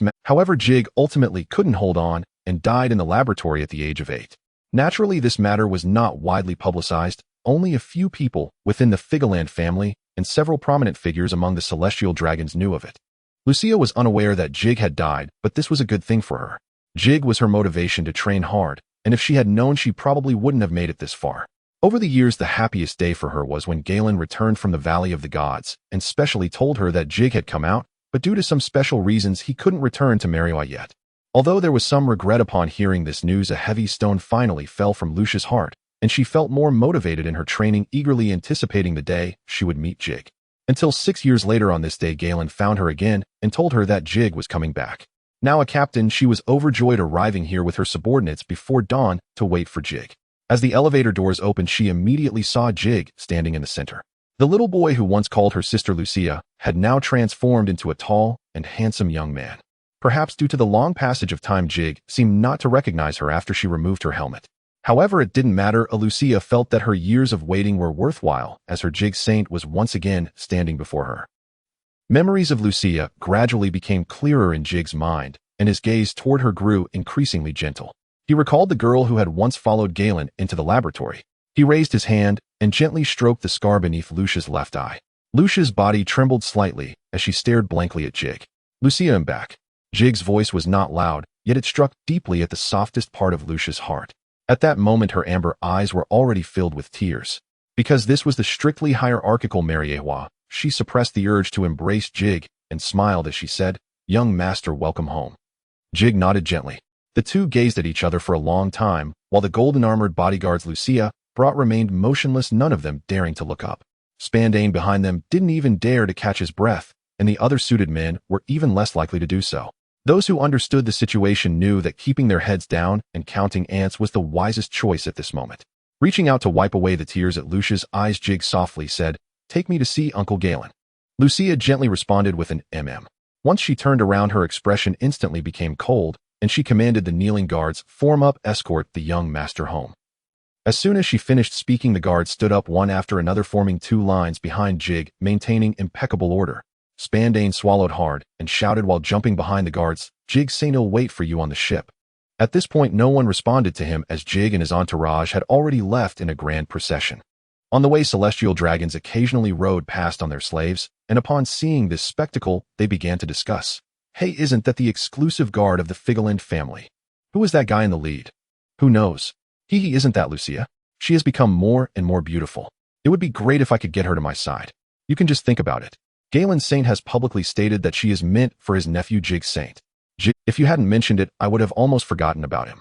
They say he is a direct descendant of the Figarland family, yet he has never shown his face until now. I still don't know if he exists or not." "That's true. My father told me that this generation of the Figarland family has yet to produce an heir. It seems Galen Saint and Glandau Saint also have little interest in women. At this rate, the Figarland family is bound to disappear. It would be best if they did disappear. Then their resources would be divided among us, right?" The reckless voices of several celestial dragons echoed. Jig's expression remained unchanged while Lucia scoffed disdainfully a few times, thinking to herself that even if the Figarland family was declining, it was not something these good-for-nothings could covet. Having spent so many years in the Figarland family, she still felt that what she had seen was merely the tip of the iceberg of this family. Moreover, now that Jig Saint had returned, as long as he was there, the Figarland family would continue to thrive. Unfortunately, she could no longer assist in this matter. Thinking of her status as a slave, a despondent look appeared on Lucia's face. "Lucia, you don't look too well. What are you thinking about?" Lucia looked up to meet Jig's concerned gaze and quickly shook her head, saying, It's nothing, young master. I just feel a bit sad for you after hearing what those people said. Sad for me? Yes, young master, you are clearly the only heir of the Figarland family, and your status is so noble, yet you encounter such things. The glory that should belong to you has still not been truly realized until now. Although Lucia's words did not reflect her earlier thoughts, they were nonetheless her true feelings. Upon hearing this, Jig sighed lightly, looking ahead as he said, "Aren't you the same? I remember Uncle Galen telling me that you were once a princess of a nation. If that nation had not perished, you would surely be enjoying a happier life than staying in this so-called Holy Land." Lucia did not expect that Jig would remember her. A complex emotion brewed in her heart as she trembled and murmured, "Young master." Jig did not look at her, but continued, "Lucia, I heard you say earlier that you are now the captain. You are truly excellent, but I want to say that you must have endured a lot over these years." Lucia could no longer contain her intense emotions. Ignoring the shocked gazes of those around her, she finally lunged into Jig's arms, weeping, "Jig Saint, I really missed you so much. Where have you been all these years?" Jig gently stroked Lucia in his embrace and said, "I was in a country called Solb for 6 years, and now I've joined the Navy." "The Navy? Young master, why would someone of your status join the Navy?" He. Jig gazed at the gradually clearer Figarland family residence ahead and said lightly, "Of course it was to gain power. Otherwise wouldn't I be disappointing his expectations of me?" Lucia was slightly taken aback, but she quickly realized who the he referred to by Jig was. She tightly grasped Jig's hand, her expression resolute as she said, "Young master, you cannot act against his identity. When that day comes, I will kill him for you." Jig shook his head, a dark aura gradually rising around him. He said, "Since the day he began experimenting on me, he has no longer been my father. His life must be taken by my own hand." After Lucia heard this, she fell silent, and Jig did not speak further until they arrived at the headquarters of the Figarland family. Though it was called a family headquarters, its scale far surpassed the palaces where kings resided outside. Under Lucia's guidance, Jig walked for quite some time before reaching the depths of the headquarters where the master of the Figarland family resided. A middle-aged man with hair and beard connected in a crescent shape stood at the entrance of the palace. He exuded a formidable aura that commanded respect without anger. Ignoring his strange hairstyle, his facial features and contours resembled Jig almost like a middle-aged version of him. He was a born ruler, the current master of the Figarland family, Garling. The moment Jig stepped into this territory, Garling's gaze sharpened, and a palpable pressure erupted from him, causing the golden-armored guards behind Jig to kneel immediately. Even Lucia, who was relatively strong, showed signs of pain, while Jig appeared calm. However, the beads of sweat forming on his forehead indicated that he was not entirely unaffected. Observing Jig, who was momentarily stunned by the pressure, Garling descended step by step from the staircase and said in a deep voice, "Jig, is this all you can do? Is this the result of your training at the naval headquarters? Did you not just say you would take revenge personally?" Jig's heart sank in shock. When he said this, they had not even reached the entrance of the headquarters, yet Garling could hear his voice from deep within. If it weren't for his memories from Blue Star, Jig would have doubted if Garling had consumed the Thunder Fruit and developed a mind. However, the effects of Kenbunshiko Haki vary from person to person, and phenomena like foresight and the ability to listen to all things akin to super hearing fall within the realm of understanding. It can only be said that Garling's strength was truly unfathomable. Not only did he possess Conqueror's Haki, but even his Kenbunshiko Haki had reached a terrifying realm. As Garling approached, the pressure Jig felt grew heavier, and Lucia, beside him, grit her teeth, struggling. "Lord Jigsheng." Lucia could no longer hold on. A trickle of crimson blood seeped from the corner of her mouth. Jig's gaze sharpened as he hastily pulled Lucia into his embrace, dark tendrils emerging from behind him, all surging towards Garling. Garling showed no intention of retreating. He snorted coldly, his aura rising again, directly dispersing the oncoming dark tendrils.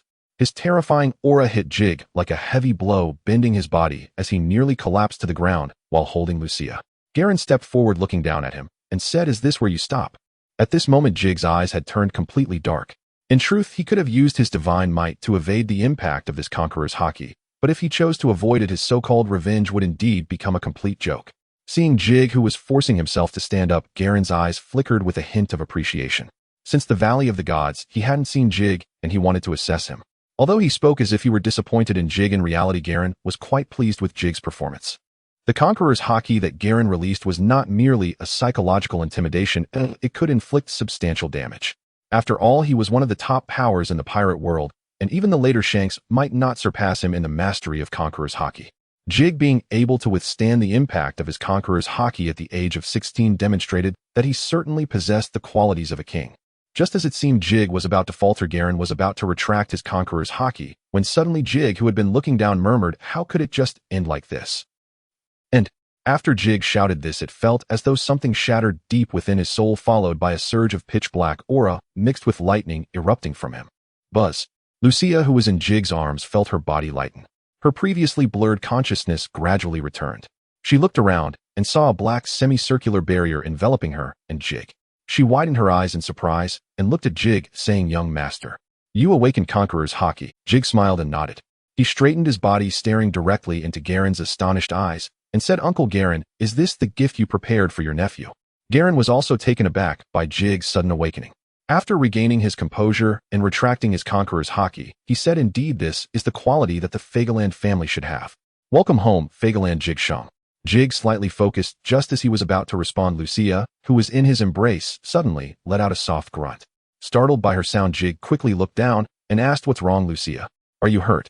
Lucia, her face flushed, looked up at Jig and said softly, "I'm fine. It's just that young master's strength is a bit too much, and I'm having trouble breathing." Huh. Jig was taken aback, then noticed that his arm was tightly wrapped around her chest, nearly compressed. Feeling the soft sensation from his arm, Jig coughed twice, wanting to release Lucia. Noticing Jig's movement, Lucia pressed down on his arm, lowering her head and murmuring, "Young master, please wait a moment. I'm a bit weak. Can you hold me a little longer?" Since Lucia had said so, Jig could hardly refuse. He simply moved his hand to her waist, allowing her to lean against him, and said, "Then you can come in like this with me." No, I can hold on for a bit longer." "All right, but you are mine, so you cannot refuse." This statement struck Lucia like Conqueror's haki, and her body truly went limp at that moment. Garen watched silently throughout the process, and only when Lucia obediently leaned on Jig's shoulder did he speak. "Let's go. I have something to give you, a homecoming gift from me as your uncle." Jialin only brought Ji-Gu into his chamber. After they left, the golden-armored guards, who had been lying on the floor for a long time, finally managed to rise, looking with reverence at the retreating figures of Jialin and Ji-Gu. People are indeed different. Some are born as kings. Upon entering the chamber, Ji-Gu surveyed the surroundings. Aside from some decorations, both the furniture and the walls were pristine white, deviating from the opulence he had envisioned. As the residence of the head of the Figarland family, it seemed overly simplistic. Jialin led the way in silence. His chamber was spacious and even had stairs leading underground. As the residence of the head of the Figarland family, it seemed overly simplistic. Jialin led the way in silence. His chamber was spacious. The closer he got to the door, the stronger this feeling of weakness became. Ji-Gu could barely muster the strength to reach the door. Jialin showed no signs of discomfort. He turned to Ji-Gu and said, "Do you feel a sense of complete exhaustion?" Ji-Gu pressed his hand against the wall to barely support his body, nodding slightly as he asked, "This door is made of sea stone, right?" "Exactly. Its purity is very high, and it has a strong restraining effect on ability users. It can even render them powerless without direct contact. Moreover, it is one of the hardest materials in the world." Ji-Gu attempted to activate his ability, finding that, as Jialin had said, not a trace of dark energy was produced from his body. He was utterly unable to utilize the powers of the dark fruit. Not only was he unable to use his abilities, but Ji-Gu also felt his body grow weaker, nearly stumbling to the ground. Jialin had anticipated this situation and quickly supported Ji-Gu. Breathing heavily, Ji-Gu said, "I'm sorry, Uncle Jialin, I just can't summon any strength." Jialin chuckled softly, shaking his head as he replied, "No need to apologize. You've done quite well. Gulando performed even worse than you when he was in your position." Was he an ability user? He wasn't before he came here. He obtained that devil fruit, the blood fruit, from Ji-Gu narrowed his eyes slightly. This was an unfamiliar fruit to him. But one thing he was certain of was that since this fruit was taken from the Figarland family's secret chamber, its power would undoubtedly rival that of the fruits from the Valley of Gods back in the day. Jialin's next words confirmed this. The previous family head, your grandfather, was indeed the user of the blood fruit. After his death, the family went to great lengths to recover this fruit. Gulando coveted it, so I gave it to him. Ji-Gu had little impression of his grandfather, as no one in the family mentioned him since Ji-Gu could remember. He couldn't help but ask, the power of this fruit must be significant. Why didn't you want to eat it yourself, Uncle Jialin? Jialin shook his head, saying, I'm not interested in devil fruits. Moreover, the power of this fruit is too malevolent. It will erode the user's mind. My father lost his sanity just a few years after becoming an ability user. If he hadn't regained some awareness at the last moment, I would never have had the chance. Jialin's voice trailed off, a look of anguish crossing his face. Although he did not continue, Ji-Gu surmised that Jialin had likely been forced to kill his own father. Thinking of this, Ji-Gu's expression turned strange, for in the future he too would have to take his father's life. However, in the matter of patricide, Jialin was compelled, while he would act of his own accord. At this moment, both Jia Lin and Ji Ge fell into a state of silence. After a while, Ji Ge took the initiative to speak. Since this fruit is so dangerous, why did you give it to him? Jia Lin sighed and said, Gulando has always been resentful about my taking over as the leader of the Divine Knights. After I became the family head and gained the authority over this secret chamber, he expressed his desire to obtain this fruit. Initially, I was opposed to it. Ji Ge smirked, thinking, so you still gave the fruit to him? Considering Gulando's strength would increase, Ji Ge felt somewhat displeased and casually asked, what? Did he kneel before you? Jia Lin choked on his words and shot Ji Ge an annoyed glare, saying, with his personality, how could he possibly kneel before me? He assured me that if I gave him this fruit, he would no longer interfere with you. Moreover, I wanted to ease my relationship with him, so in the end I agreed. Jia Lin's tone sounded calm, yet it made Ji Ge's body shiver imperceptibly. He finally understood why Gulando had never attempted to harm him during his years outside. Jia Lin's words deeply moved Ji Ge. In 2 lifetimes, this was the first time he truly felt the existence of familial affection. Recalling Jia Lin's silent concern and assistance over the years, Ji Ge looked at Jia Lin and softly said, thank you, Uncle Jia Lin. Jia Lin was taken aback. Although this wasn't the first time Ji Ge called him uncle, he could clearly feel that the emotion behind it was entirely different. Due to his childhood experiences, Ji Ge not only harbored hatred for Gulando, but also developed animosity toward the entire Figarland family. Even though Jia Lin had always helped him, a barrier still existed in Ji Ge's heart. Now, after learning of Jia Lin's sacrifices for him, this barrier within Ji Ge's heart completely vanished. Jia Lin felt quite pleased, but he had always been somewhat rigid and rarely expressed his true feelings. Simply put, he was not good at expressing himself. He awkwardly turned his face and managed to utter just 3 words, no need. Without waiting for Ji Ge's response, he directly guided him to the door, taking out a golden key from his pocket and inserting it into a hidden slot on the door. Jia Lin turned the key and the door emitted a muffled sound. He then pressed his hand against the door, pushing it slightly, and the heavy double doors slowly opened. From the sound alone, it was clear that the door was quite heavy. Ji Ge couldn't help but think that if it were him, even with a key, he probably wouldn't have the strength to push it open. What would he do when he became the family head? Would he have to bring Logia along every time? Ji Ge's face revealed a look of conflict. Bringing Logia along wasn't a problem since she was family. But he struggled with the thought of having to lean on Logia like a weak little girl and let her open the door for him. That was quite embarrassing. As the door opened, Jia Lin continued to support Jige as they walked inside. Suddenly, Jige asked Uncle Jia Lin, did Grandpa never come here after he became an ability user? Or does he always need you to open the door for him? Jia Lin was taken aback for a moment, then quickly reacted, a rare smile appearing on his usually serious face as he replied, are you already imagining the day you become the head of the family? You're thinking quite far ahead. I'm still alive. Oh, that's not what I meant. Besides, it's not like I can only take over when you're gone. Maybe you'll just retire early when you get tired of it. Hee, do you think the position of family head is like those ranks in the Navy? Retiring. Have you ever heard of a retired family head? Oh, that's true. It's probably best if I don't take on the role of family head. I certainly don't want Uncle Jia Lin to die. This last statement was genuinely Jig's heartfelt thought. After exchanging a few playful banter, Jia Lin gradually relaxed, his words becoming more abundant. At least you still have a bit of conscience. Don't worry, the position of family head will eventually be yours. As for the issue you mentioned earlier, it can be resolved. It all depends on whether you have the qualifications to accept this gift I have for you. Without Jia Lin mentioning it, Jige almost forgot about the gift as the distance from the sea tower stone door continued to increase, and he gradually regained some mobility. He detached himself from Jia Lin, moved his body slightly, and began to examine the secret chamber. As a prominent family among the celestial dragons, the treasures in the secret chamber were naturally countless. Items like gold and jewels were as common as cabbages here, and describing it as a mountain of gold would be an understatement. From the way these items were arranged, it was clear that the Figarland family didn't take them seriously. The truly precious items were the famous swords hanging on the walls, but not every sword was qualified to hang there. Jige saw a few swords carelessly placed in a corner, next to which stood a sign that read Liang Kuai Da. The sword handles bore labels indicating their names. The swords qualified to hang on the wall included Da Kuai Dao 21 Gong. Jige counted and found a total of 5. This number was astonishing considering that there were only 21 such swords in the world. The Figarland family directly possessed nearly a quarter of them, showcasing an absolutely terrifying heritage. Ironically, Jige, the heir of this family, was witnessing the strength of his family for the very first time.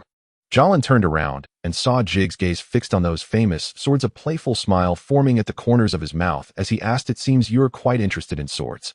Jige withdrew his gaze and honestly replied, those swords are indeed quite tempting, but my swordsmanship is rather mediocre. It's a waste to give me a fine sword. How can you say that? Do you know that the members of our family are best at swordsmanship? Swordsmanship is the foundation of our family's existence. Jige shook his head helplessly and said, there's nothing I can do. There are people in the Navy who can use swords, but none of them are truly formidable. I only learned a bit of the basics. Jalin nodded disdainfully and replied, you're right. Those so-called swordsmen in the Navy are all amateurs not worth mentioning at all. So Uncle Jalin, are you bringing this up because the gift you mentioned is a sword? That's right. As a member of the Figarland family, how could you not have your own sword? What about the swords on the wall? Jalin looked at Jige with a somewhat disappointed gaze and scolded, is this all you aspire to? The 21 gong is indeed good, but as the heir of the family, using such a sword is simply embarrassing for the family. Jige fell silent. He glanced at the sword strapped to Jalin's waist. According to Jalin's words, this sword must be one of the legendary Supreme Great Blades. This was a limited edition of 12 worldwide.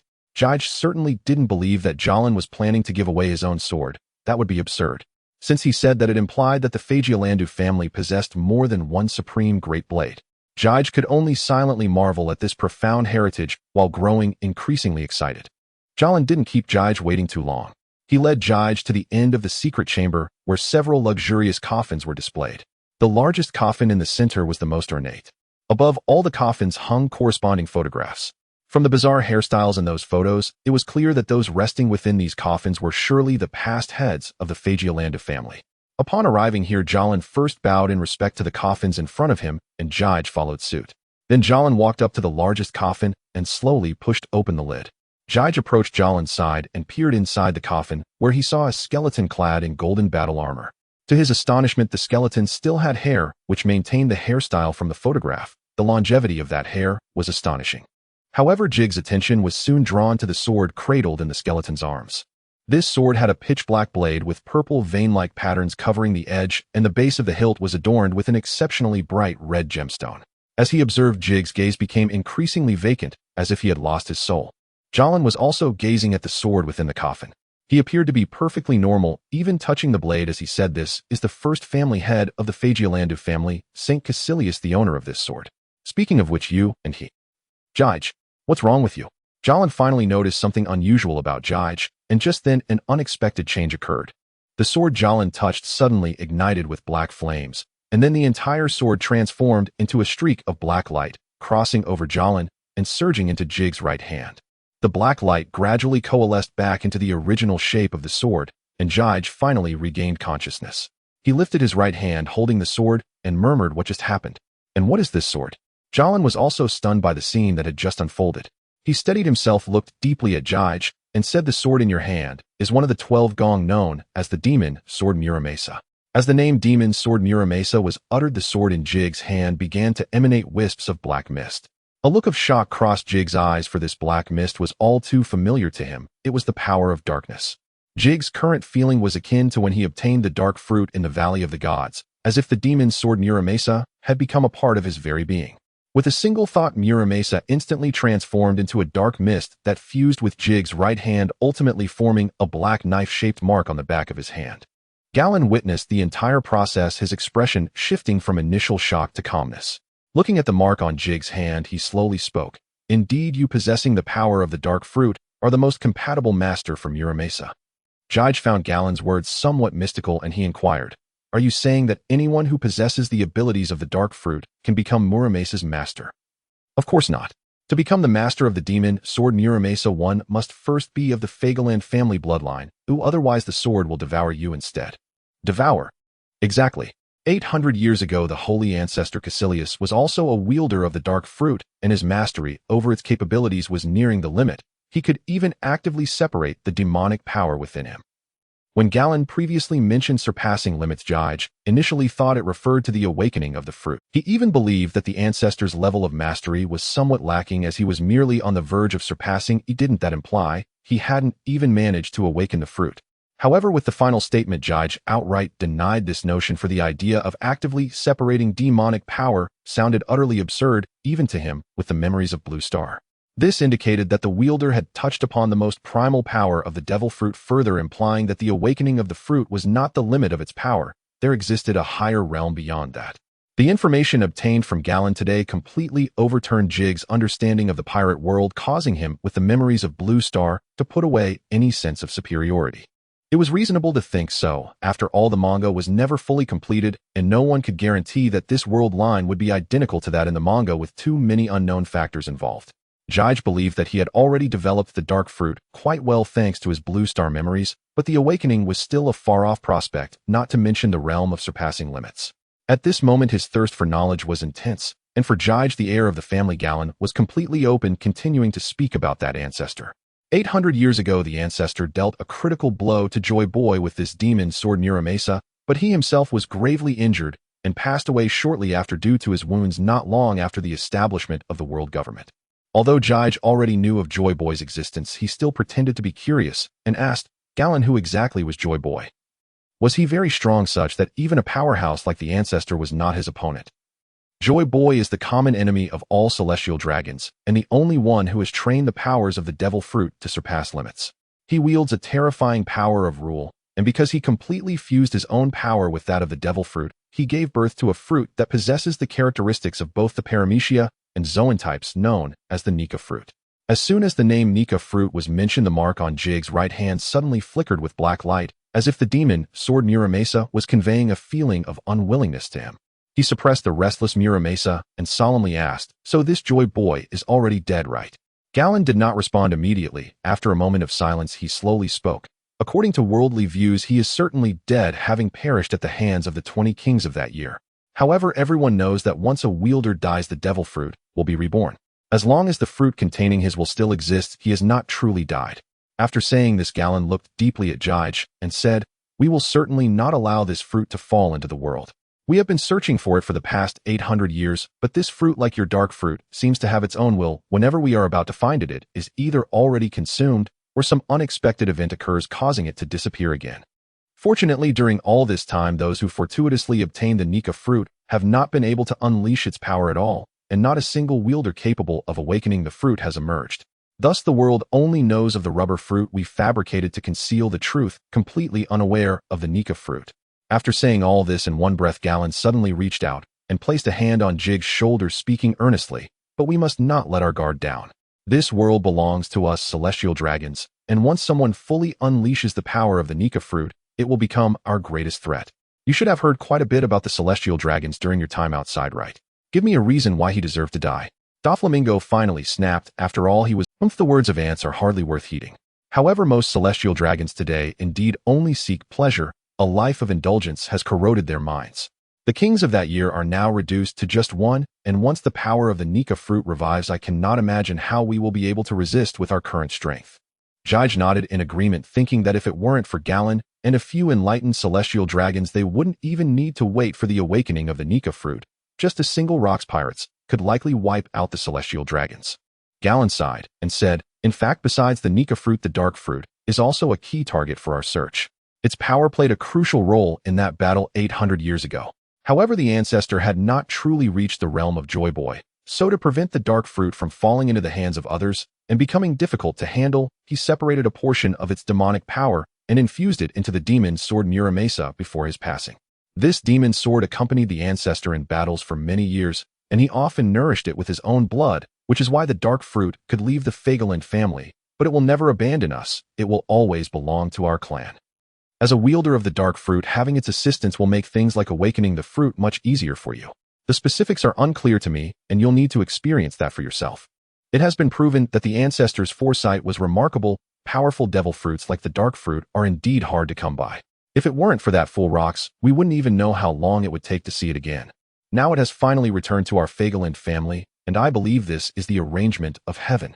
Garling's words made Jige feel like a chosen one, though he was uncertain if his fortune could surpass that of it. He had even considered taking action against Luffy early, but as Luffy had not yet been born, he could only seek out Luffy's father dragon if he wished to act. According to the original timeline, Dragon would inevitably be brought into the Navy by Carp, at which point he could look for his opportunity. Jige certainly could not act against Dragon upon first meeting him, especially with Carp still present in the Navy. He needed a reason that would silence any objections. Of course, finding a reason was not difficult. Dragon was a traitor who would eventually be judged by the Navy, so accidentally killing a Navy traitor would be perfectly reasonable, wouldn't it? Jige silently calculated in his heart, while Garling thought he was worrying about the future, saying, "Jige, the probability of the Nika fruit awakening is still quite low. You need not fret too much. What you should focus on now is to enhance your strength and elevate the status of the Figarland family in Mariawa. Jig was startled. The implication of those words seemed a bit off, prompting him to ask, elevate our status further. Is the Figarland family not already prominent enough? Of course we are prominent, but not enough. Back when the 20 kings besieged Joy Boy, our ancestors contributed the most. If that elder hadn't passed away too early, how could the ruling position in Mariawa possibly fall to the Nirona family? The throne that should have been occupied by our Figarland family. Jig exclaimed internally, realizing that his uncle was also a traitor with ambitions of usurpation. After speaking, Galen felt a pang of regret. He glanced around, lowered his voice, and said, just remember what I said and don't mention it outside. Imus' abilities are enigmatic and unpredictable. You can never be sure he won't hear. Jig nodded. At his current level, he couldn't even handle Gulando, let alone that ultimate boss emu. Galen patted Jig on the shoulder and said, all right, take whatever you want from the chamber. I still want to see how strong you've become when you go out. The Black Bible condensed from Jig's hand, and he asked, honestly, Uncle Galen, can I take it all? If Jig weren't his nephew, Galen would have likely drawn his sword by now. He took a deep breath, glared at Jig, and said, you're not even the head of the family yet. Taking everything. Do you have the ability to safeguard this legacy? I was just mentioning it, you're being a bit stingy, Uncle Galen. Galen snorted and said, everything here will eventually be yours, think bigger. All right. Jig reluctantly agreed, and thought for a moment before asking, has Lucia eaten a devil fruit yet? You want to ask for a devil fruit for her, right? No need for you to worry. Oh, I've already granted her a decent fruit. Otherwise, do you think a mere slave could so quickly rise to the position of captain of the guard? Is that so? Then thank you, Uncle Galen. No need for thanks, she is indeed loyal to you. Giving her a fruit is nothing up. Besides, if she were to die in the guard, you would likely go mad upon your return, right? Then I must gift her something else as well. I see she is a swordswoman, and there are 4 famous swords hanging outside. I'll pick one to give her. Choose as you wish. Jig was not only thinking of Lucia, he had not forgotten about Ginny either. However, he did not plan to give Ginny a devil fruit from here, as he had already thought of a fruit that suited her best. He thought about sending Ginny something else like a gun. Uncle Galen, does the family have a decent gun? A gun? What do you need that for? Our family uses swords and has no need for them. I want to give it to a friend of mine who uses guns. A good gun would greatly enhance her abilities. Is this friend of yours one of the 3 from God Valley back in the day? Yes, she's the one with pink hair named Ginny. Haha, I see. In that case, I will instruct the science team to forge a suitable gun. I imagine you want Choose to stay with the family now, will you? They'll have it sent directly to the Navy. Jig nodded. With Gulando around, he certainly would not stay. Only when he became strong enough would he truly return to the family, kill Gulando, and reclaim everything that belonged to him. However, the development of the gun would take some time, and Jig did not want to return empty-handed, especially since he had promised Ginny to bring her a gift. He recalled having said he would gift Ginny a pair of boots, so he extended his hand toward Galen, saying, Uncle Galen, the family must have boots, right? I want the kind for girls, the most expensive and beautiful ones. We certainly have those, but you're looking for Ginny, aren't you? Good looks alone won't suffice. Recently, the science team developed several models of combat boots, including a ladies' version. You can take one later. That's great. Thank you so much, Uncle Galen. In the blink of an eye, 2 girls appear. You better not let all your energy be spent on them, otherwise I will personally help you eliminate those distracting thoughts. I know what I should be doing, you can rest assured, Uncle Galen. It's best to keep it that way. With that, Galen led Jig to bow before the coffins here, and then the 2 walked out together. As they approached the door made of sea prison stone, Jig instinctively slowed his pace, feeling an overwhelming weakness that was truly unbearable. Galen glanced at him and said lightly, what are you hesitating for? Do you need me to support you? Jig had no intention of showing off and nodded honestly. But Galen suddenly burst into laughter, saying, you thought too much. I won't support you anymore, nor do you need it. Oh, Uncle Galen, you're... Before Jig could finish, Galen suddenly pressed his hand against Jig's back, and before he could react, he was forcefully pushed forward. Galen controlled his strength very skillfully. Although Jig was abruptly pushed out, he was still able to quickly regain his balance and stand steadily before the sea prison stone door. With his hand still resting on the door, Jig rolled his eyes, already bracing himself to face that dreaded feeling. However, after a while, Jig was surprised to find that he did not feel anything particularly unusual. He even tried to activate his ability, and the hand pressed against the door turned dark, his ability activating smoothly. Jig stood in place, stunned for a moment. He hesitantly raised both hands and clenched his fists tightly. Not only did he not feel any weakness, but he also sensed that the dark power within him was significantly stronger than before. Seeing Jige standing there in a daze, Galen shook his head with a light laugh and stepped forward, saying, how do you feel? Are you satisfied with your current state? Jige nodded and then flicked his right hand. The dagger-shaped mark on the back of his hand writhed, and several streams of black energy surged through his fingers, and gathered in his palm, gradually taking the shape of a knife. With a shake of his arm, the once liquid darkness suddenly solidified, and the demon knife Muramasa appeared in Jig's hand, shimmering with black light. Holding Muramasa, Jige felt the dark power within him continuously surging forth. If it weren't for the treasures in the secret chamber, he would have truly wanted to unleash it all. Jige had probably guessed why he was unaffected by Hylu Stone. He looked at the demon knife Muramasa in his hand and said, "Uncle Gallen, it's because of this knife, right?" Exactly. The demon knife Muramasa not only enhances the power of the dark fruit, but it also masks the aura of your devil fruit. From now on, you need not worry about the sea or Hylu Stone anymore.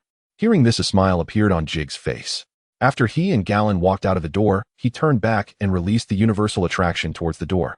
Under the pull of gravity, the two doors made of Hylu Stone swiftly closed together with a loud bang. Gallen took out a key and locked the door. Then the two of them left the place. Outside the palace, Lucia had already dismissed all the golden-armored guards and was waiting alone. When Jige and Gallen appeared at the entrance of the palace, Lucia's fiery gaze immediately locked onto Jige. Jige waved at Lucia, and she directly flashed to his side, gently calling out, "Young master." Lucia's voice was as enchanting as her appearance. Jige gently took her hand, and with her large amber eyes sparkling, she said, "Young master, I am merely your slave. This is too intimate." Although she said this, Lucia showed no sign of resistance, and her body leaned a bit closer to Jige. "Stop calling yourself a slave. You know I've never regarded you as one." Jige summoned the Dark Bible and took out a long knife. Lucia curiously examined the knife in Jig's hand, which was sealed in a beautifully designed sheath. The guard was shaped like golden petals, and the bright red handle was entwined with dark golden patterns. Even though it had not yet been unsheathed, the faint aura of sharpness emanating from it already indicated its extraordinary nature. Lucia asked, "Young master, is this the gift that Lord Gallen sent you?" "No, this is a gift I picked out for you. Its name is Yami. This is for me, eh?" Lucia's eyes widened in surprise. After coming to her senses, she waved her hands repeatedly, saying, "Young master, this is too precious. I really don't deserve it." Seeing that Lucia refused to accept it, Jig's expression turned serious as he said sternly, "What do you mean you don't deserve it? If you don't want it, then don't follow me anymore." Hearing this, Lucia immediately lost her temper. She knew Jige was likely putting on an act, but she didn't want to take that chance. Very obediently, Lucia took Jiming from Jig's hand and softly said, "Thank you, young master. That's more like it. It's only 21 craftsmanship, just accept it without worry." Jige performed a Sichuan opera face-changing act and pretended to be like Gallen, while Lucia's eyes narrowed into crescent shapes, feeling sweet in her heart. Gallen rolled his eyes subtly from the side, thinking to himself, "You brat are giving away what I gave you and putting on a show. This is intolerable." Seeing Jige still chattering with Lucia, Gallen shot him a sideways glance and said indifferently, "Jige, have you forgotten what I just told you inside?" Jige did not turn back and casually asked him, "Which sentence is Uncle Gallen referring to?" "You brat. I said you need to show me your strength after coming out. Now you and Lucia go to the training room with me." Gallen issued the order in a tone that brooked no refusal and then turned to leave. Jige sighed helplessly and caught up with Lucia. Though it was called a training room, Jige only realized upon arrival that this so-called training room was even larger than the training grounds of the Navy School, with the walls and floor covered in dense sword marks.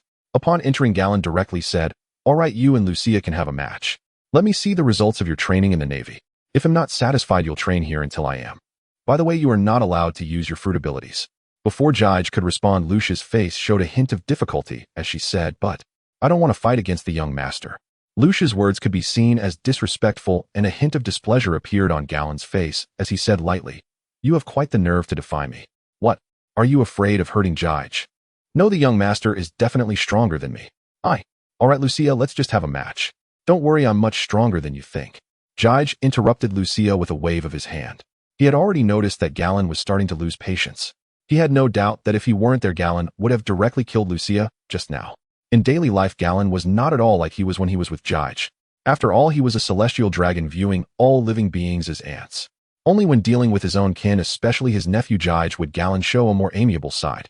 To others, he would always maintain the high and mighty demeanor of the Figarland family head. Thus, Jige effectively saved Lucia's life. The two walked to the center of the training room, and Lucia drew the Jiming that Jige had just given her, the dark blade, reflecting a sharp cold light. Jige summoned the demon knife. Muramasa looked at Lucia across from him with a slight smile and said, "Lucia, I heard from Uncle Gallen that you are also a devil fruit user. Let me see your abilities first." Lucia naturally heeded Jig's words, immediately nodding in agreement. Then she closed her eyes, and to Jig's astonishment, deep purple flames suddenly ignited around her. Then a pair of black wings unfolded from Lucia's back. The golden armor she wore gradually transformed under the purple flames into a color resembling the fire with circles of black patterns appearing on it. Seeing Lucia's transformation, Jige could not help but look at Garling in admiration, exclaiming, "Is it a Zoan-type devil fruit? It seems to be a mythical beast type. Uncle Garling truly has a grand touch, thank you." Garling, with his arms crossed, remained silent, but a barely noticeable smile tugged at the corners of his mouth, indicating he was quite pleased with Jige's praise. If Jige were to know Garling's true thoughts, he would probably suspect that Garling was deliberately showing off in front. At this moment, Lucia had completely unleashed the power of her fruit. She opened her eyes, revealing that her amber pupils had transformed into a deep purple shimmering with an otherworldly light. Under the influence of her fruit's ability, her features became extraordinarily mature and beautiful, her figure more voluptuous. When she looked at Jige, he immediately felt a stir within his body, along with a burning sensation. Jige was certainly not having any improper thoughts. This unusual feeling was likely related to Lucia's fruit ability. Facing Jige, Lucia showed no signs of defense. She slightly parted her red lips, her voice captivatingly seductive. "Young master, my fruit is a Zoan-type mythical beast in the form of a fallen angel, and its ability is..." "No need to say more, I have an inkling. Let's begin and let me feel it." "As you wish, young master." As soon as the words left her lips, the black wings behind Lucia trembled, and her figure transformed into a stream of black light rushing towards Jige, leaving a trail of black feathers in her wake. Clang!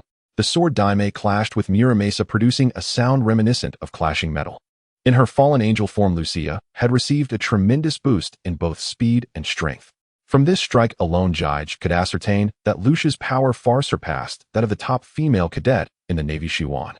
However, Lucia was even more astonished at this moment, for Jige's strength had indeed far exceeded her expectations. Though she did not exert her full power, she had utilized her fruit ability, yet Jige had effortlessly blocked. She stared blankly at Jige's youthful face, and suddenly tears streamed down her beautiful eyes.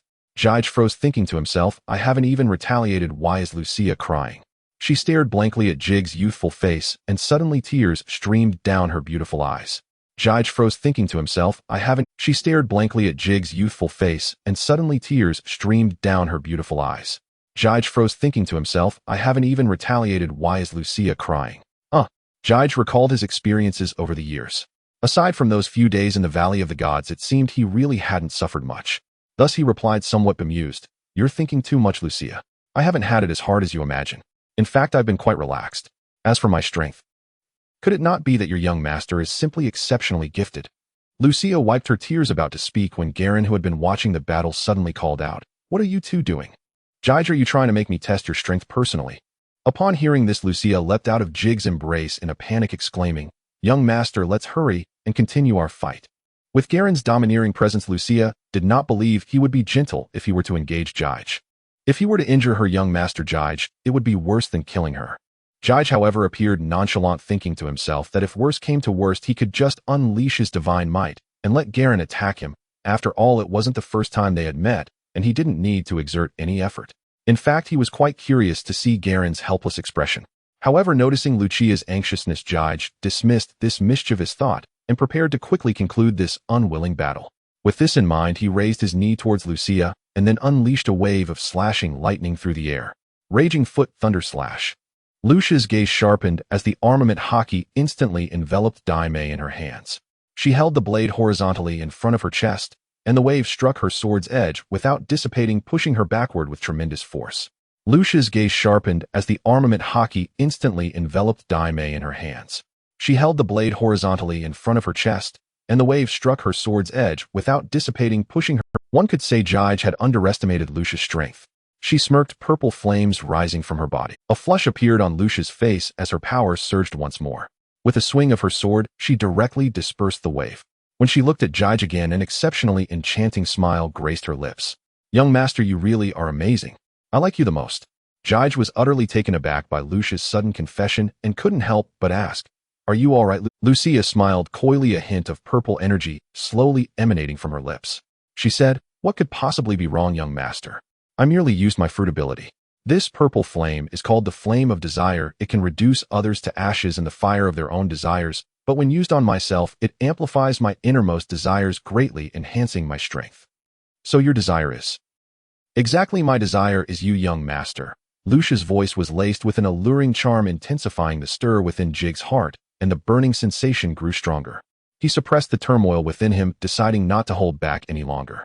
He was not afraid of losing control. What worried him was that Logia might say something inappropriate, especially with Garen still present.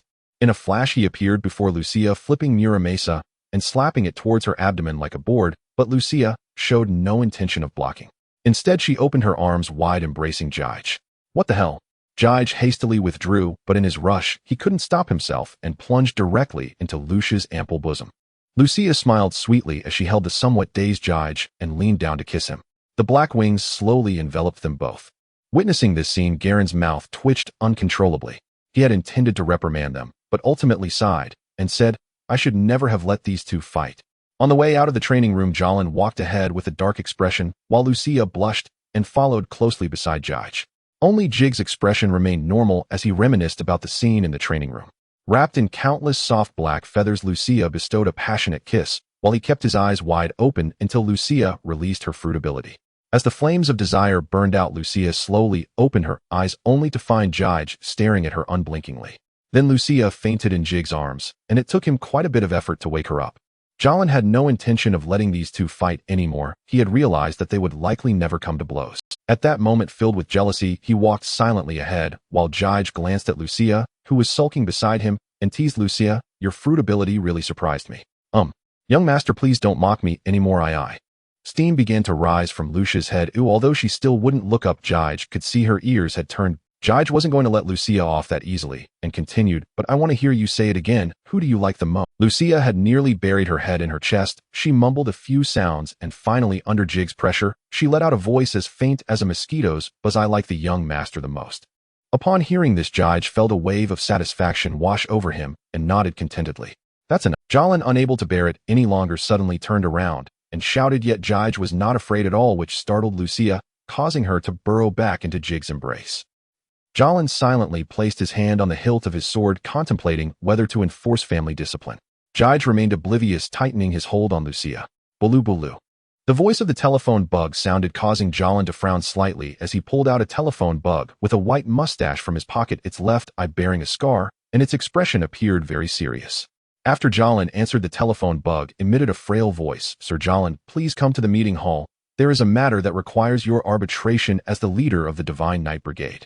What matter? Be clear. I'm with my nephew right now. The telephone bug's serious coffin face suddenly revealed an expression of surprise. Nephew? Are you talking about Jige? You brought him back. Yes, he has returned. Now tell me what this is about. Good. Do you remember that holy Hogaming from the Don Quixote? Oh, that complete fool. I remember he sent word not long ago wanting to return to Mariewa. Yes, but he's dead. A cold glint flashed in Jalin's eyes as he flicked his thumb, drawing his blade from his waist, coldly asking, how did he die? Who killed him? Although he brought it upon himself, he still has the blood of the celestial dragon flowing through him. To kill him, one must first have my permission. The telephone bug fell silent for a moment before slowly saying it was his biological son, Don Quixote da Flamingo. Jalin's expression froze, and he suddenly looked at Jige before falling into silence. Jige shrugged, secretly cursing in his heart. What are you looking at me for? I haven't even made a move yet. Your records are already available for scrutiny. Seeing Jalin remain silent, the telephone bug continued. Da Flamingo just returned with the head of Hogaming. He wants to express his stance and intends to return to us celestial dragons. This matter is a bit troublesome, and I've gathered others from the family. Oh, we're just waiting for you to come and discuss it together. I understand. Jalin hung up the telephone bug, and Jige asked Uncle Jalin, who was that on the phone? It was Saint Satan. You should have met him. He went to the Valley of the Gods back then. He is one of the 5 elders, and currently mainly responsible for the scientific division. He has a good relationship with our family. So you're going to see him now. Bring me along. I'm quite interested in this Da Flamingo. I see his actions are quite that's part of it. So can I go? Sure, you haven't shown your face in Mariewa in ages. This is a good opportunity for you to familiarize yourself.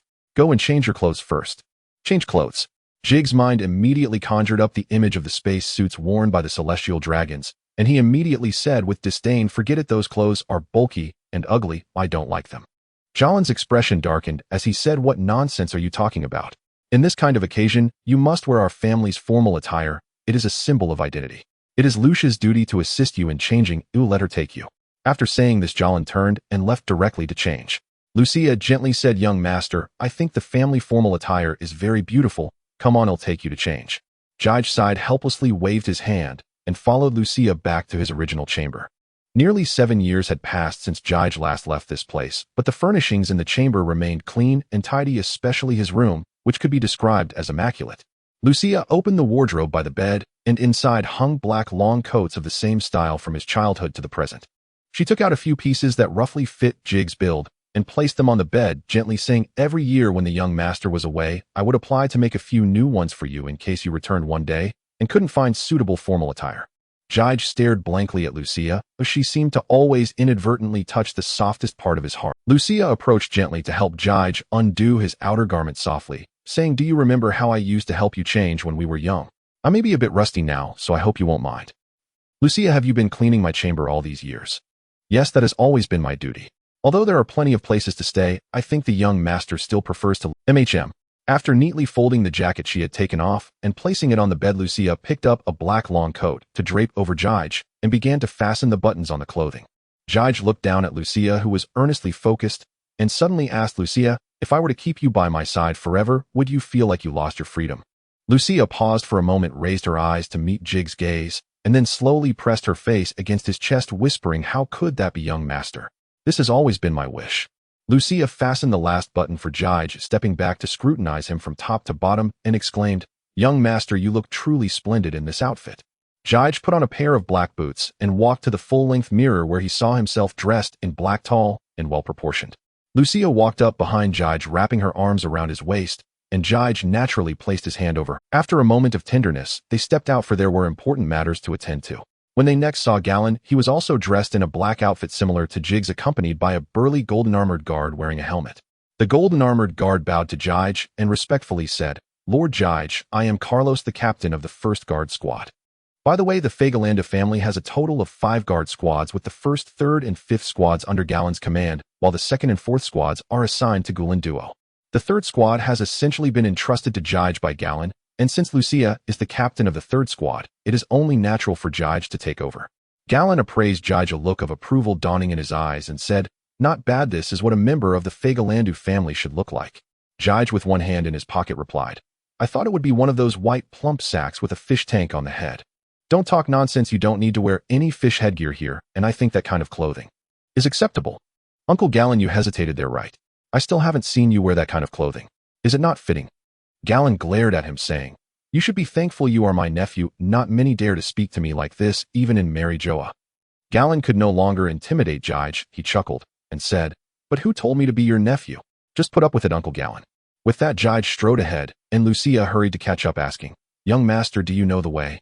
Watching Jige's receding figure, Garling's previously tense face gradually relaxed, and he suddenly shook his head and chuckled softly. "This feeling is quite nice." Captain Carlos stole a glance at Garling, shocked. The usually stern and intimidating Garling actually had such a side. Garling placed his hands behind his back, appearing somewhat aged, though he was still in his prime. He seemed to suddenly recall something, and as Jige's figure disappeared from his sight, he sighed softly and murmured, "It would be even better if that boy could be by my side." In the Dragon Council Hall, a dozen or so celestial dragons dressed in suits resembling spacesuits gathered around a rectangular conference table, their gazes fixed on the small boy standing at the end of the table. The boy had short yellow hair and wore egg-shaped sunglasses on his face. He appeared quite young and barely reached the height of the table. He wore a faded shirt with some stubborn bloodstains that refused to wash out. Standing alone under the scornful and mocking gazes of the celestial dragons, he held a bloody human head in his hand. Saint Satan remained expressionless with his hands crossed on the table, not uttering a word. The boy's hand holding the head trembled slightly as he looked up and hoarsely asked, "Are you going to let me come back or not? Is what I did not enough?" No one responded to the boy. The celestial dragons had lost interest in him and were busy boasting about the slaves they had purchased today. Just as the boy was about to break down, Saint Satan slowly spoke. "Doflamingo, you'd best be patient. Your matter can only be concluded after Saint Garling arrives." "Why? Because you killed a celestial dragon. If he deems you guilty, you will not only be unable to return to Mary Joa, but will also face immediate execution." Upon hearing this, a chill ran through Doflamingo. He began to regret returning here. This feeling of having his fate controlled by others was truly unbearable. Every passing moment felt like an eternity, tormenting him immensely.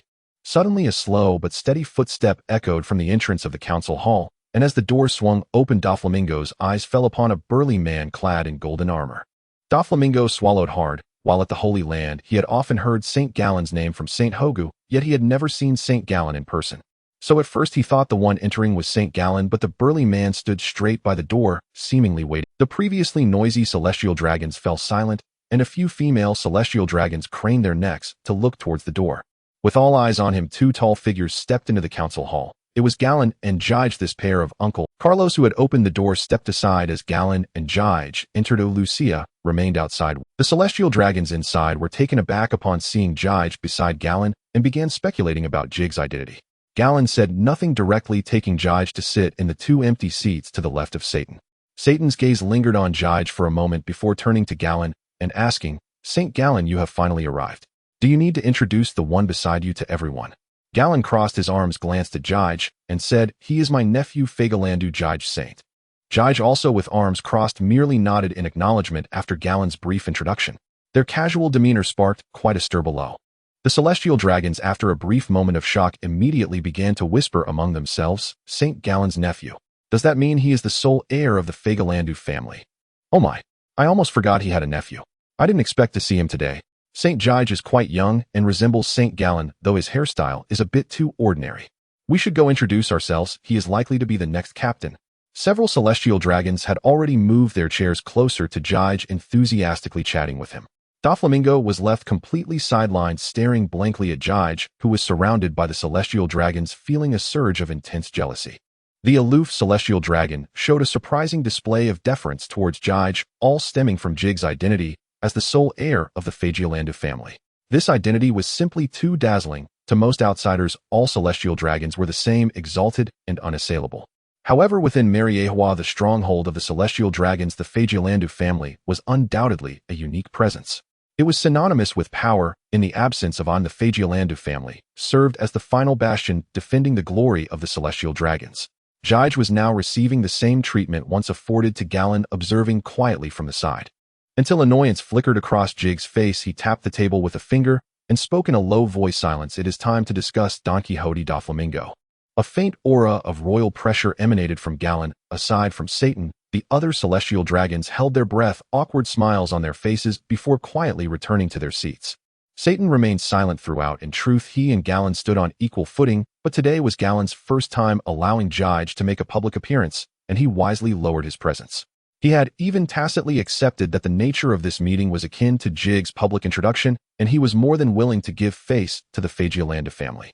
As for Doflamingo, from the moment Gallen unveiled Jige's identity, he had been relegated to mere background noise. How could the son of a traitor compare to Jige, the heir of the Figarland family?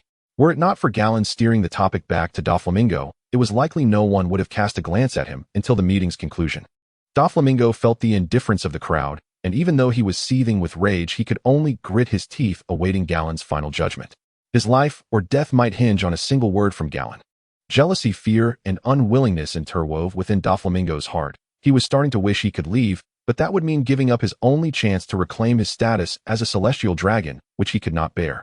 Gallen's gaze was cold, and with his keen observation, he could sense the negative emotions emanating from Doflamingo. He glanced at the severed head of Homingu, saying, "What does it feel like to personally slay your own father?" Doflamingo's body jolted. It was as if Gallen had ripped open his wounds. He clenched Homingu's hair tightly and squeezed out through gritted teeth, "No, feeling he deserved to die. Give me a reason why he deserved to die." Doflamingo finally snapped. After all, he was only a 10-year-old child, and under Gallen's probing, his emotions erupted.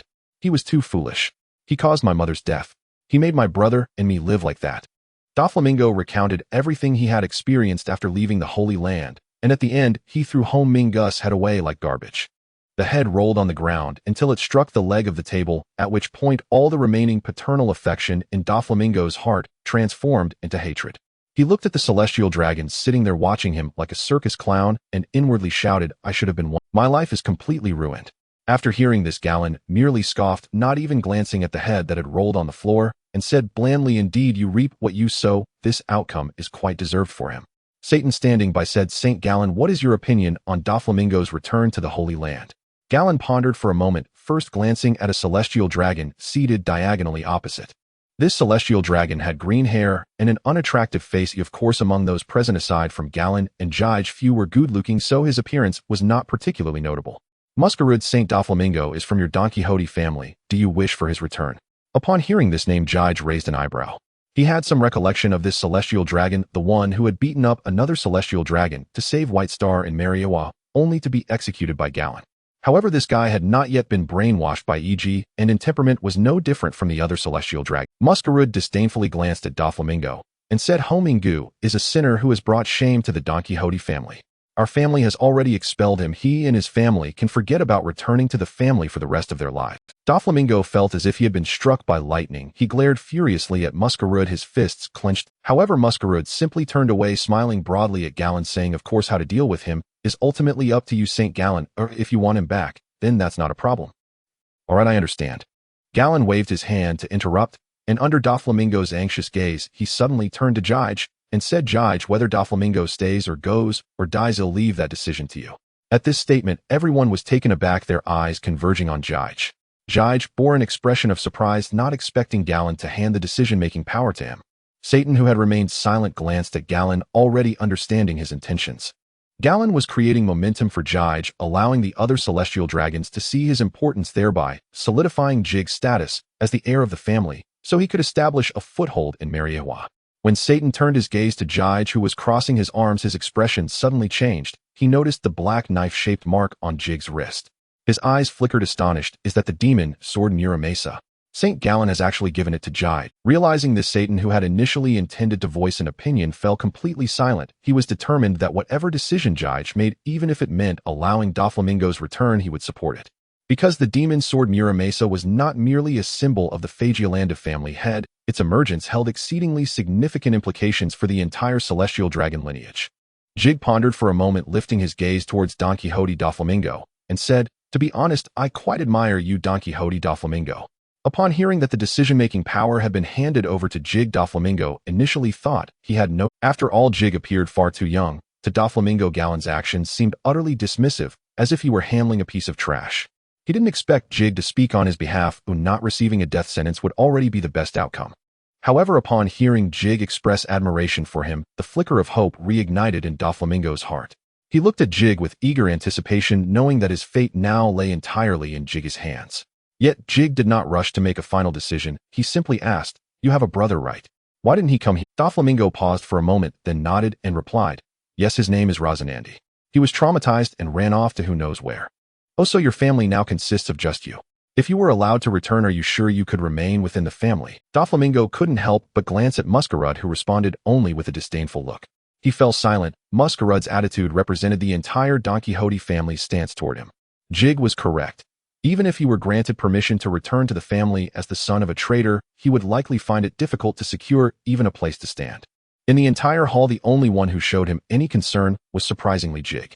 Despite Doflamingo's later ruthlessness, he was still just a 10-year-old child, and it was already commendable that he hadn't collapsed under such immense pressure.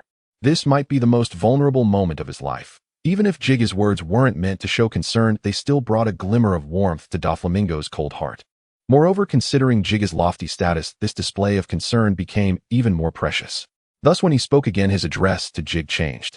Lord Jige, what do you think I should do? Jige smiled slightly and said, the Figarland family can accept Nanny. Doflamingo was still processing this when a wave of gasps erupted in the conference hall. Galen also looked at Jige in surprise, but said nothing further. Muscarud stared at Jige in disbelief, saying, Lord Jige, are you joking? He is the son of a traitor. Jige frowned, a wisp of dark energy drifting from his eyes as he coldly replied, what? Are you questioning my— A pitch-black conqueror's aura emanated from Jige, causing the hall's lights to dim significantly. Of course, Jige had suppressed the intensity of the conqueror's aura to the limit, as these celestial dragons were terribly weak.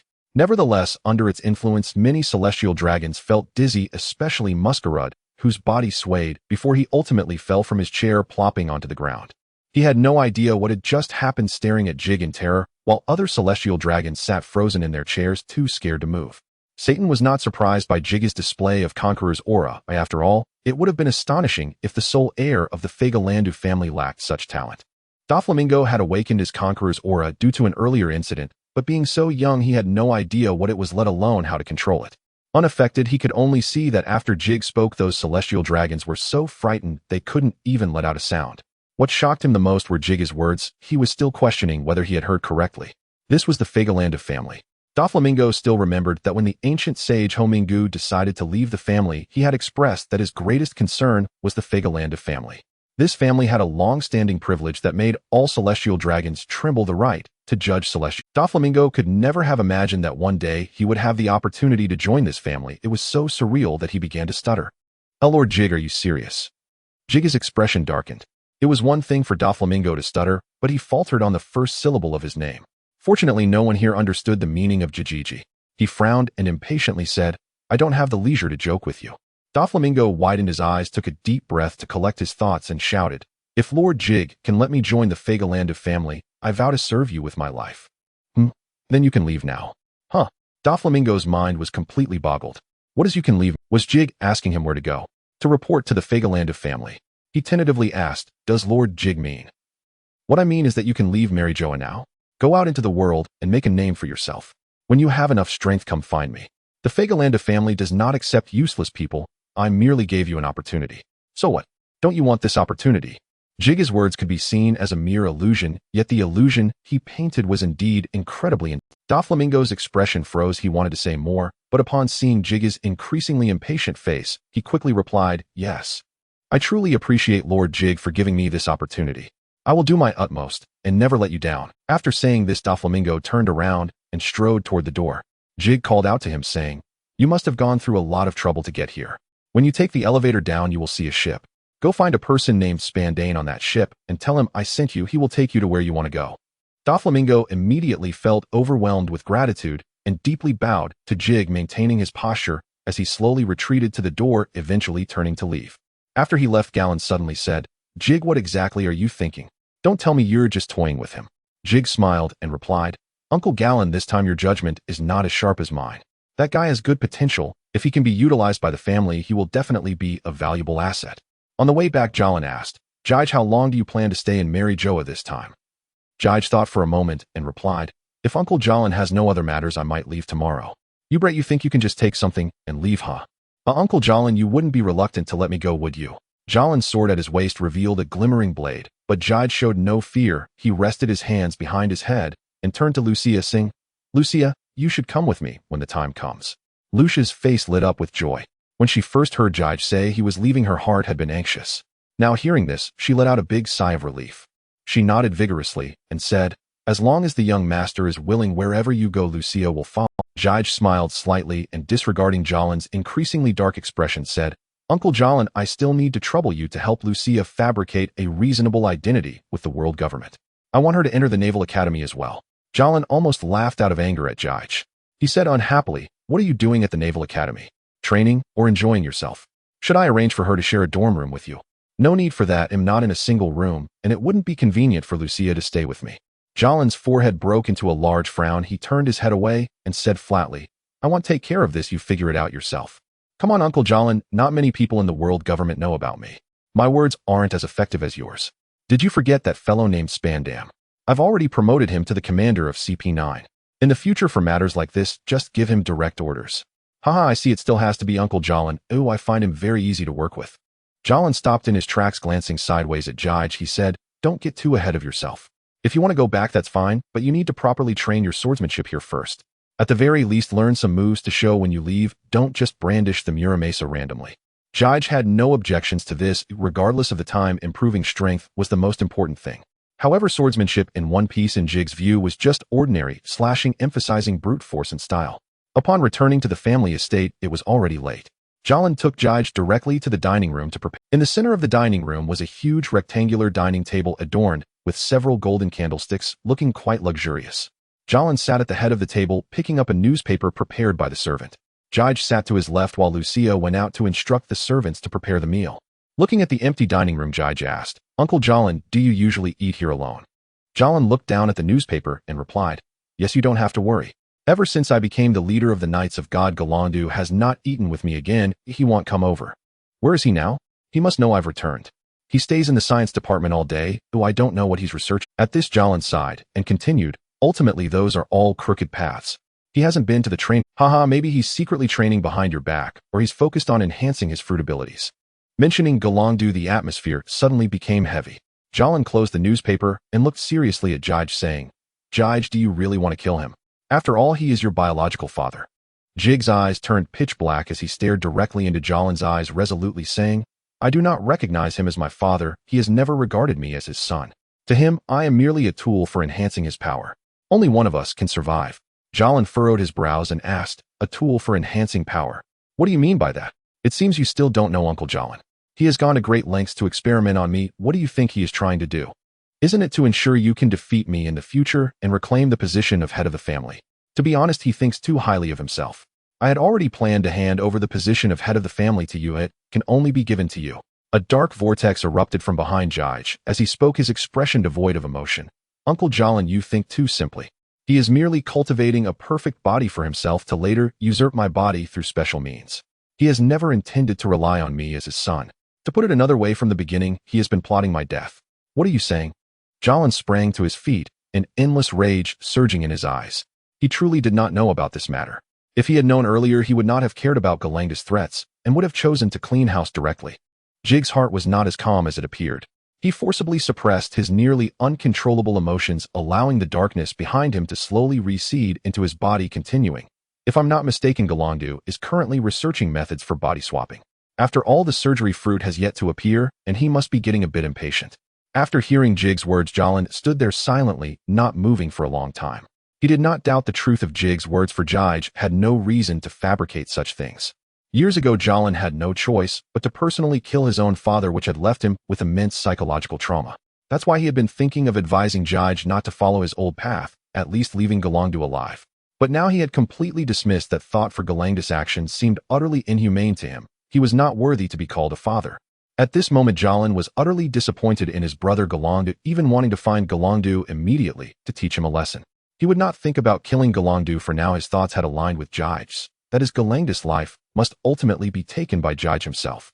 The uncle and nephew, one standing and one sitting, plunged the entire dining room into silence until Lucia's voice came from the doorway. Young master, the meal is ready. Should I have them bring it up now?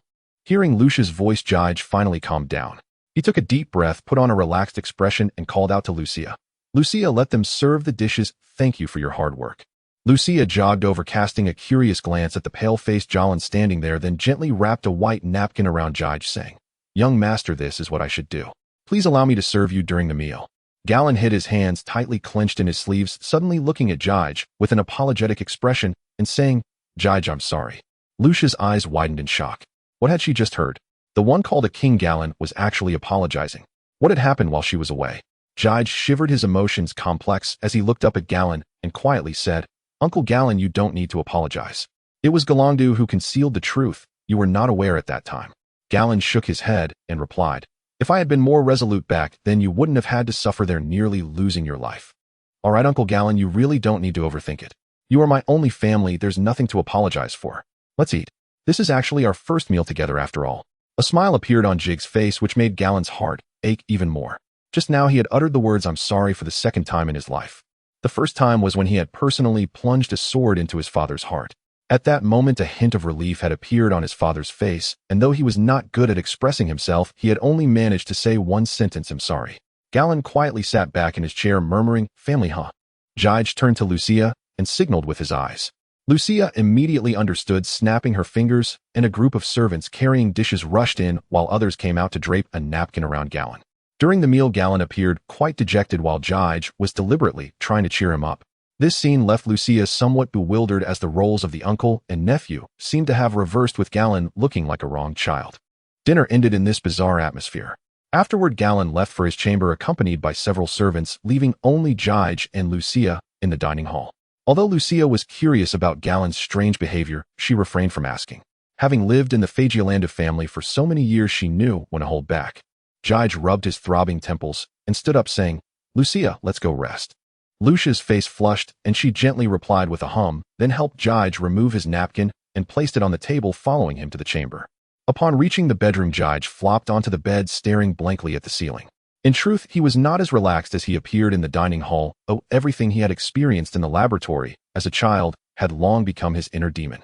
If it weren't for facing Galen, he would never have brought it up again. Suddenly, Jige felt someone touching his foot. He propped himself up and saw Lucia was taking off his shoes. He had been in a daze on the way, completely ignoring Lucia, who had been following him. He hurriedly said, All right, Lucia, you should go rest. I can handle undressing myself. As he spoke, Jige attempted to pull his foot away from Lucia's grasp, but she hugged it tightly. Lucia looked at Jige with a gentle smile and softly said, "Young master, it is my duty to assist you in changing. You didn't say anything during the day either. That's because I only changed my outer garment. Taking off shoes is a bit dirty. What are you talking about, young master? Just lie back and let me do the rest." Perhaps afraid Jige would move around, Lucia quickened her movements. After slipping off his shoes, she leaned closer to Jige, bowing her head to unbutton his shirt. Jige quickly grabbed her hand and said, "Wait a moment, Lucia, I'm going to sleep." Lucia slowly raised her head, and only then did Jige see two purple flames burning in her eyes. Desire's fire. She had actually used her fruit ability. Jige was taken aback, thinking, what on earth is happening here? Under the influence of Desire's fire, Lucia's face once again displayed the seductive expression from their earlier battle, and her actions grew bolder. With a push, she directly knocked Jige down onto the bed, then withdrew her hand from Jige's grasp, extending a finger to trace circles on his chest, her voice incredibly alluring as she said, "Young master, you are right, it's time to sleep." After that, Lucia burst forth with astonishing speed, leaving Jige only in his underwear in the blink of an eye. Just as Lucia reached for the last line of defense, Jige could no longer hold back, secretly activating his fruit ability. His hand turned pitch black as he grasped Lucia's shoulder and shouted, "Lucia, wake up." Lucia's expression froze, the flames of desire in her eyes extinguished in an instant. She stared blankly at Jige, her cheeks rapidly turning red as she murmured, "Young master, I." Before she could finish, her body slumped against Jige. Hiss. Jige was now bare-chested, and with Lucia pressing against him, he felt somewhat overwhelmed. He took a deep breath, gently stroking Lucia's back and asking, "Lucia, what was going on just now? Why did you even use your fruit ability?" Lucia buried her face in Jige's embrace, speaking in a muffled voice, "I'm truly sorry, young master. I just wanted to bolster my courage a bit and ended up using a tiny bit of my fruit ability. I didn't expect the effect to be this strong." Hearing this reason, Jige couldn't help but laugh and cry at the same time, saying, "Bolster your courage? Why do you need to bolster courage for no reason? Could it be that I might eat you or something? Young master, if you wanted, I could. Over these years, I've learned a bit about this from some female officials responsible for training slaves." Jige helplessly glanced at Lucia's little head and said, "You always thinking such nonsense. We've only just reunited for a day, and Uncle Galland just reminded me not to focus my thoughts on this.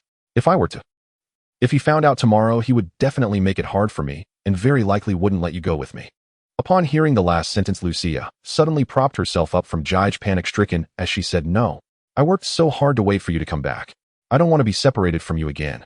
Saying this, Lucia jumped off the bed, rushed to the wardrobe, and magically pulled out a black silk nightgown from among Jige's black formal attire. She changed right in front of Jige, and then dove back into his embrace, tightly closing her eyes, and saying, "Good night, young master." Lucia lay in Jige's arms and quickly fell into a deep slumber, while Jige, for some reason, found himself unable to sleep at all. However, his physique was beyond that of ordinary people.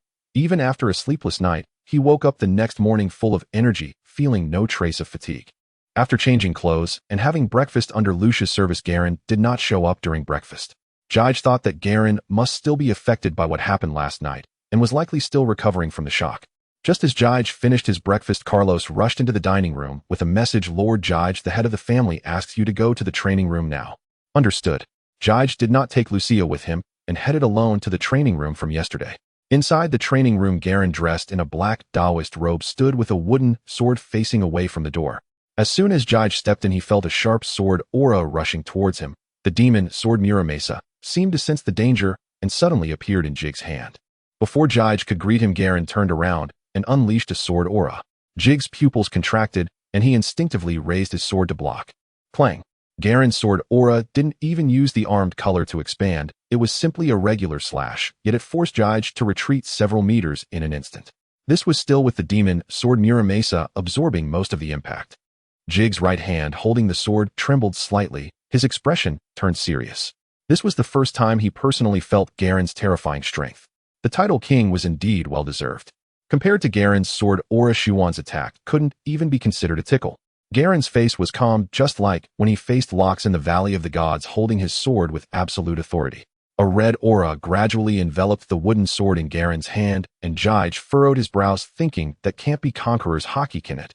But Garen didn't give Jige any time to think. His figure gradually became illusory and instantly appeared in front of Jige, raising the wooden sword and suddenly chopping down towards Jige's shoulder. In this critical moment, Jige activated his observation haki to the extreme and used divine might just as the wooden sword was about to touch his body, phasing out to evade Garen's attack. A hint of surprise appeared on Garen's face. Seizing the opportunity, Jige quickly wrapped his armed color around the demon sword Muramasa and thrust upwards with both hands. Unfortunately, Garen was not Kizaru. Even faced with the unknown divine might, he only had a moment. With the support of top-tier observation Haki, Garen turned his wrist as Jige's body solidified, striking the wooden sword diagonally against Muramasa's blade, deflecting the attack trajectory. However, Jige's attack did not end. He released his grip with both hands, and the demon sword Muramasa transformed into a pitch-black form, then astonishingly split into 7 black swords hovering in the air, their tips pointing directly at Garen. This move was an inspiration Jige had during battle, naming it floating lifespan of 10,000 blades, 7 kill sword, he whispered. The 7 black swords formed a circle rushing toward Garen. Garen lightly tapped the ground with his toes and rapidly retreated, but the 7 black swords clung to him like a relentless curse, always in pursuit. Seeing he couldn't shake them off, Garen simply stopped, waved his hand, and sent one of the swords flying, but the blade quickly returned to the formation, maintaining its offensive momentum. Garen not only was unfazed but showed an approving expression.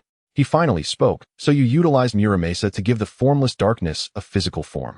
That's an interesting idea, but the attack power is still insufficient. With that, a terrifying aura erupted from Garen's body, and the red aura surrounding the wooden sword spread along its blade to envelop him. He raised the wooden sword and stabbed it into the air, shouting, "Sword of Kings, Imperial Extreme." A transparent shockwave in the shape of a sword erupted from the tip of his sword, piercing through the 7 black swords that charged at him. The black swords trembled slightly in midair before they all fell to the ground and merged into one. The speed of the shockwave was incredibly fast. Jige barely had time to react before it pierced through his body. He felt a violent jolt to his spirit, as if his entire body had been scattered, and he sank to one knee. The demon sword Muramasa flew back into his hand, helping him to support his body. Garen elegantly sheathed his sword and stepped towards Jige, saying, "This is the swordsmanship of our Figarland family, known as the Sword of Kings. What do you think of its power?" Jige took a deep breath and replied, "It's powerful, but what exactly is this formless sword aura?" Garen stepped in front of Jige, reached out, and pulled him up, saying, "This is another application of Conqueror's Haki. The Sword of Kings is a swordsmanship that complements Conqueror's Haki. What you just saw, Imperial Extreme, is just the first form, which maximizes the intimidation of Conqueror's Haki on the spirit concentrated to explode on the sword. Even natural elementalization can't evade it. I have to say, this swordsmanship truly embodies the confidence of the Figarland family. The foundation for mastering it is actually Conqueror's Haki. Given the prosperity of the Figarland family, if even one incompetent person were to appear, this swordsmanship could risk being lost." Jige nodded slightly, saying, "But my Conqueror's Haki has just awakened. At most I can release it, but it's difficult to control it as freely as Uncle Garen does. It seems mastering this swordsmanship will be quite a challenge." Garen chuckled a few times, crossing his arms and saying, "Aren't you a bit too eager for success? But it's okay. Practicing this swordsmanship will also enhance your Conqueror's Haki. As I said, the two are complementary." Hearing this, Jige finally felt relieved. He didn't want to stay here too long. Even with Garen by his side, the lurking clander in the shadows still made him uneasy. He raised his head and asked, "Uncle Garen, you just said Imperial Extreme is just the first form of the Sword of Kings. What are the other forms?" "The Sword of Kings only has 3 forms in total. The remaining 2 forms are called National Guard and Godslayer. Our ancestor used the last form, Godslayer, to strike a fatal blow against Joy Boy. So Uncle Garen must have mastered the last form, right?" "Yes, but I can't unleash the true power of Godslayer because it requires the power of the dark fruit to work in conjunction." At this point, Garen's expression seemed a bit regretful. He patted Jige on the shoulder and said earnestly, "In the end, the dark fruit chose you. I hope one day you can show Uncle the true power of this move. The family's further progress depends on you." "Yes, I won't let you down." "Ah, good. Next, I'll demonstrate the remaining 2 forms for you, and then it will be up to you to comprehend them on your own." For the next month, except for returning to his quarters at night to rest, Jig spent most of his time in the training room. During this time, Jig had informed Ginny, who was at the Naval Academy, that he would be staying a few more days in Mariewa to put her mind at ease. What he did not know was that on that day, Bear was already preparing to come find him. If he stayed there one more night, Bear would likely fly straight to Mariewa, which would cause some trouble. A month later, Jig, whose hair was nearly reaching his shoulders, stepped out of the training room. In just a short month, his demeanor had undergone a tremendous change. A faint black aura surrounded him, giving off a mysterious and imposing presence. Lucia, who had been waiting outside the training room for a day, immediately stepped forward to drape a black cloak over Jig gently, saying, "You must be tired, young master. Let's hurry back and freshen up." Jig smiled and was about to speak when Galen also walked out of the training room. He placed a hand on Jig's shoulder and softly said, "Jig, your performance today has pleased me greatly. It seems I won't need to guide you anymore. You can return to the Navy now. Jig was momentarily taken aback. During this time, he had focused solely on his training and had almost forgotten that he had been there for a month. Looking at Galen's slightly tired eyes, Jig felt a surge of emotion. During this time, Galen had wholeheartedly devoted himself to teaching him, putting in even more effort than he himself had. Jig placed his hand over Galen's hand on his shoulder and said, "Thank you, Uncle Galen." Galen's lips curled into a faint smile. He waved his hand and replied, "There's no need for thanks between us. After all, you are my nephew." With that, he pulled out a newspaper from his pocket and unfolded it. Jig glanced at it in confusion, it was filled with reports about the Roger pirates. After Rock's death, Roger's influence at sea grew even stronger. Naturally, the newspapers focused on his activities, such as which countries he appeared in or which pirate crews he defeated. This particular newspaper featured an article about Roger causing a ruckus in one country with a photo of the Roger pirates at the top. In the photograph, soldiers lay on the ground with their eyes rolled back, while Roger stood on a bloodied officer grinning widely with a group of Roger pirates behind him. Lucia also saw the photo, her face revealing a deep disdain as she exclaimed, "Damn pirates, they are nothing but scum." Jig calmed the emotionally agitated Lucia before turning to the silent Galen and asking Uncle Galen, "What does this mean for me? Am I to be wary of Roger?" Galen silently pointed to the edge of the photo where there was a small child wearing a straw hat. Jig had not noticed him before due to his small size. "Since you have become a Navy member, there may come a day when you encounter the Roger pirates. This pirate crew is indeed very strong, so be cautious." At the same time, he recalled the speculations about Shank's origins back on Blue Star. He could very well be Galen's son. Galen's next words only confirmed this suspicion. "Since you have become a Navy member, there may come a day when you encounter the Roger pirates. This pirate crew is indeed very strong, so be cautious when the time comes." After reminding Jig a few times, Galen paused, and then looked at the Shanks in the photo, saying, "Also, if you encounter, give him a pass." Jig didn't ask anything further. He nodded firmly, responding, "I understand, Uncle Galen, you can rest assured." Galen looked up, gazing deeply at Jig, and slowly said, "Don't you want to know who he is?" "I don't need to know. I only know he must be someone very important to you, Uncle Galen. He perhaps as important as I." Galen was momentarily stunned, then nodded gently, saying, "Yes, both of you are equally important to me. I do not wish for you to become enemies. Should I find a chance to bring him back? No, I once told you to choose your own path. That advice applies to him as well." At this point, Galen's tall figure suddenly slumped. He sighed heavily, looking up at the gradually full moon in the sky, murmuring, "But his path has already diverged from ours." With that, Galen left alone, leaving behind a single statement, "Tomorrow, I will arrange a ship to take you back in the name of the world government. Rest well tonight." Jig said nothing, merely watching Galen's figure gradually fade into the night. The next day, Jig boarded the ship arranged by Galen with Lucia.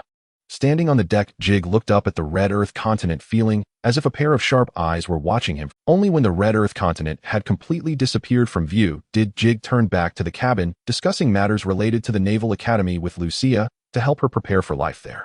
On the training grounds of the Naval Academy, Akainu was engaged in a fierce hand-to-hand battle with Bear. Neither of them used any devil fruit powers, relying solely on their armed fists to clash with passion. Akainu's figure appeared somewhat petite in front of Bear, but in their confrontation, it was clear that Bear was being suppressed by Akainu's ferocious onslaught, retreating step by step under the volcanic-like aggression. Kizaru was eating a banana nearby, watching with great interest. Sitting beside him was Stussy, who squatted down and said, "Borsalino, aren't you going to go up and practice with Sakazuki? I see Bear is struggling." Kizaru casually tossed the banana peel into the air, then shot a laser to turn it to ashes. He got up, stretched lazily, and said, "I think he'll pass. It's rare that the old man is absent, so why not relax a bit? What's the point of fighting?"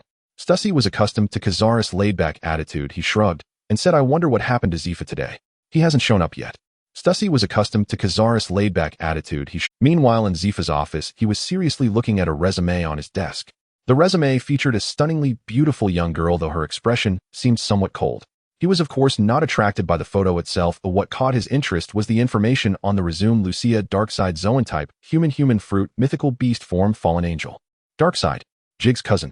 Zfa couldn't help but recall the conversation during the Warring States period when it was mentioned that Jige had connections. Initially, he hadn't taken it seriously, but now it was impossible for him to ignore. Goodness, his cousin is a nature-type dark fruit user, and now there's a cousin with the mythical Zoan type. What a coincidence. Are top-tier devil fruits, specifically seeking those with the surname Darkside. A rare event can be deemed coincidence, but having it happen twice in succession is rather abnormal. Zfa was almost certain that Jige and Lucia's devil fruits were bestowed upon them by the forces behind them. Thinking of this, Zfa felt a chill run down his spine, wondering what kind of force could have such influence. Just as he pondered, a commotion outside the window suddenly interrupted his thoughts. These little rascals I leave for just a moment, and they run wild. It must be that Palusalino leading them. With a scowl, Zay-Fa approached the window and glanced at the training ground and immediately understood the situation. It turned out Jige had returned accompanied by a graceful black-haired girl. Though she was a bit far away, Zay-Fa recognized her as Lucia, as stated in the resume. On the training ground, Jean and I was practically hanging on to Jige, her pretty face nuzzling against him, causing Lucia to frown slightly, though she said nothing. On the ship, Jige had already introduced her to his close friends with a special emphasis on Jean and I, and Lucia understood Jean and I's importance to Jige. In the crowd, Ji Yuan also wanted to approach Jige and say a few words, but she knew that given her relationship with him, it would only lead to awkwardness. She glanced at Lucia, who was quietly standing beside Jige, her gaze filled with intrigue. Earlier, Jige had introduced Lucia as his cousin, but the perceptive Ji Yuan sensed something amiss. Just the way Lucia looked at Jige could not be merely that of a cousin. The affection in her gaze was almost... Noticing someone staring at her, Lucia furrowed her brow and met Ji Yuan's gaze, her right hand slowly resting on the hilt of her sword. Ji Yuan's expression changed as she felt an inexplicable sense of danger from Lucia, suggesting that the latter's strength might surpass her own. Fortunately, Jige noticed Lucia's unease and softly called her name, prompting Lucia to immediately quiet down and stop looking at Ji Yuan. After Jean and I finished talking with Jige, Akainu spoke up. Jige, you've gotten stronger again. Jige smiled slightly and joked, Sakazuki, how did you notice that? Is it my hair? Akainu replied seriously, no, it's not about the hair. There's a certain aura about you that I can feel. Kizaru nodded in agreement, resting his chin on his hand as he too sensed the same. The others did not react particularly to them. With Jige's exceptional talent, his strength seemed to be increasing almost daily, especially over the past month. What have you all been up to? Taking it easy while I'm not around, right? Zay-Fa's voice rang out, startling everyone into silence, making Jige recall the scene when his homeroom teacher suddenly appeared at the door during class. The trainees quickly formed lines. By the time Zay-Fa approached, they were neatly arranged into two groups, with the exception of Lucia standing beside Jige. She stood out as the only girl among the male trainees, immediately catching Zay-Fa's attention. He asked, you must be the newly arrived Lucia, why don't you come up and introduce yourself to everyone? Lucia seemed not to hear, remaining motionless. Zay-Fa furrowed his brow and was about to speak when Jige interjected. Teacher Zay-Fa, my cousin hasn't been out much and is quite shy, so let's skip her introduction for now. I've already introduced her to everyone. Lucia apologized to teacher Zay-Fa.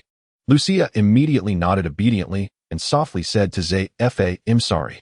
Her tone was rather stiff, but Zay-Fa said nothing more, merely nodding in acknowledgement, thinking, this Lucia seems a bit aloof. Oh, she can't possibly be a female version of Sakazuki, can she?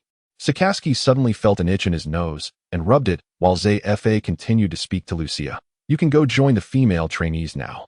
However, awkwardly, Lucia remained unmoved until Jige spoke again, at which point she obediently left the male trainees and walked into the female trainees' line. Everyone watched this scene in astonishment, thinking that this cousin is far too obedient to her elder cousin. If it weren't for Jige's young age, some might even suspect he was Lucia's father. In truth, Jige felt quite helpless. To some extent, Lucia's dependence on him was even greater than Jean and Guess, and he suddenly worried about what would happen in the evening. He decided he must remind Lucia later not to follow him back to the dormitory in the evening, or it would become trouble. Among the female trainees, Jessica turned back to glance at the indifferent Lucia at the back of the line and nudged Jean and I with her elbow, whispering, Jean and I, is Lucia really Jige's cousin? She didn't seem like one to me. Jean and I had sensed something was off. Initially, she thought Lucia was Jige's cousin after he returned to the family, but now it seemed things were not as she had imagined. After all, Jige hadn't been with the family since he was 8. How could a cousin have such deep feelings for him? Her demeanor was entirely submissive, almost like Jige's wife. A thought suddenly popped into Jean and I's mind. Lucia can't possibly be Jige's fiancée, can she? Once this thought arose, it could not be shaken off. Jean and I stood there, her face troubled, increasingly upset, as she began to imagine a melodramatic scene where Jige returned to the family and was assigned a fiancé by the elders. Jean and I, what are you thinking? Why aren't you saying anything? Jessica nudged Jean and I again, startling her back to reality, causing her to exclaim suddenly, no. Jige, don't agree to her. This shout instantly drew everyone's attention to Jean and I, who stared wide-eyed, her face flushed. She dared not look at Jige, who wore a puzzled expression and stammered, sorry, I just spaced out for a moment. Jean and I buried her head low, wishing she could find a crack in the ground to hide in.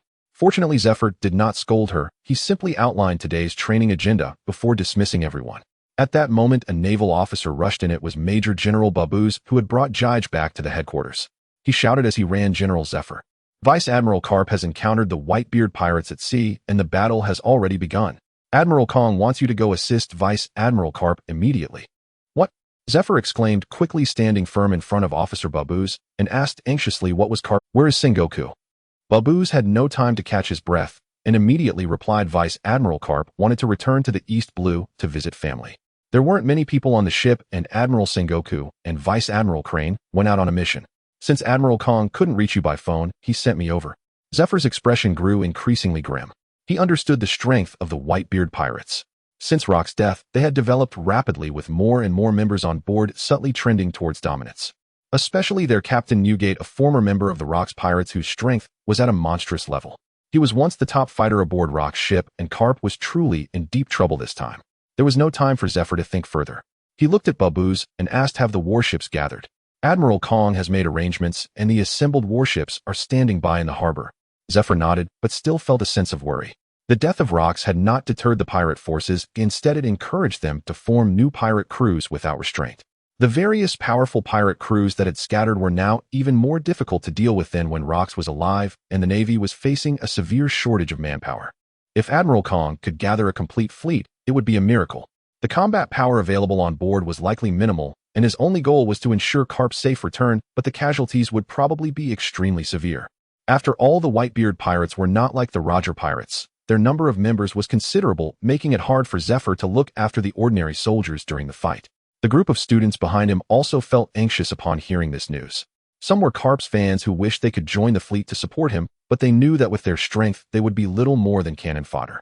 Due to Crane's influence, Ji-Yun had a good relationship with Carp and had already thought about proposing to join him, but someone was faster than her.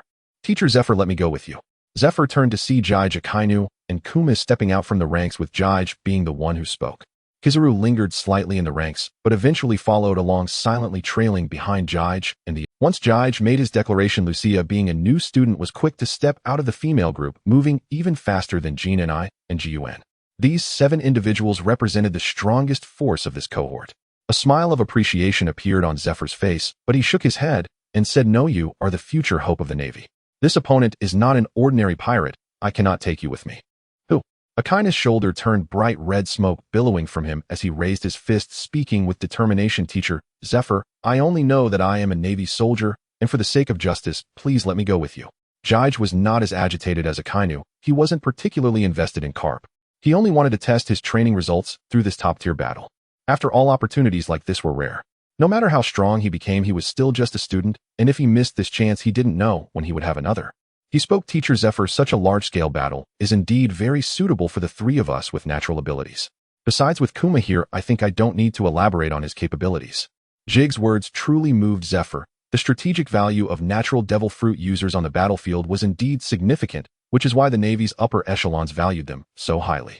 Jean and I and Ji-Yun were also among the top students, both having mastered armament hockey, and with Lucia's mythical zone abilities, the 3 of them certainly formed a considerable force.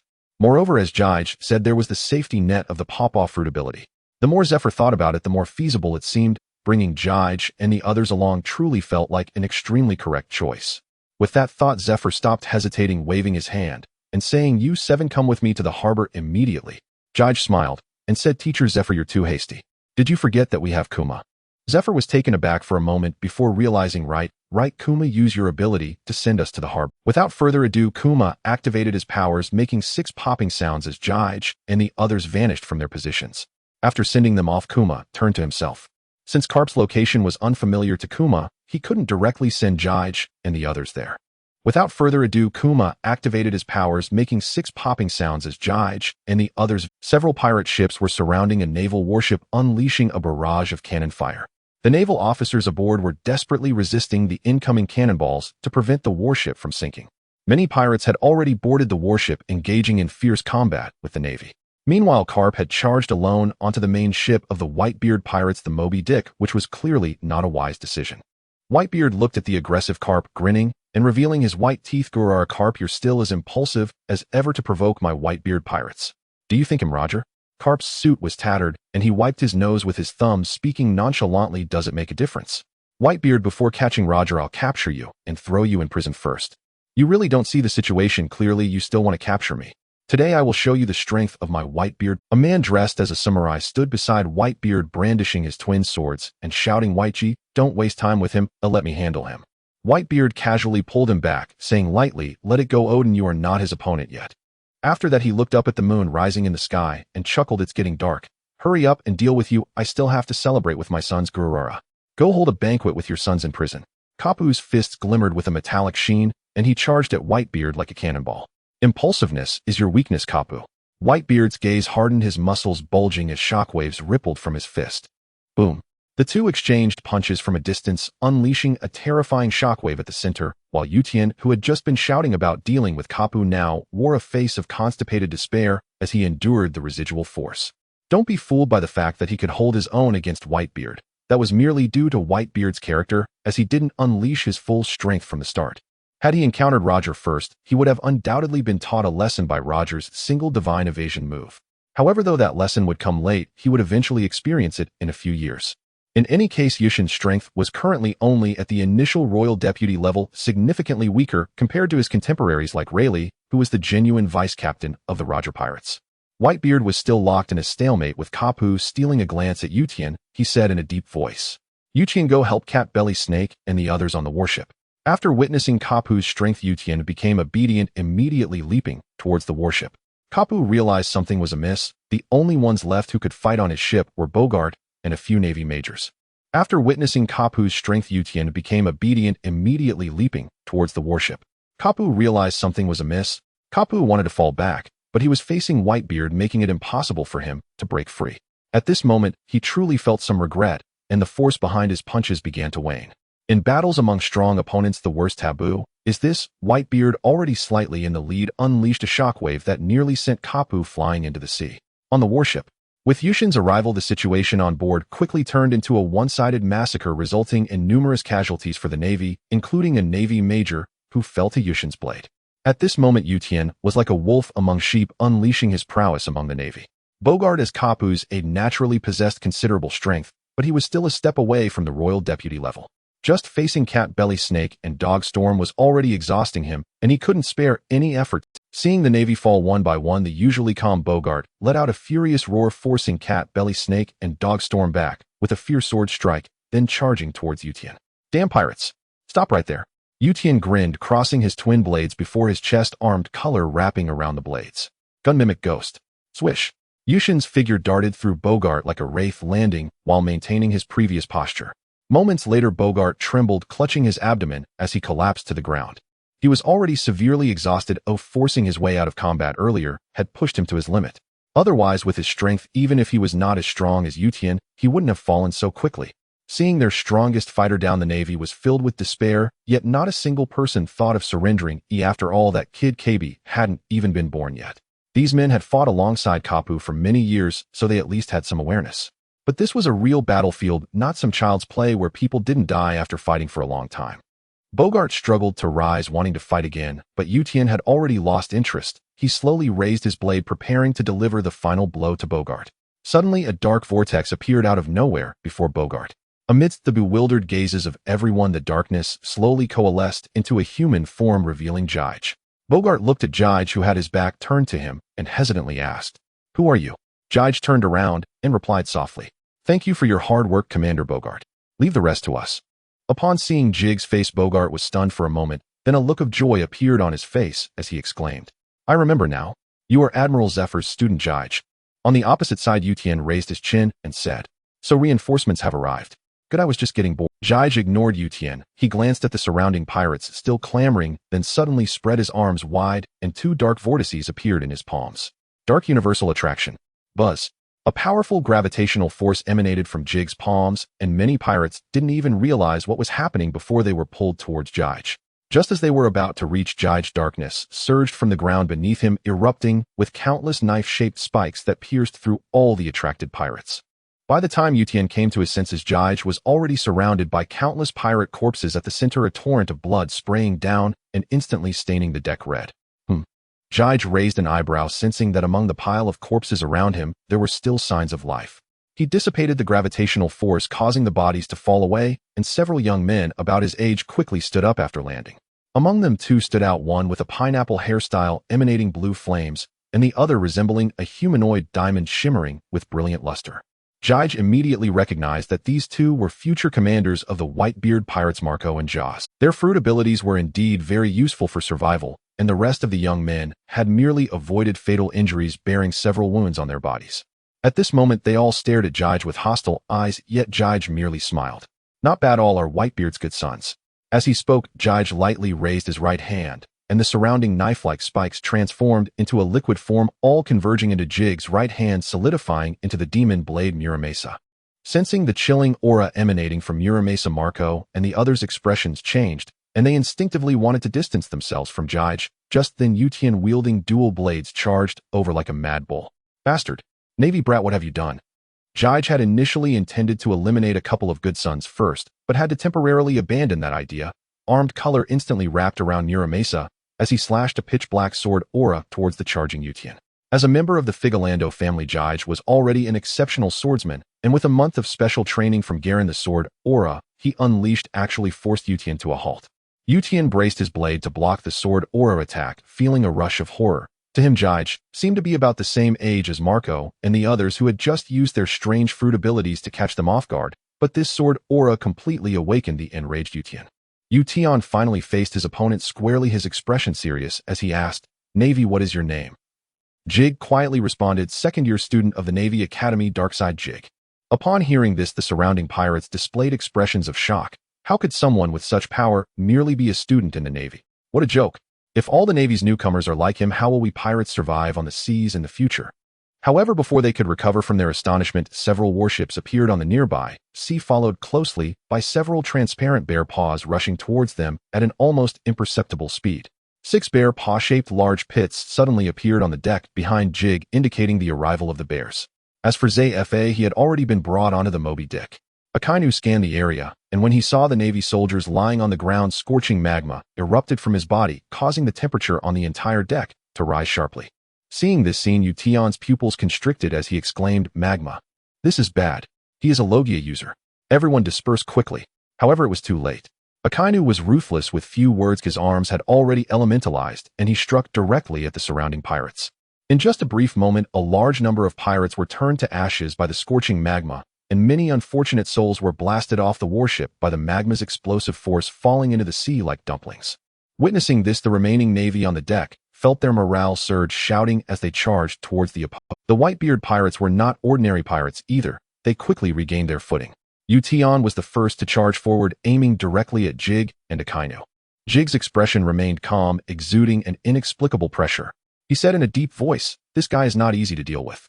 Borisolino Sakazuki, you two come with me. The rest of you disperse and deal with the remaining officers." The other 6 did not hesitate at all, immediately acting as Jige instructed. Lucia unfolded her black wings, transforming into a streak of black light as she darted towards the Cat Viper and Dogstorm, with Jiyuan closely following. Jinny approached a young pirate wielding a spear dressed in a pink kimono. A bear suddenly flashed, its massive body blocking the path between Marco and Jozu. Yutian had no time to spare on anything else. He had already crossed his 2 swords into a shape resembling a cross, speaking in a deep voice, 2-sword style peach blossom 10 fists. This could be considered his ultimate move, indicating the importance he placed on Jige and the others. The usually carefree Kazuru was incredibly serious at this moment. Seeing the fallen Navy soldiers around him, his heart was not as calm as it appeared. He summoned a sword of Amaterasu, standing alongside Jige and Akainu. Noticing the light sword in Kazara's hand, Yutian's mind focused, slightly recalling the scene when Jige used his abilities earlier. 3 Logia users? Thinking of this, Yutian gritted his teeth, desperately infusing his sword. He wasn't foolish. If these 3 were allowed to grow, then the future for the Whitebeard pirates would truly become difficult. Thus, he resolved that he must eliminate these 3 Navy newcomers before him today. A buzzing sound erupted as a cross-shaped slash shot out. Jige dashed forward, his conqueror's haki swirling around his Muramasa, Sing, Sword of Kings Royal Extreme. Jige swung his Muramasa down upon the slash. However, this was Yutian's full-powered strike, and the Royal Extreme was not like Kaido's conqueror's haki. It wouldn't be easy to withstand Yutian's full-force attack. Fortunately, he was not alone. A flash of golden light appeared as Kizuru materialized beside Jige, and the two combined their strength to disperse the sword wave. The Peach Blossom 10 Fists was not merely a sword energy attack. It was soon followed by Yutian wielding his double swords. Akainu squinted his eyes, transforming into a torrent of raging magma. When Yution appeared above the magma, a kindness figure suddenly erupted from within his magma-formed left hand, highly concentrated and burning with crimson flames as he punched towards Yution's chest, bellowing, "Hell dog." Even Yution did not dare to withstand the magma's attack directly with his haki. He had to retract his offense and shield his chest with his swords. Yet the explosive force akin to a volcanic eruption still sent him flying. Jig seized the opportunity, pressing his left hand, now engulfed in darkness, onto the ground. The moment Yution landed, the ground beneath him suddenly became pitch black, and Jig's voice echoed, "Dark hole." No sooner had he spoken than the darkened ground erupted with a powerful suction force. Yution struggled against it, but his legs below the knees were still pulled into the darkness. Soon Yution felt his limbs being violently torn apart by a furious force from within the darkness. He hurriedly activated his haki, trying to force his way out of the grip of the dark binding while defending. Jig certainly would not let this opportunity slip by. His entire left arm had already darkened, and the dark power grew even more ferocious. Yution felt as if his calves would be ripped apart, letting out a pained grunt. At that moment, Jig shouted, "Dark Waterfall Burial."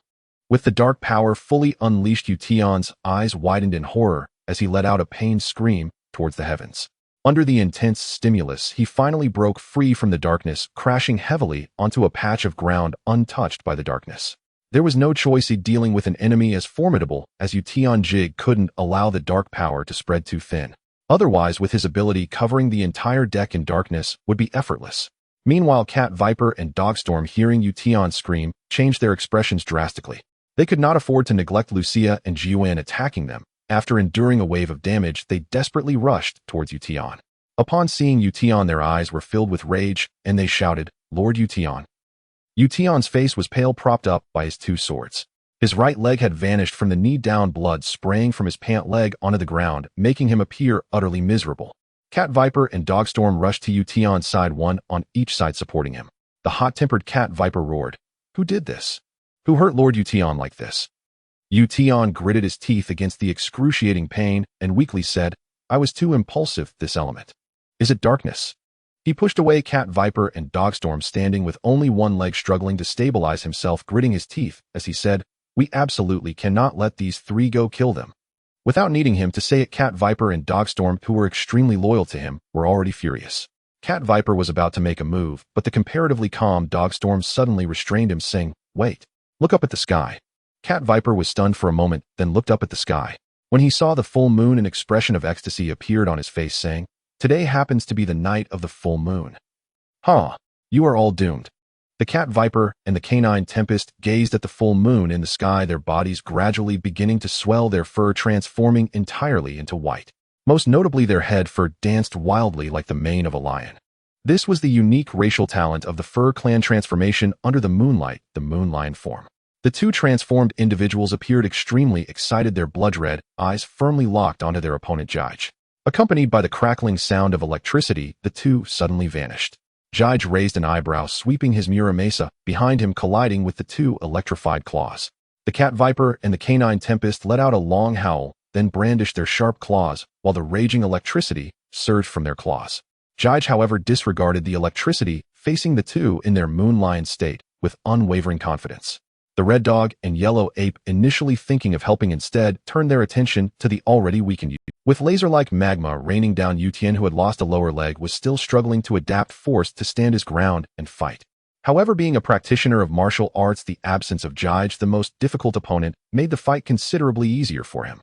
Yution bounced awkwardly on one leg, and neither the Yellow Ape nor the Red Dog could find a way to deal with him, having to be wary of his dual knives enveloped in armament haki. Meanwhile, in Jig's area, darkness engulfed everything. Although the Cat Viper and the Canine Tempest in their moon lion form possessed tremendous speed, they were severely restricted by the pull of darkness, risking being dragged into it with a moment's carelessness. However, Jige was not pleased with the current situation. A look of impatience had already surfaced on his face, indicating that something had been off since the full moon rose. The Cat Viper and the Canine Tempest were oblivious to the faint red glow emanating from Jig's eyes. Their attacks grew increasingly frenzied as they unleashed a deafening roar before executing their ultimate moves. Cat's howl clash. Dog's slash of might. The blades and claws pierced through Jig's body simultaneously, and due to the immense inertia, the two nearly launched off the warship. After stabilizing, the Cat Viper roared furiously, "Damn it, not again. We clearly used haki, so why can't we hit him?" The Canine Tempest snorted hot air from his nostrils, feeling equally frustrated. He thought that transforming would allow them to take down one of the three most troublesome natural types, but the result was far beyond his expectations. Jig's formidable swordsmanship and hockey had already made things difficult for them. With this strange elementalization added, if they continued fighting like this when their transformation ended, they would find themselves in a perilous situation. Yet they had to grit their teeth and continue fighting, for if they let Jige, this powerhouse, escape, their Lord Yutian might never leave the warship. Another wave of dark sword energy surged towards them. The cat viper quickly raised his claws to defend, while the canine tempest charged at Jige, swinging his blade. Clash! The canine tempest finally struck Jige's physical form, yet there was no hint of joy on his face. He stared in disbelief at the blade Jige held tightly, exclaiming, How is this possible? Huh? Jige lowered his head, exhaling a breath of white mist. In the shocked gaze of the canine tempest, the claws on his hands turned pitch black, resembling the sharp talons of a beast. When Jige lifted his head, the canine tempest was met with a pair of blood-red eyes. Under that gaze, he suddenly felt his strength diminishing, even though there was still time left for his transformation. He swallowed hard, his voice trembling involuntarily. W, did you do? Without a word, Jige slightly raised his head to gaze at the full moon. The red glow in his eyes intensified, and a violent surge of electricity spread from his hand to the canine tempest, instantly charring his fur, causing him to drop to his knees before Jige. The cat viper was momentarily stunned by this scene.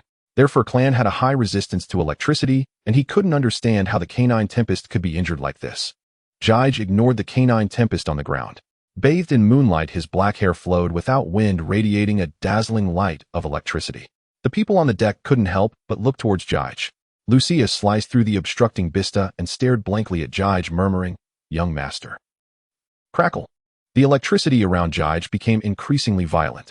In everyone's eyes, his hair, which had grown to his waist, transformed into a silvery color resembling moonlight. His form grew taller once more, and his skin emitted a faint silver glow. A terrifying aura of conqueror's hockey mixed with silver lightning erupted from Jige, sending the kneeling canine tempest flying. The cat viper hurriedly reached out to catch him, but was knocked back by the canine tempest's body. Only then did he realize that his transformation had unexpectedly ended, and those of the fur clan returned to a weakened state after their transformation. But he couldn't worry about that now, as there was something even more shocking. Jige had transformed under the full moon, just like their fur clan. Wasn't that form their moon lion state? The only difference seemed to be that a silver ribbon formed of moonlight swirled around Jige, similar to the awakened flame cloud of a zoan-type fruit. The cat viper's pupils constricted as if he suddenly realized something, and he shouted in disbelief, That form is the moon god. Hearing the cat viper's voice, the canine tempest struggled to open his eyes. When he saw Jige in his transformed state, he froze, murmuring, That's the moon god form which only the royal family possesses. How can this be? He is clearly a human. Jige slowly lifted his lowered eyes, extending a finger to point at the cat viper and the canine tempest. Being a cat type of the fur clan, the cat viper sensed danger far better than the canine tempest. Seeing Jige's movement, his fur bristled, and he turned to grab the canine tempest, attempting to evade. However, just as he turned, a silver streak shot out from Jige's fingertip, piercing through the cat viper's body. A look of confusion appeared on the cat viper's face as he glanced down at the charred hole in his chest. His eyes turned white, and he collapsed to the ground with a thud. When the canine tempest regained his senses, he frantically pushed the cat viper's body, calling out his name. Yet the cat viper could no longer respond. His life had been completely extinguished. The cat viper. On the deck of the warship, the desperate cries of Quanlan echoed as he lay before the corpse of the cat viper. Seeing this, Marco hurriedly flew over, activating the azure flame on his body, attempting to use the pineapple pebble to heal the cat viper. Yet his efforts were ultimately futile. The cat viper was as dead as it could be. Anger surfaced on Marco's face as he cursed, Damn it. That guy named Jige, how dare he? Before he could finish his words, a gentle breeze brushed over his pineapple-like head, causing him to stiffen and slowly raise his head. There stood Jige, gazing down at him with eyes like rubies, as if looking at an insignificant insect. In the next moment, his right hand turned pitch black and seized Marco's shoulder. With a crack, Marco fell to the ground, clutching his shoulder and letting out a painful scream. His shoulder blade had been crushed by Jige, emanating streams of dark energy. Marco tried to activate the Phoenix's ability to heal his shoulder, but no matter how hard he tried, not even a flicker of flame appeared. However, his cries awakened the grief-stricken Quanlan. Dragging his weakened body, he picked up a knife and thrust it fiercely at Jige, shouting, Bastard. He'll fight you. With a clap, Jige casually swatted, sending Quanlan's knife spinning away, eventually embedding itself into the deck. At this moment, Quanlan was utterly despaired. Jige's finger was already pointed at his forehead, just like before. Stop. Dual-wielding servant's soul.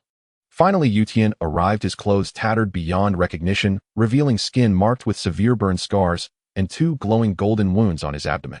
Behind him, Huang Yuan supported Akainu, both panting heavily.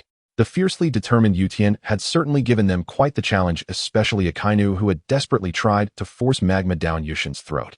This was why Akainu appeared more exhausted than Huang Yuan. He bore a horrific knife wound on his abdomen. If Huang Yuan hadn't pulled him away, that strike might have cost Akainu his life. Fortunately, Yushin's primary target was Jige, otherwise Akainu would have been in serious danger today. Confronted by the frenzied Yutian, Jige's face remained calm. He raised the demon blade, Muramasa, precisely pointing it at the intersection of Yushin's dual swords. The transformation had amplified Jige's power to an extraordinarily terrifying degree, while Yutian was already battered and bruised. Given the disparity, he was now no match for Jige. Silver arcs of electricity surged from Jige's sword-wielding hand, enveloping Yushin's entire body. Soon a pungent smell of burning flesh permeated the air. Yutian gritted his teeth, forcing his dual swords to deflect Muramasa. To Jige's surprise, he did not attack again, but instead leaped over him, grabbing Quanlan and Marco by their waists, and jumped towards the direction of the Moby Dick. He actually escaped. Jige frowned, his figure flashing and vanishing from sight. On the Moby Dick, Whitebeard swung his fists, slamming them into the air on either side. The sound of shattering mirrors rang out as the attacks from Zephyr and Carp were forcefully repelled. Seeing the two retreat, Whitebeard threw his head back and let out a hearty laugh. However, before he could enjoy his laughter, a voice from the sky abruptly silenced him. Baijiet. Whitebeard froze for a moment. When he clearly saw Yutian in the sky, a surge of ferocious aura erupted from him, and he roared, "Yutian! Who did this to you?" Before Yutian could respond, there was a sudden crackling sound behind him, as Jige had already pursued him from behind, his demon blade Muramasa infused with electric light and armed color descending rapidly. With Quanlan and Marco in tow, Yutian could not counterattack at all and could only desperately activate his armed color for defense. But at this point, he was already at the end of his rope. Facing the transformed Jige, his armed color felt as fragile as paper. Under Whitebeard's furious gaze, Yushin's left arm, along with Quanlan, was cleaved in half by Jige's blade, both pieces landing heavily on the deck of the Moby Dick with a dull thud. Watching Yutian, who lay on the ground looking utterly tragic, both Whitebeard and Carp fell into a strange silence. Carp walked over to Zephyr, nudging him with his elbow, and pointed at Jige, who had also fallen onto the deck and looked drastically changed, asking, "Zephyr, who is he? Is he someone you brought?" Zephyr shook his head and nodded again, finally hesitatingly replying, "That seems to be Jige, my student. The strongest one. Nanny, he's still a student. A student chasing after the 2nd Division captain of Whitebeard's crew." Not just Carp, even Zephyr himself was somewhat dumbfounded.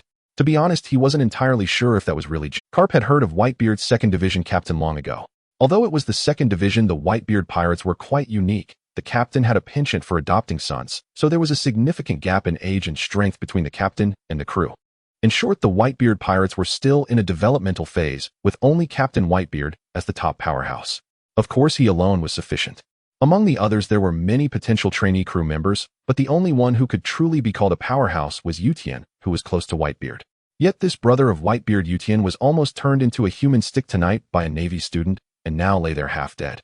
This was simply too absurd. Compared to Yutian and the others, Marco had sustained the least injuries.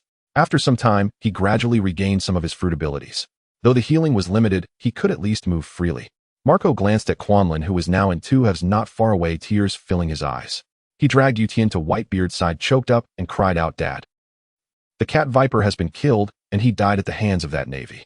Whitebeard's face was shrouded in shadow, and from the veins bulging on his forehead, it was clear he was on the verge of a violent rage, causing the Moby Dick to tremble. Since his transformation, Jige's mind had become exceptionally calm. Unlike other Fur Tribe members, he did not succumb to frenzy during battle after transforming, which is why he did not approach Yutian to deal the final blow after seeing Whitebeard. He clearly understood that he was still no match for Whitebeard at this moment, let alone the enraged Whitebeard. Jige lightly tapped the ground with his toes, instantly appearing beside Zifa, while Cap immediately leaned in and poked Jige's skin, which was as translucent as jade, asking, "Are you really Jige?" Jige ignored him and turned to Zifa, saying, "Teacher Zifa, the situation on the battleship has been brought under our control, so there's no need to worry." What else could Zifa say? He could only nod stiffly to indicate he understood, but he couldn't help but ask, "Jige, what happened to you?" Jige replied calmly, "It's the power of the Fur Tribe. Someone has experimented on me." Just as he spoke, Whitebeard suddenly surged forward, a circle of shockwaves appearing around the tip of Yunqi's blade. His massive form erupted with astonishing speed, appearing before Jige in an instant. Little brat. Prepare to die. With a downward slash, Yunxia tore through Jig's body, the shockwaves spreading and numerous azure cracks appeared in the air, surrounding Jige, causing the entire Moby Dick to tremble violently. However, Jig's figure merely twisted like a projection for a moment before returning to normal, as if not. Whitebeard furrowed his brows tightly. He could sense that his earlier slash had not hit anything at all, thinking, is it some kind of special devil fruit? In the instant he missed, both Cap and Zifa struck simultaneously, their dark iron fists crashing toward Whitebeard's waist. Whitebeard sneered, a transparent shockwave appearing once more in his hand, ready to counter, but suddenly saw the shockwave flickering before it vanished entirely. He suddenly looked down and saw Jige pressing a darkened hand against his abdomen. Before he could comprehend the situation, Cap and Zifa's attacks landed on him. Two fist-shaped imprints, one large and one small, were left on Whitebeard's sides. He roared in anger, unleashing his conqueror's haki, and with his rich battle experience, he first broke free from Jige, then grabbed Zifa and Cap by their collars, smashing them together. Thus, the two middle-aged men were brought together before Jige. For them, this attack wasn't very damaging, but it was extremely humiliating. Fortunately, Jige maintained an emotionless expression, as if he hadn't seen anything. Zifa was still slightly weaker compared to Cap, and while he was still dazed, Cap charged toward Whitebeard again, engaging in close combat against him amidst the shockwaves. Jige occasionally approached to touch Whitebeard, preventing him from properly utilizing the power of the tremor. Gradually, Whitebeard figured out Jig's ability, realizing that Jige had a physical presence when he touched him, and that was the moment when Jige was most vulnerable, though this was only true from Whitebeard's perspective. Finally, he seized an opportunity and delivered a punch to Jige. It's worth noting that Whitebeard was not an ordinary Emperor-level powerhouse at that moment. In his prime, he was on the verge of reaching the King-level tier, and his punch was not something to be taken lightly. Jige let out a muffled groan, immediately entering his divine state and retreating to the edge of the deck to recuperate, while Cap and Zifa continued to engage in battle. A burst of electricity emerged from his abdomen, and under its influence the pain gradually subsided. A voice filled with urgency echoed from the sky, "Cousin." Lucia descended from the air, folding her wings behind her, rushing in front of Jige and urgently asking, "Cousin, are you hurt?" Jige shook his head and gently replied, "I'm fine, Lucia. Let's head back.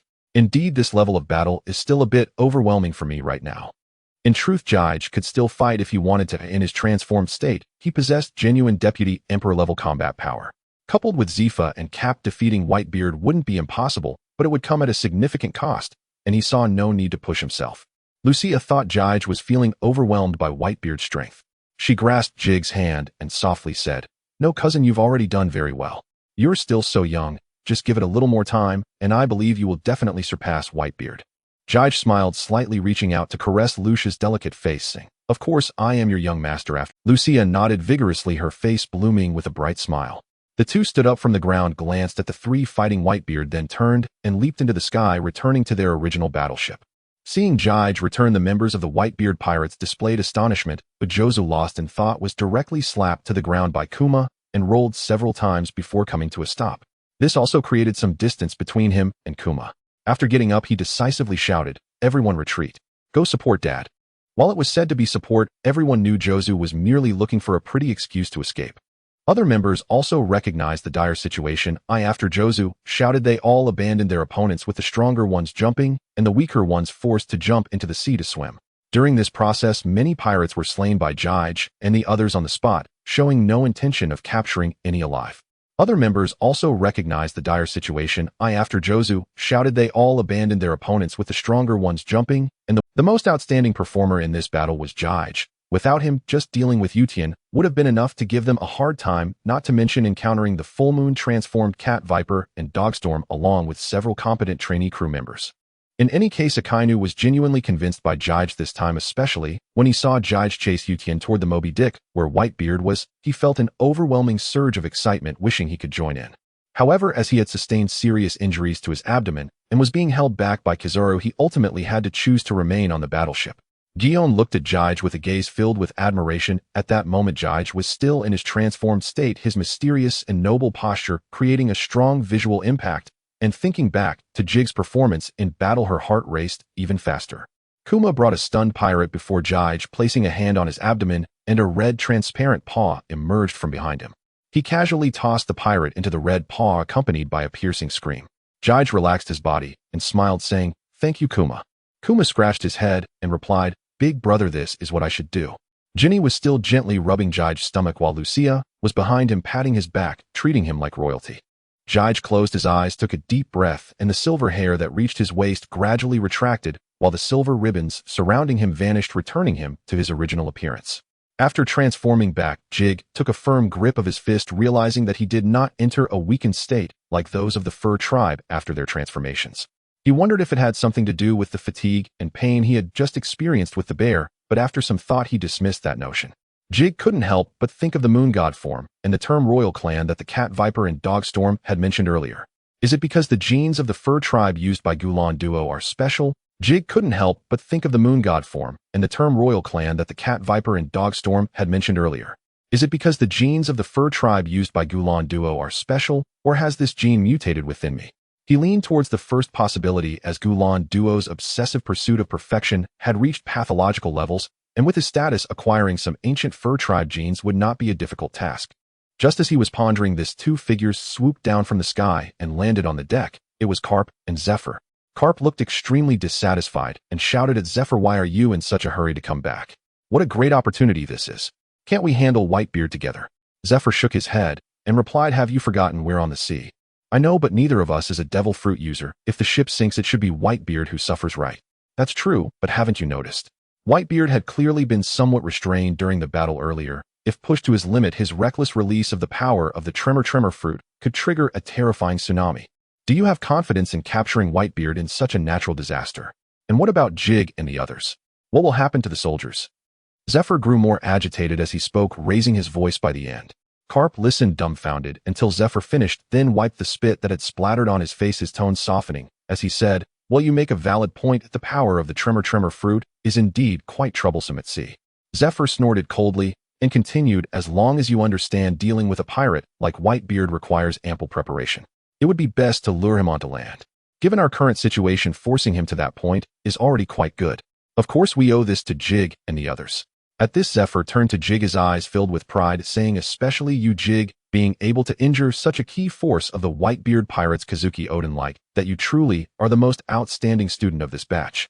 Though Jig was already acknowledged as the strongest student by everyone, it was only today that this title was officially recognized by Zephyr. Akainu nodded in agreement, his fiery gaze fixed on Jig. He had already set Jig as his future target. Kizaru leaned closer to Jig, lowering his voice in a somewhat lecherous manner. "Jig, don't forget me when you become Fleet Admiral, okay? Just make sure the treatment is good." Jig looked at Kizaru with a wry smile, saying, "Borsellino, you really have faith in me thinking that far ahead. Hey, it's just a matter of time. Don't worry, I'll definitely support you wholeheartedly. Anyone who dares oppose will have their legs chopped off." Kizaru gestured dramatically, but Zephyr had already heard everything and approached with a dark expression, kicking Kizaru in the rear, while angrily saying, "All you think about is this nonsense. Can't you focus on your training?" Kizaru rubbed his butt in discontent and ran behind Akainu obediently. Jig glanced toward the direction of the Whitebeard pirates and said, "Teacher Zephyr, they have already begun to retreat." Zephyr nodded. Both sides had suffered heavy losses in this battle, and more than half of the soldiers on the warship Carp brought had been killed or injured. However, the losses on Whitebeard's side were even more severe. In addition to regular pirates, two key forces, the Cat Viper and Dogstorm, had already perished, and the main force Odin had been left crippled. Overall, the Navy could still be considered victorious, albeit at a heavy cost. On the Moby Dick, Odin had been carried into the medical room. He had lost too much blood, and had it not been for his strong constitution, he would have already succumbed. The split corpse of Dogstorm lay conspicuously on the deck. Everyone else bore injuries and hung their heads low. Many members who were close to the Cat Viper and Dogstorm had tears in their eyes, and the ship was engulfed in a heavy atmosphere. Marco had one shoulder wrapped in bandages. He raised his other arm to wipe away the tears from his face, looking for someone to gather and piece together Dogstorm's body, waiting to find a place to bury it once they reached land. Throughout this process, Whitebeard remained silent. It was only after the blood on the deck had been completely cleaned that he slowly lifted his foot and walked toward the bow of the ship. The people on board suddenly felt an extremely terrifying aura. Marco stared blankly at Whitebeard's back, murmuring, "Old man." Whitebeard stopped at the bow of the ship, his eyes shimmering with the unique light of Conqueror's haki, his gaze narrowing as it fell upon the few Navy ships that were gradually distancing themselves. "Navy, this isn't over yet." He bent down, flexed his arms, and clenched his fists.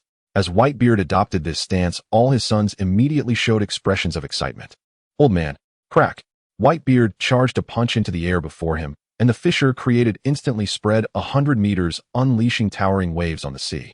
Zephyr's expression changed, angrily cursing. He's completely lost his mind. Isn't he afraid of effect? As he said, waves rose near Whitebeard's fleet, but they were directly shattered by Whitebeard's power, causing minimal impact. Zephyr, seeing this scene, felt his teeth itch with anger. Facing the incoming waves, his arms were enveloped in dark armament haki as he gritted his teeth. Thankfully, we've pulled away. With this level of tsunami Akainu, and I should be able to. At this moment, all the warships were already beneath waves towering over 100 meters, casting shadows over everyone's faces. Zephyr and Carp exchanged glances, ready to leap into the air to defend with their haki. However, a figure had already leaped into the sky ahead of them. Zephyr was momentarily stunned, and when he recognized the person in the air, he exclaimed, "Jig." Floating in midair, Jige had completely transformed into a humanoid black hole as the spiraling seawater was drawn into the darkness. As a massive influx of ocean water surged in Jig's body, suddenly erupted with blinding white light, a layer of white spherical barrier flickering around him. This phenomenon caused a stir among the Whitebeard pirates. He has absorbed all the seawater into his body. What does he intend to do? Isn't he afraid of the ocean as a power user? Damn it, it's that Navy again causing trouble. Standing at the bow of the ship, Whitebeard narrowed his eyes, watching the white light on Jige grow ever stronger, like a dazzling white star hanging above the sea. Within the white light, the gravitational force emanating from Jige had ceased. He slowly opened his eyes and murmured, "White hole, divine retribution." Buzz. Centered on Jige, a repulsive force that pushed everything away erupted. Along with it came the vast amount of seawater he had just absorbed. The explosion happened so quickly that before the Whitebeard side could react, several ships had already been wrecked by the surging waves. However, even more terrifying than the seawater was the invisible repulsive force. Under the impact of this repulsive force, apart from the sturdily built Moby Dick, the remaining ships that had managed to withstand the waves were blasted into fragments, and the pirates on board were struck down, their insides shattered, sinking along with the ships into the sea. Though Moby Dick withstood the impact of the repulsive force, fine cracks had already begun to appear on its hull, and the entire ship was pushed back several miles, completely losing sight of the Navy warships. Whitebeard extended one arm, standing like a statue at the bow of the ship, having used his haki to block the majority of the impact from divine retribution. Otherwise, Moby Dick and its crew would have been in grave danger. Slowly retracting his tingling arm, Whitebeard furrowed his brow, his gaze fixed on the direction where the Navy ship had been. Marco walked up beside Whitebeard, worry etched on his face, and asked, "Dad, are you all right?" A wave of divine retribution had caused severe damage to the Whitebeard crew. Since the formation of the Whitebeard pirates, they had never suffered such a heavy loss, and Marco was deeply concerned about Whitebeard's current state of mind. Whitebeard shook his head and quietly asked, "Marco, have there been any updates on the others on the ships?" "No, in that situation they must have." Marco couldn't finish his sentence. He simply couldn't bring himself to say it. A look of sorrow appeared on Whitebeard's face. After a long silence, he finally spoke. "That Navy brat, his name is Jige, right?" Mentioning Jige, Marco's eyes filled with rage. He nodded vigorously and said, "Yes, Dad. I heard on the warship that he claims to be a student from the Navy Academy. His devil fruit ability should be a natural type of darkness." "A student? The Navy has truly recruited a monster this time, a natural type of darkness." Marco wanted to say more, but suddenly a nurse rushed out from the ship's cabin shouting, "Not good. Captain Yutian has lost too much blood. The situation is extremely critical, Marco. Come quickly, we need your abilities." Upon hearing this news, both Whitebeard and Marco changed their expressions. Marco disregarded his shoulder injury and rushed into the cabin to save Yutian. On the Navy ship, the white light in midair had dissipated, revealing Jig's figure inside. Jig's complexion appeared somewhat pale, his forehead covered in fine beads of sweat, clearly indicating that divine retribution had taken a heavy toll on him. Just now he had managed to maintain his levitation through the extreme condensation of dark gravity, but after the explosion of power, he was already too weak to even maintain moonwalk, and was rapidly falling from the sky. On the deck, Lucia instantly unfurled her black wings, her figure flashing as she soared into the air, directly catching Jige in her arms. Looking at the weak Jige, Lucia felt a wave of heartache. "Young master, you." Jige extended a finger to touch Lucia's red lips, forcing a smile as he said, "Did you forget to call me cousin when outside again?" "Don't worry, I'm fine. It's just that it was my first time using this move, and I may have overexerted myself." Jige took a few deep breaths, his complexion gradually improving. White Hole Divine Retribution was a move he had long envisioned. With his memories from Blue Star, he knew of the existence of this special celestial body, and as a user of the Darkness Fruit, he could undoubtedly transform into a white hole. A white hole is precisely the opposite of a black hole. While black holes attract everything, white holes release everything, effectively repelling all. The principle is quite simple. When Jige transformed into a humanoid black hole, he condensed the dark gravity he could manipulate to an extreme, ultimately becoming a white hole that repels everything. And this attack technique naturally warranted his naming it after the divine retribution from the Rinnegan in Naruto. However, its essence remained that of a white hole, this natural disaster. Lucia and Jige slowly descended onto the deck. Jige's recovery ability was incredibly abnormal. In such a short time, he had already recovered from his weak state, appearing as if nothing had happened. However, the crew on the ship was still in a state of shock. The impact of divine retribution had been overwhelmingly intense. They had deeply witnessed what a natural disaster truly was. Akainu and Kizaru, both users of natural-type abilities, couldn't help but glance at each other, their thoughts oddly in sync. Will I be able to reach that level in the future? After a long time, Zifa finally regained his composure. He walked up to Jige, carefully examining him from head to toe before asking, "Jige, how do you feel now? I saw that you seemed to be exhausted earlier." "Yeah, I didn't control my strength well. If I were to do it again, I might just collapse right there." "Nanny, you can do it again." Jige raised an eyebrow, looking at Zifa with a face full of doubt. "What's wrong, teacher Zifa?" "That's not it. Just take a good rest for now. Your performance this time was truly outrageous. To be honest, I don't even know how to report this to Admiral Kong." Jige waved his hand dismissively, saying nonchalantly, "I was just doing what I was supposed to do. Sakasuki and the others performed excellently too.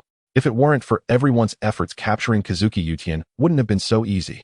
What Jige said was heartfelt. Before he transformed, Kizaru and Akaina's support had been invaluable, and Kuma and the others had drawn away the strength of other members of the Whitebeard Pirates, each playing an irreplaceable role.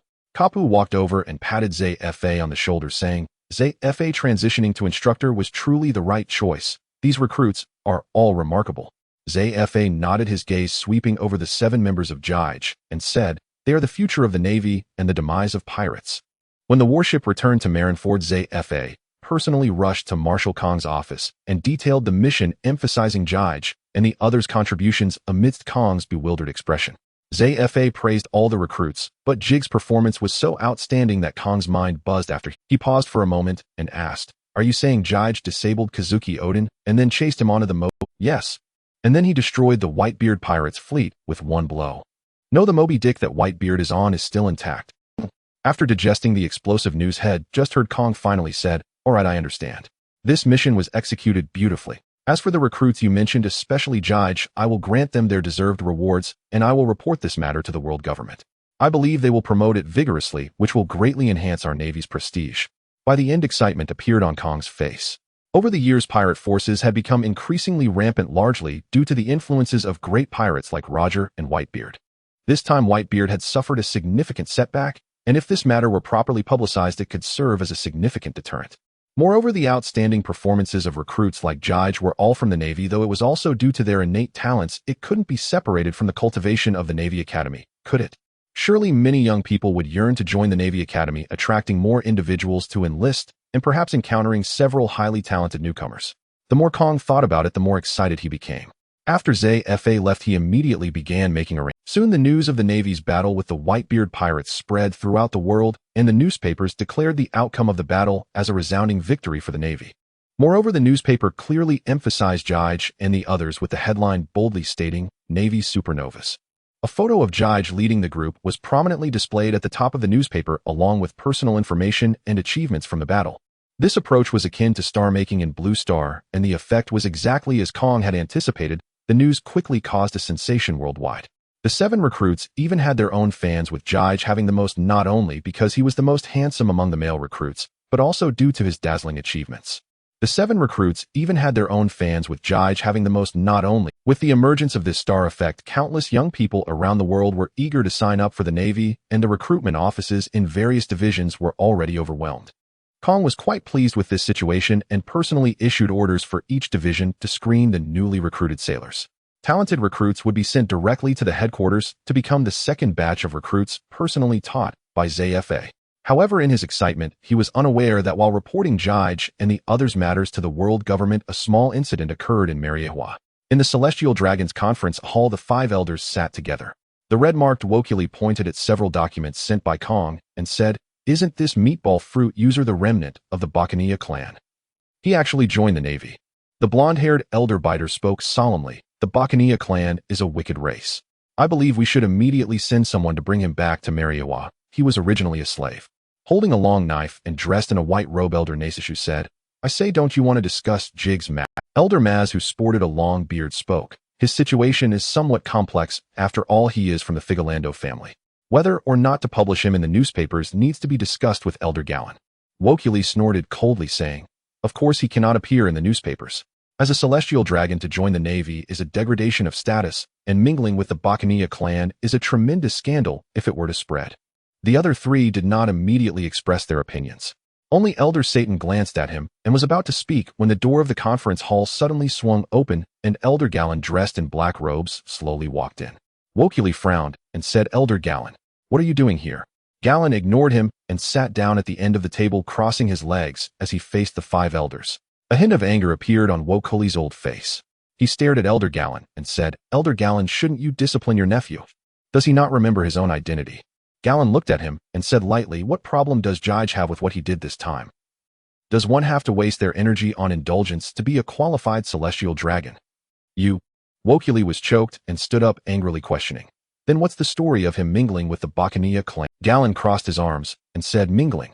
You're quite eager to label my nephew, aren't you? Let me tell you, this bear is Jig's slave. What's wrong with a member of the Figarland family keeping a slave around? Nanny, why was I not informed of this beforehand? You are." Buzz. An overwhelming aura erupted from Elder Gallen. He stared directly into Wokuli's eyes and said word by word, "When did the Figarland family become something you could criticize?" Under Gallen's terrifying pressure, Wokuli's complexion changed dramatically. His instincts warned him that if he said another word, Gallen would draw his sword immediately. As a justice god of law, he had always been critical of Gallen, who held special enforcement powers, so he intended to take this opportunity to annoy him. However, when it came to angering Gallen, he felt a little hesitant. Elder Satan glanced around and said, "All right, I think Elder Gallen has made himself very clear. Since this Bacania clan member is Jig's slave, I suggest we let it be." The rewards for Jige and others were quickly announced, leaving people stunned at the content of the rewards. All 3 female students, led by Lucia, were granted the rank of colonel, while the 4 male students led by Jige received an even more outrageous rank of at least Bear's Brigadier General. The remaining Jige, Akainu, and Kazuru were all awarded the rank of Rear Admiral, but as the one who achieved the first merit, Jige received special treatment. Since they were still students, these ranks were essentially honorary positions, and they could not yet command their own fleets or subordinates. However, Jige was different. The Naval High Command granted him a privilege, allowing him to mobilize part of the military, go out to sea regularly, and submit reports upon his return. Thus, for now, only Jige truly held the title of Rear Admiral in the naval headquarters. Of course, even temporary positions without real power like those of Akainu and the others were enough to make many naval officers who had struggled for decades without reaching the rank of colonel extremely envious. Not to mention that Jige and his group started as colonels, and in the headquarters no less. There is a saying on Blue Star capital officials are 3 ranks higher, which also applies to the Navy. Although commanders from the headquarters are not as exaggeratedly superior when placed in branches in terms of the same rank, except for the branches starting with G on the Grand Line, those from the headquarters utterly crushed the branch forces in both strength and rank. Do not be misled by the seemingly unremarkable rear admirals in anime. Many naval officers would spend their entire lives without ever reaching such a position. On the walls of the dormitory where Jige and the others lived hung 4 naval coats of varying sizes, just distributed to the 4 of them, complete with uniforms bearing officer insignia. The colors were gray, black, red, and yellow, corresponding to their fruit abilities. By the way, naval officers of colonel rank and above could design and have uniforms made according to their preferences by the logistics department, and at even higher ranks they could choose to go shirtless like the future Admiral Greenbull.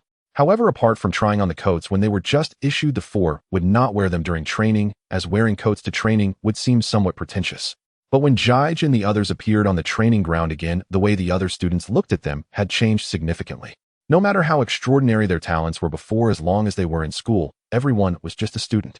Now it was different. Jige and the others were officially ranked Navy personnel, and all were of officer rank, which made them big shots in the eyes of all the students. Some even began to refer to Jige and the others as officers. On the girls' side, Lucia and the 3 received the same treatment as Jige and his group. Lucia felt indifferent about it. After all, she was the 3rd captain of the Figarland family, a position not inferior to that of a Navy colonel. Ziyuan, due to her connection with Crane, also did not care much about such matters. Only Ginny seemed a bit out of place, but fortunately her best friend Jessica treated her just like before, which eased her mind considerably. About half a year passed, and on this day Jige was training in martial arts on the training ground as usual. Due to the vast difference in strength between the four of them and others, ordinary physical training no longer sufficed for them, so in addition to developing their abilities, they engaged in martial arts combat to enhance their strength. Akainu enjoyed fighting with Bear, perhaps because both of their personalities were not very talkative, making their fights a showcase of brute strength and skill. This left Kizaru in a tough spot, as his opponent was always the strongest judge simply because he liked to use the Amatsuke's sword. Clang, clang, clang. The demon blade Muramasa clashed with the Amatsuke's sword, repeatedly scattering sword energy that plowed the grass on the ground again and again.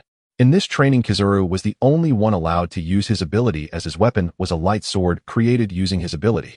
Anyone who has played a game called The Celestial Village and the Soft Egg on Blue Star knows that dual swords are not. To prevent the demon blade Muramasa from absorbing Kizaru's light, Sword Judge had to deliberately control Muramasa, but even so, Kizaru found the fight somewhat challenging. The Amatsuke's sword dimmed several times as if it might shatter at any moment. Judge swiftly dodged and created distance, a thread of red gas gradually wrapping around the blade of the demon Muramasa. Seeing this, Kizaru's pupils constricted, and he immediately reached out a hand, shouting Jodo Maid. Judge, who was initially serious and preparing to unleash his sword technique, paused upon hearing Kizaru's call to stop, and the Conqueror's haki that had just gathered on Muramasa dissipated into the air. The fight between Akainu and Bear also came to an abrupt halt. Akainu wiped the sweat from his forehead and looked at Kizaru with confusion, saying, Boro Sereno, since when did you start calling for a stop? Are you slacking off just because Teacher Zephyr is not here? Kizaru pouted, now resembling a neglected little wife, and said plaintively, Sakazuki, you're having a great time. Have you considered how I feel? The straightforward Akainu had a puzzled expression, while Bear silently stood by, saying nothing. Judge helplessly put away Muramasa and looked at Kizaru, saying, all right, I was a bit heavy-handed that day, but I truly did not mean it. A few days ago, Judge had used the haki technique on Kizaru, and it was Kizaru's first experience with such sword techniques. Lacking experience, he was pierced by the invisible sword energy of the haki and knelt down on the spot. Even Kizaru, who generally had a thick skin, felt embarrassed when he thought of this, which was why he immediately called for a pause when he saw Jig's starting pose today. After all, in martial arts training, his privilege was just to create a light sword. Evading using photonization would be unfair, leaving him with no choice but to take the hits. His willpower cannot be said to be weak, but compared to Akainu, there was still a gap. Thus, apart from his fruit abilities, Judge had also developed a technique specifically effective against Kizaru, which was the sword technique haki. With Kizaru calling for a break, Judge and the others also decided to stop, and the four simply sat down on the ground.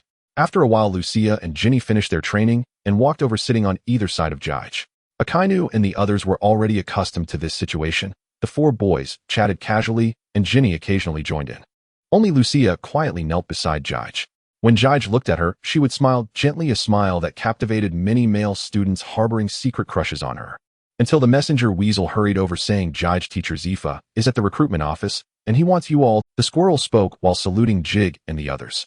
Jig waved his hand and said, Squirrel, didn't I tell you before? While we're at school, we're all classmates, no need for such formalities. The squirrel maintained the salute posture and replied, there's just over a year until graduation. I'm just getting used to it in advance. As graduation approached, many students increasingly understood the importance of resources. For most relatively mediocre students, when their strengths are nearly equal, obtaining better treatment after graduation relies on resources, or it can be said connections. In any world, people aspire to rise higher, which is indisputable. Justice is certainly important, but it can't be eaten. Jig and his fellow naval superstars are resources that are quite evident. Many students envy those like the squirrel who can be close to them, and anyone with a bit of intelligence knows to maintain this relationship well. Jig patted the squirrel on the shoulder and said, Squirrel, to be honest, I have high hopes for you. You'll definitely be at least a rear admiral in the future. The squirrel was taken aback for a moment, then excitedly asked, Jig, are you serious? Of course. Afterward, Jig waved his hand and walked past the dazed squirrel toward the training ground, followed by Akainu and Kizaru, as the squirrel had only pointed out them. The squirrel, floating on air, approached the group at Fire Mountain. Fire Mountain looked at the squirrel with a puzzled expression and asked, Squirrel, you look very happy. Did something good happen? The squirrel's lips couldn't help but curl upwards, and after coughing twice, he said, Nothing much, just that Jig just said I could become a rear admiral in the future. Nanny. At the recruitment office today was the new recruitment session, and among the new students signing up, a few were under special attention, so Zephyr personally came over. At this moment, 3 young individuals with distinct appearances stood before him. The heights of the 3 were surprisingly consistent, all above 2 meters, dressed in the attire of ordinary soldiers, blue and white shirts paired with straight black pants. The person on the left had a head of dark green curly hair, thick eyebrows, and full lips with an expression that looked somewhat arrogant and was relatively sturdier than the other two. The person in the middle had shoulder-length wild black hair flowing loosely, no eyebrows, and a constantly furrowed brow, giving him a fierce appearance. The person on the right looked just like a typical young man, his eyes full of anticipation, tall and thin, standing upright, wearing a blue beanie from which two tufts of black curly hair peeked out. Zifa crossed his arms and glanced down at the three files on the table from left to right. Huang Mu, 21 years old, Nature System Forest Fruit user hailing from the North Sea. Monkey D. Dragon, 24 years old, Nature System Wine Fruit user hailing from the East Sea. Kazan, 18 years old, Nature System Ice Fruit user hailing from the South Sea. The interviewers standing behind Zifa were already in a daze. No one expected that just as the second round of naval school recruitment began, 3 Nature System users would suddenly appear. Combining with the previous batch of 3 Nature System users, the Navy, now surprisingly, had 6 Nature System users. This was likely thanks to the previous newspaper, as Jig, Akainu, and Kizaru's outstanding performances attracted these 3, who were also Nature System users. Zifa's gaze swept over the 3, finally resting on Dragon in the middle, thinking, Monkey D. Dragon. Isn't this Carp's son? Carp often mentioned Dragon in front of his old buddies, but he always said that Dragon was too thoughtful. He had tried several times to get Dragon to join the Navy, but was unsuccessful. What was going on this time? How did Carp's son come to the Navy headquarters without a word? And he turned out to be a nature. He couldn't help but ask, Dragon, does Carp know about your coming here? Dragon shook his head and slowly replied, Father doesn't know. I infiltrated a military ship to get here. Joining the Navy is my own choice. Unlike the carefree Carp, Dragon gave a very calm impression. Zifa waved to call someone over to notify Carp. Huang Mu began to grow impatient and said, Admiral Zifa, am here to witness the prowess of Senior Jig. When will he arrive? Kizaru also echoed, Yes, Admiral Zifa, I also want to meet Senior Jig and the others. Can we meet them first? Afterward, he kindly extended his hand toward Dragon beside him and said, I didn't expect you to be Carp's son. I really admire him. Dragon was slightly taken aback, then also extended his hand to shake with Kizaru, murmuring, Father is indeed an outstanding Navy. Huang Mu, however, dug his nose and showed no intention of conversing with Kizaru and Dragon. Zifa silently observed the 3's performance, generally gauging their personalities. Now 3 more Nature System users had arrived, and even he was somewhat bewildered while Jig's group arrived at this moment. Jig glanced at Dragon and the others in surprise, instantly recalling their names. His expression remained unchanged, but he was puzzled, thinking, why did these 3 guys come to the Navy so soon? He wasn't too certain about Dragon, but Kizaru was clearly a student of the 3rd batch, and Green Bull Huang Mu was even more so, as he had been untraceable before the Marineford War. Seeing Jig, Huang Mu, and Kizaru instantly showed excited expressions, with Kizaru waving his hand vigorously, shouting, Senior Jig. At this time, Kizaru was nothing like the lazy version of himself in the future. In fact, before experiencing the O'Hara incident, he was always a passionate youth. Jig smiled and waved back, then turned to Zifa and asked, Teacher Zifa, did you call us for something? Zifa first handed over Dragon's 3 files to Jig. After Jig briefly scanned them, he pretended to be surprised, then passed the files to Akainu and the others behind. When they learned that Dragon and the others were also Nature System users, they also showed surprised expressions. Speaking of which, Huang Mu, Akainu, and Kizaru were all from the same hometown, hailing from the North Sea. Kizaru felt that he was also from the same hometown as Jig, which was one of the important reasons for him to join the Navy a year earlier. He had seen that newspaper, and the reports about Jig and the others made his blood boil. When he saw that the most outstanding performer, Jig, was actually his fellow townsman, he decided to join the Navy. From Zifa's words, Jig understood the ins and outs of the situation, feeling a mix of amusement and exasperation, realizing that he had inadvertently attracted Huang Mu and Qingji into the Navy ahead of time. Long had been silently watching Jig, clearly intrigued by him. After all, as a fellow nature user, Jig had already faced the Whitebeard pirates at the age of 17, achieving such dazzling results, which naturally sparked their curiosity. Huang Mu rushed directly in front of Jig, grabbing his hand and loudly exclaiming, Senior Jig, my name is Huang Mu. I have seen your deeds, and I truly admire you.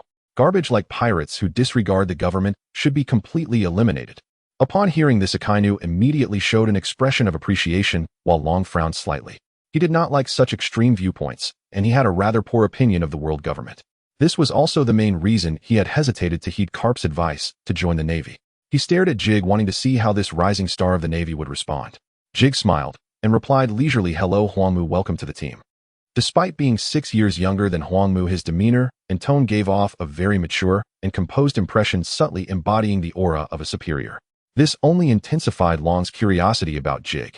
Before Huang Mu could speak, he stepped forward and said, "Hello, Senior Jig. It is an honor to meet you. Please allow me to introduce myself. I am." Jig directly interrupted Long's self-introduction, still smiling, as he said, "Monkey D. Long, I know you. Vice Admiral Carp mentioned you. He was originally going home to see his son that day, but unexpectedly ran into the Whitebeard pirates." Long nodded and said, "Yes, I am truly grateful to you. If it weren't for Admiral Zifa and your support, my father would have been in danger that day. As Navy members, this is our duty." However, Vice Admiral Carp mentioned that you seem to have some resistance to joining the Navy. Can you tell me the reason?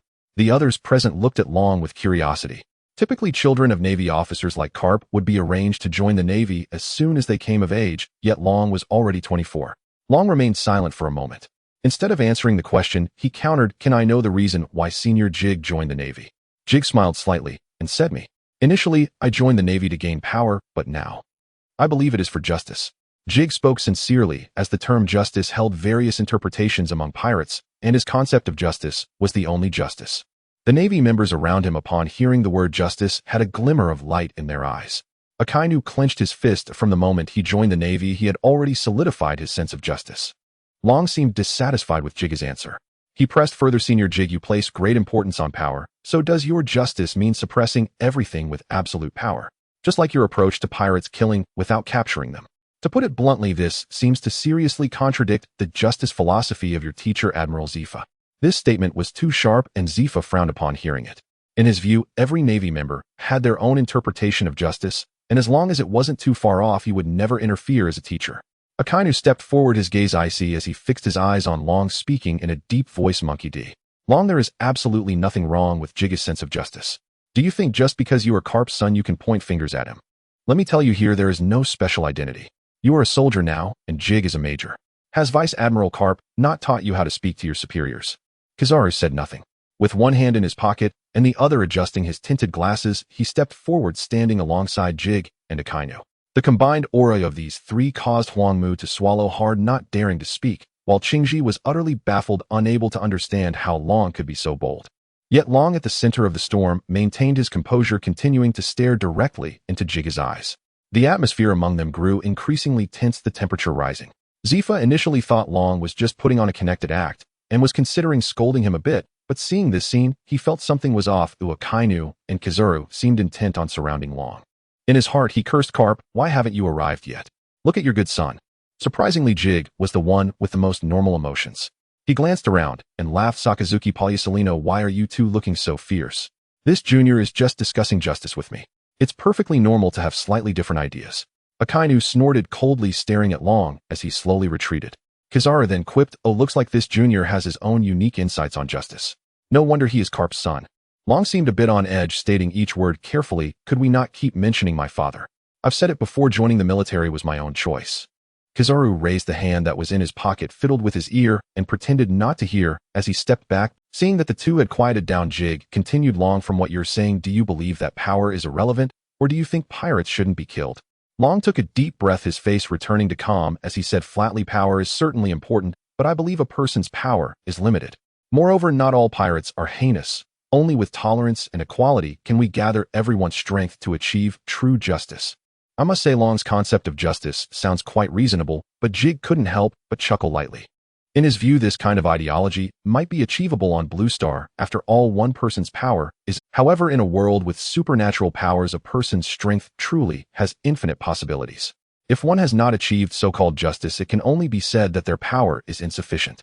Jig's laughter was like nails on a chalkboard to Long, who angrily questioned, "Senior Jig, I don't understand what you're—" Jig ignored him, continuing to laugh until Long's face turned ashen, at which point he reined in his laughter, a deep darkness flashing in his eyes. "You seem to know nothing about power." Inside the main building, Cap was in his office, reclining in his chair with bubbles forming on his nose, clearly the person sent by Zephyr knocked on the door for quite some time without a response. If he hadn't heard Cap's snoring through the door, he would have thought Cap was absent. With no other choice, he had to knock harder, finally waking Cap, who rubbed his bleary eyes and groggily asked, "Come in." The visitor pushed the door open, saluted, and said, "Vice Admiral Cap, your son is at the recruitment office. Admiral Zephyr wants to see you." "Oh, got it. What?" At the recruitment office, Long had squinted his eyes, a strong wind swirling around him as he took a few steps forward, almost standing side by side with Jige, and said lightly, "Senior Jige, may I test the strength you speak of?" Jige slightly moved his shoulders and neck, looking at Long with a half smile, and said, "You want to fight me?" Alright, I'll take this opportunity to help Teacher Zephyr assess your strength. After saying that, Jige turned his head to look at Zephyr and asked Teacher Zephyr, what do you think? Zephyr thought for a moment and felt it would be good for Long to fight Jige, as from his perspective Long seemed a bit too self-assured. Having your own sense of justice is certainly good, but what's the point of coming in and pointing out others' sense of justice? Who doesn't know that Jige has genuinely experienced fierce battles against pirates, particularly the Whitebeard pirates? The weight of his qualifications is indeed very high. Not just Zephyr, but everyone present felt that Long was simply not qualified to instruct Jige. Zephyr believed it was necessary for Jige to fight Long, as it would not only showcase Long's strength as a newcomer, but also help him realize his place and understand that there are always stronger individuals. As for the possibility of Jige losing, that was something he hadn't considered at all. He knew Jige's strength well. He was already capable of independently guarding AG branch. However, since Long was the son of his old friend Cap, to avoid Long losing too embarrassingly, Zephyr's final decision was, alright, let Amaru and Kazan join as well. Jige, this shouldn't be a problem for you, right? Jige smiled slightly and said, of course, no problem. I'm happy to have a friendly match with the 3 junior brothers. But shall we start right here? The juniors are all nature type users. Zephyr waved his hand dismissively and said, this is fine. I'm not worried about the 3 of them, but you should hold back a bit, especially with your move Shinra Tensei. The recruitment office originally had a large open area for testing new recruits, but Jige and his group, being specially recruited talents, had directly skipped this step. Moreover, this was not a Navy school directly overseen by Zephyr, so even if there was significant destruction, it was Sengoku's concern. Sengoku was gradually being entrusted with more authority, and it was no longer a secret among the Navy's upper echelons that he was about to become the next admiral. After Zephyr agreed, Amaru shot Long a glance, thinking to himself, what a reckless kid, how can I fight against the great Jige? No way, I absolutely cannot get involved in this. Just as he thought this, he raised his hand to refuse, but Akiji had already rushed up and pulled him along, saying, come on, I didn't expect to have the chance to fight Senior Jige, this is fantastic. Long said no more, his body instantly turning into a gust of wind racing towards the center of the open area, while Jige's figure gradually distorted, disappearing into the dark vortex behind him, arriving at his position ahead of Long. Amaru was directly dragged over by Akiji, a reluctant expression on his face. Before the battle began, many officers had already rushed over upon hearing the news, having also heard about the arrival of 3 new nature-type users today. Of course, the main reason for their arrival was still Jige. Jige's recent fame was simply too overwhelming, a 17-year-old Rear Admiral. Even if he was an extremely rare nature-type ability user, it shouldn't be this outrageous, right? Many still held prejudices against this, thinking the newspaper exaggerated Jige and others' performances to promote the Navy. After all, among the officers aside from Zephyr and Cap, only Crane had briefly fought against Jige, and others had yet to witness Jige's strength with their own eyes. Their impression of Jige was still that of the strongest student. The impact of this battle was growing larger and larger. After a while, even Cap, Crane, and Sengoku the Iron Triangle arrived on the scene. Zephyr felt a bit dazed upon seeing them and stepped forward to ask, what are you 3 doing here? Cap peeked at Long on the field and was about to speak, but Zephyr directly interrupted, you don't need to say anything, I know you're here to see your son. Sengoku and Crane exchanged glances, and Sengoku spoke up, I also want to see what the youngest Rear Admiral in our Navy is capable of, especially with 3 super newcomers. Their battle certainly deserves attention. Crane nodded, indicating she felt the same. Zephyr helplessly rubbed his forehead and said, with so many people here, the area is getting a bit cramped, and there are no seats prepared for you. Sengoku, hearing this, chuckled and pointed to the crowd of Navy officers, saying, no worries, let's all stand and watch together, there's no need for such formality. Just as he was speaking, another group of people surged over, and Zephyr squinted to see that it was the students led. As soon as Ginny saw Zephyr, she ran over smiling and said, Teacher Zephyr, everyone wants to see Jige's battle. This shouldn't count as skipping class, right? Zephyr had already started to give in, casually waving his hand, and said, if you want to watch, then go ahead, but this is a one-time exception. With Zephyr's consent, the students cheered and squeezed into the group of officers. The officers were relatively tolerant of the young people, and no one minded. Especially for the female students, they even made some room, allowing these girls to move to the front row. Ginny looked at Jige in the arena and shouted loudly, go Jige. The other girls were initially a bit shy, but seeing Ginny's enthusiasm, they quickly joined in. After all, even the aloof Lucia was cheering for her cousin, so they all started shouting. The male students, seeing this, naturally were unwilling to be outdone, with Wusong and others leading the shout, go ahead. Show these 3 rookies the strength of our Navy school. Who would have thought that today a small recruitment office would gather over 80% of the top combat power from the Navy headquarters? Besides the students cheering for Jige, the people standing around him were at least of colonel rank in the Navy. Jige himself never expected things would escalate to this level, thinking to himself, I originally wanted to take advantage of the chaos to do something to Long, but this situation makes it a bit difficult to act. With such thoughts, he still maintained a smile on his face and waved to Lucia and the others. Akiji looked at Jige with admiration, saying, Jige-senpai's popularity is truly high, everyone really likes him. However, Aramaki still harbored resentment towards the guy who dragged him onto the stage. Given the current situation, he couldn't just step back. He glared at Akiji and said irritably, You ignorant bumpkin, do you know if Jige's holy or living? Gets angry we won't have any good outcomes. He originally wanted to say that if Jige's identity were revealed, he would be immediately revered by thousands, but compared to that, this little scene was nothing. However, he remembered halfway through that he needed to avoid mentioning Jige's title here, so he ended up saying something that sounded a bit awkward. Long stood in front of the two, turned around, and said calmly, Once the battle starts, keep your distance from me. I'm afraid I might accidentally hurt you. Huh. Aramaki raised an eyebrow, cracking his knuckles to make popping sounds, and said, You really make me very unhappy. Akiji raised his hand to scratch his head, thinking that they hadn't even started fighting yet, and they were already on the verge of infighting. Fortunately, Zephyr shouted at that moment, All right, you can start now. Jige, let me emphasize once more, hold back. No sooner had he spoken than, whoosh. A gust of wind suddenly erupted around Long, causing Akiji and Aramaki, who were closest to him, to stumble as they were caught off guard. Once they regained their composure, Aramaki was about to curse when Long had already merged into the whirlwind and surged towards Jige. However, this approach of getting up close to Jige was evidently a grave mistake, especially for someone like Long who possessed abilities. Facing the howling wind, Jige merely reached out his hand, and a dark vortex appeared in his palm. Universal attraction. Nanny. Long's exclamation came from the wind as strands of azure airflow coalesced into a humanoid form, which was then pulled out by the gravitational force. When this humanoid wind touched the palm of Jige, it instantly transformed into Long, whose face was filled with shock. He glanced at the hand Jige had on his shoulder and exclaimed, How is this possible? Why can't I? Before he could finish, Jige had already delivered a punch to his abdomen, causing Long to spit out a mouthful of blood, which was then consumed by the darkness emanating from Jige, leaving not a single drop on his body. Kapu furrowed his brow in the crowd while the students became increasingly excited, cheering even louder. This punch also snapped Long back to reality. He was still unclear why his fruit abilities couldn't be used, but he knew that if he took a few more punches, there would be no need for the battle to continue. He suddenly raised a hand wrapped in armament haki, forming an exceedingly bizarre claw shape, and swung it fiercely towards Jige, shouting, Dragon's Claw.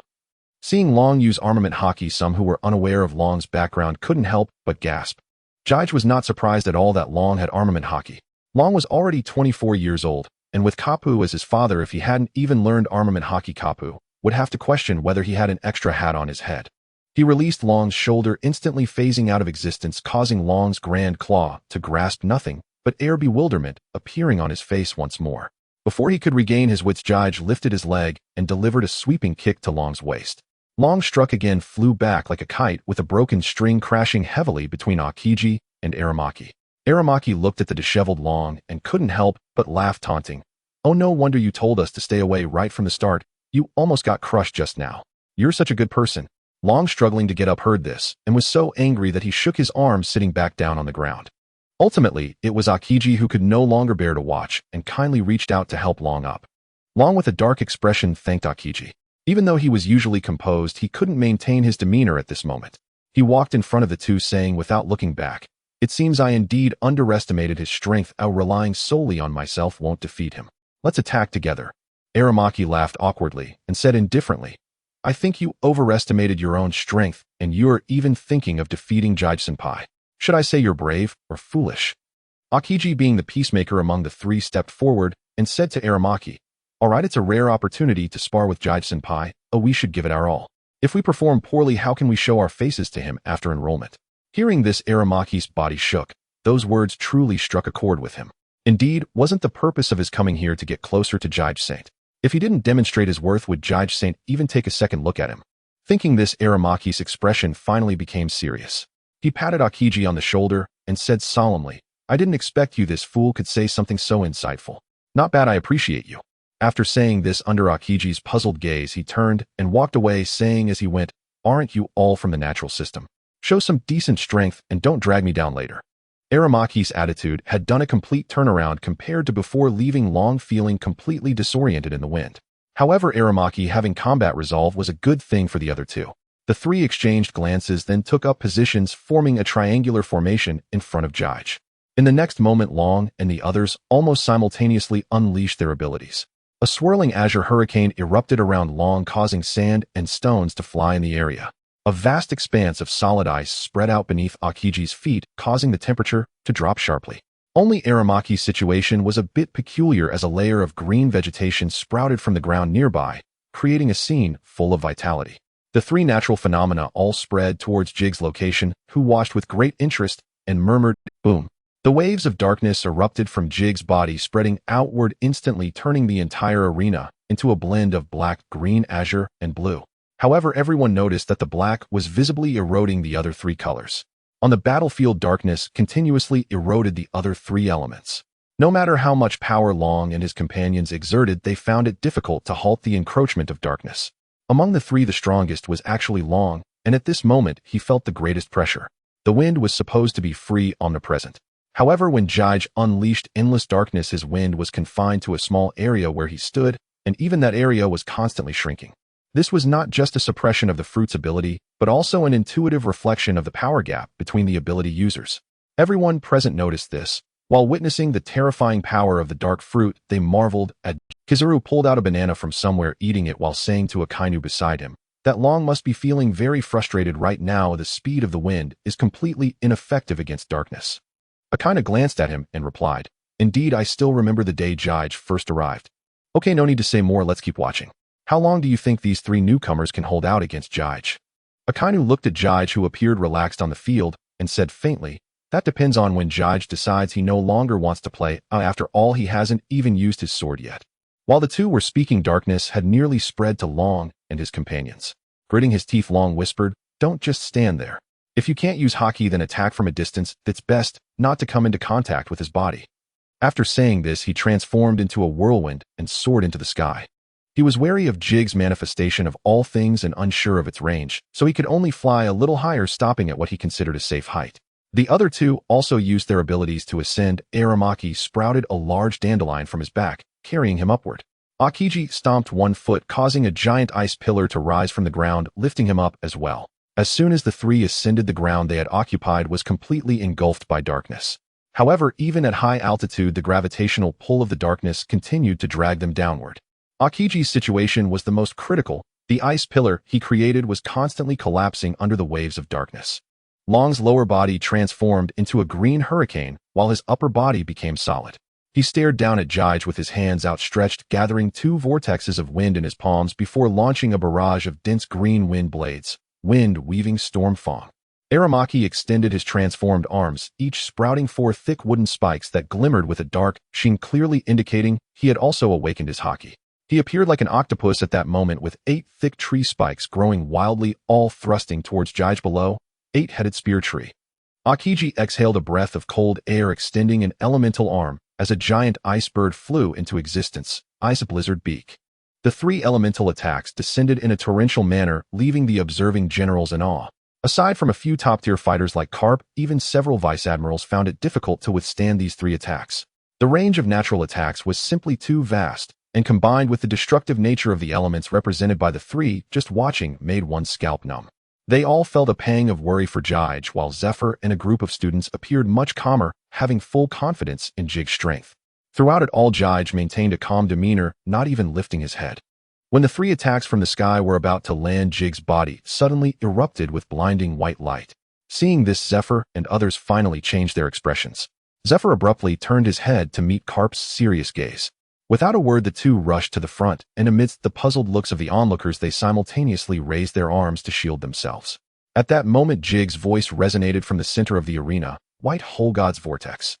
A terrifying, repulsive force erupted from Jige, forming a semicircular force field.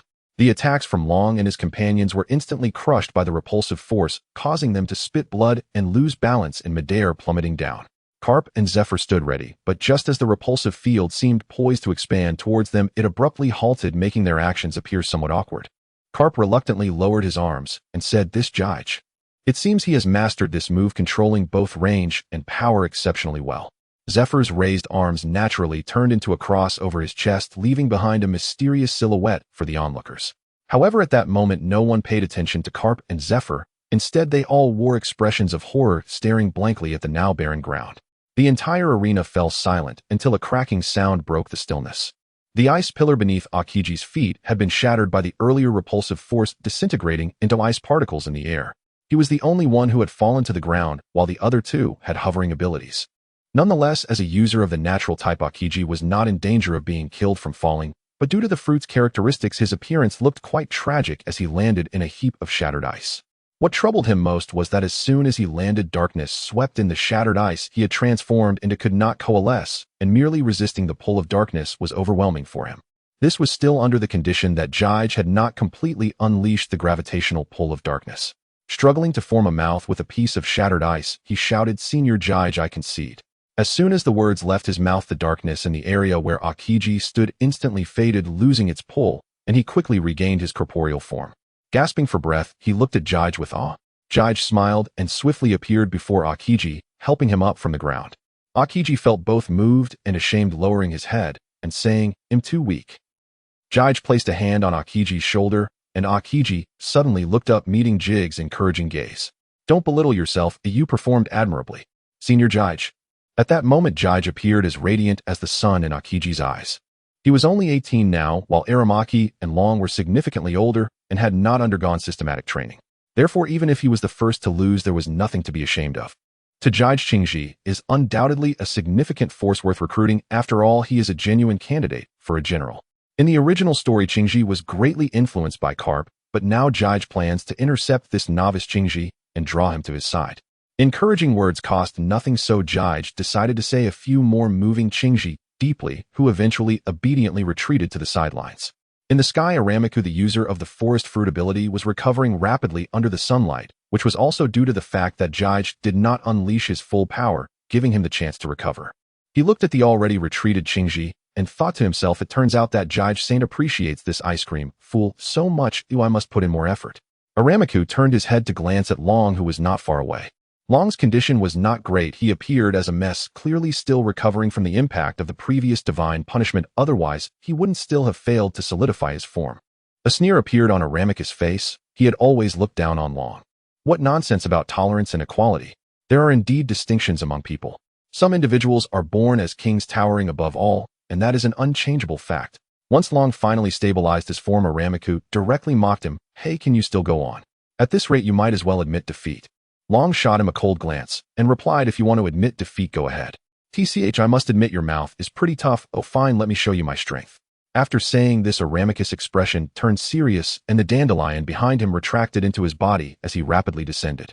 In midair, he elementalized his entire body, rapidly expanding in size, and with a loud crash, a gigantic treant towering several meters high slammed down onto the ground. Forbidden Grudge Forest.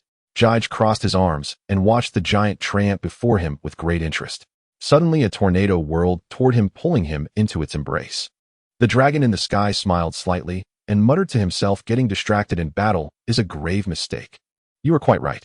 "What?" Long's pupils constricted as a dark vortex appeared behind him, and Jige's figure emerged from within, delivering a punch to Long's lower back. Whoosh! Long's body plummeted like a meteor, crashing into the ground and creating a humanoid crater. Jige followed, landing beside the crater only to have his standing position overshadowed by a large fist coming down upon him. "Senior Jige, watch out." Aramiku, not daring to sneak attack Jige, kindly reminded him as he struck, yet Jige showed no intention of dodging, instantly activating his divine might. Aramiku's fist slammed directly into the pit where Long was producing a deafening roar. However, knowing that such an attack would have no effect on Jige, Aramiku still swung his housesized fist down onto the ground, kicking up clouds of dust and making the pit grow larger. After a while, a breeze blew out from the pit, revealing the ragged Long, who glared at Aramiku and shouted, "Are you done smashing it yet?" Aramiku stopped his actions, feigning surprise as he said, "Oh, you're tougher than I thought. Oh, I thought you'd fainted in there." Long was nearly infuriated by this remark. Being able to elementalize, he naturally would not be harmed by Aramiku's previous onslaught, but the intense vibrations caused his body to scatter into gusts of air repeatedly, making it impossible for him to gather himself. Aramiku smirked, completely ignoring Long. Long suppressed his anger and unleashed a strong wind to blow away the surrounding dust, only to find that Jige's figure had long since disappeared. Long gritted his teeth and said, "Damn it, the power of the dark fruit is being used too deviously. How can I attack his physical form?" Just then Jig's voice came again from behind him. If you want to hit me, sure, I'll give you that chance later. Long was truly being haunted by the elusive Jij today. Upon hearing Jig's voice, he wasted no time and transformed into a gust of wind to flee into the distance. Jij showed no intention of pursuing. He shrugged and said, "Why are you so anxious? I plan to leave you for." After saying that, he looked at Aramiku with a smile and said, "I will give you the same opportunity as well. Thank you, Senior Jij." Jij was slightly bewildered by Aramiku's behavior, which reminded him of someone, namely his top lackey Spandang. Aramiku clashed his two massive fists in front of his chest, and the pitch-black armed color spread over his fists. This nearly exhausted his armed color, as his fists were simply too large. He raised both fists high and slammed them down towards Jij, roaring heavenly burial tree star. Jij narrowed his eyes, his expression turning serious, as he similarly unleashed his armed color, which flowed across his right arm. Among the crowd of onlookers, those unfamiliar with the arts thought the flowing black on Jig's hand was the ability of the dark fruit.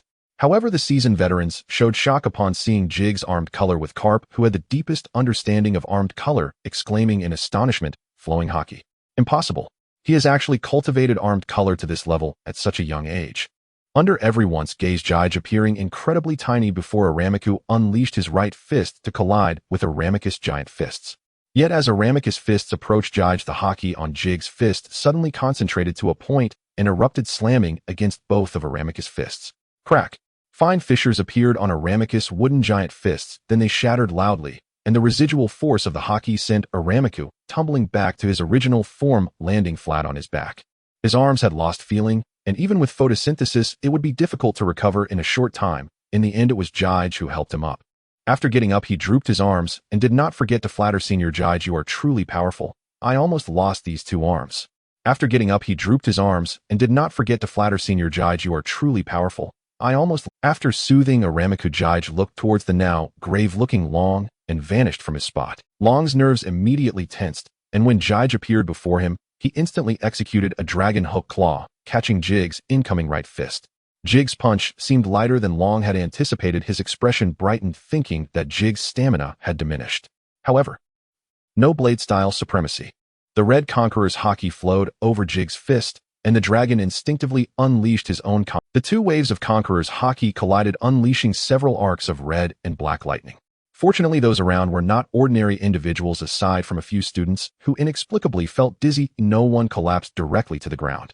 However, this once again left those generals who recognized the Conqueror's hockey deeply shocked. After all, Conqueror's hockey is different from both armament hockey and observation hockey. It is an absolute talent. Either one possesses it, or does not. No amount of training can change that. Moreover, possessing it is one thing, while awakening it is another. A person who awakens Conqueror's hockey is destined not to be mediocre. They would undoubtedly be a dominant force on the seas. In the Navy, those who have awakened Conqueror's hockey are exceedingly rare, so in the eyes of this group of naval generals, a Navy member who has awakened Conqueror's hockey is even rarer than a Logia-type devil fruit user. On the field, the dragon was already drenched in sweat, while Jig remained calm. He said lightly, "Is this all the courage you possess?" Hearing this, the dragon roared furiously, trying to elevate his own momentum in this manner. He could accept losing to Jig in strength, but he could not accept losing to Jig in courage, for that would mean his steadfast beliefs had been thoroughly shattered. However, his Conqueror's hockey had evidently not been systematically trained. He could only unleash it to a certain extent, and merely shouting would not enhance its intensity. In contrast, Jig had trained seriously under the top authority of Conqueror's hockey Garen. Having mastered it, his control over his aura was far beyond what the dragon could compare to. Jig admired the dragon's impotent fury for a moment, then his gaze sharpened, and the Conqueror's hockey on his right fist instantly converged, transforming into a blade-shaped shockwave that pierced through the dragon's body.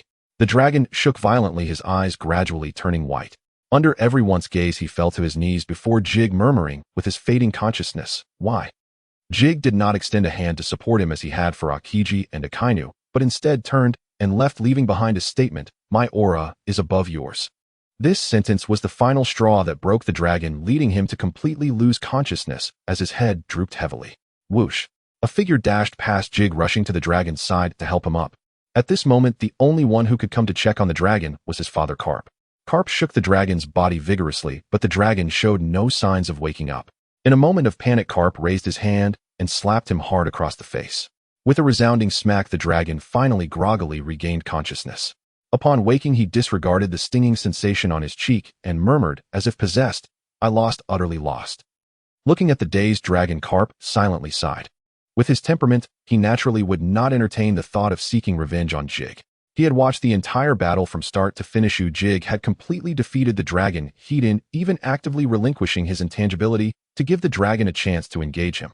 This was already a display of mercy.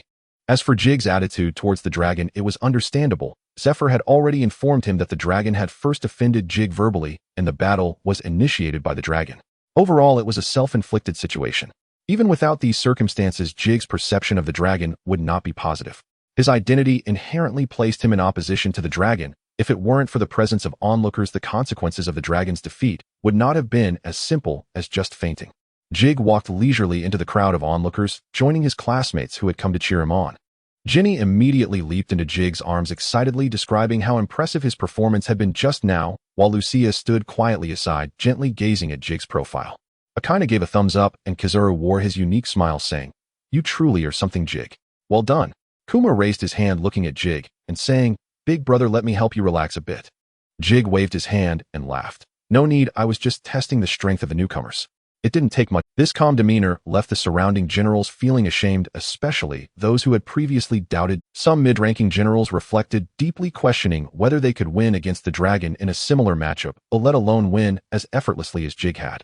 After witnessing Jig's battle, no one would think Jig's military achievements were mere boasts. His rank of Rear Admiral was undoubtedly well-deserved, and even based solely on strength, promoting him to Vice Admiral would not be unreasonable. Zephyr was also very satisfied with Jig's performance. With his fruit ability, hockey, swordsmanship, and physical techniques, he saw no shortcomings in Jig. He could be considered the perfect student template in Zephyr's mind.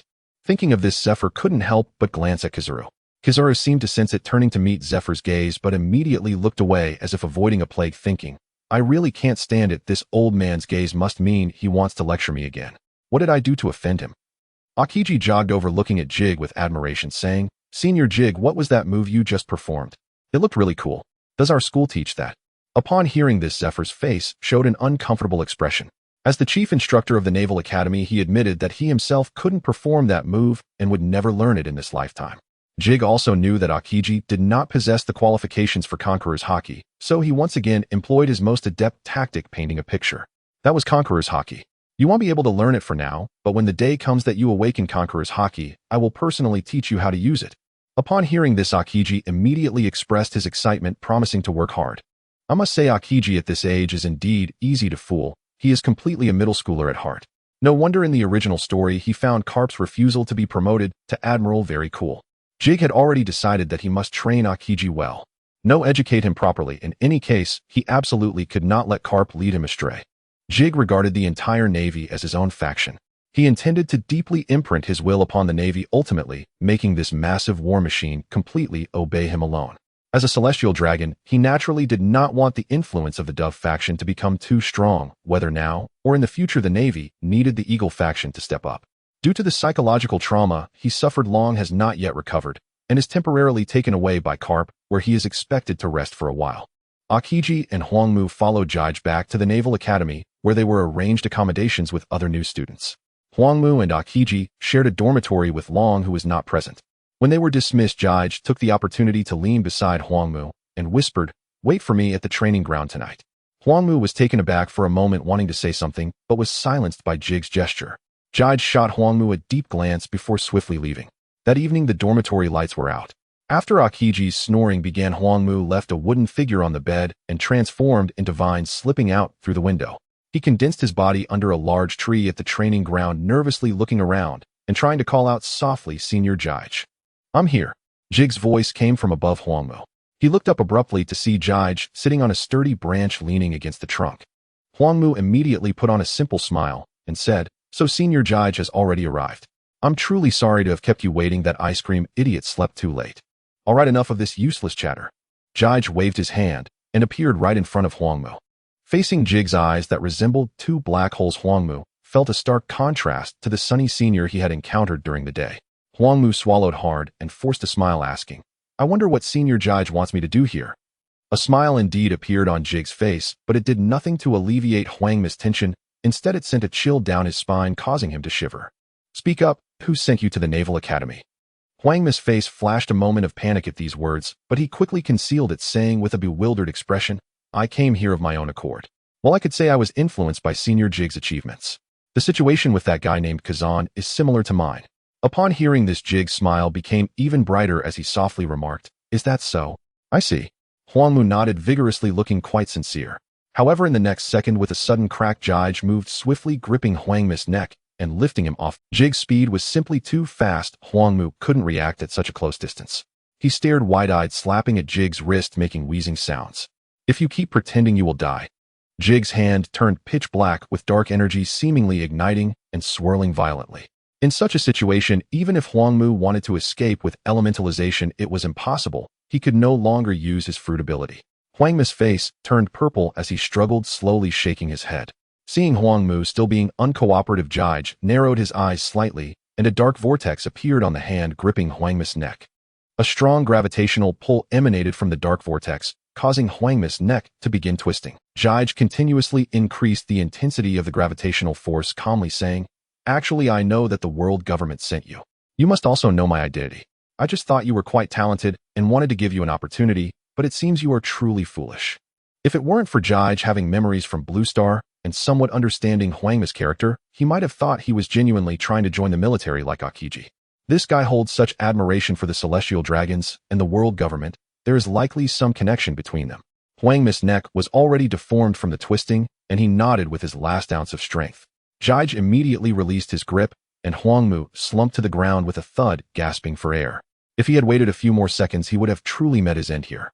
Once Huangmu's breathing calmed down a bit, Jige slowly crouched down and softly said, "This is your last chance. Speak up." Facing Jige, who was so close, Huangmu had no thoughts of resistance. In terms of both identity and strength, Jige was someone he could not provoke. Moreover, Jig's previous words had indeed pointed out his origins, whether it was true or a bluff was not in his consideration anymore. If he didn't confess, he might lose his life. What made him most despairing was that even if Jige truly killed him, that group of people wouldn't care, and the Navy would only investigate, slightly likely leading to a result that would be brushed under the rug. Of course, Huangmu was very loyal to the world government and the celestial dragons. If Jige were not a celestial dragon, he truly wouldn't have confessed. He took a deep breath and, facing the Jige who had almost killed him, respectfully said, "Senior Jige." "Lord Jige, I am affiliated with CP0 and was sent by Lord Walchuli." Hearing this name, Jige raised an eyebrow. Walchuli was someone Garen had mentioned to him. He knew that this guy had always held a grudge against the Figarland family and would occasionally pop up to annoy them. If the mastermind is him, then he certainly has no good intentions. With that thought, Jige asked, "What did Walchuli send you to do?" "To monitor me." Huangmu was startled and quickly bowed his head to the ground, not daring to utter a word. His reaction had already confirmed Jig's suspicion. After a moment of silence, Jige asked, "What is the purpose?" "Lord Walchuli did not say. He only instructed me to report on what you say and do in the Navy." Jige snorted coldly and said, "Do you know the consequences of doing this? Monitoring the Figarland family. You really have some nerve." At this point, Huangmu was almost in tears. He hugged Jig's leg and said, quite aggrieved, "Lord Jige, I truly do not want to carry out this task. But Lord Walchuli said I am a Logia-type ability user, and I am of the appropriate age, making me the most suitable to enter the Navy and contact you." He certainly thought things through. Jige shrugged Huangmu off, saying nonchalantly, "Get up." Huangmu trembled as he stood up, his face streaked with tears and snot, looking quite pitiful. However, Jig's next words nearly made him collapse to the ground. "Choosing to take on this task is already a capital offense. Should I take action, or will you end it yourself? Lord Jige, please spare me.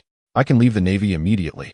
Huangmu knelt down with a thud, bowing deeply. Jige tilted his head slightly and asked, "Do you think that if you leave the Navy now, Walchuli will spare you?" Huangmu lay on the ground, trembling uncontrollably, and said in despair, "No, he won't. It seems you are quite clear in your heart. So will you always hide in the future? Or would you rather become a— No, I will never become a pirate. Pirates are the lowest scum." This statement surprised Jige a bit. He wondered how the world government had brainwashed Huangmu to look down on pirates even at this point. In fact, despite Huangmu's poor performance now, it was because he was facing the celestial dragons who represented his belief in the world government. Jige put his hands in his pockets and said casually, "I didn't expect you to have some principles. Very well, I can forgive your offense." Huangmu suddenly raised his head, looking at Jige in disbelief. Jige smiled slightly and said, "However, from now on you will work for me, specifically for the Figarland family." "Do you mean for me to betray Walchuli? How can this be called betrayal? After all, both of us are celestial dragons. Isn't it all the same to you who you serve? Or do you think my Figarland family is inferior to a Gorosei?" As he spoke, a surge of darkness ignited around Jige, pulling Huang Mu, who was kneeling on the ground, forward slowly. He hurriedly said, "No, no, no. I absolutely did not mean that. I am willing to pledge my loyalty to you." As a member of the highest intelligence agency CP0, Huang Mu certainly knew how terrifying the power of the Figarland family was. A single Gorosei could not compare to this family. Moreover, this family was synonymous with power among the celestial dragons, and its head controlled the elite force of the Knights of God, which Huang Mu greatly admired. If he had to choose a backing, the Figarland family would absolutely be the most perfect choice. However, Watchali was also in existence that Huang Mu could not afford to offend. He said with concern, "But Lord Jige, what about Watchali? This is no longer your concern. From now on you will only obey the Figarland family. A single Gorosei would not dare to touch you." After hearing this, Huang Mu gritted his teeth and took out a snail with a red birthmark on its forehead, presenting it with both hands. Jige nodded in satisfaction. This was clearly the snail Huang Mu used to communicate with Watchali, and handing it over was a form of loyalty. A dark tentacle crawled up Huang Mu's body, slowly wrapping around the snail, which was pulled into the darkness, finally transforming into a scripture that merged into Jige's hand. After finishing all this, Jige leaned down and patted Huang Mu's shoulder softly, saying, "All right, Huang Mu, go back and get some sleep. There is training tomorrow." Huang Mu nodded vigorously and slowly transformed into scattered vines to leave. After he left, Jige took out a snail from his bosom. After a while, the snail lifted its drooping eyes and a dignified voice came from its mouth. "Calling me at this time, have you encountered some trouble?" Jige chuckled and said, "Uncle Gallen, someone is eyeing our family." Mariehua. A squad of golden-armored guards appeared in front of the Topman family's residence.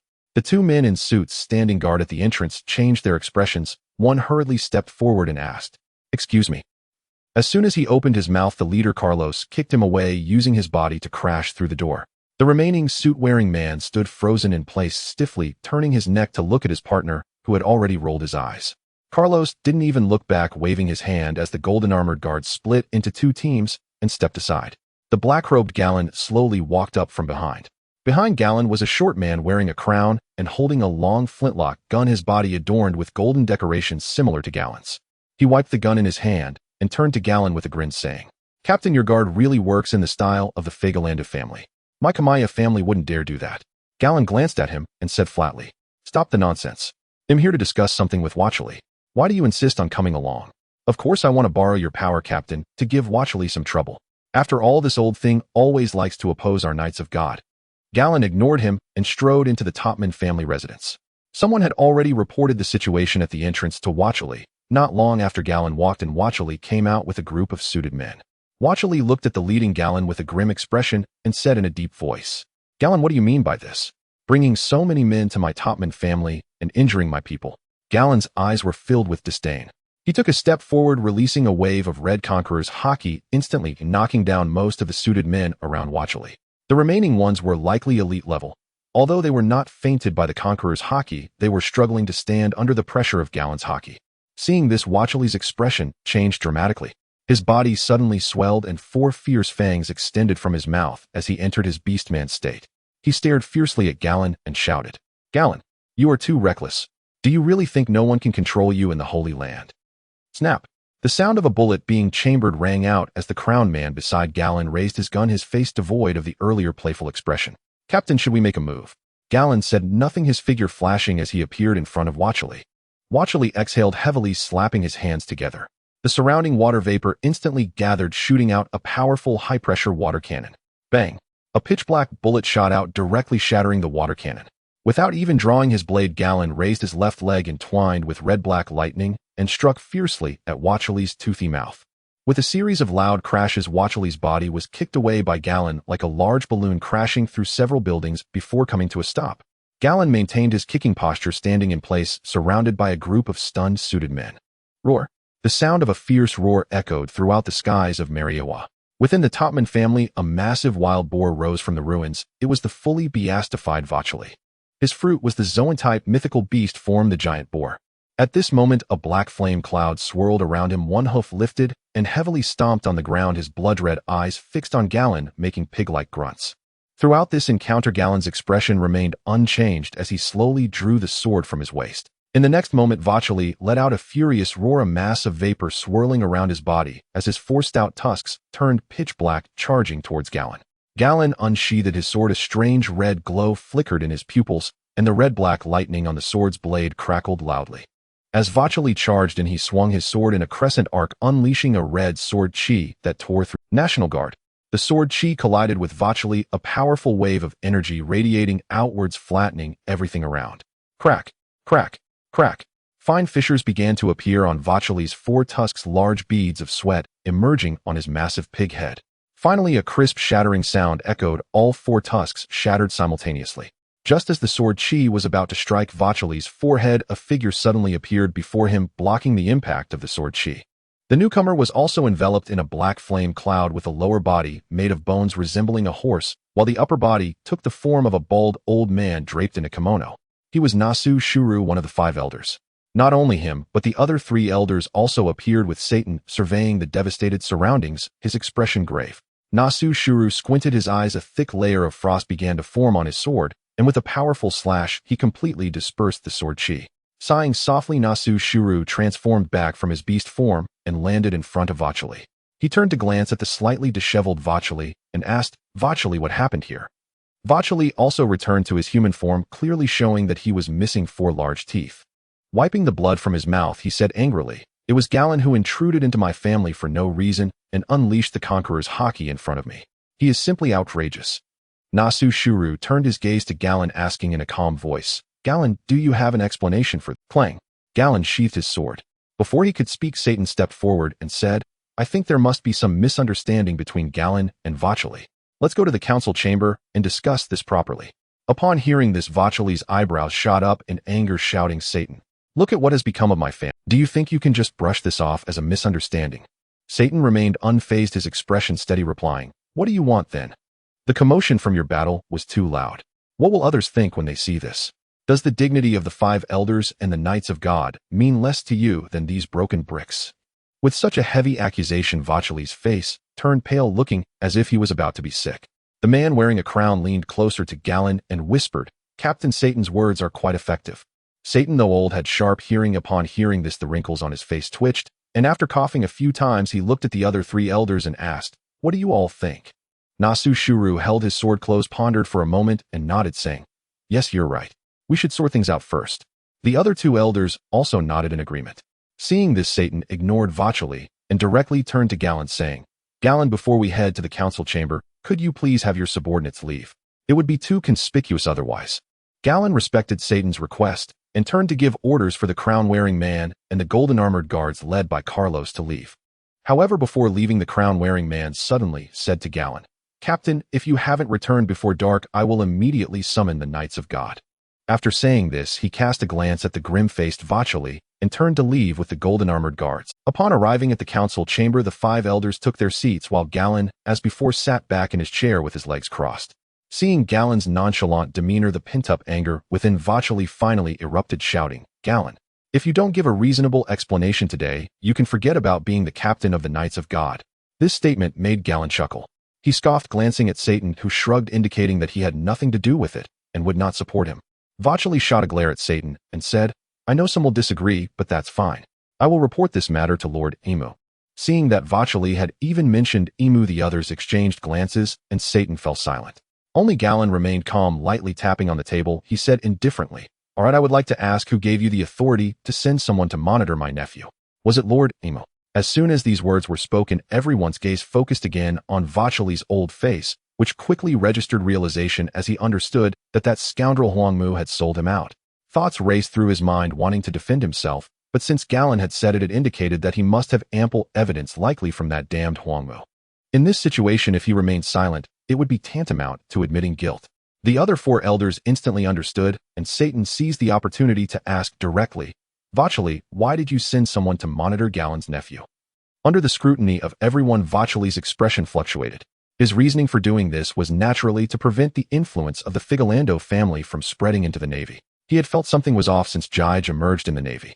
If allowed to develop unchecked once he rose to a high position, would commands from the world government, especially those he issued, still be executed smoothly? After all, Jige was the heir of the Figarland family.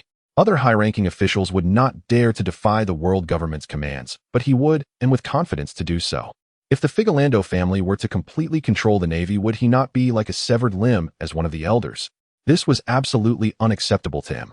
At this moment, Vacheli felt a profound sense of helplessness. He had lost faith in Satan, who was in cahoots with Garland, and the remaining 3 elders were also not to be relied upon.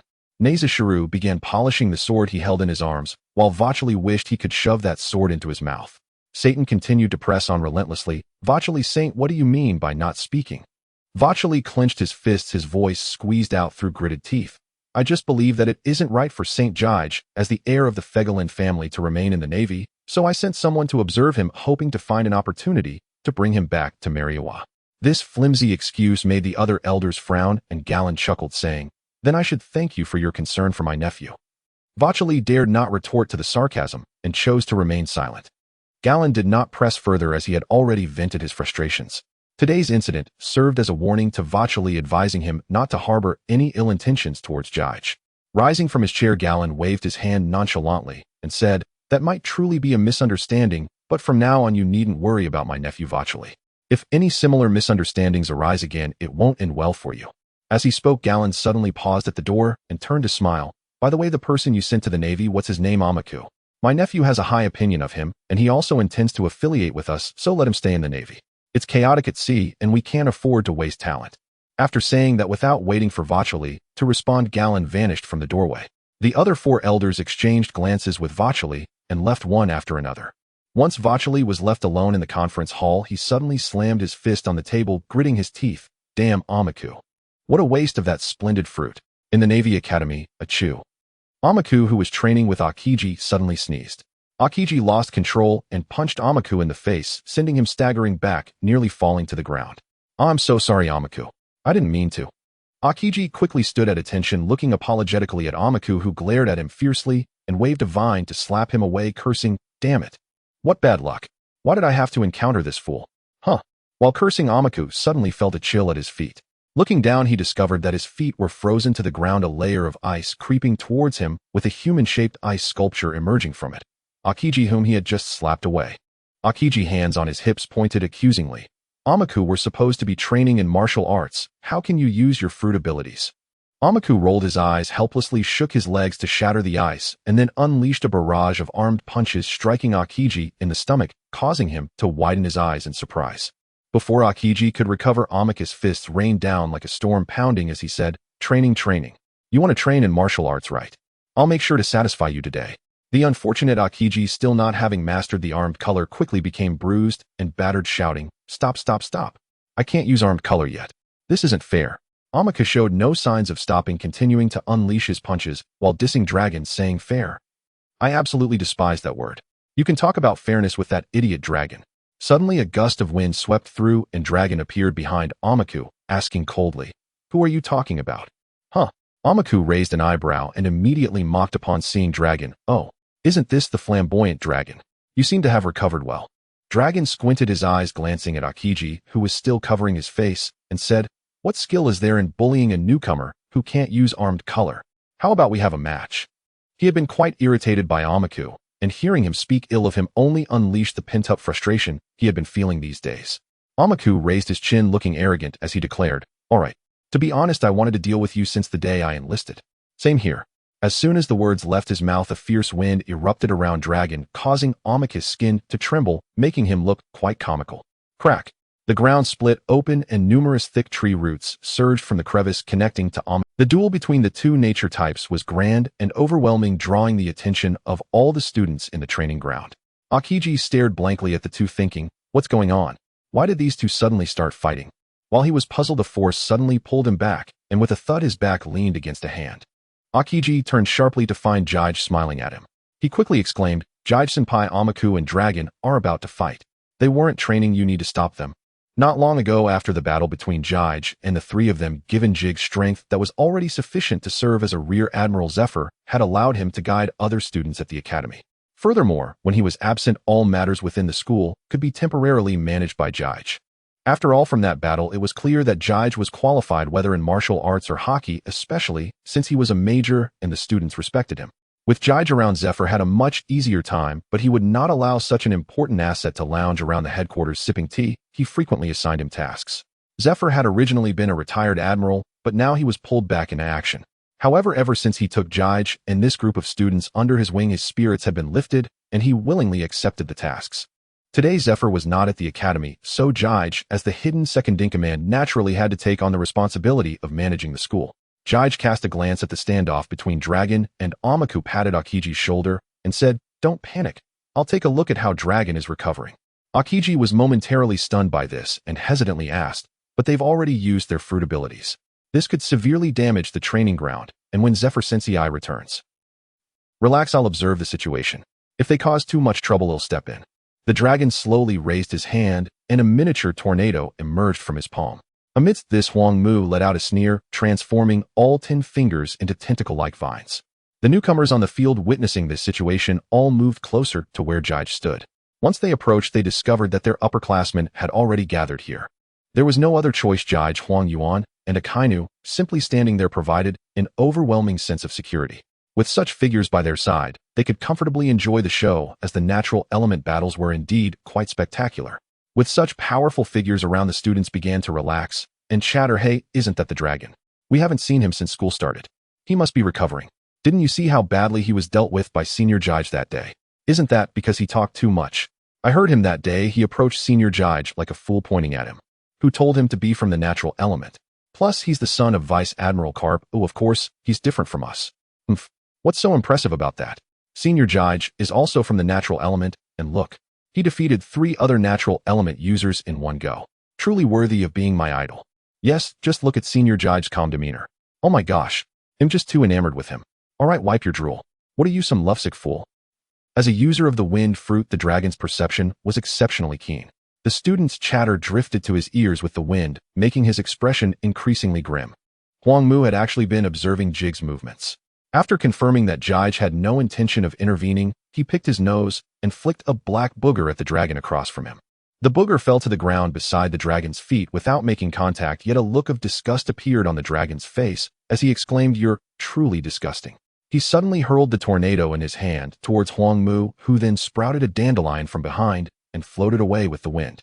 The dragon, eager to chase, found the ground beneath him suddenly cracking open as a giant carnivorous flower bloomed wide, revealing a row of pitch-black teeth. The dragon's expression changed. "Nanny. Was that from earlier?" The carnivorous flower abruptly closed, swallowing the dragon whole. Seeing this, Huang Mu laughed heartily. How does it feel to be in a booger's mouth? As a user of plant abilities, the booger he had just flicked could naturally transform into seeds, and they were wrapped in his armed color. "You bastard." The dragon's furious voice echoed from within the carnivorous flower, followed by a tremendous explosion as the flower erupted, sending a whirlwind skyward, slicing Huang Mu's body into several pieces. However, soon after, countless branches sprouted from those pieces, rapidly connecting back together. Huang Mu, arms crossed, sneered, "Such tricks are useless against me. Wind is an element without substance, and with your mastery of armed color, you can't apply hockey to the intangible wind." The dragon maintained a cold expression and responded, "So what? He then try this forest serpent strangle." Huang Mu spread his arms wide, transforming into 2 thick trunks, unleashing a torrent of wooden spikes that glimmered ominously. Immediately, all the wooden spikes grew wildly, lunging towards the dragon at the center. The attack's range was immensely vast, all infused with armed color, completely cutting off the dragon's escape route. The dragon narrowed his eyes, channeling the airflow around him to form a spherical shield of wind.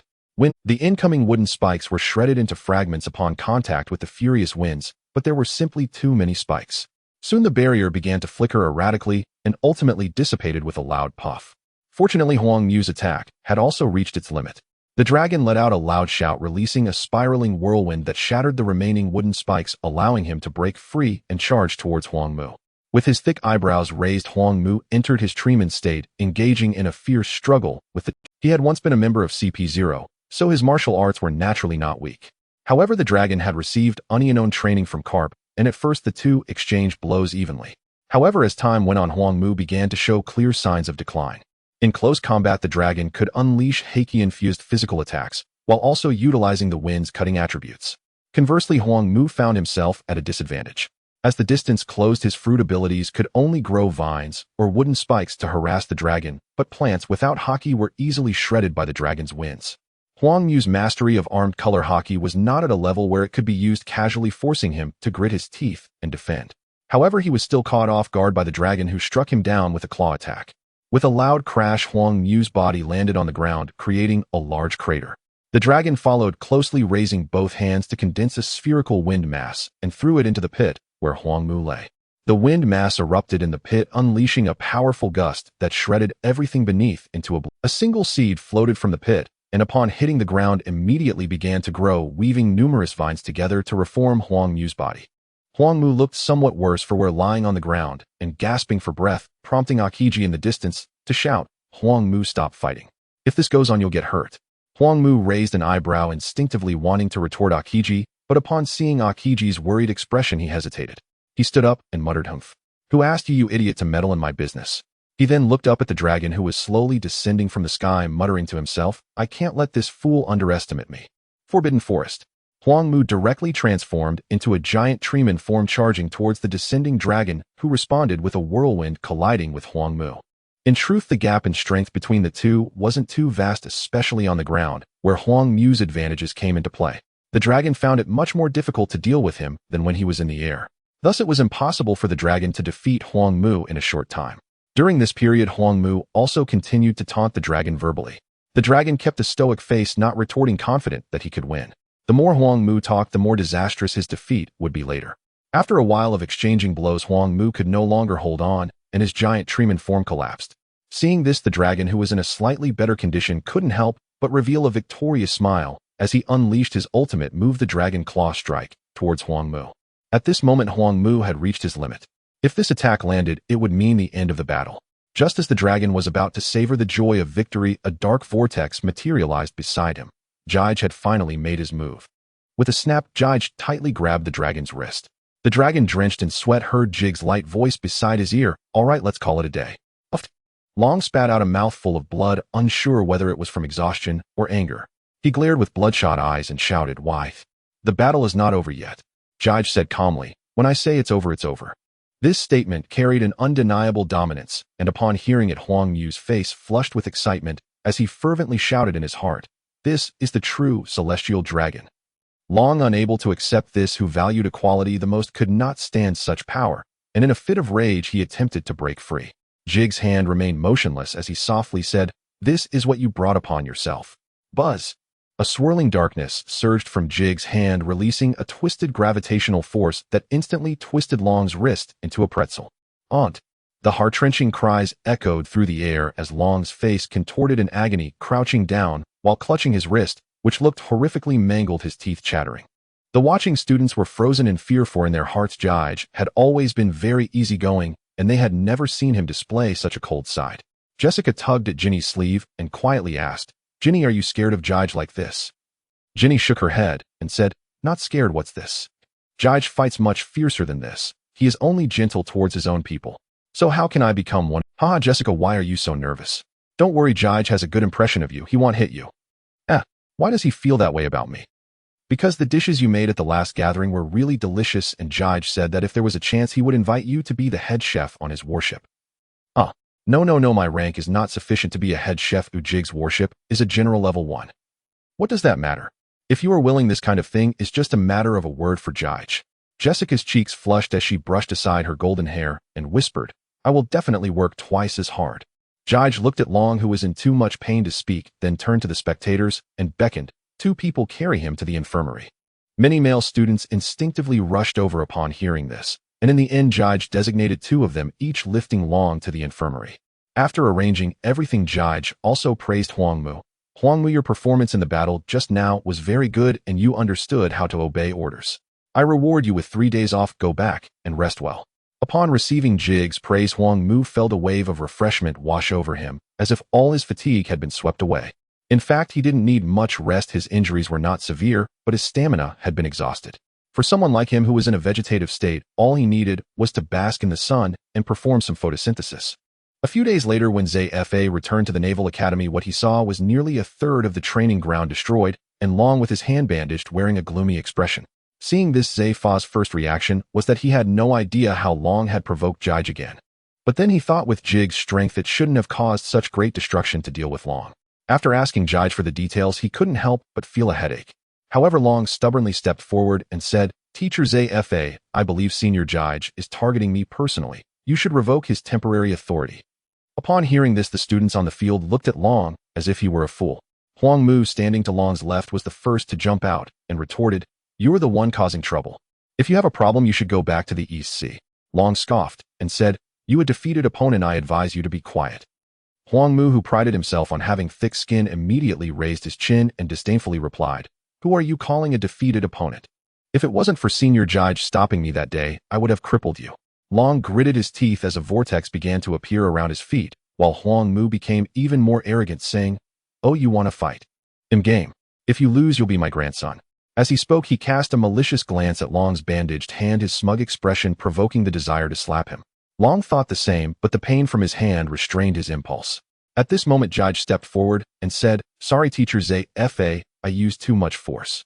Everyone has biases. Zfa naturally viewed his most outstanding student through a filter, and he had no intention of scolding Judge. Thus, in Long's astonished gaze, Zfa casually waved his hand and said, "You were just fulfilling your duty. There's no need to apologize." Teacher Zfa, "Enough. Long, you should pay attention to your character. Your classmates are not your enemy." Long looked at Zfa in disbelief, then at the other students whose expressions were filled with agreement, and at that moment, he suddenly felt like a target of scorn. In his view, all of this was ultimately because he had provoked Judge when he joined the military. Long's arms dropped weakly, and a sense of disappointment towards the Navy surged within him. He had thought he could find like-minded companions in the Navy, but reality had dealt him a loud slap in the face. Wasn't everything happening now just the unfairness he despised the most? He no longer defended himself and simply said in a low voice, "I understand," before falling silent in the ranks, remaining indifferent to Huang Mu's constant provocations from the side. Zfa silently sighed, thinking, "Kapu, your son is truly a headache." Judge narrowed his eyes, a barely noticeable smile creeping at the corners of his mouth. What he was doing now, to put it bluntly, was targeting Long, clearly looking for trouble with him.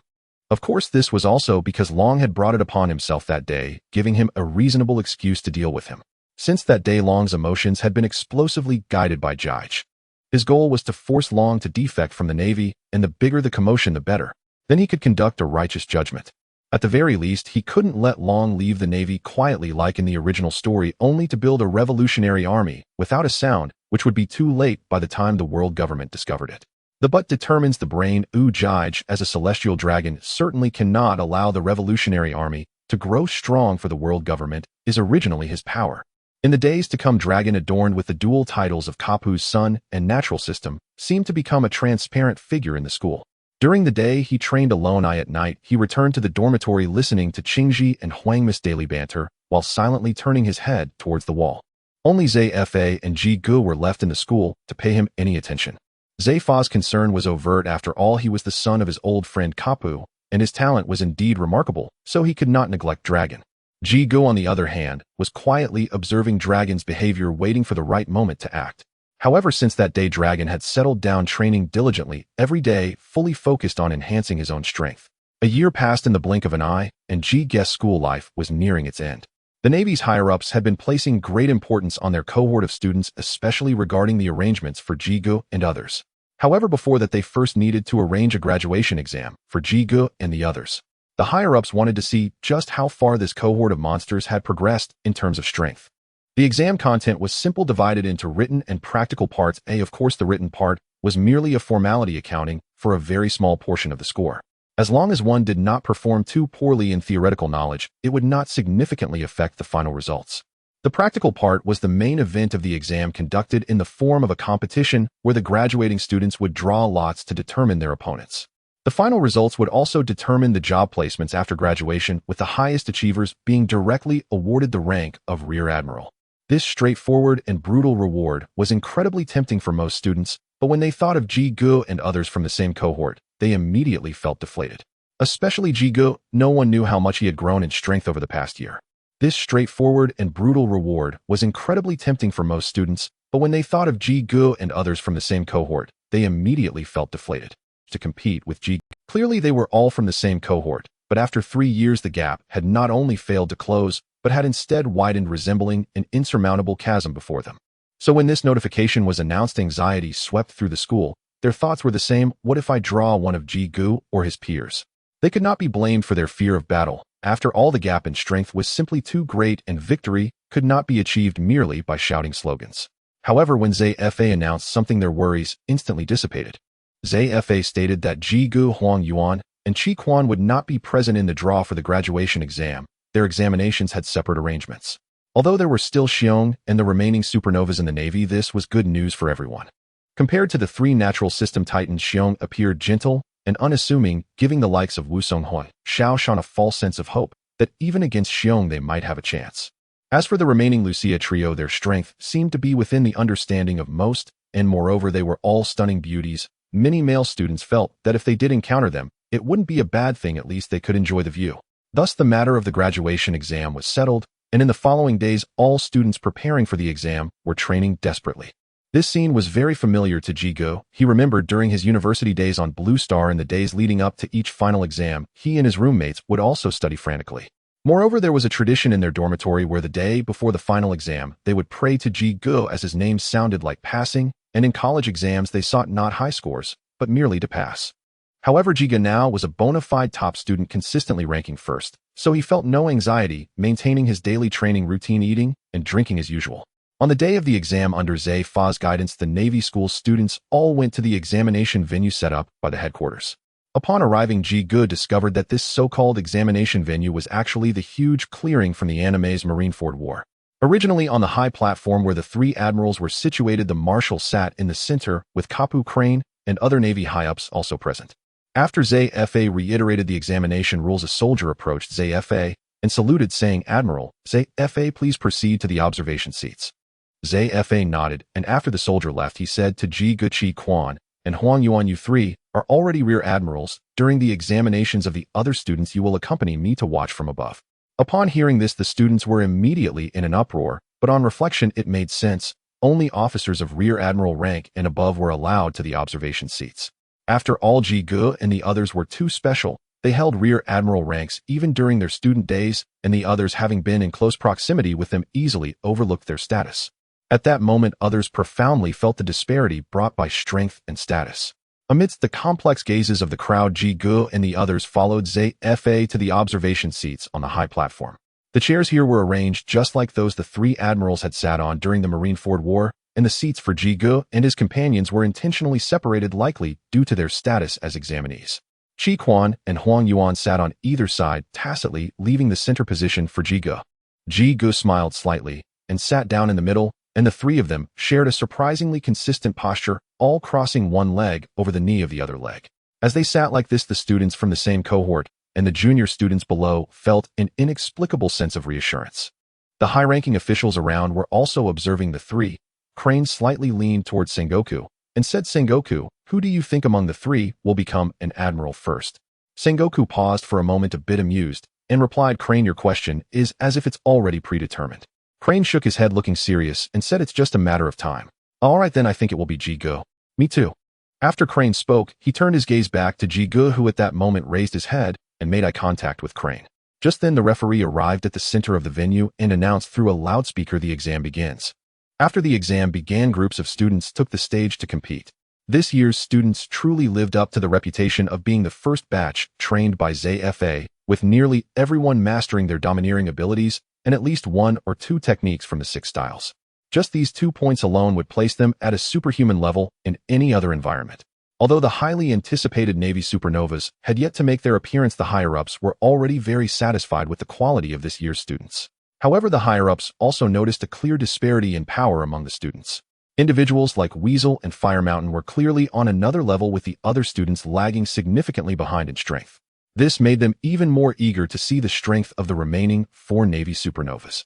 Finally, it was time for Xiong to take the stage, and his unfortunate opponent was Dalmesia, who would later become a rear admiral. Dalmesia stepped onto the stage with half of his face resembling a dog's face. He was a Zoan-type devil fruit user, taking the form of a spotted dog.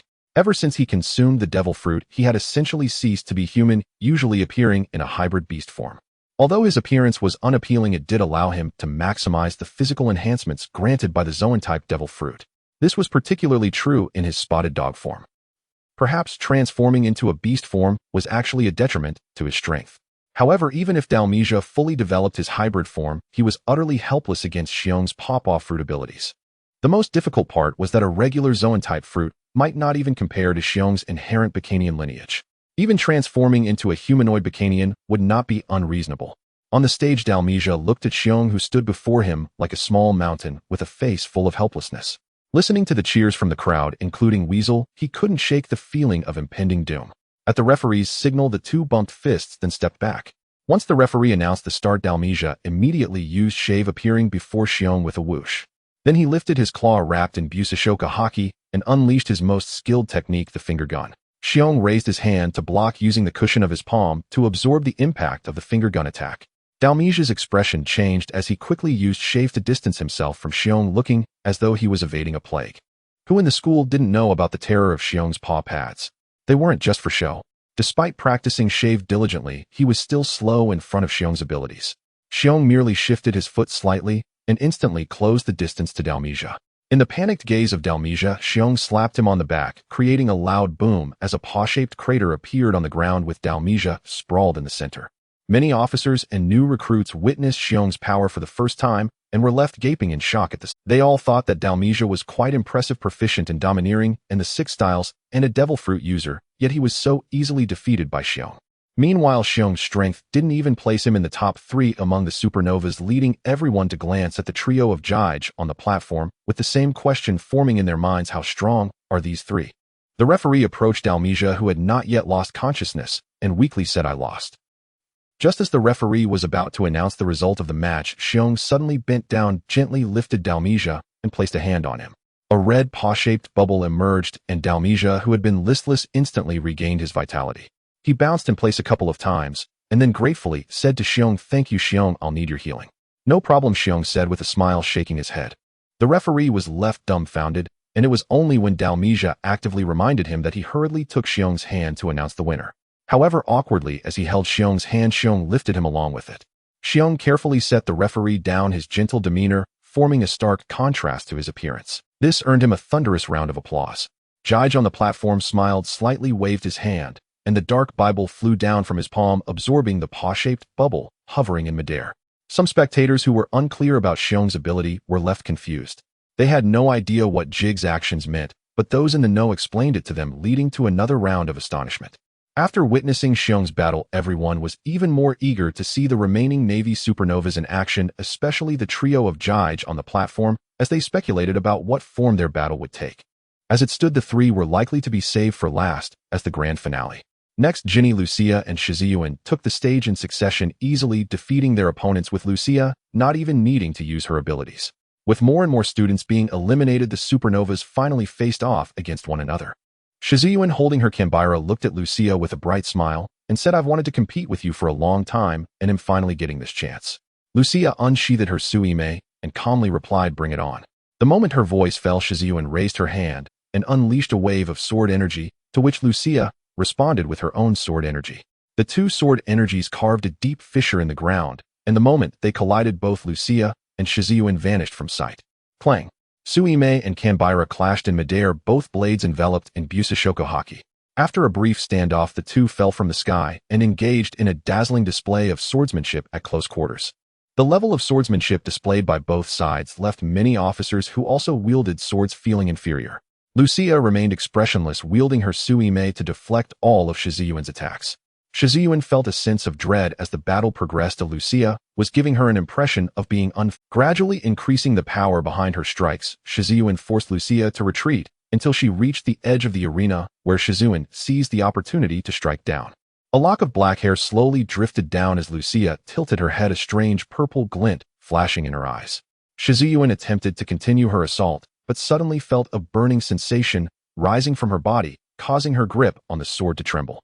Before she could grasp what was happening, purple flames ignited atop Lucia's Tsuimei, and with a single slash, she forced Shizuyuan back several meters. Once Shizuyuan stabilized herself, she pressed her hand to her chest, her complexion flushed and breathing rapid. She bit her lip and murmured, "What a strange sensation, is this her ability?" She glanced up at Lucia and felt a jolt in her heart. At that moment, Lucia wore a bewitching smile on her beautiful face, a stark contrast to her earlier demeanor. Lucia gently flicked her long hair that shimmered with a purple glow, and a pair of jet-black wings unfurled behind her, transforming her entire demeanor. With a powerful flap of her wings before Shuan could react, Lucia had already appeared in front of her, swinging her weapon Xiaoming. Shuan hurriedly raised her Jinbairo to shield her chest, but was still sent soaring into the air by an overwhelming force. Lucia had already transformed into a half-beast form, greatly enhancing both her speed and strength. Shiyuan quickly activated her armament haki to suppress the heat within her body, twisting her form midair, but Lucia's figure had long vanished from the ground. Whoosh! Lucia appeared above Shiyuan like a specter, teasingly asking, "What are you looking at?" Shiyuan's pupils constricted. Being in the air, she was already less agile than Lucia, and now any chance to counterattack was too late. She could only activate her armament haki to cover her vital areas for defense.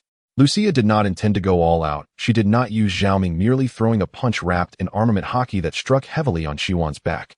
The punch made Shiyuan grunt in pain as her form plummeted rapidly, and it was only just before hitting the ground that she used Moonstep to stop herself. Lucia slowly descended to the ground, ignoring Shiyuan, and instead turned to give a charming smile to Jige on the platform. Jige, somewhat helpless, rubbed his forehead, and the nearby Huang Yuan leaned over to say, "Jige, your cousin is smiling at you. Why don't you respond?" Lucia slowly descended to the ground, ignoring Shiyuan, and instead turned to give a charming smile. Shiyuan landed, supporting herself with Jinbairo on the ground. Lucia turned around and smiled, asking, "Do you want to continue?" Shiyuan took a deep breath and replied, "No need, you are indeed stronger than me. If you had used your sword earlier, the battle would have already been over." After saying this, she raised her hand to signal the referee and voluntarily stepped down. Lucia dispelled her ability and sneakily glanced at Jige on the platform, her pretty face slightly flushed as she ran back into the group of students. Ginny touched the silver-white pistol at her waist. It was her turn next. Her opponent was the ghost spider. Before the match began, the ghost spider's hair began to dance, grabbing 6 knives placed on the ground, while he drew 2 knives from his waist, striding towards the arena with a fierce demeanor. He was one of the few students in the school who had mastered the technique of life restoration. Amid the cheers of Jessica and other female students, Ginny patted her proud chest, drew a golden and a silver handgun, and walked out with a model-like catwalk. Faced with Ginny, the ghost spider tried hard to control his facial muscles, forcing out a faint smile to make himself seem less menacing. He had no interest in beautiful women. It was just that everyone in the Naval Academy tacitly acknowledged one thing: Ginny was the woman of the big brother. Although Ginny seemed the least conspicuous among the supernovas in the academy, she was actually one of the most formidable presences besides Jige. After entering the arena, Ginny first turned to Jige and flashed him a charming smile. When she faced the ghost spider, the smile vanished and her expression became focused. Locked by Ginny's gaze, the ghost spider suddenly felt a sense of vulnerability all over his body, quickly shielding himself with his 6 hair-like appendages, feeling slightly more at ease. As the two took their stances, the match began. The ghost spider struck first, rushing towards Ginny and unleashing a flurry of attacks with his 8-blade technique. Ginny's petite figure danced between the shadows of the blades, dodging each slash with precision. Jige on the platform nodded slightly. Ginny's talent and observation haki was indeed top tier, and it was no wonder she could intercept the signals of the phone bug in the Valley of Gods. Seeing that he couldn't land a hit, the ghost spider divided his hair again, transforming it into black tentacles, attempting to ensnare Ginny. This move appeared somewhat sinister. If it were in Blue Star, someone would have called him a pervert. Ginny also found the ghost spider's hair quite repulsive. Perhaps due to his desire to concentrate better, he didn't like washing his hair, making it look greasy, which was hard for a clean girl like Ginny to tolerate. She quickly tucked her dual guns into her waist, flipped her body, and pressed one hand on the ground, bringing herself into an inverted position. Then she exerted force with her wrist, causing her body to swing. Her long white legs came together, spinning like a windmill with her movements. Raging foot's circular cut. Whoosh. A circular wave of slashing energy spread out instantly, severing the incoming hair. The ghost spider hurriedly raised his knife to protect himself, but the wave hit his blade, knocking him backward. The distance between them increased, which was the perfect opportunity for Ginny the gunner. The ghost spider realized this and immediately blocked with 8 knives, charging towards Ginny in an attempt to close the distance again. Drawing her dual guns and crossing her arms, Ginny fired several shots, each bullet accurately hitting the positions where the ghost spider's hair held the knives, knocking 6 of them to the ground. With only 2 knives left in his hands, the ghost spider found himself completely exposed. Ginny narrowed her eyes and armament haki enveloped the bullets in her guns. Then she unleashed a flurry of shots. The ghost spider also wrapped his haki around his dual knives, slashing at the incoming bullets. However, those bullets infused with haki were not something he could easily sever. After a flurry of actions, he looked down at the 2 smoking bullet holes in his abdomen, forcing a bitter smile as he knelt on the ground, clutching his stomach. The bullets did not penetrate his body. It was fair to say that Ginny had controlled the output of armament haki. Moreover, given the ghost spider's physique, such non-vital gunshot wounds wouldn't be fatal. Even if they did penetrate, they would merely incapacitate him temporarily. After a brief recovery, the ghost spider stood up to concede, hanging his head as he walked off. Ginny cheered and unexpectedly blew a kiss towards Jige. The students watching below erupted into cheers, making Ginny blush. Oh, she dared not look at Jige anymore and ran away, covering her pretty face.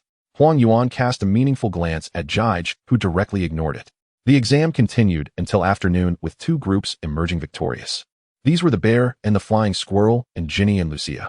The results of these two groups were not in doubt, culminating in a final showdown between the bear and Lucia. As it was getting late, the finals were scheduled for tomorrow morning. Once the victor was determined, the examination formats of Jige and the others would be announced, with the results to follow in the afternoon. The next day, the number of spectators was even greater than yesterday, with many journalists present. Many people were eager to see how far those three nature-type abilities users who had attracted attention upon joining the Navy had progressed after 3 years of training. Naturally, the final showdown between Lucia and Xiong was also of considerable interest.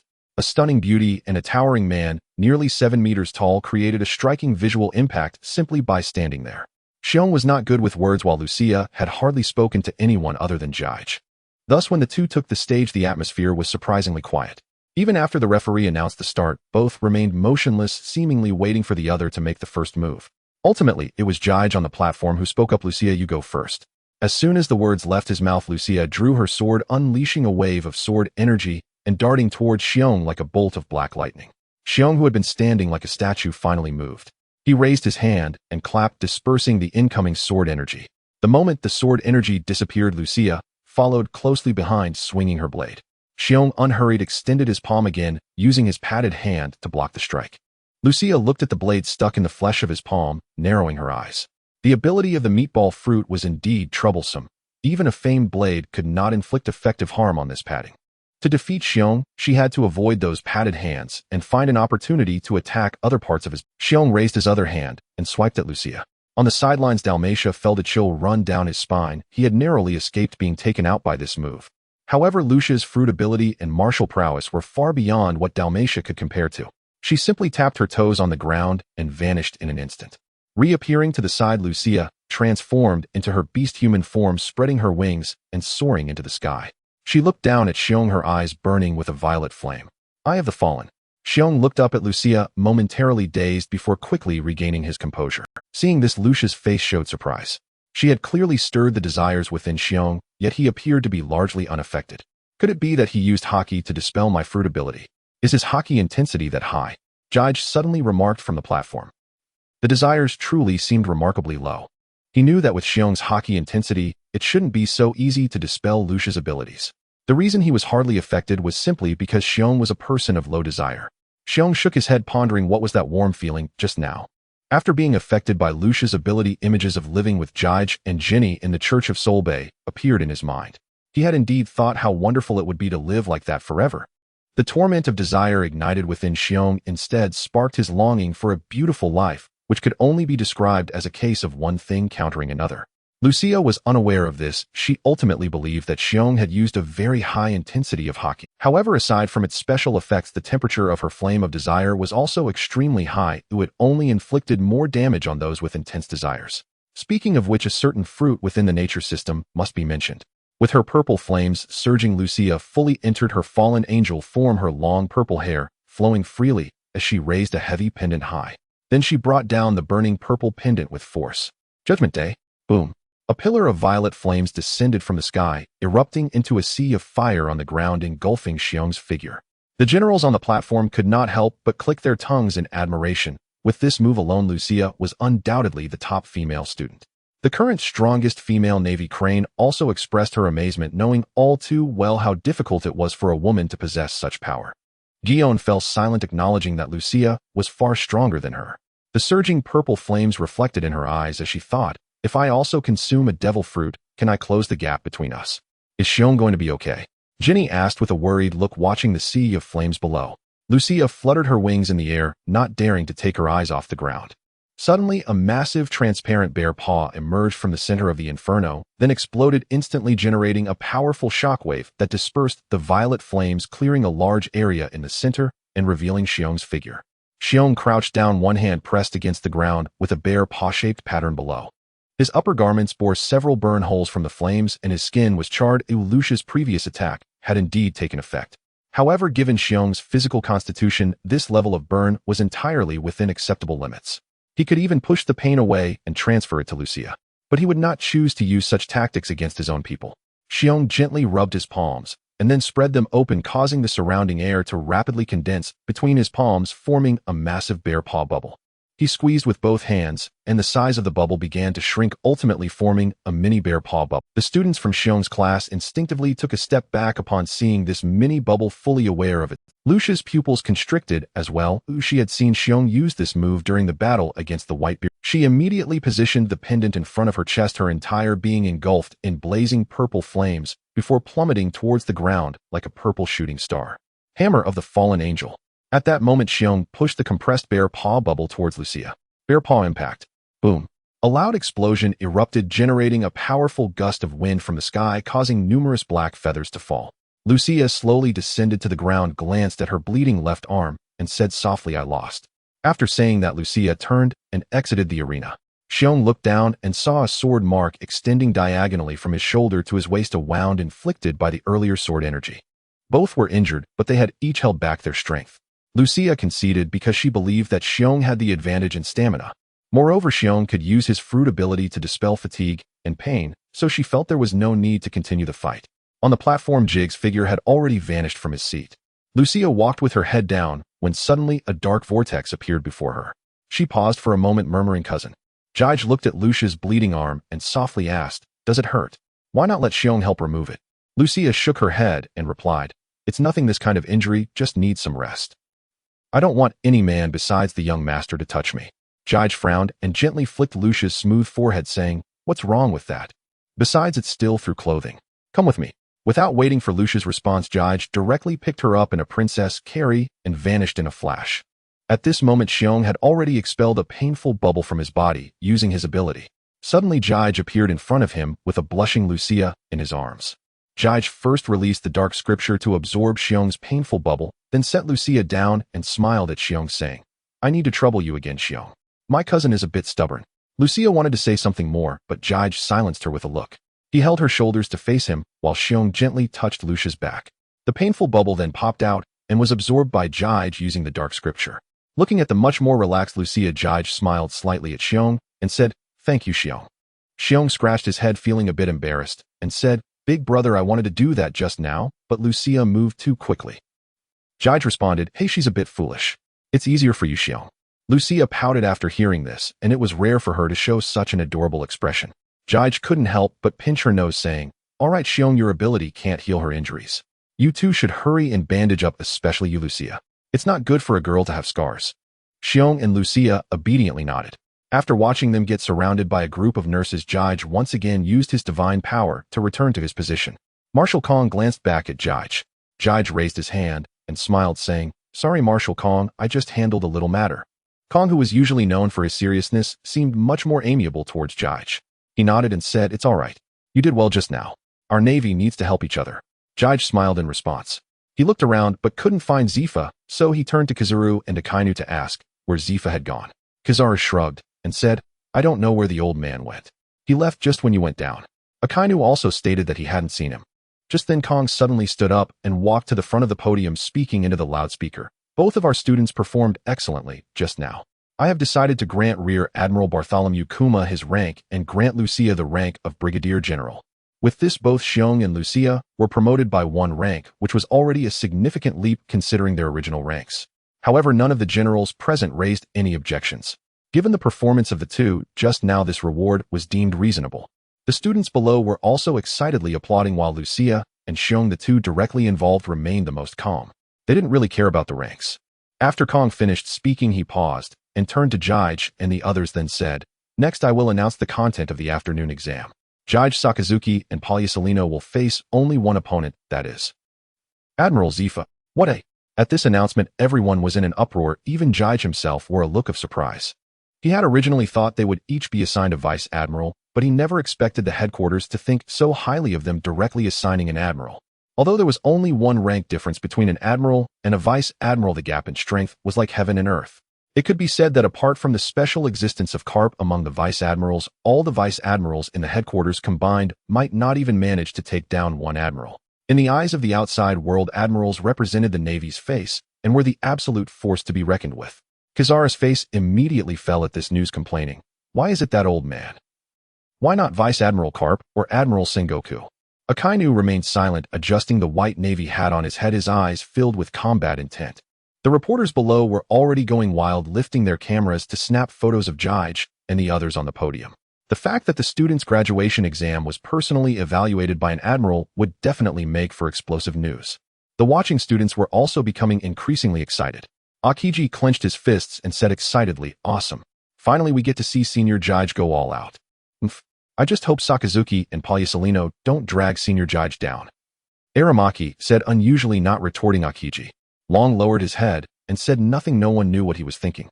Jessica, however, looked at Ginny with an indignant expression and said, "What are those officers thinking? The Admiral's strength is so formidable. What if he injures Jige? What will they do?" Ginny patted Jessica on the shoulder, adopting a big sister demeanor, and said, "Don't worry, a mere Admiral Jige, brother, is the strongest." By the afternoon, the exam venue was already packed with people. Many headquarters soldiers without tasks had come over wanting to witness the scene of an admiral in action. In the eyes of ordinary soldiers, admirals were invincible. Although they were soldiers from the headquarters, very few had actually seen an admiral in action. After all, once a battle required an admiral's involvement, the opponents were definitely not easy targets. If they encountered a strong user of Conqueror's Haki, ordinary soldiers would start fainting right from the beginning, and those unfortunate enough might directly die in the aftermath of the battle. No matter the world, the fate of cannon fodder is always tragic. Jige, Kizaru, and Akainu had already arrived on the scene. After a while, Zifa, draped in a navy cloak, finally appeared, and a cheer erupted around.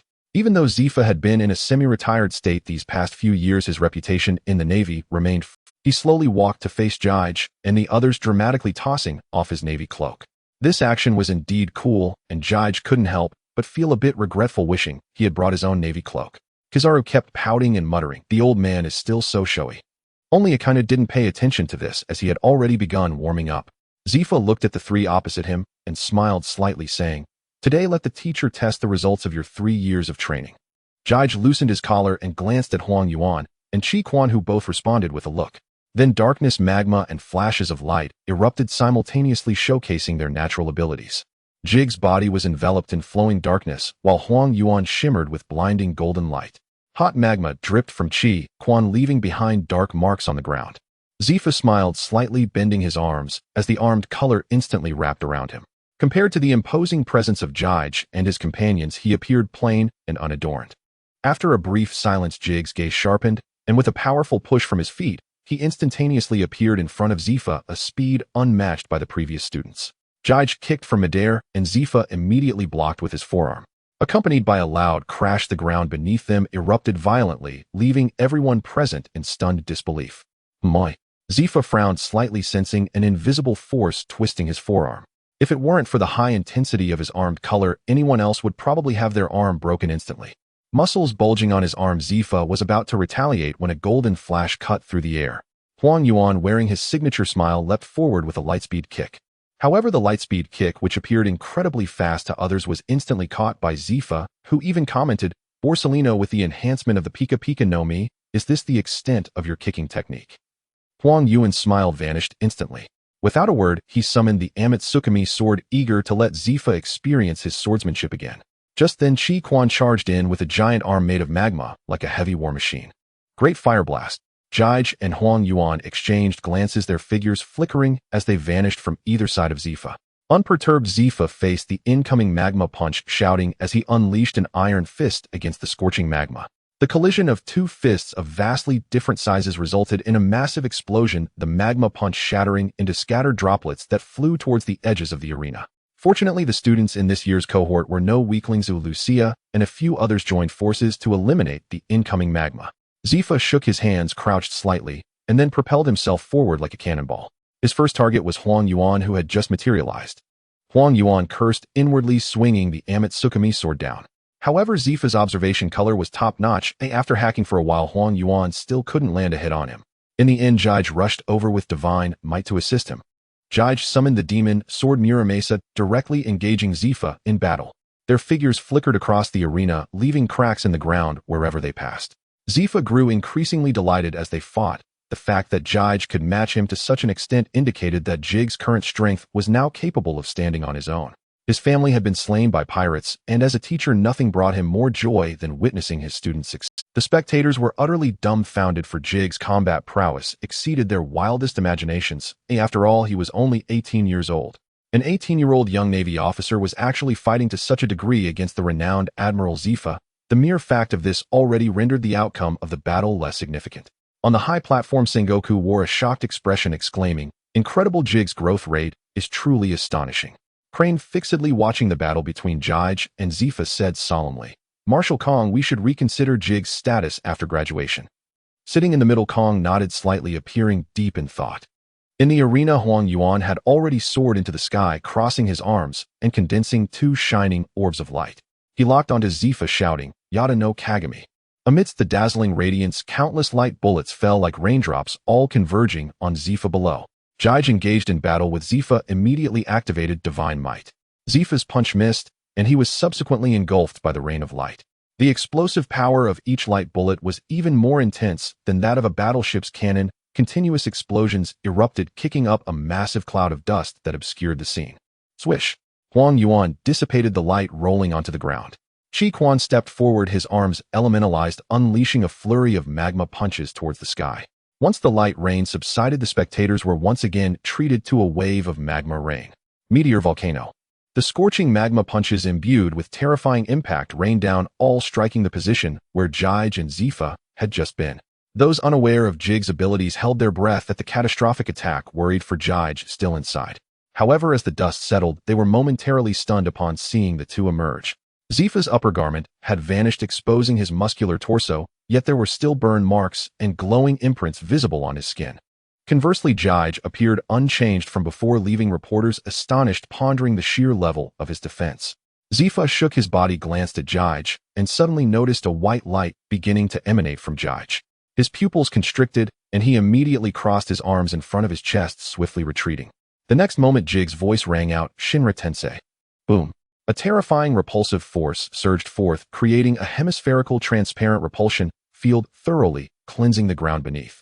Zifa himself was pushed to the edge of the arena. He maintained a defensive stance, his body trembling slightly, and amidst the astonished gazes of everyone, he spat out a mouthful of blood.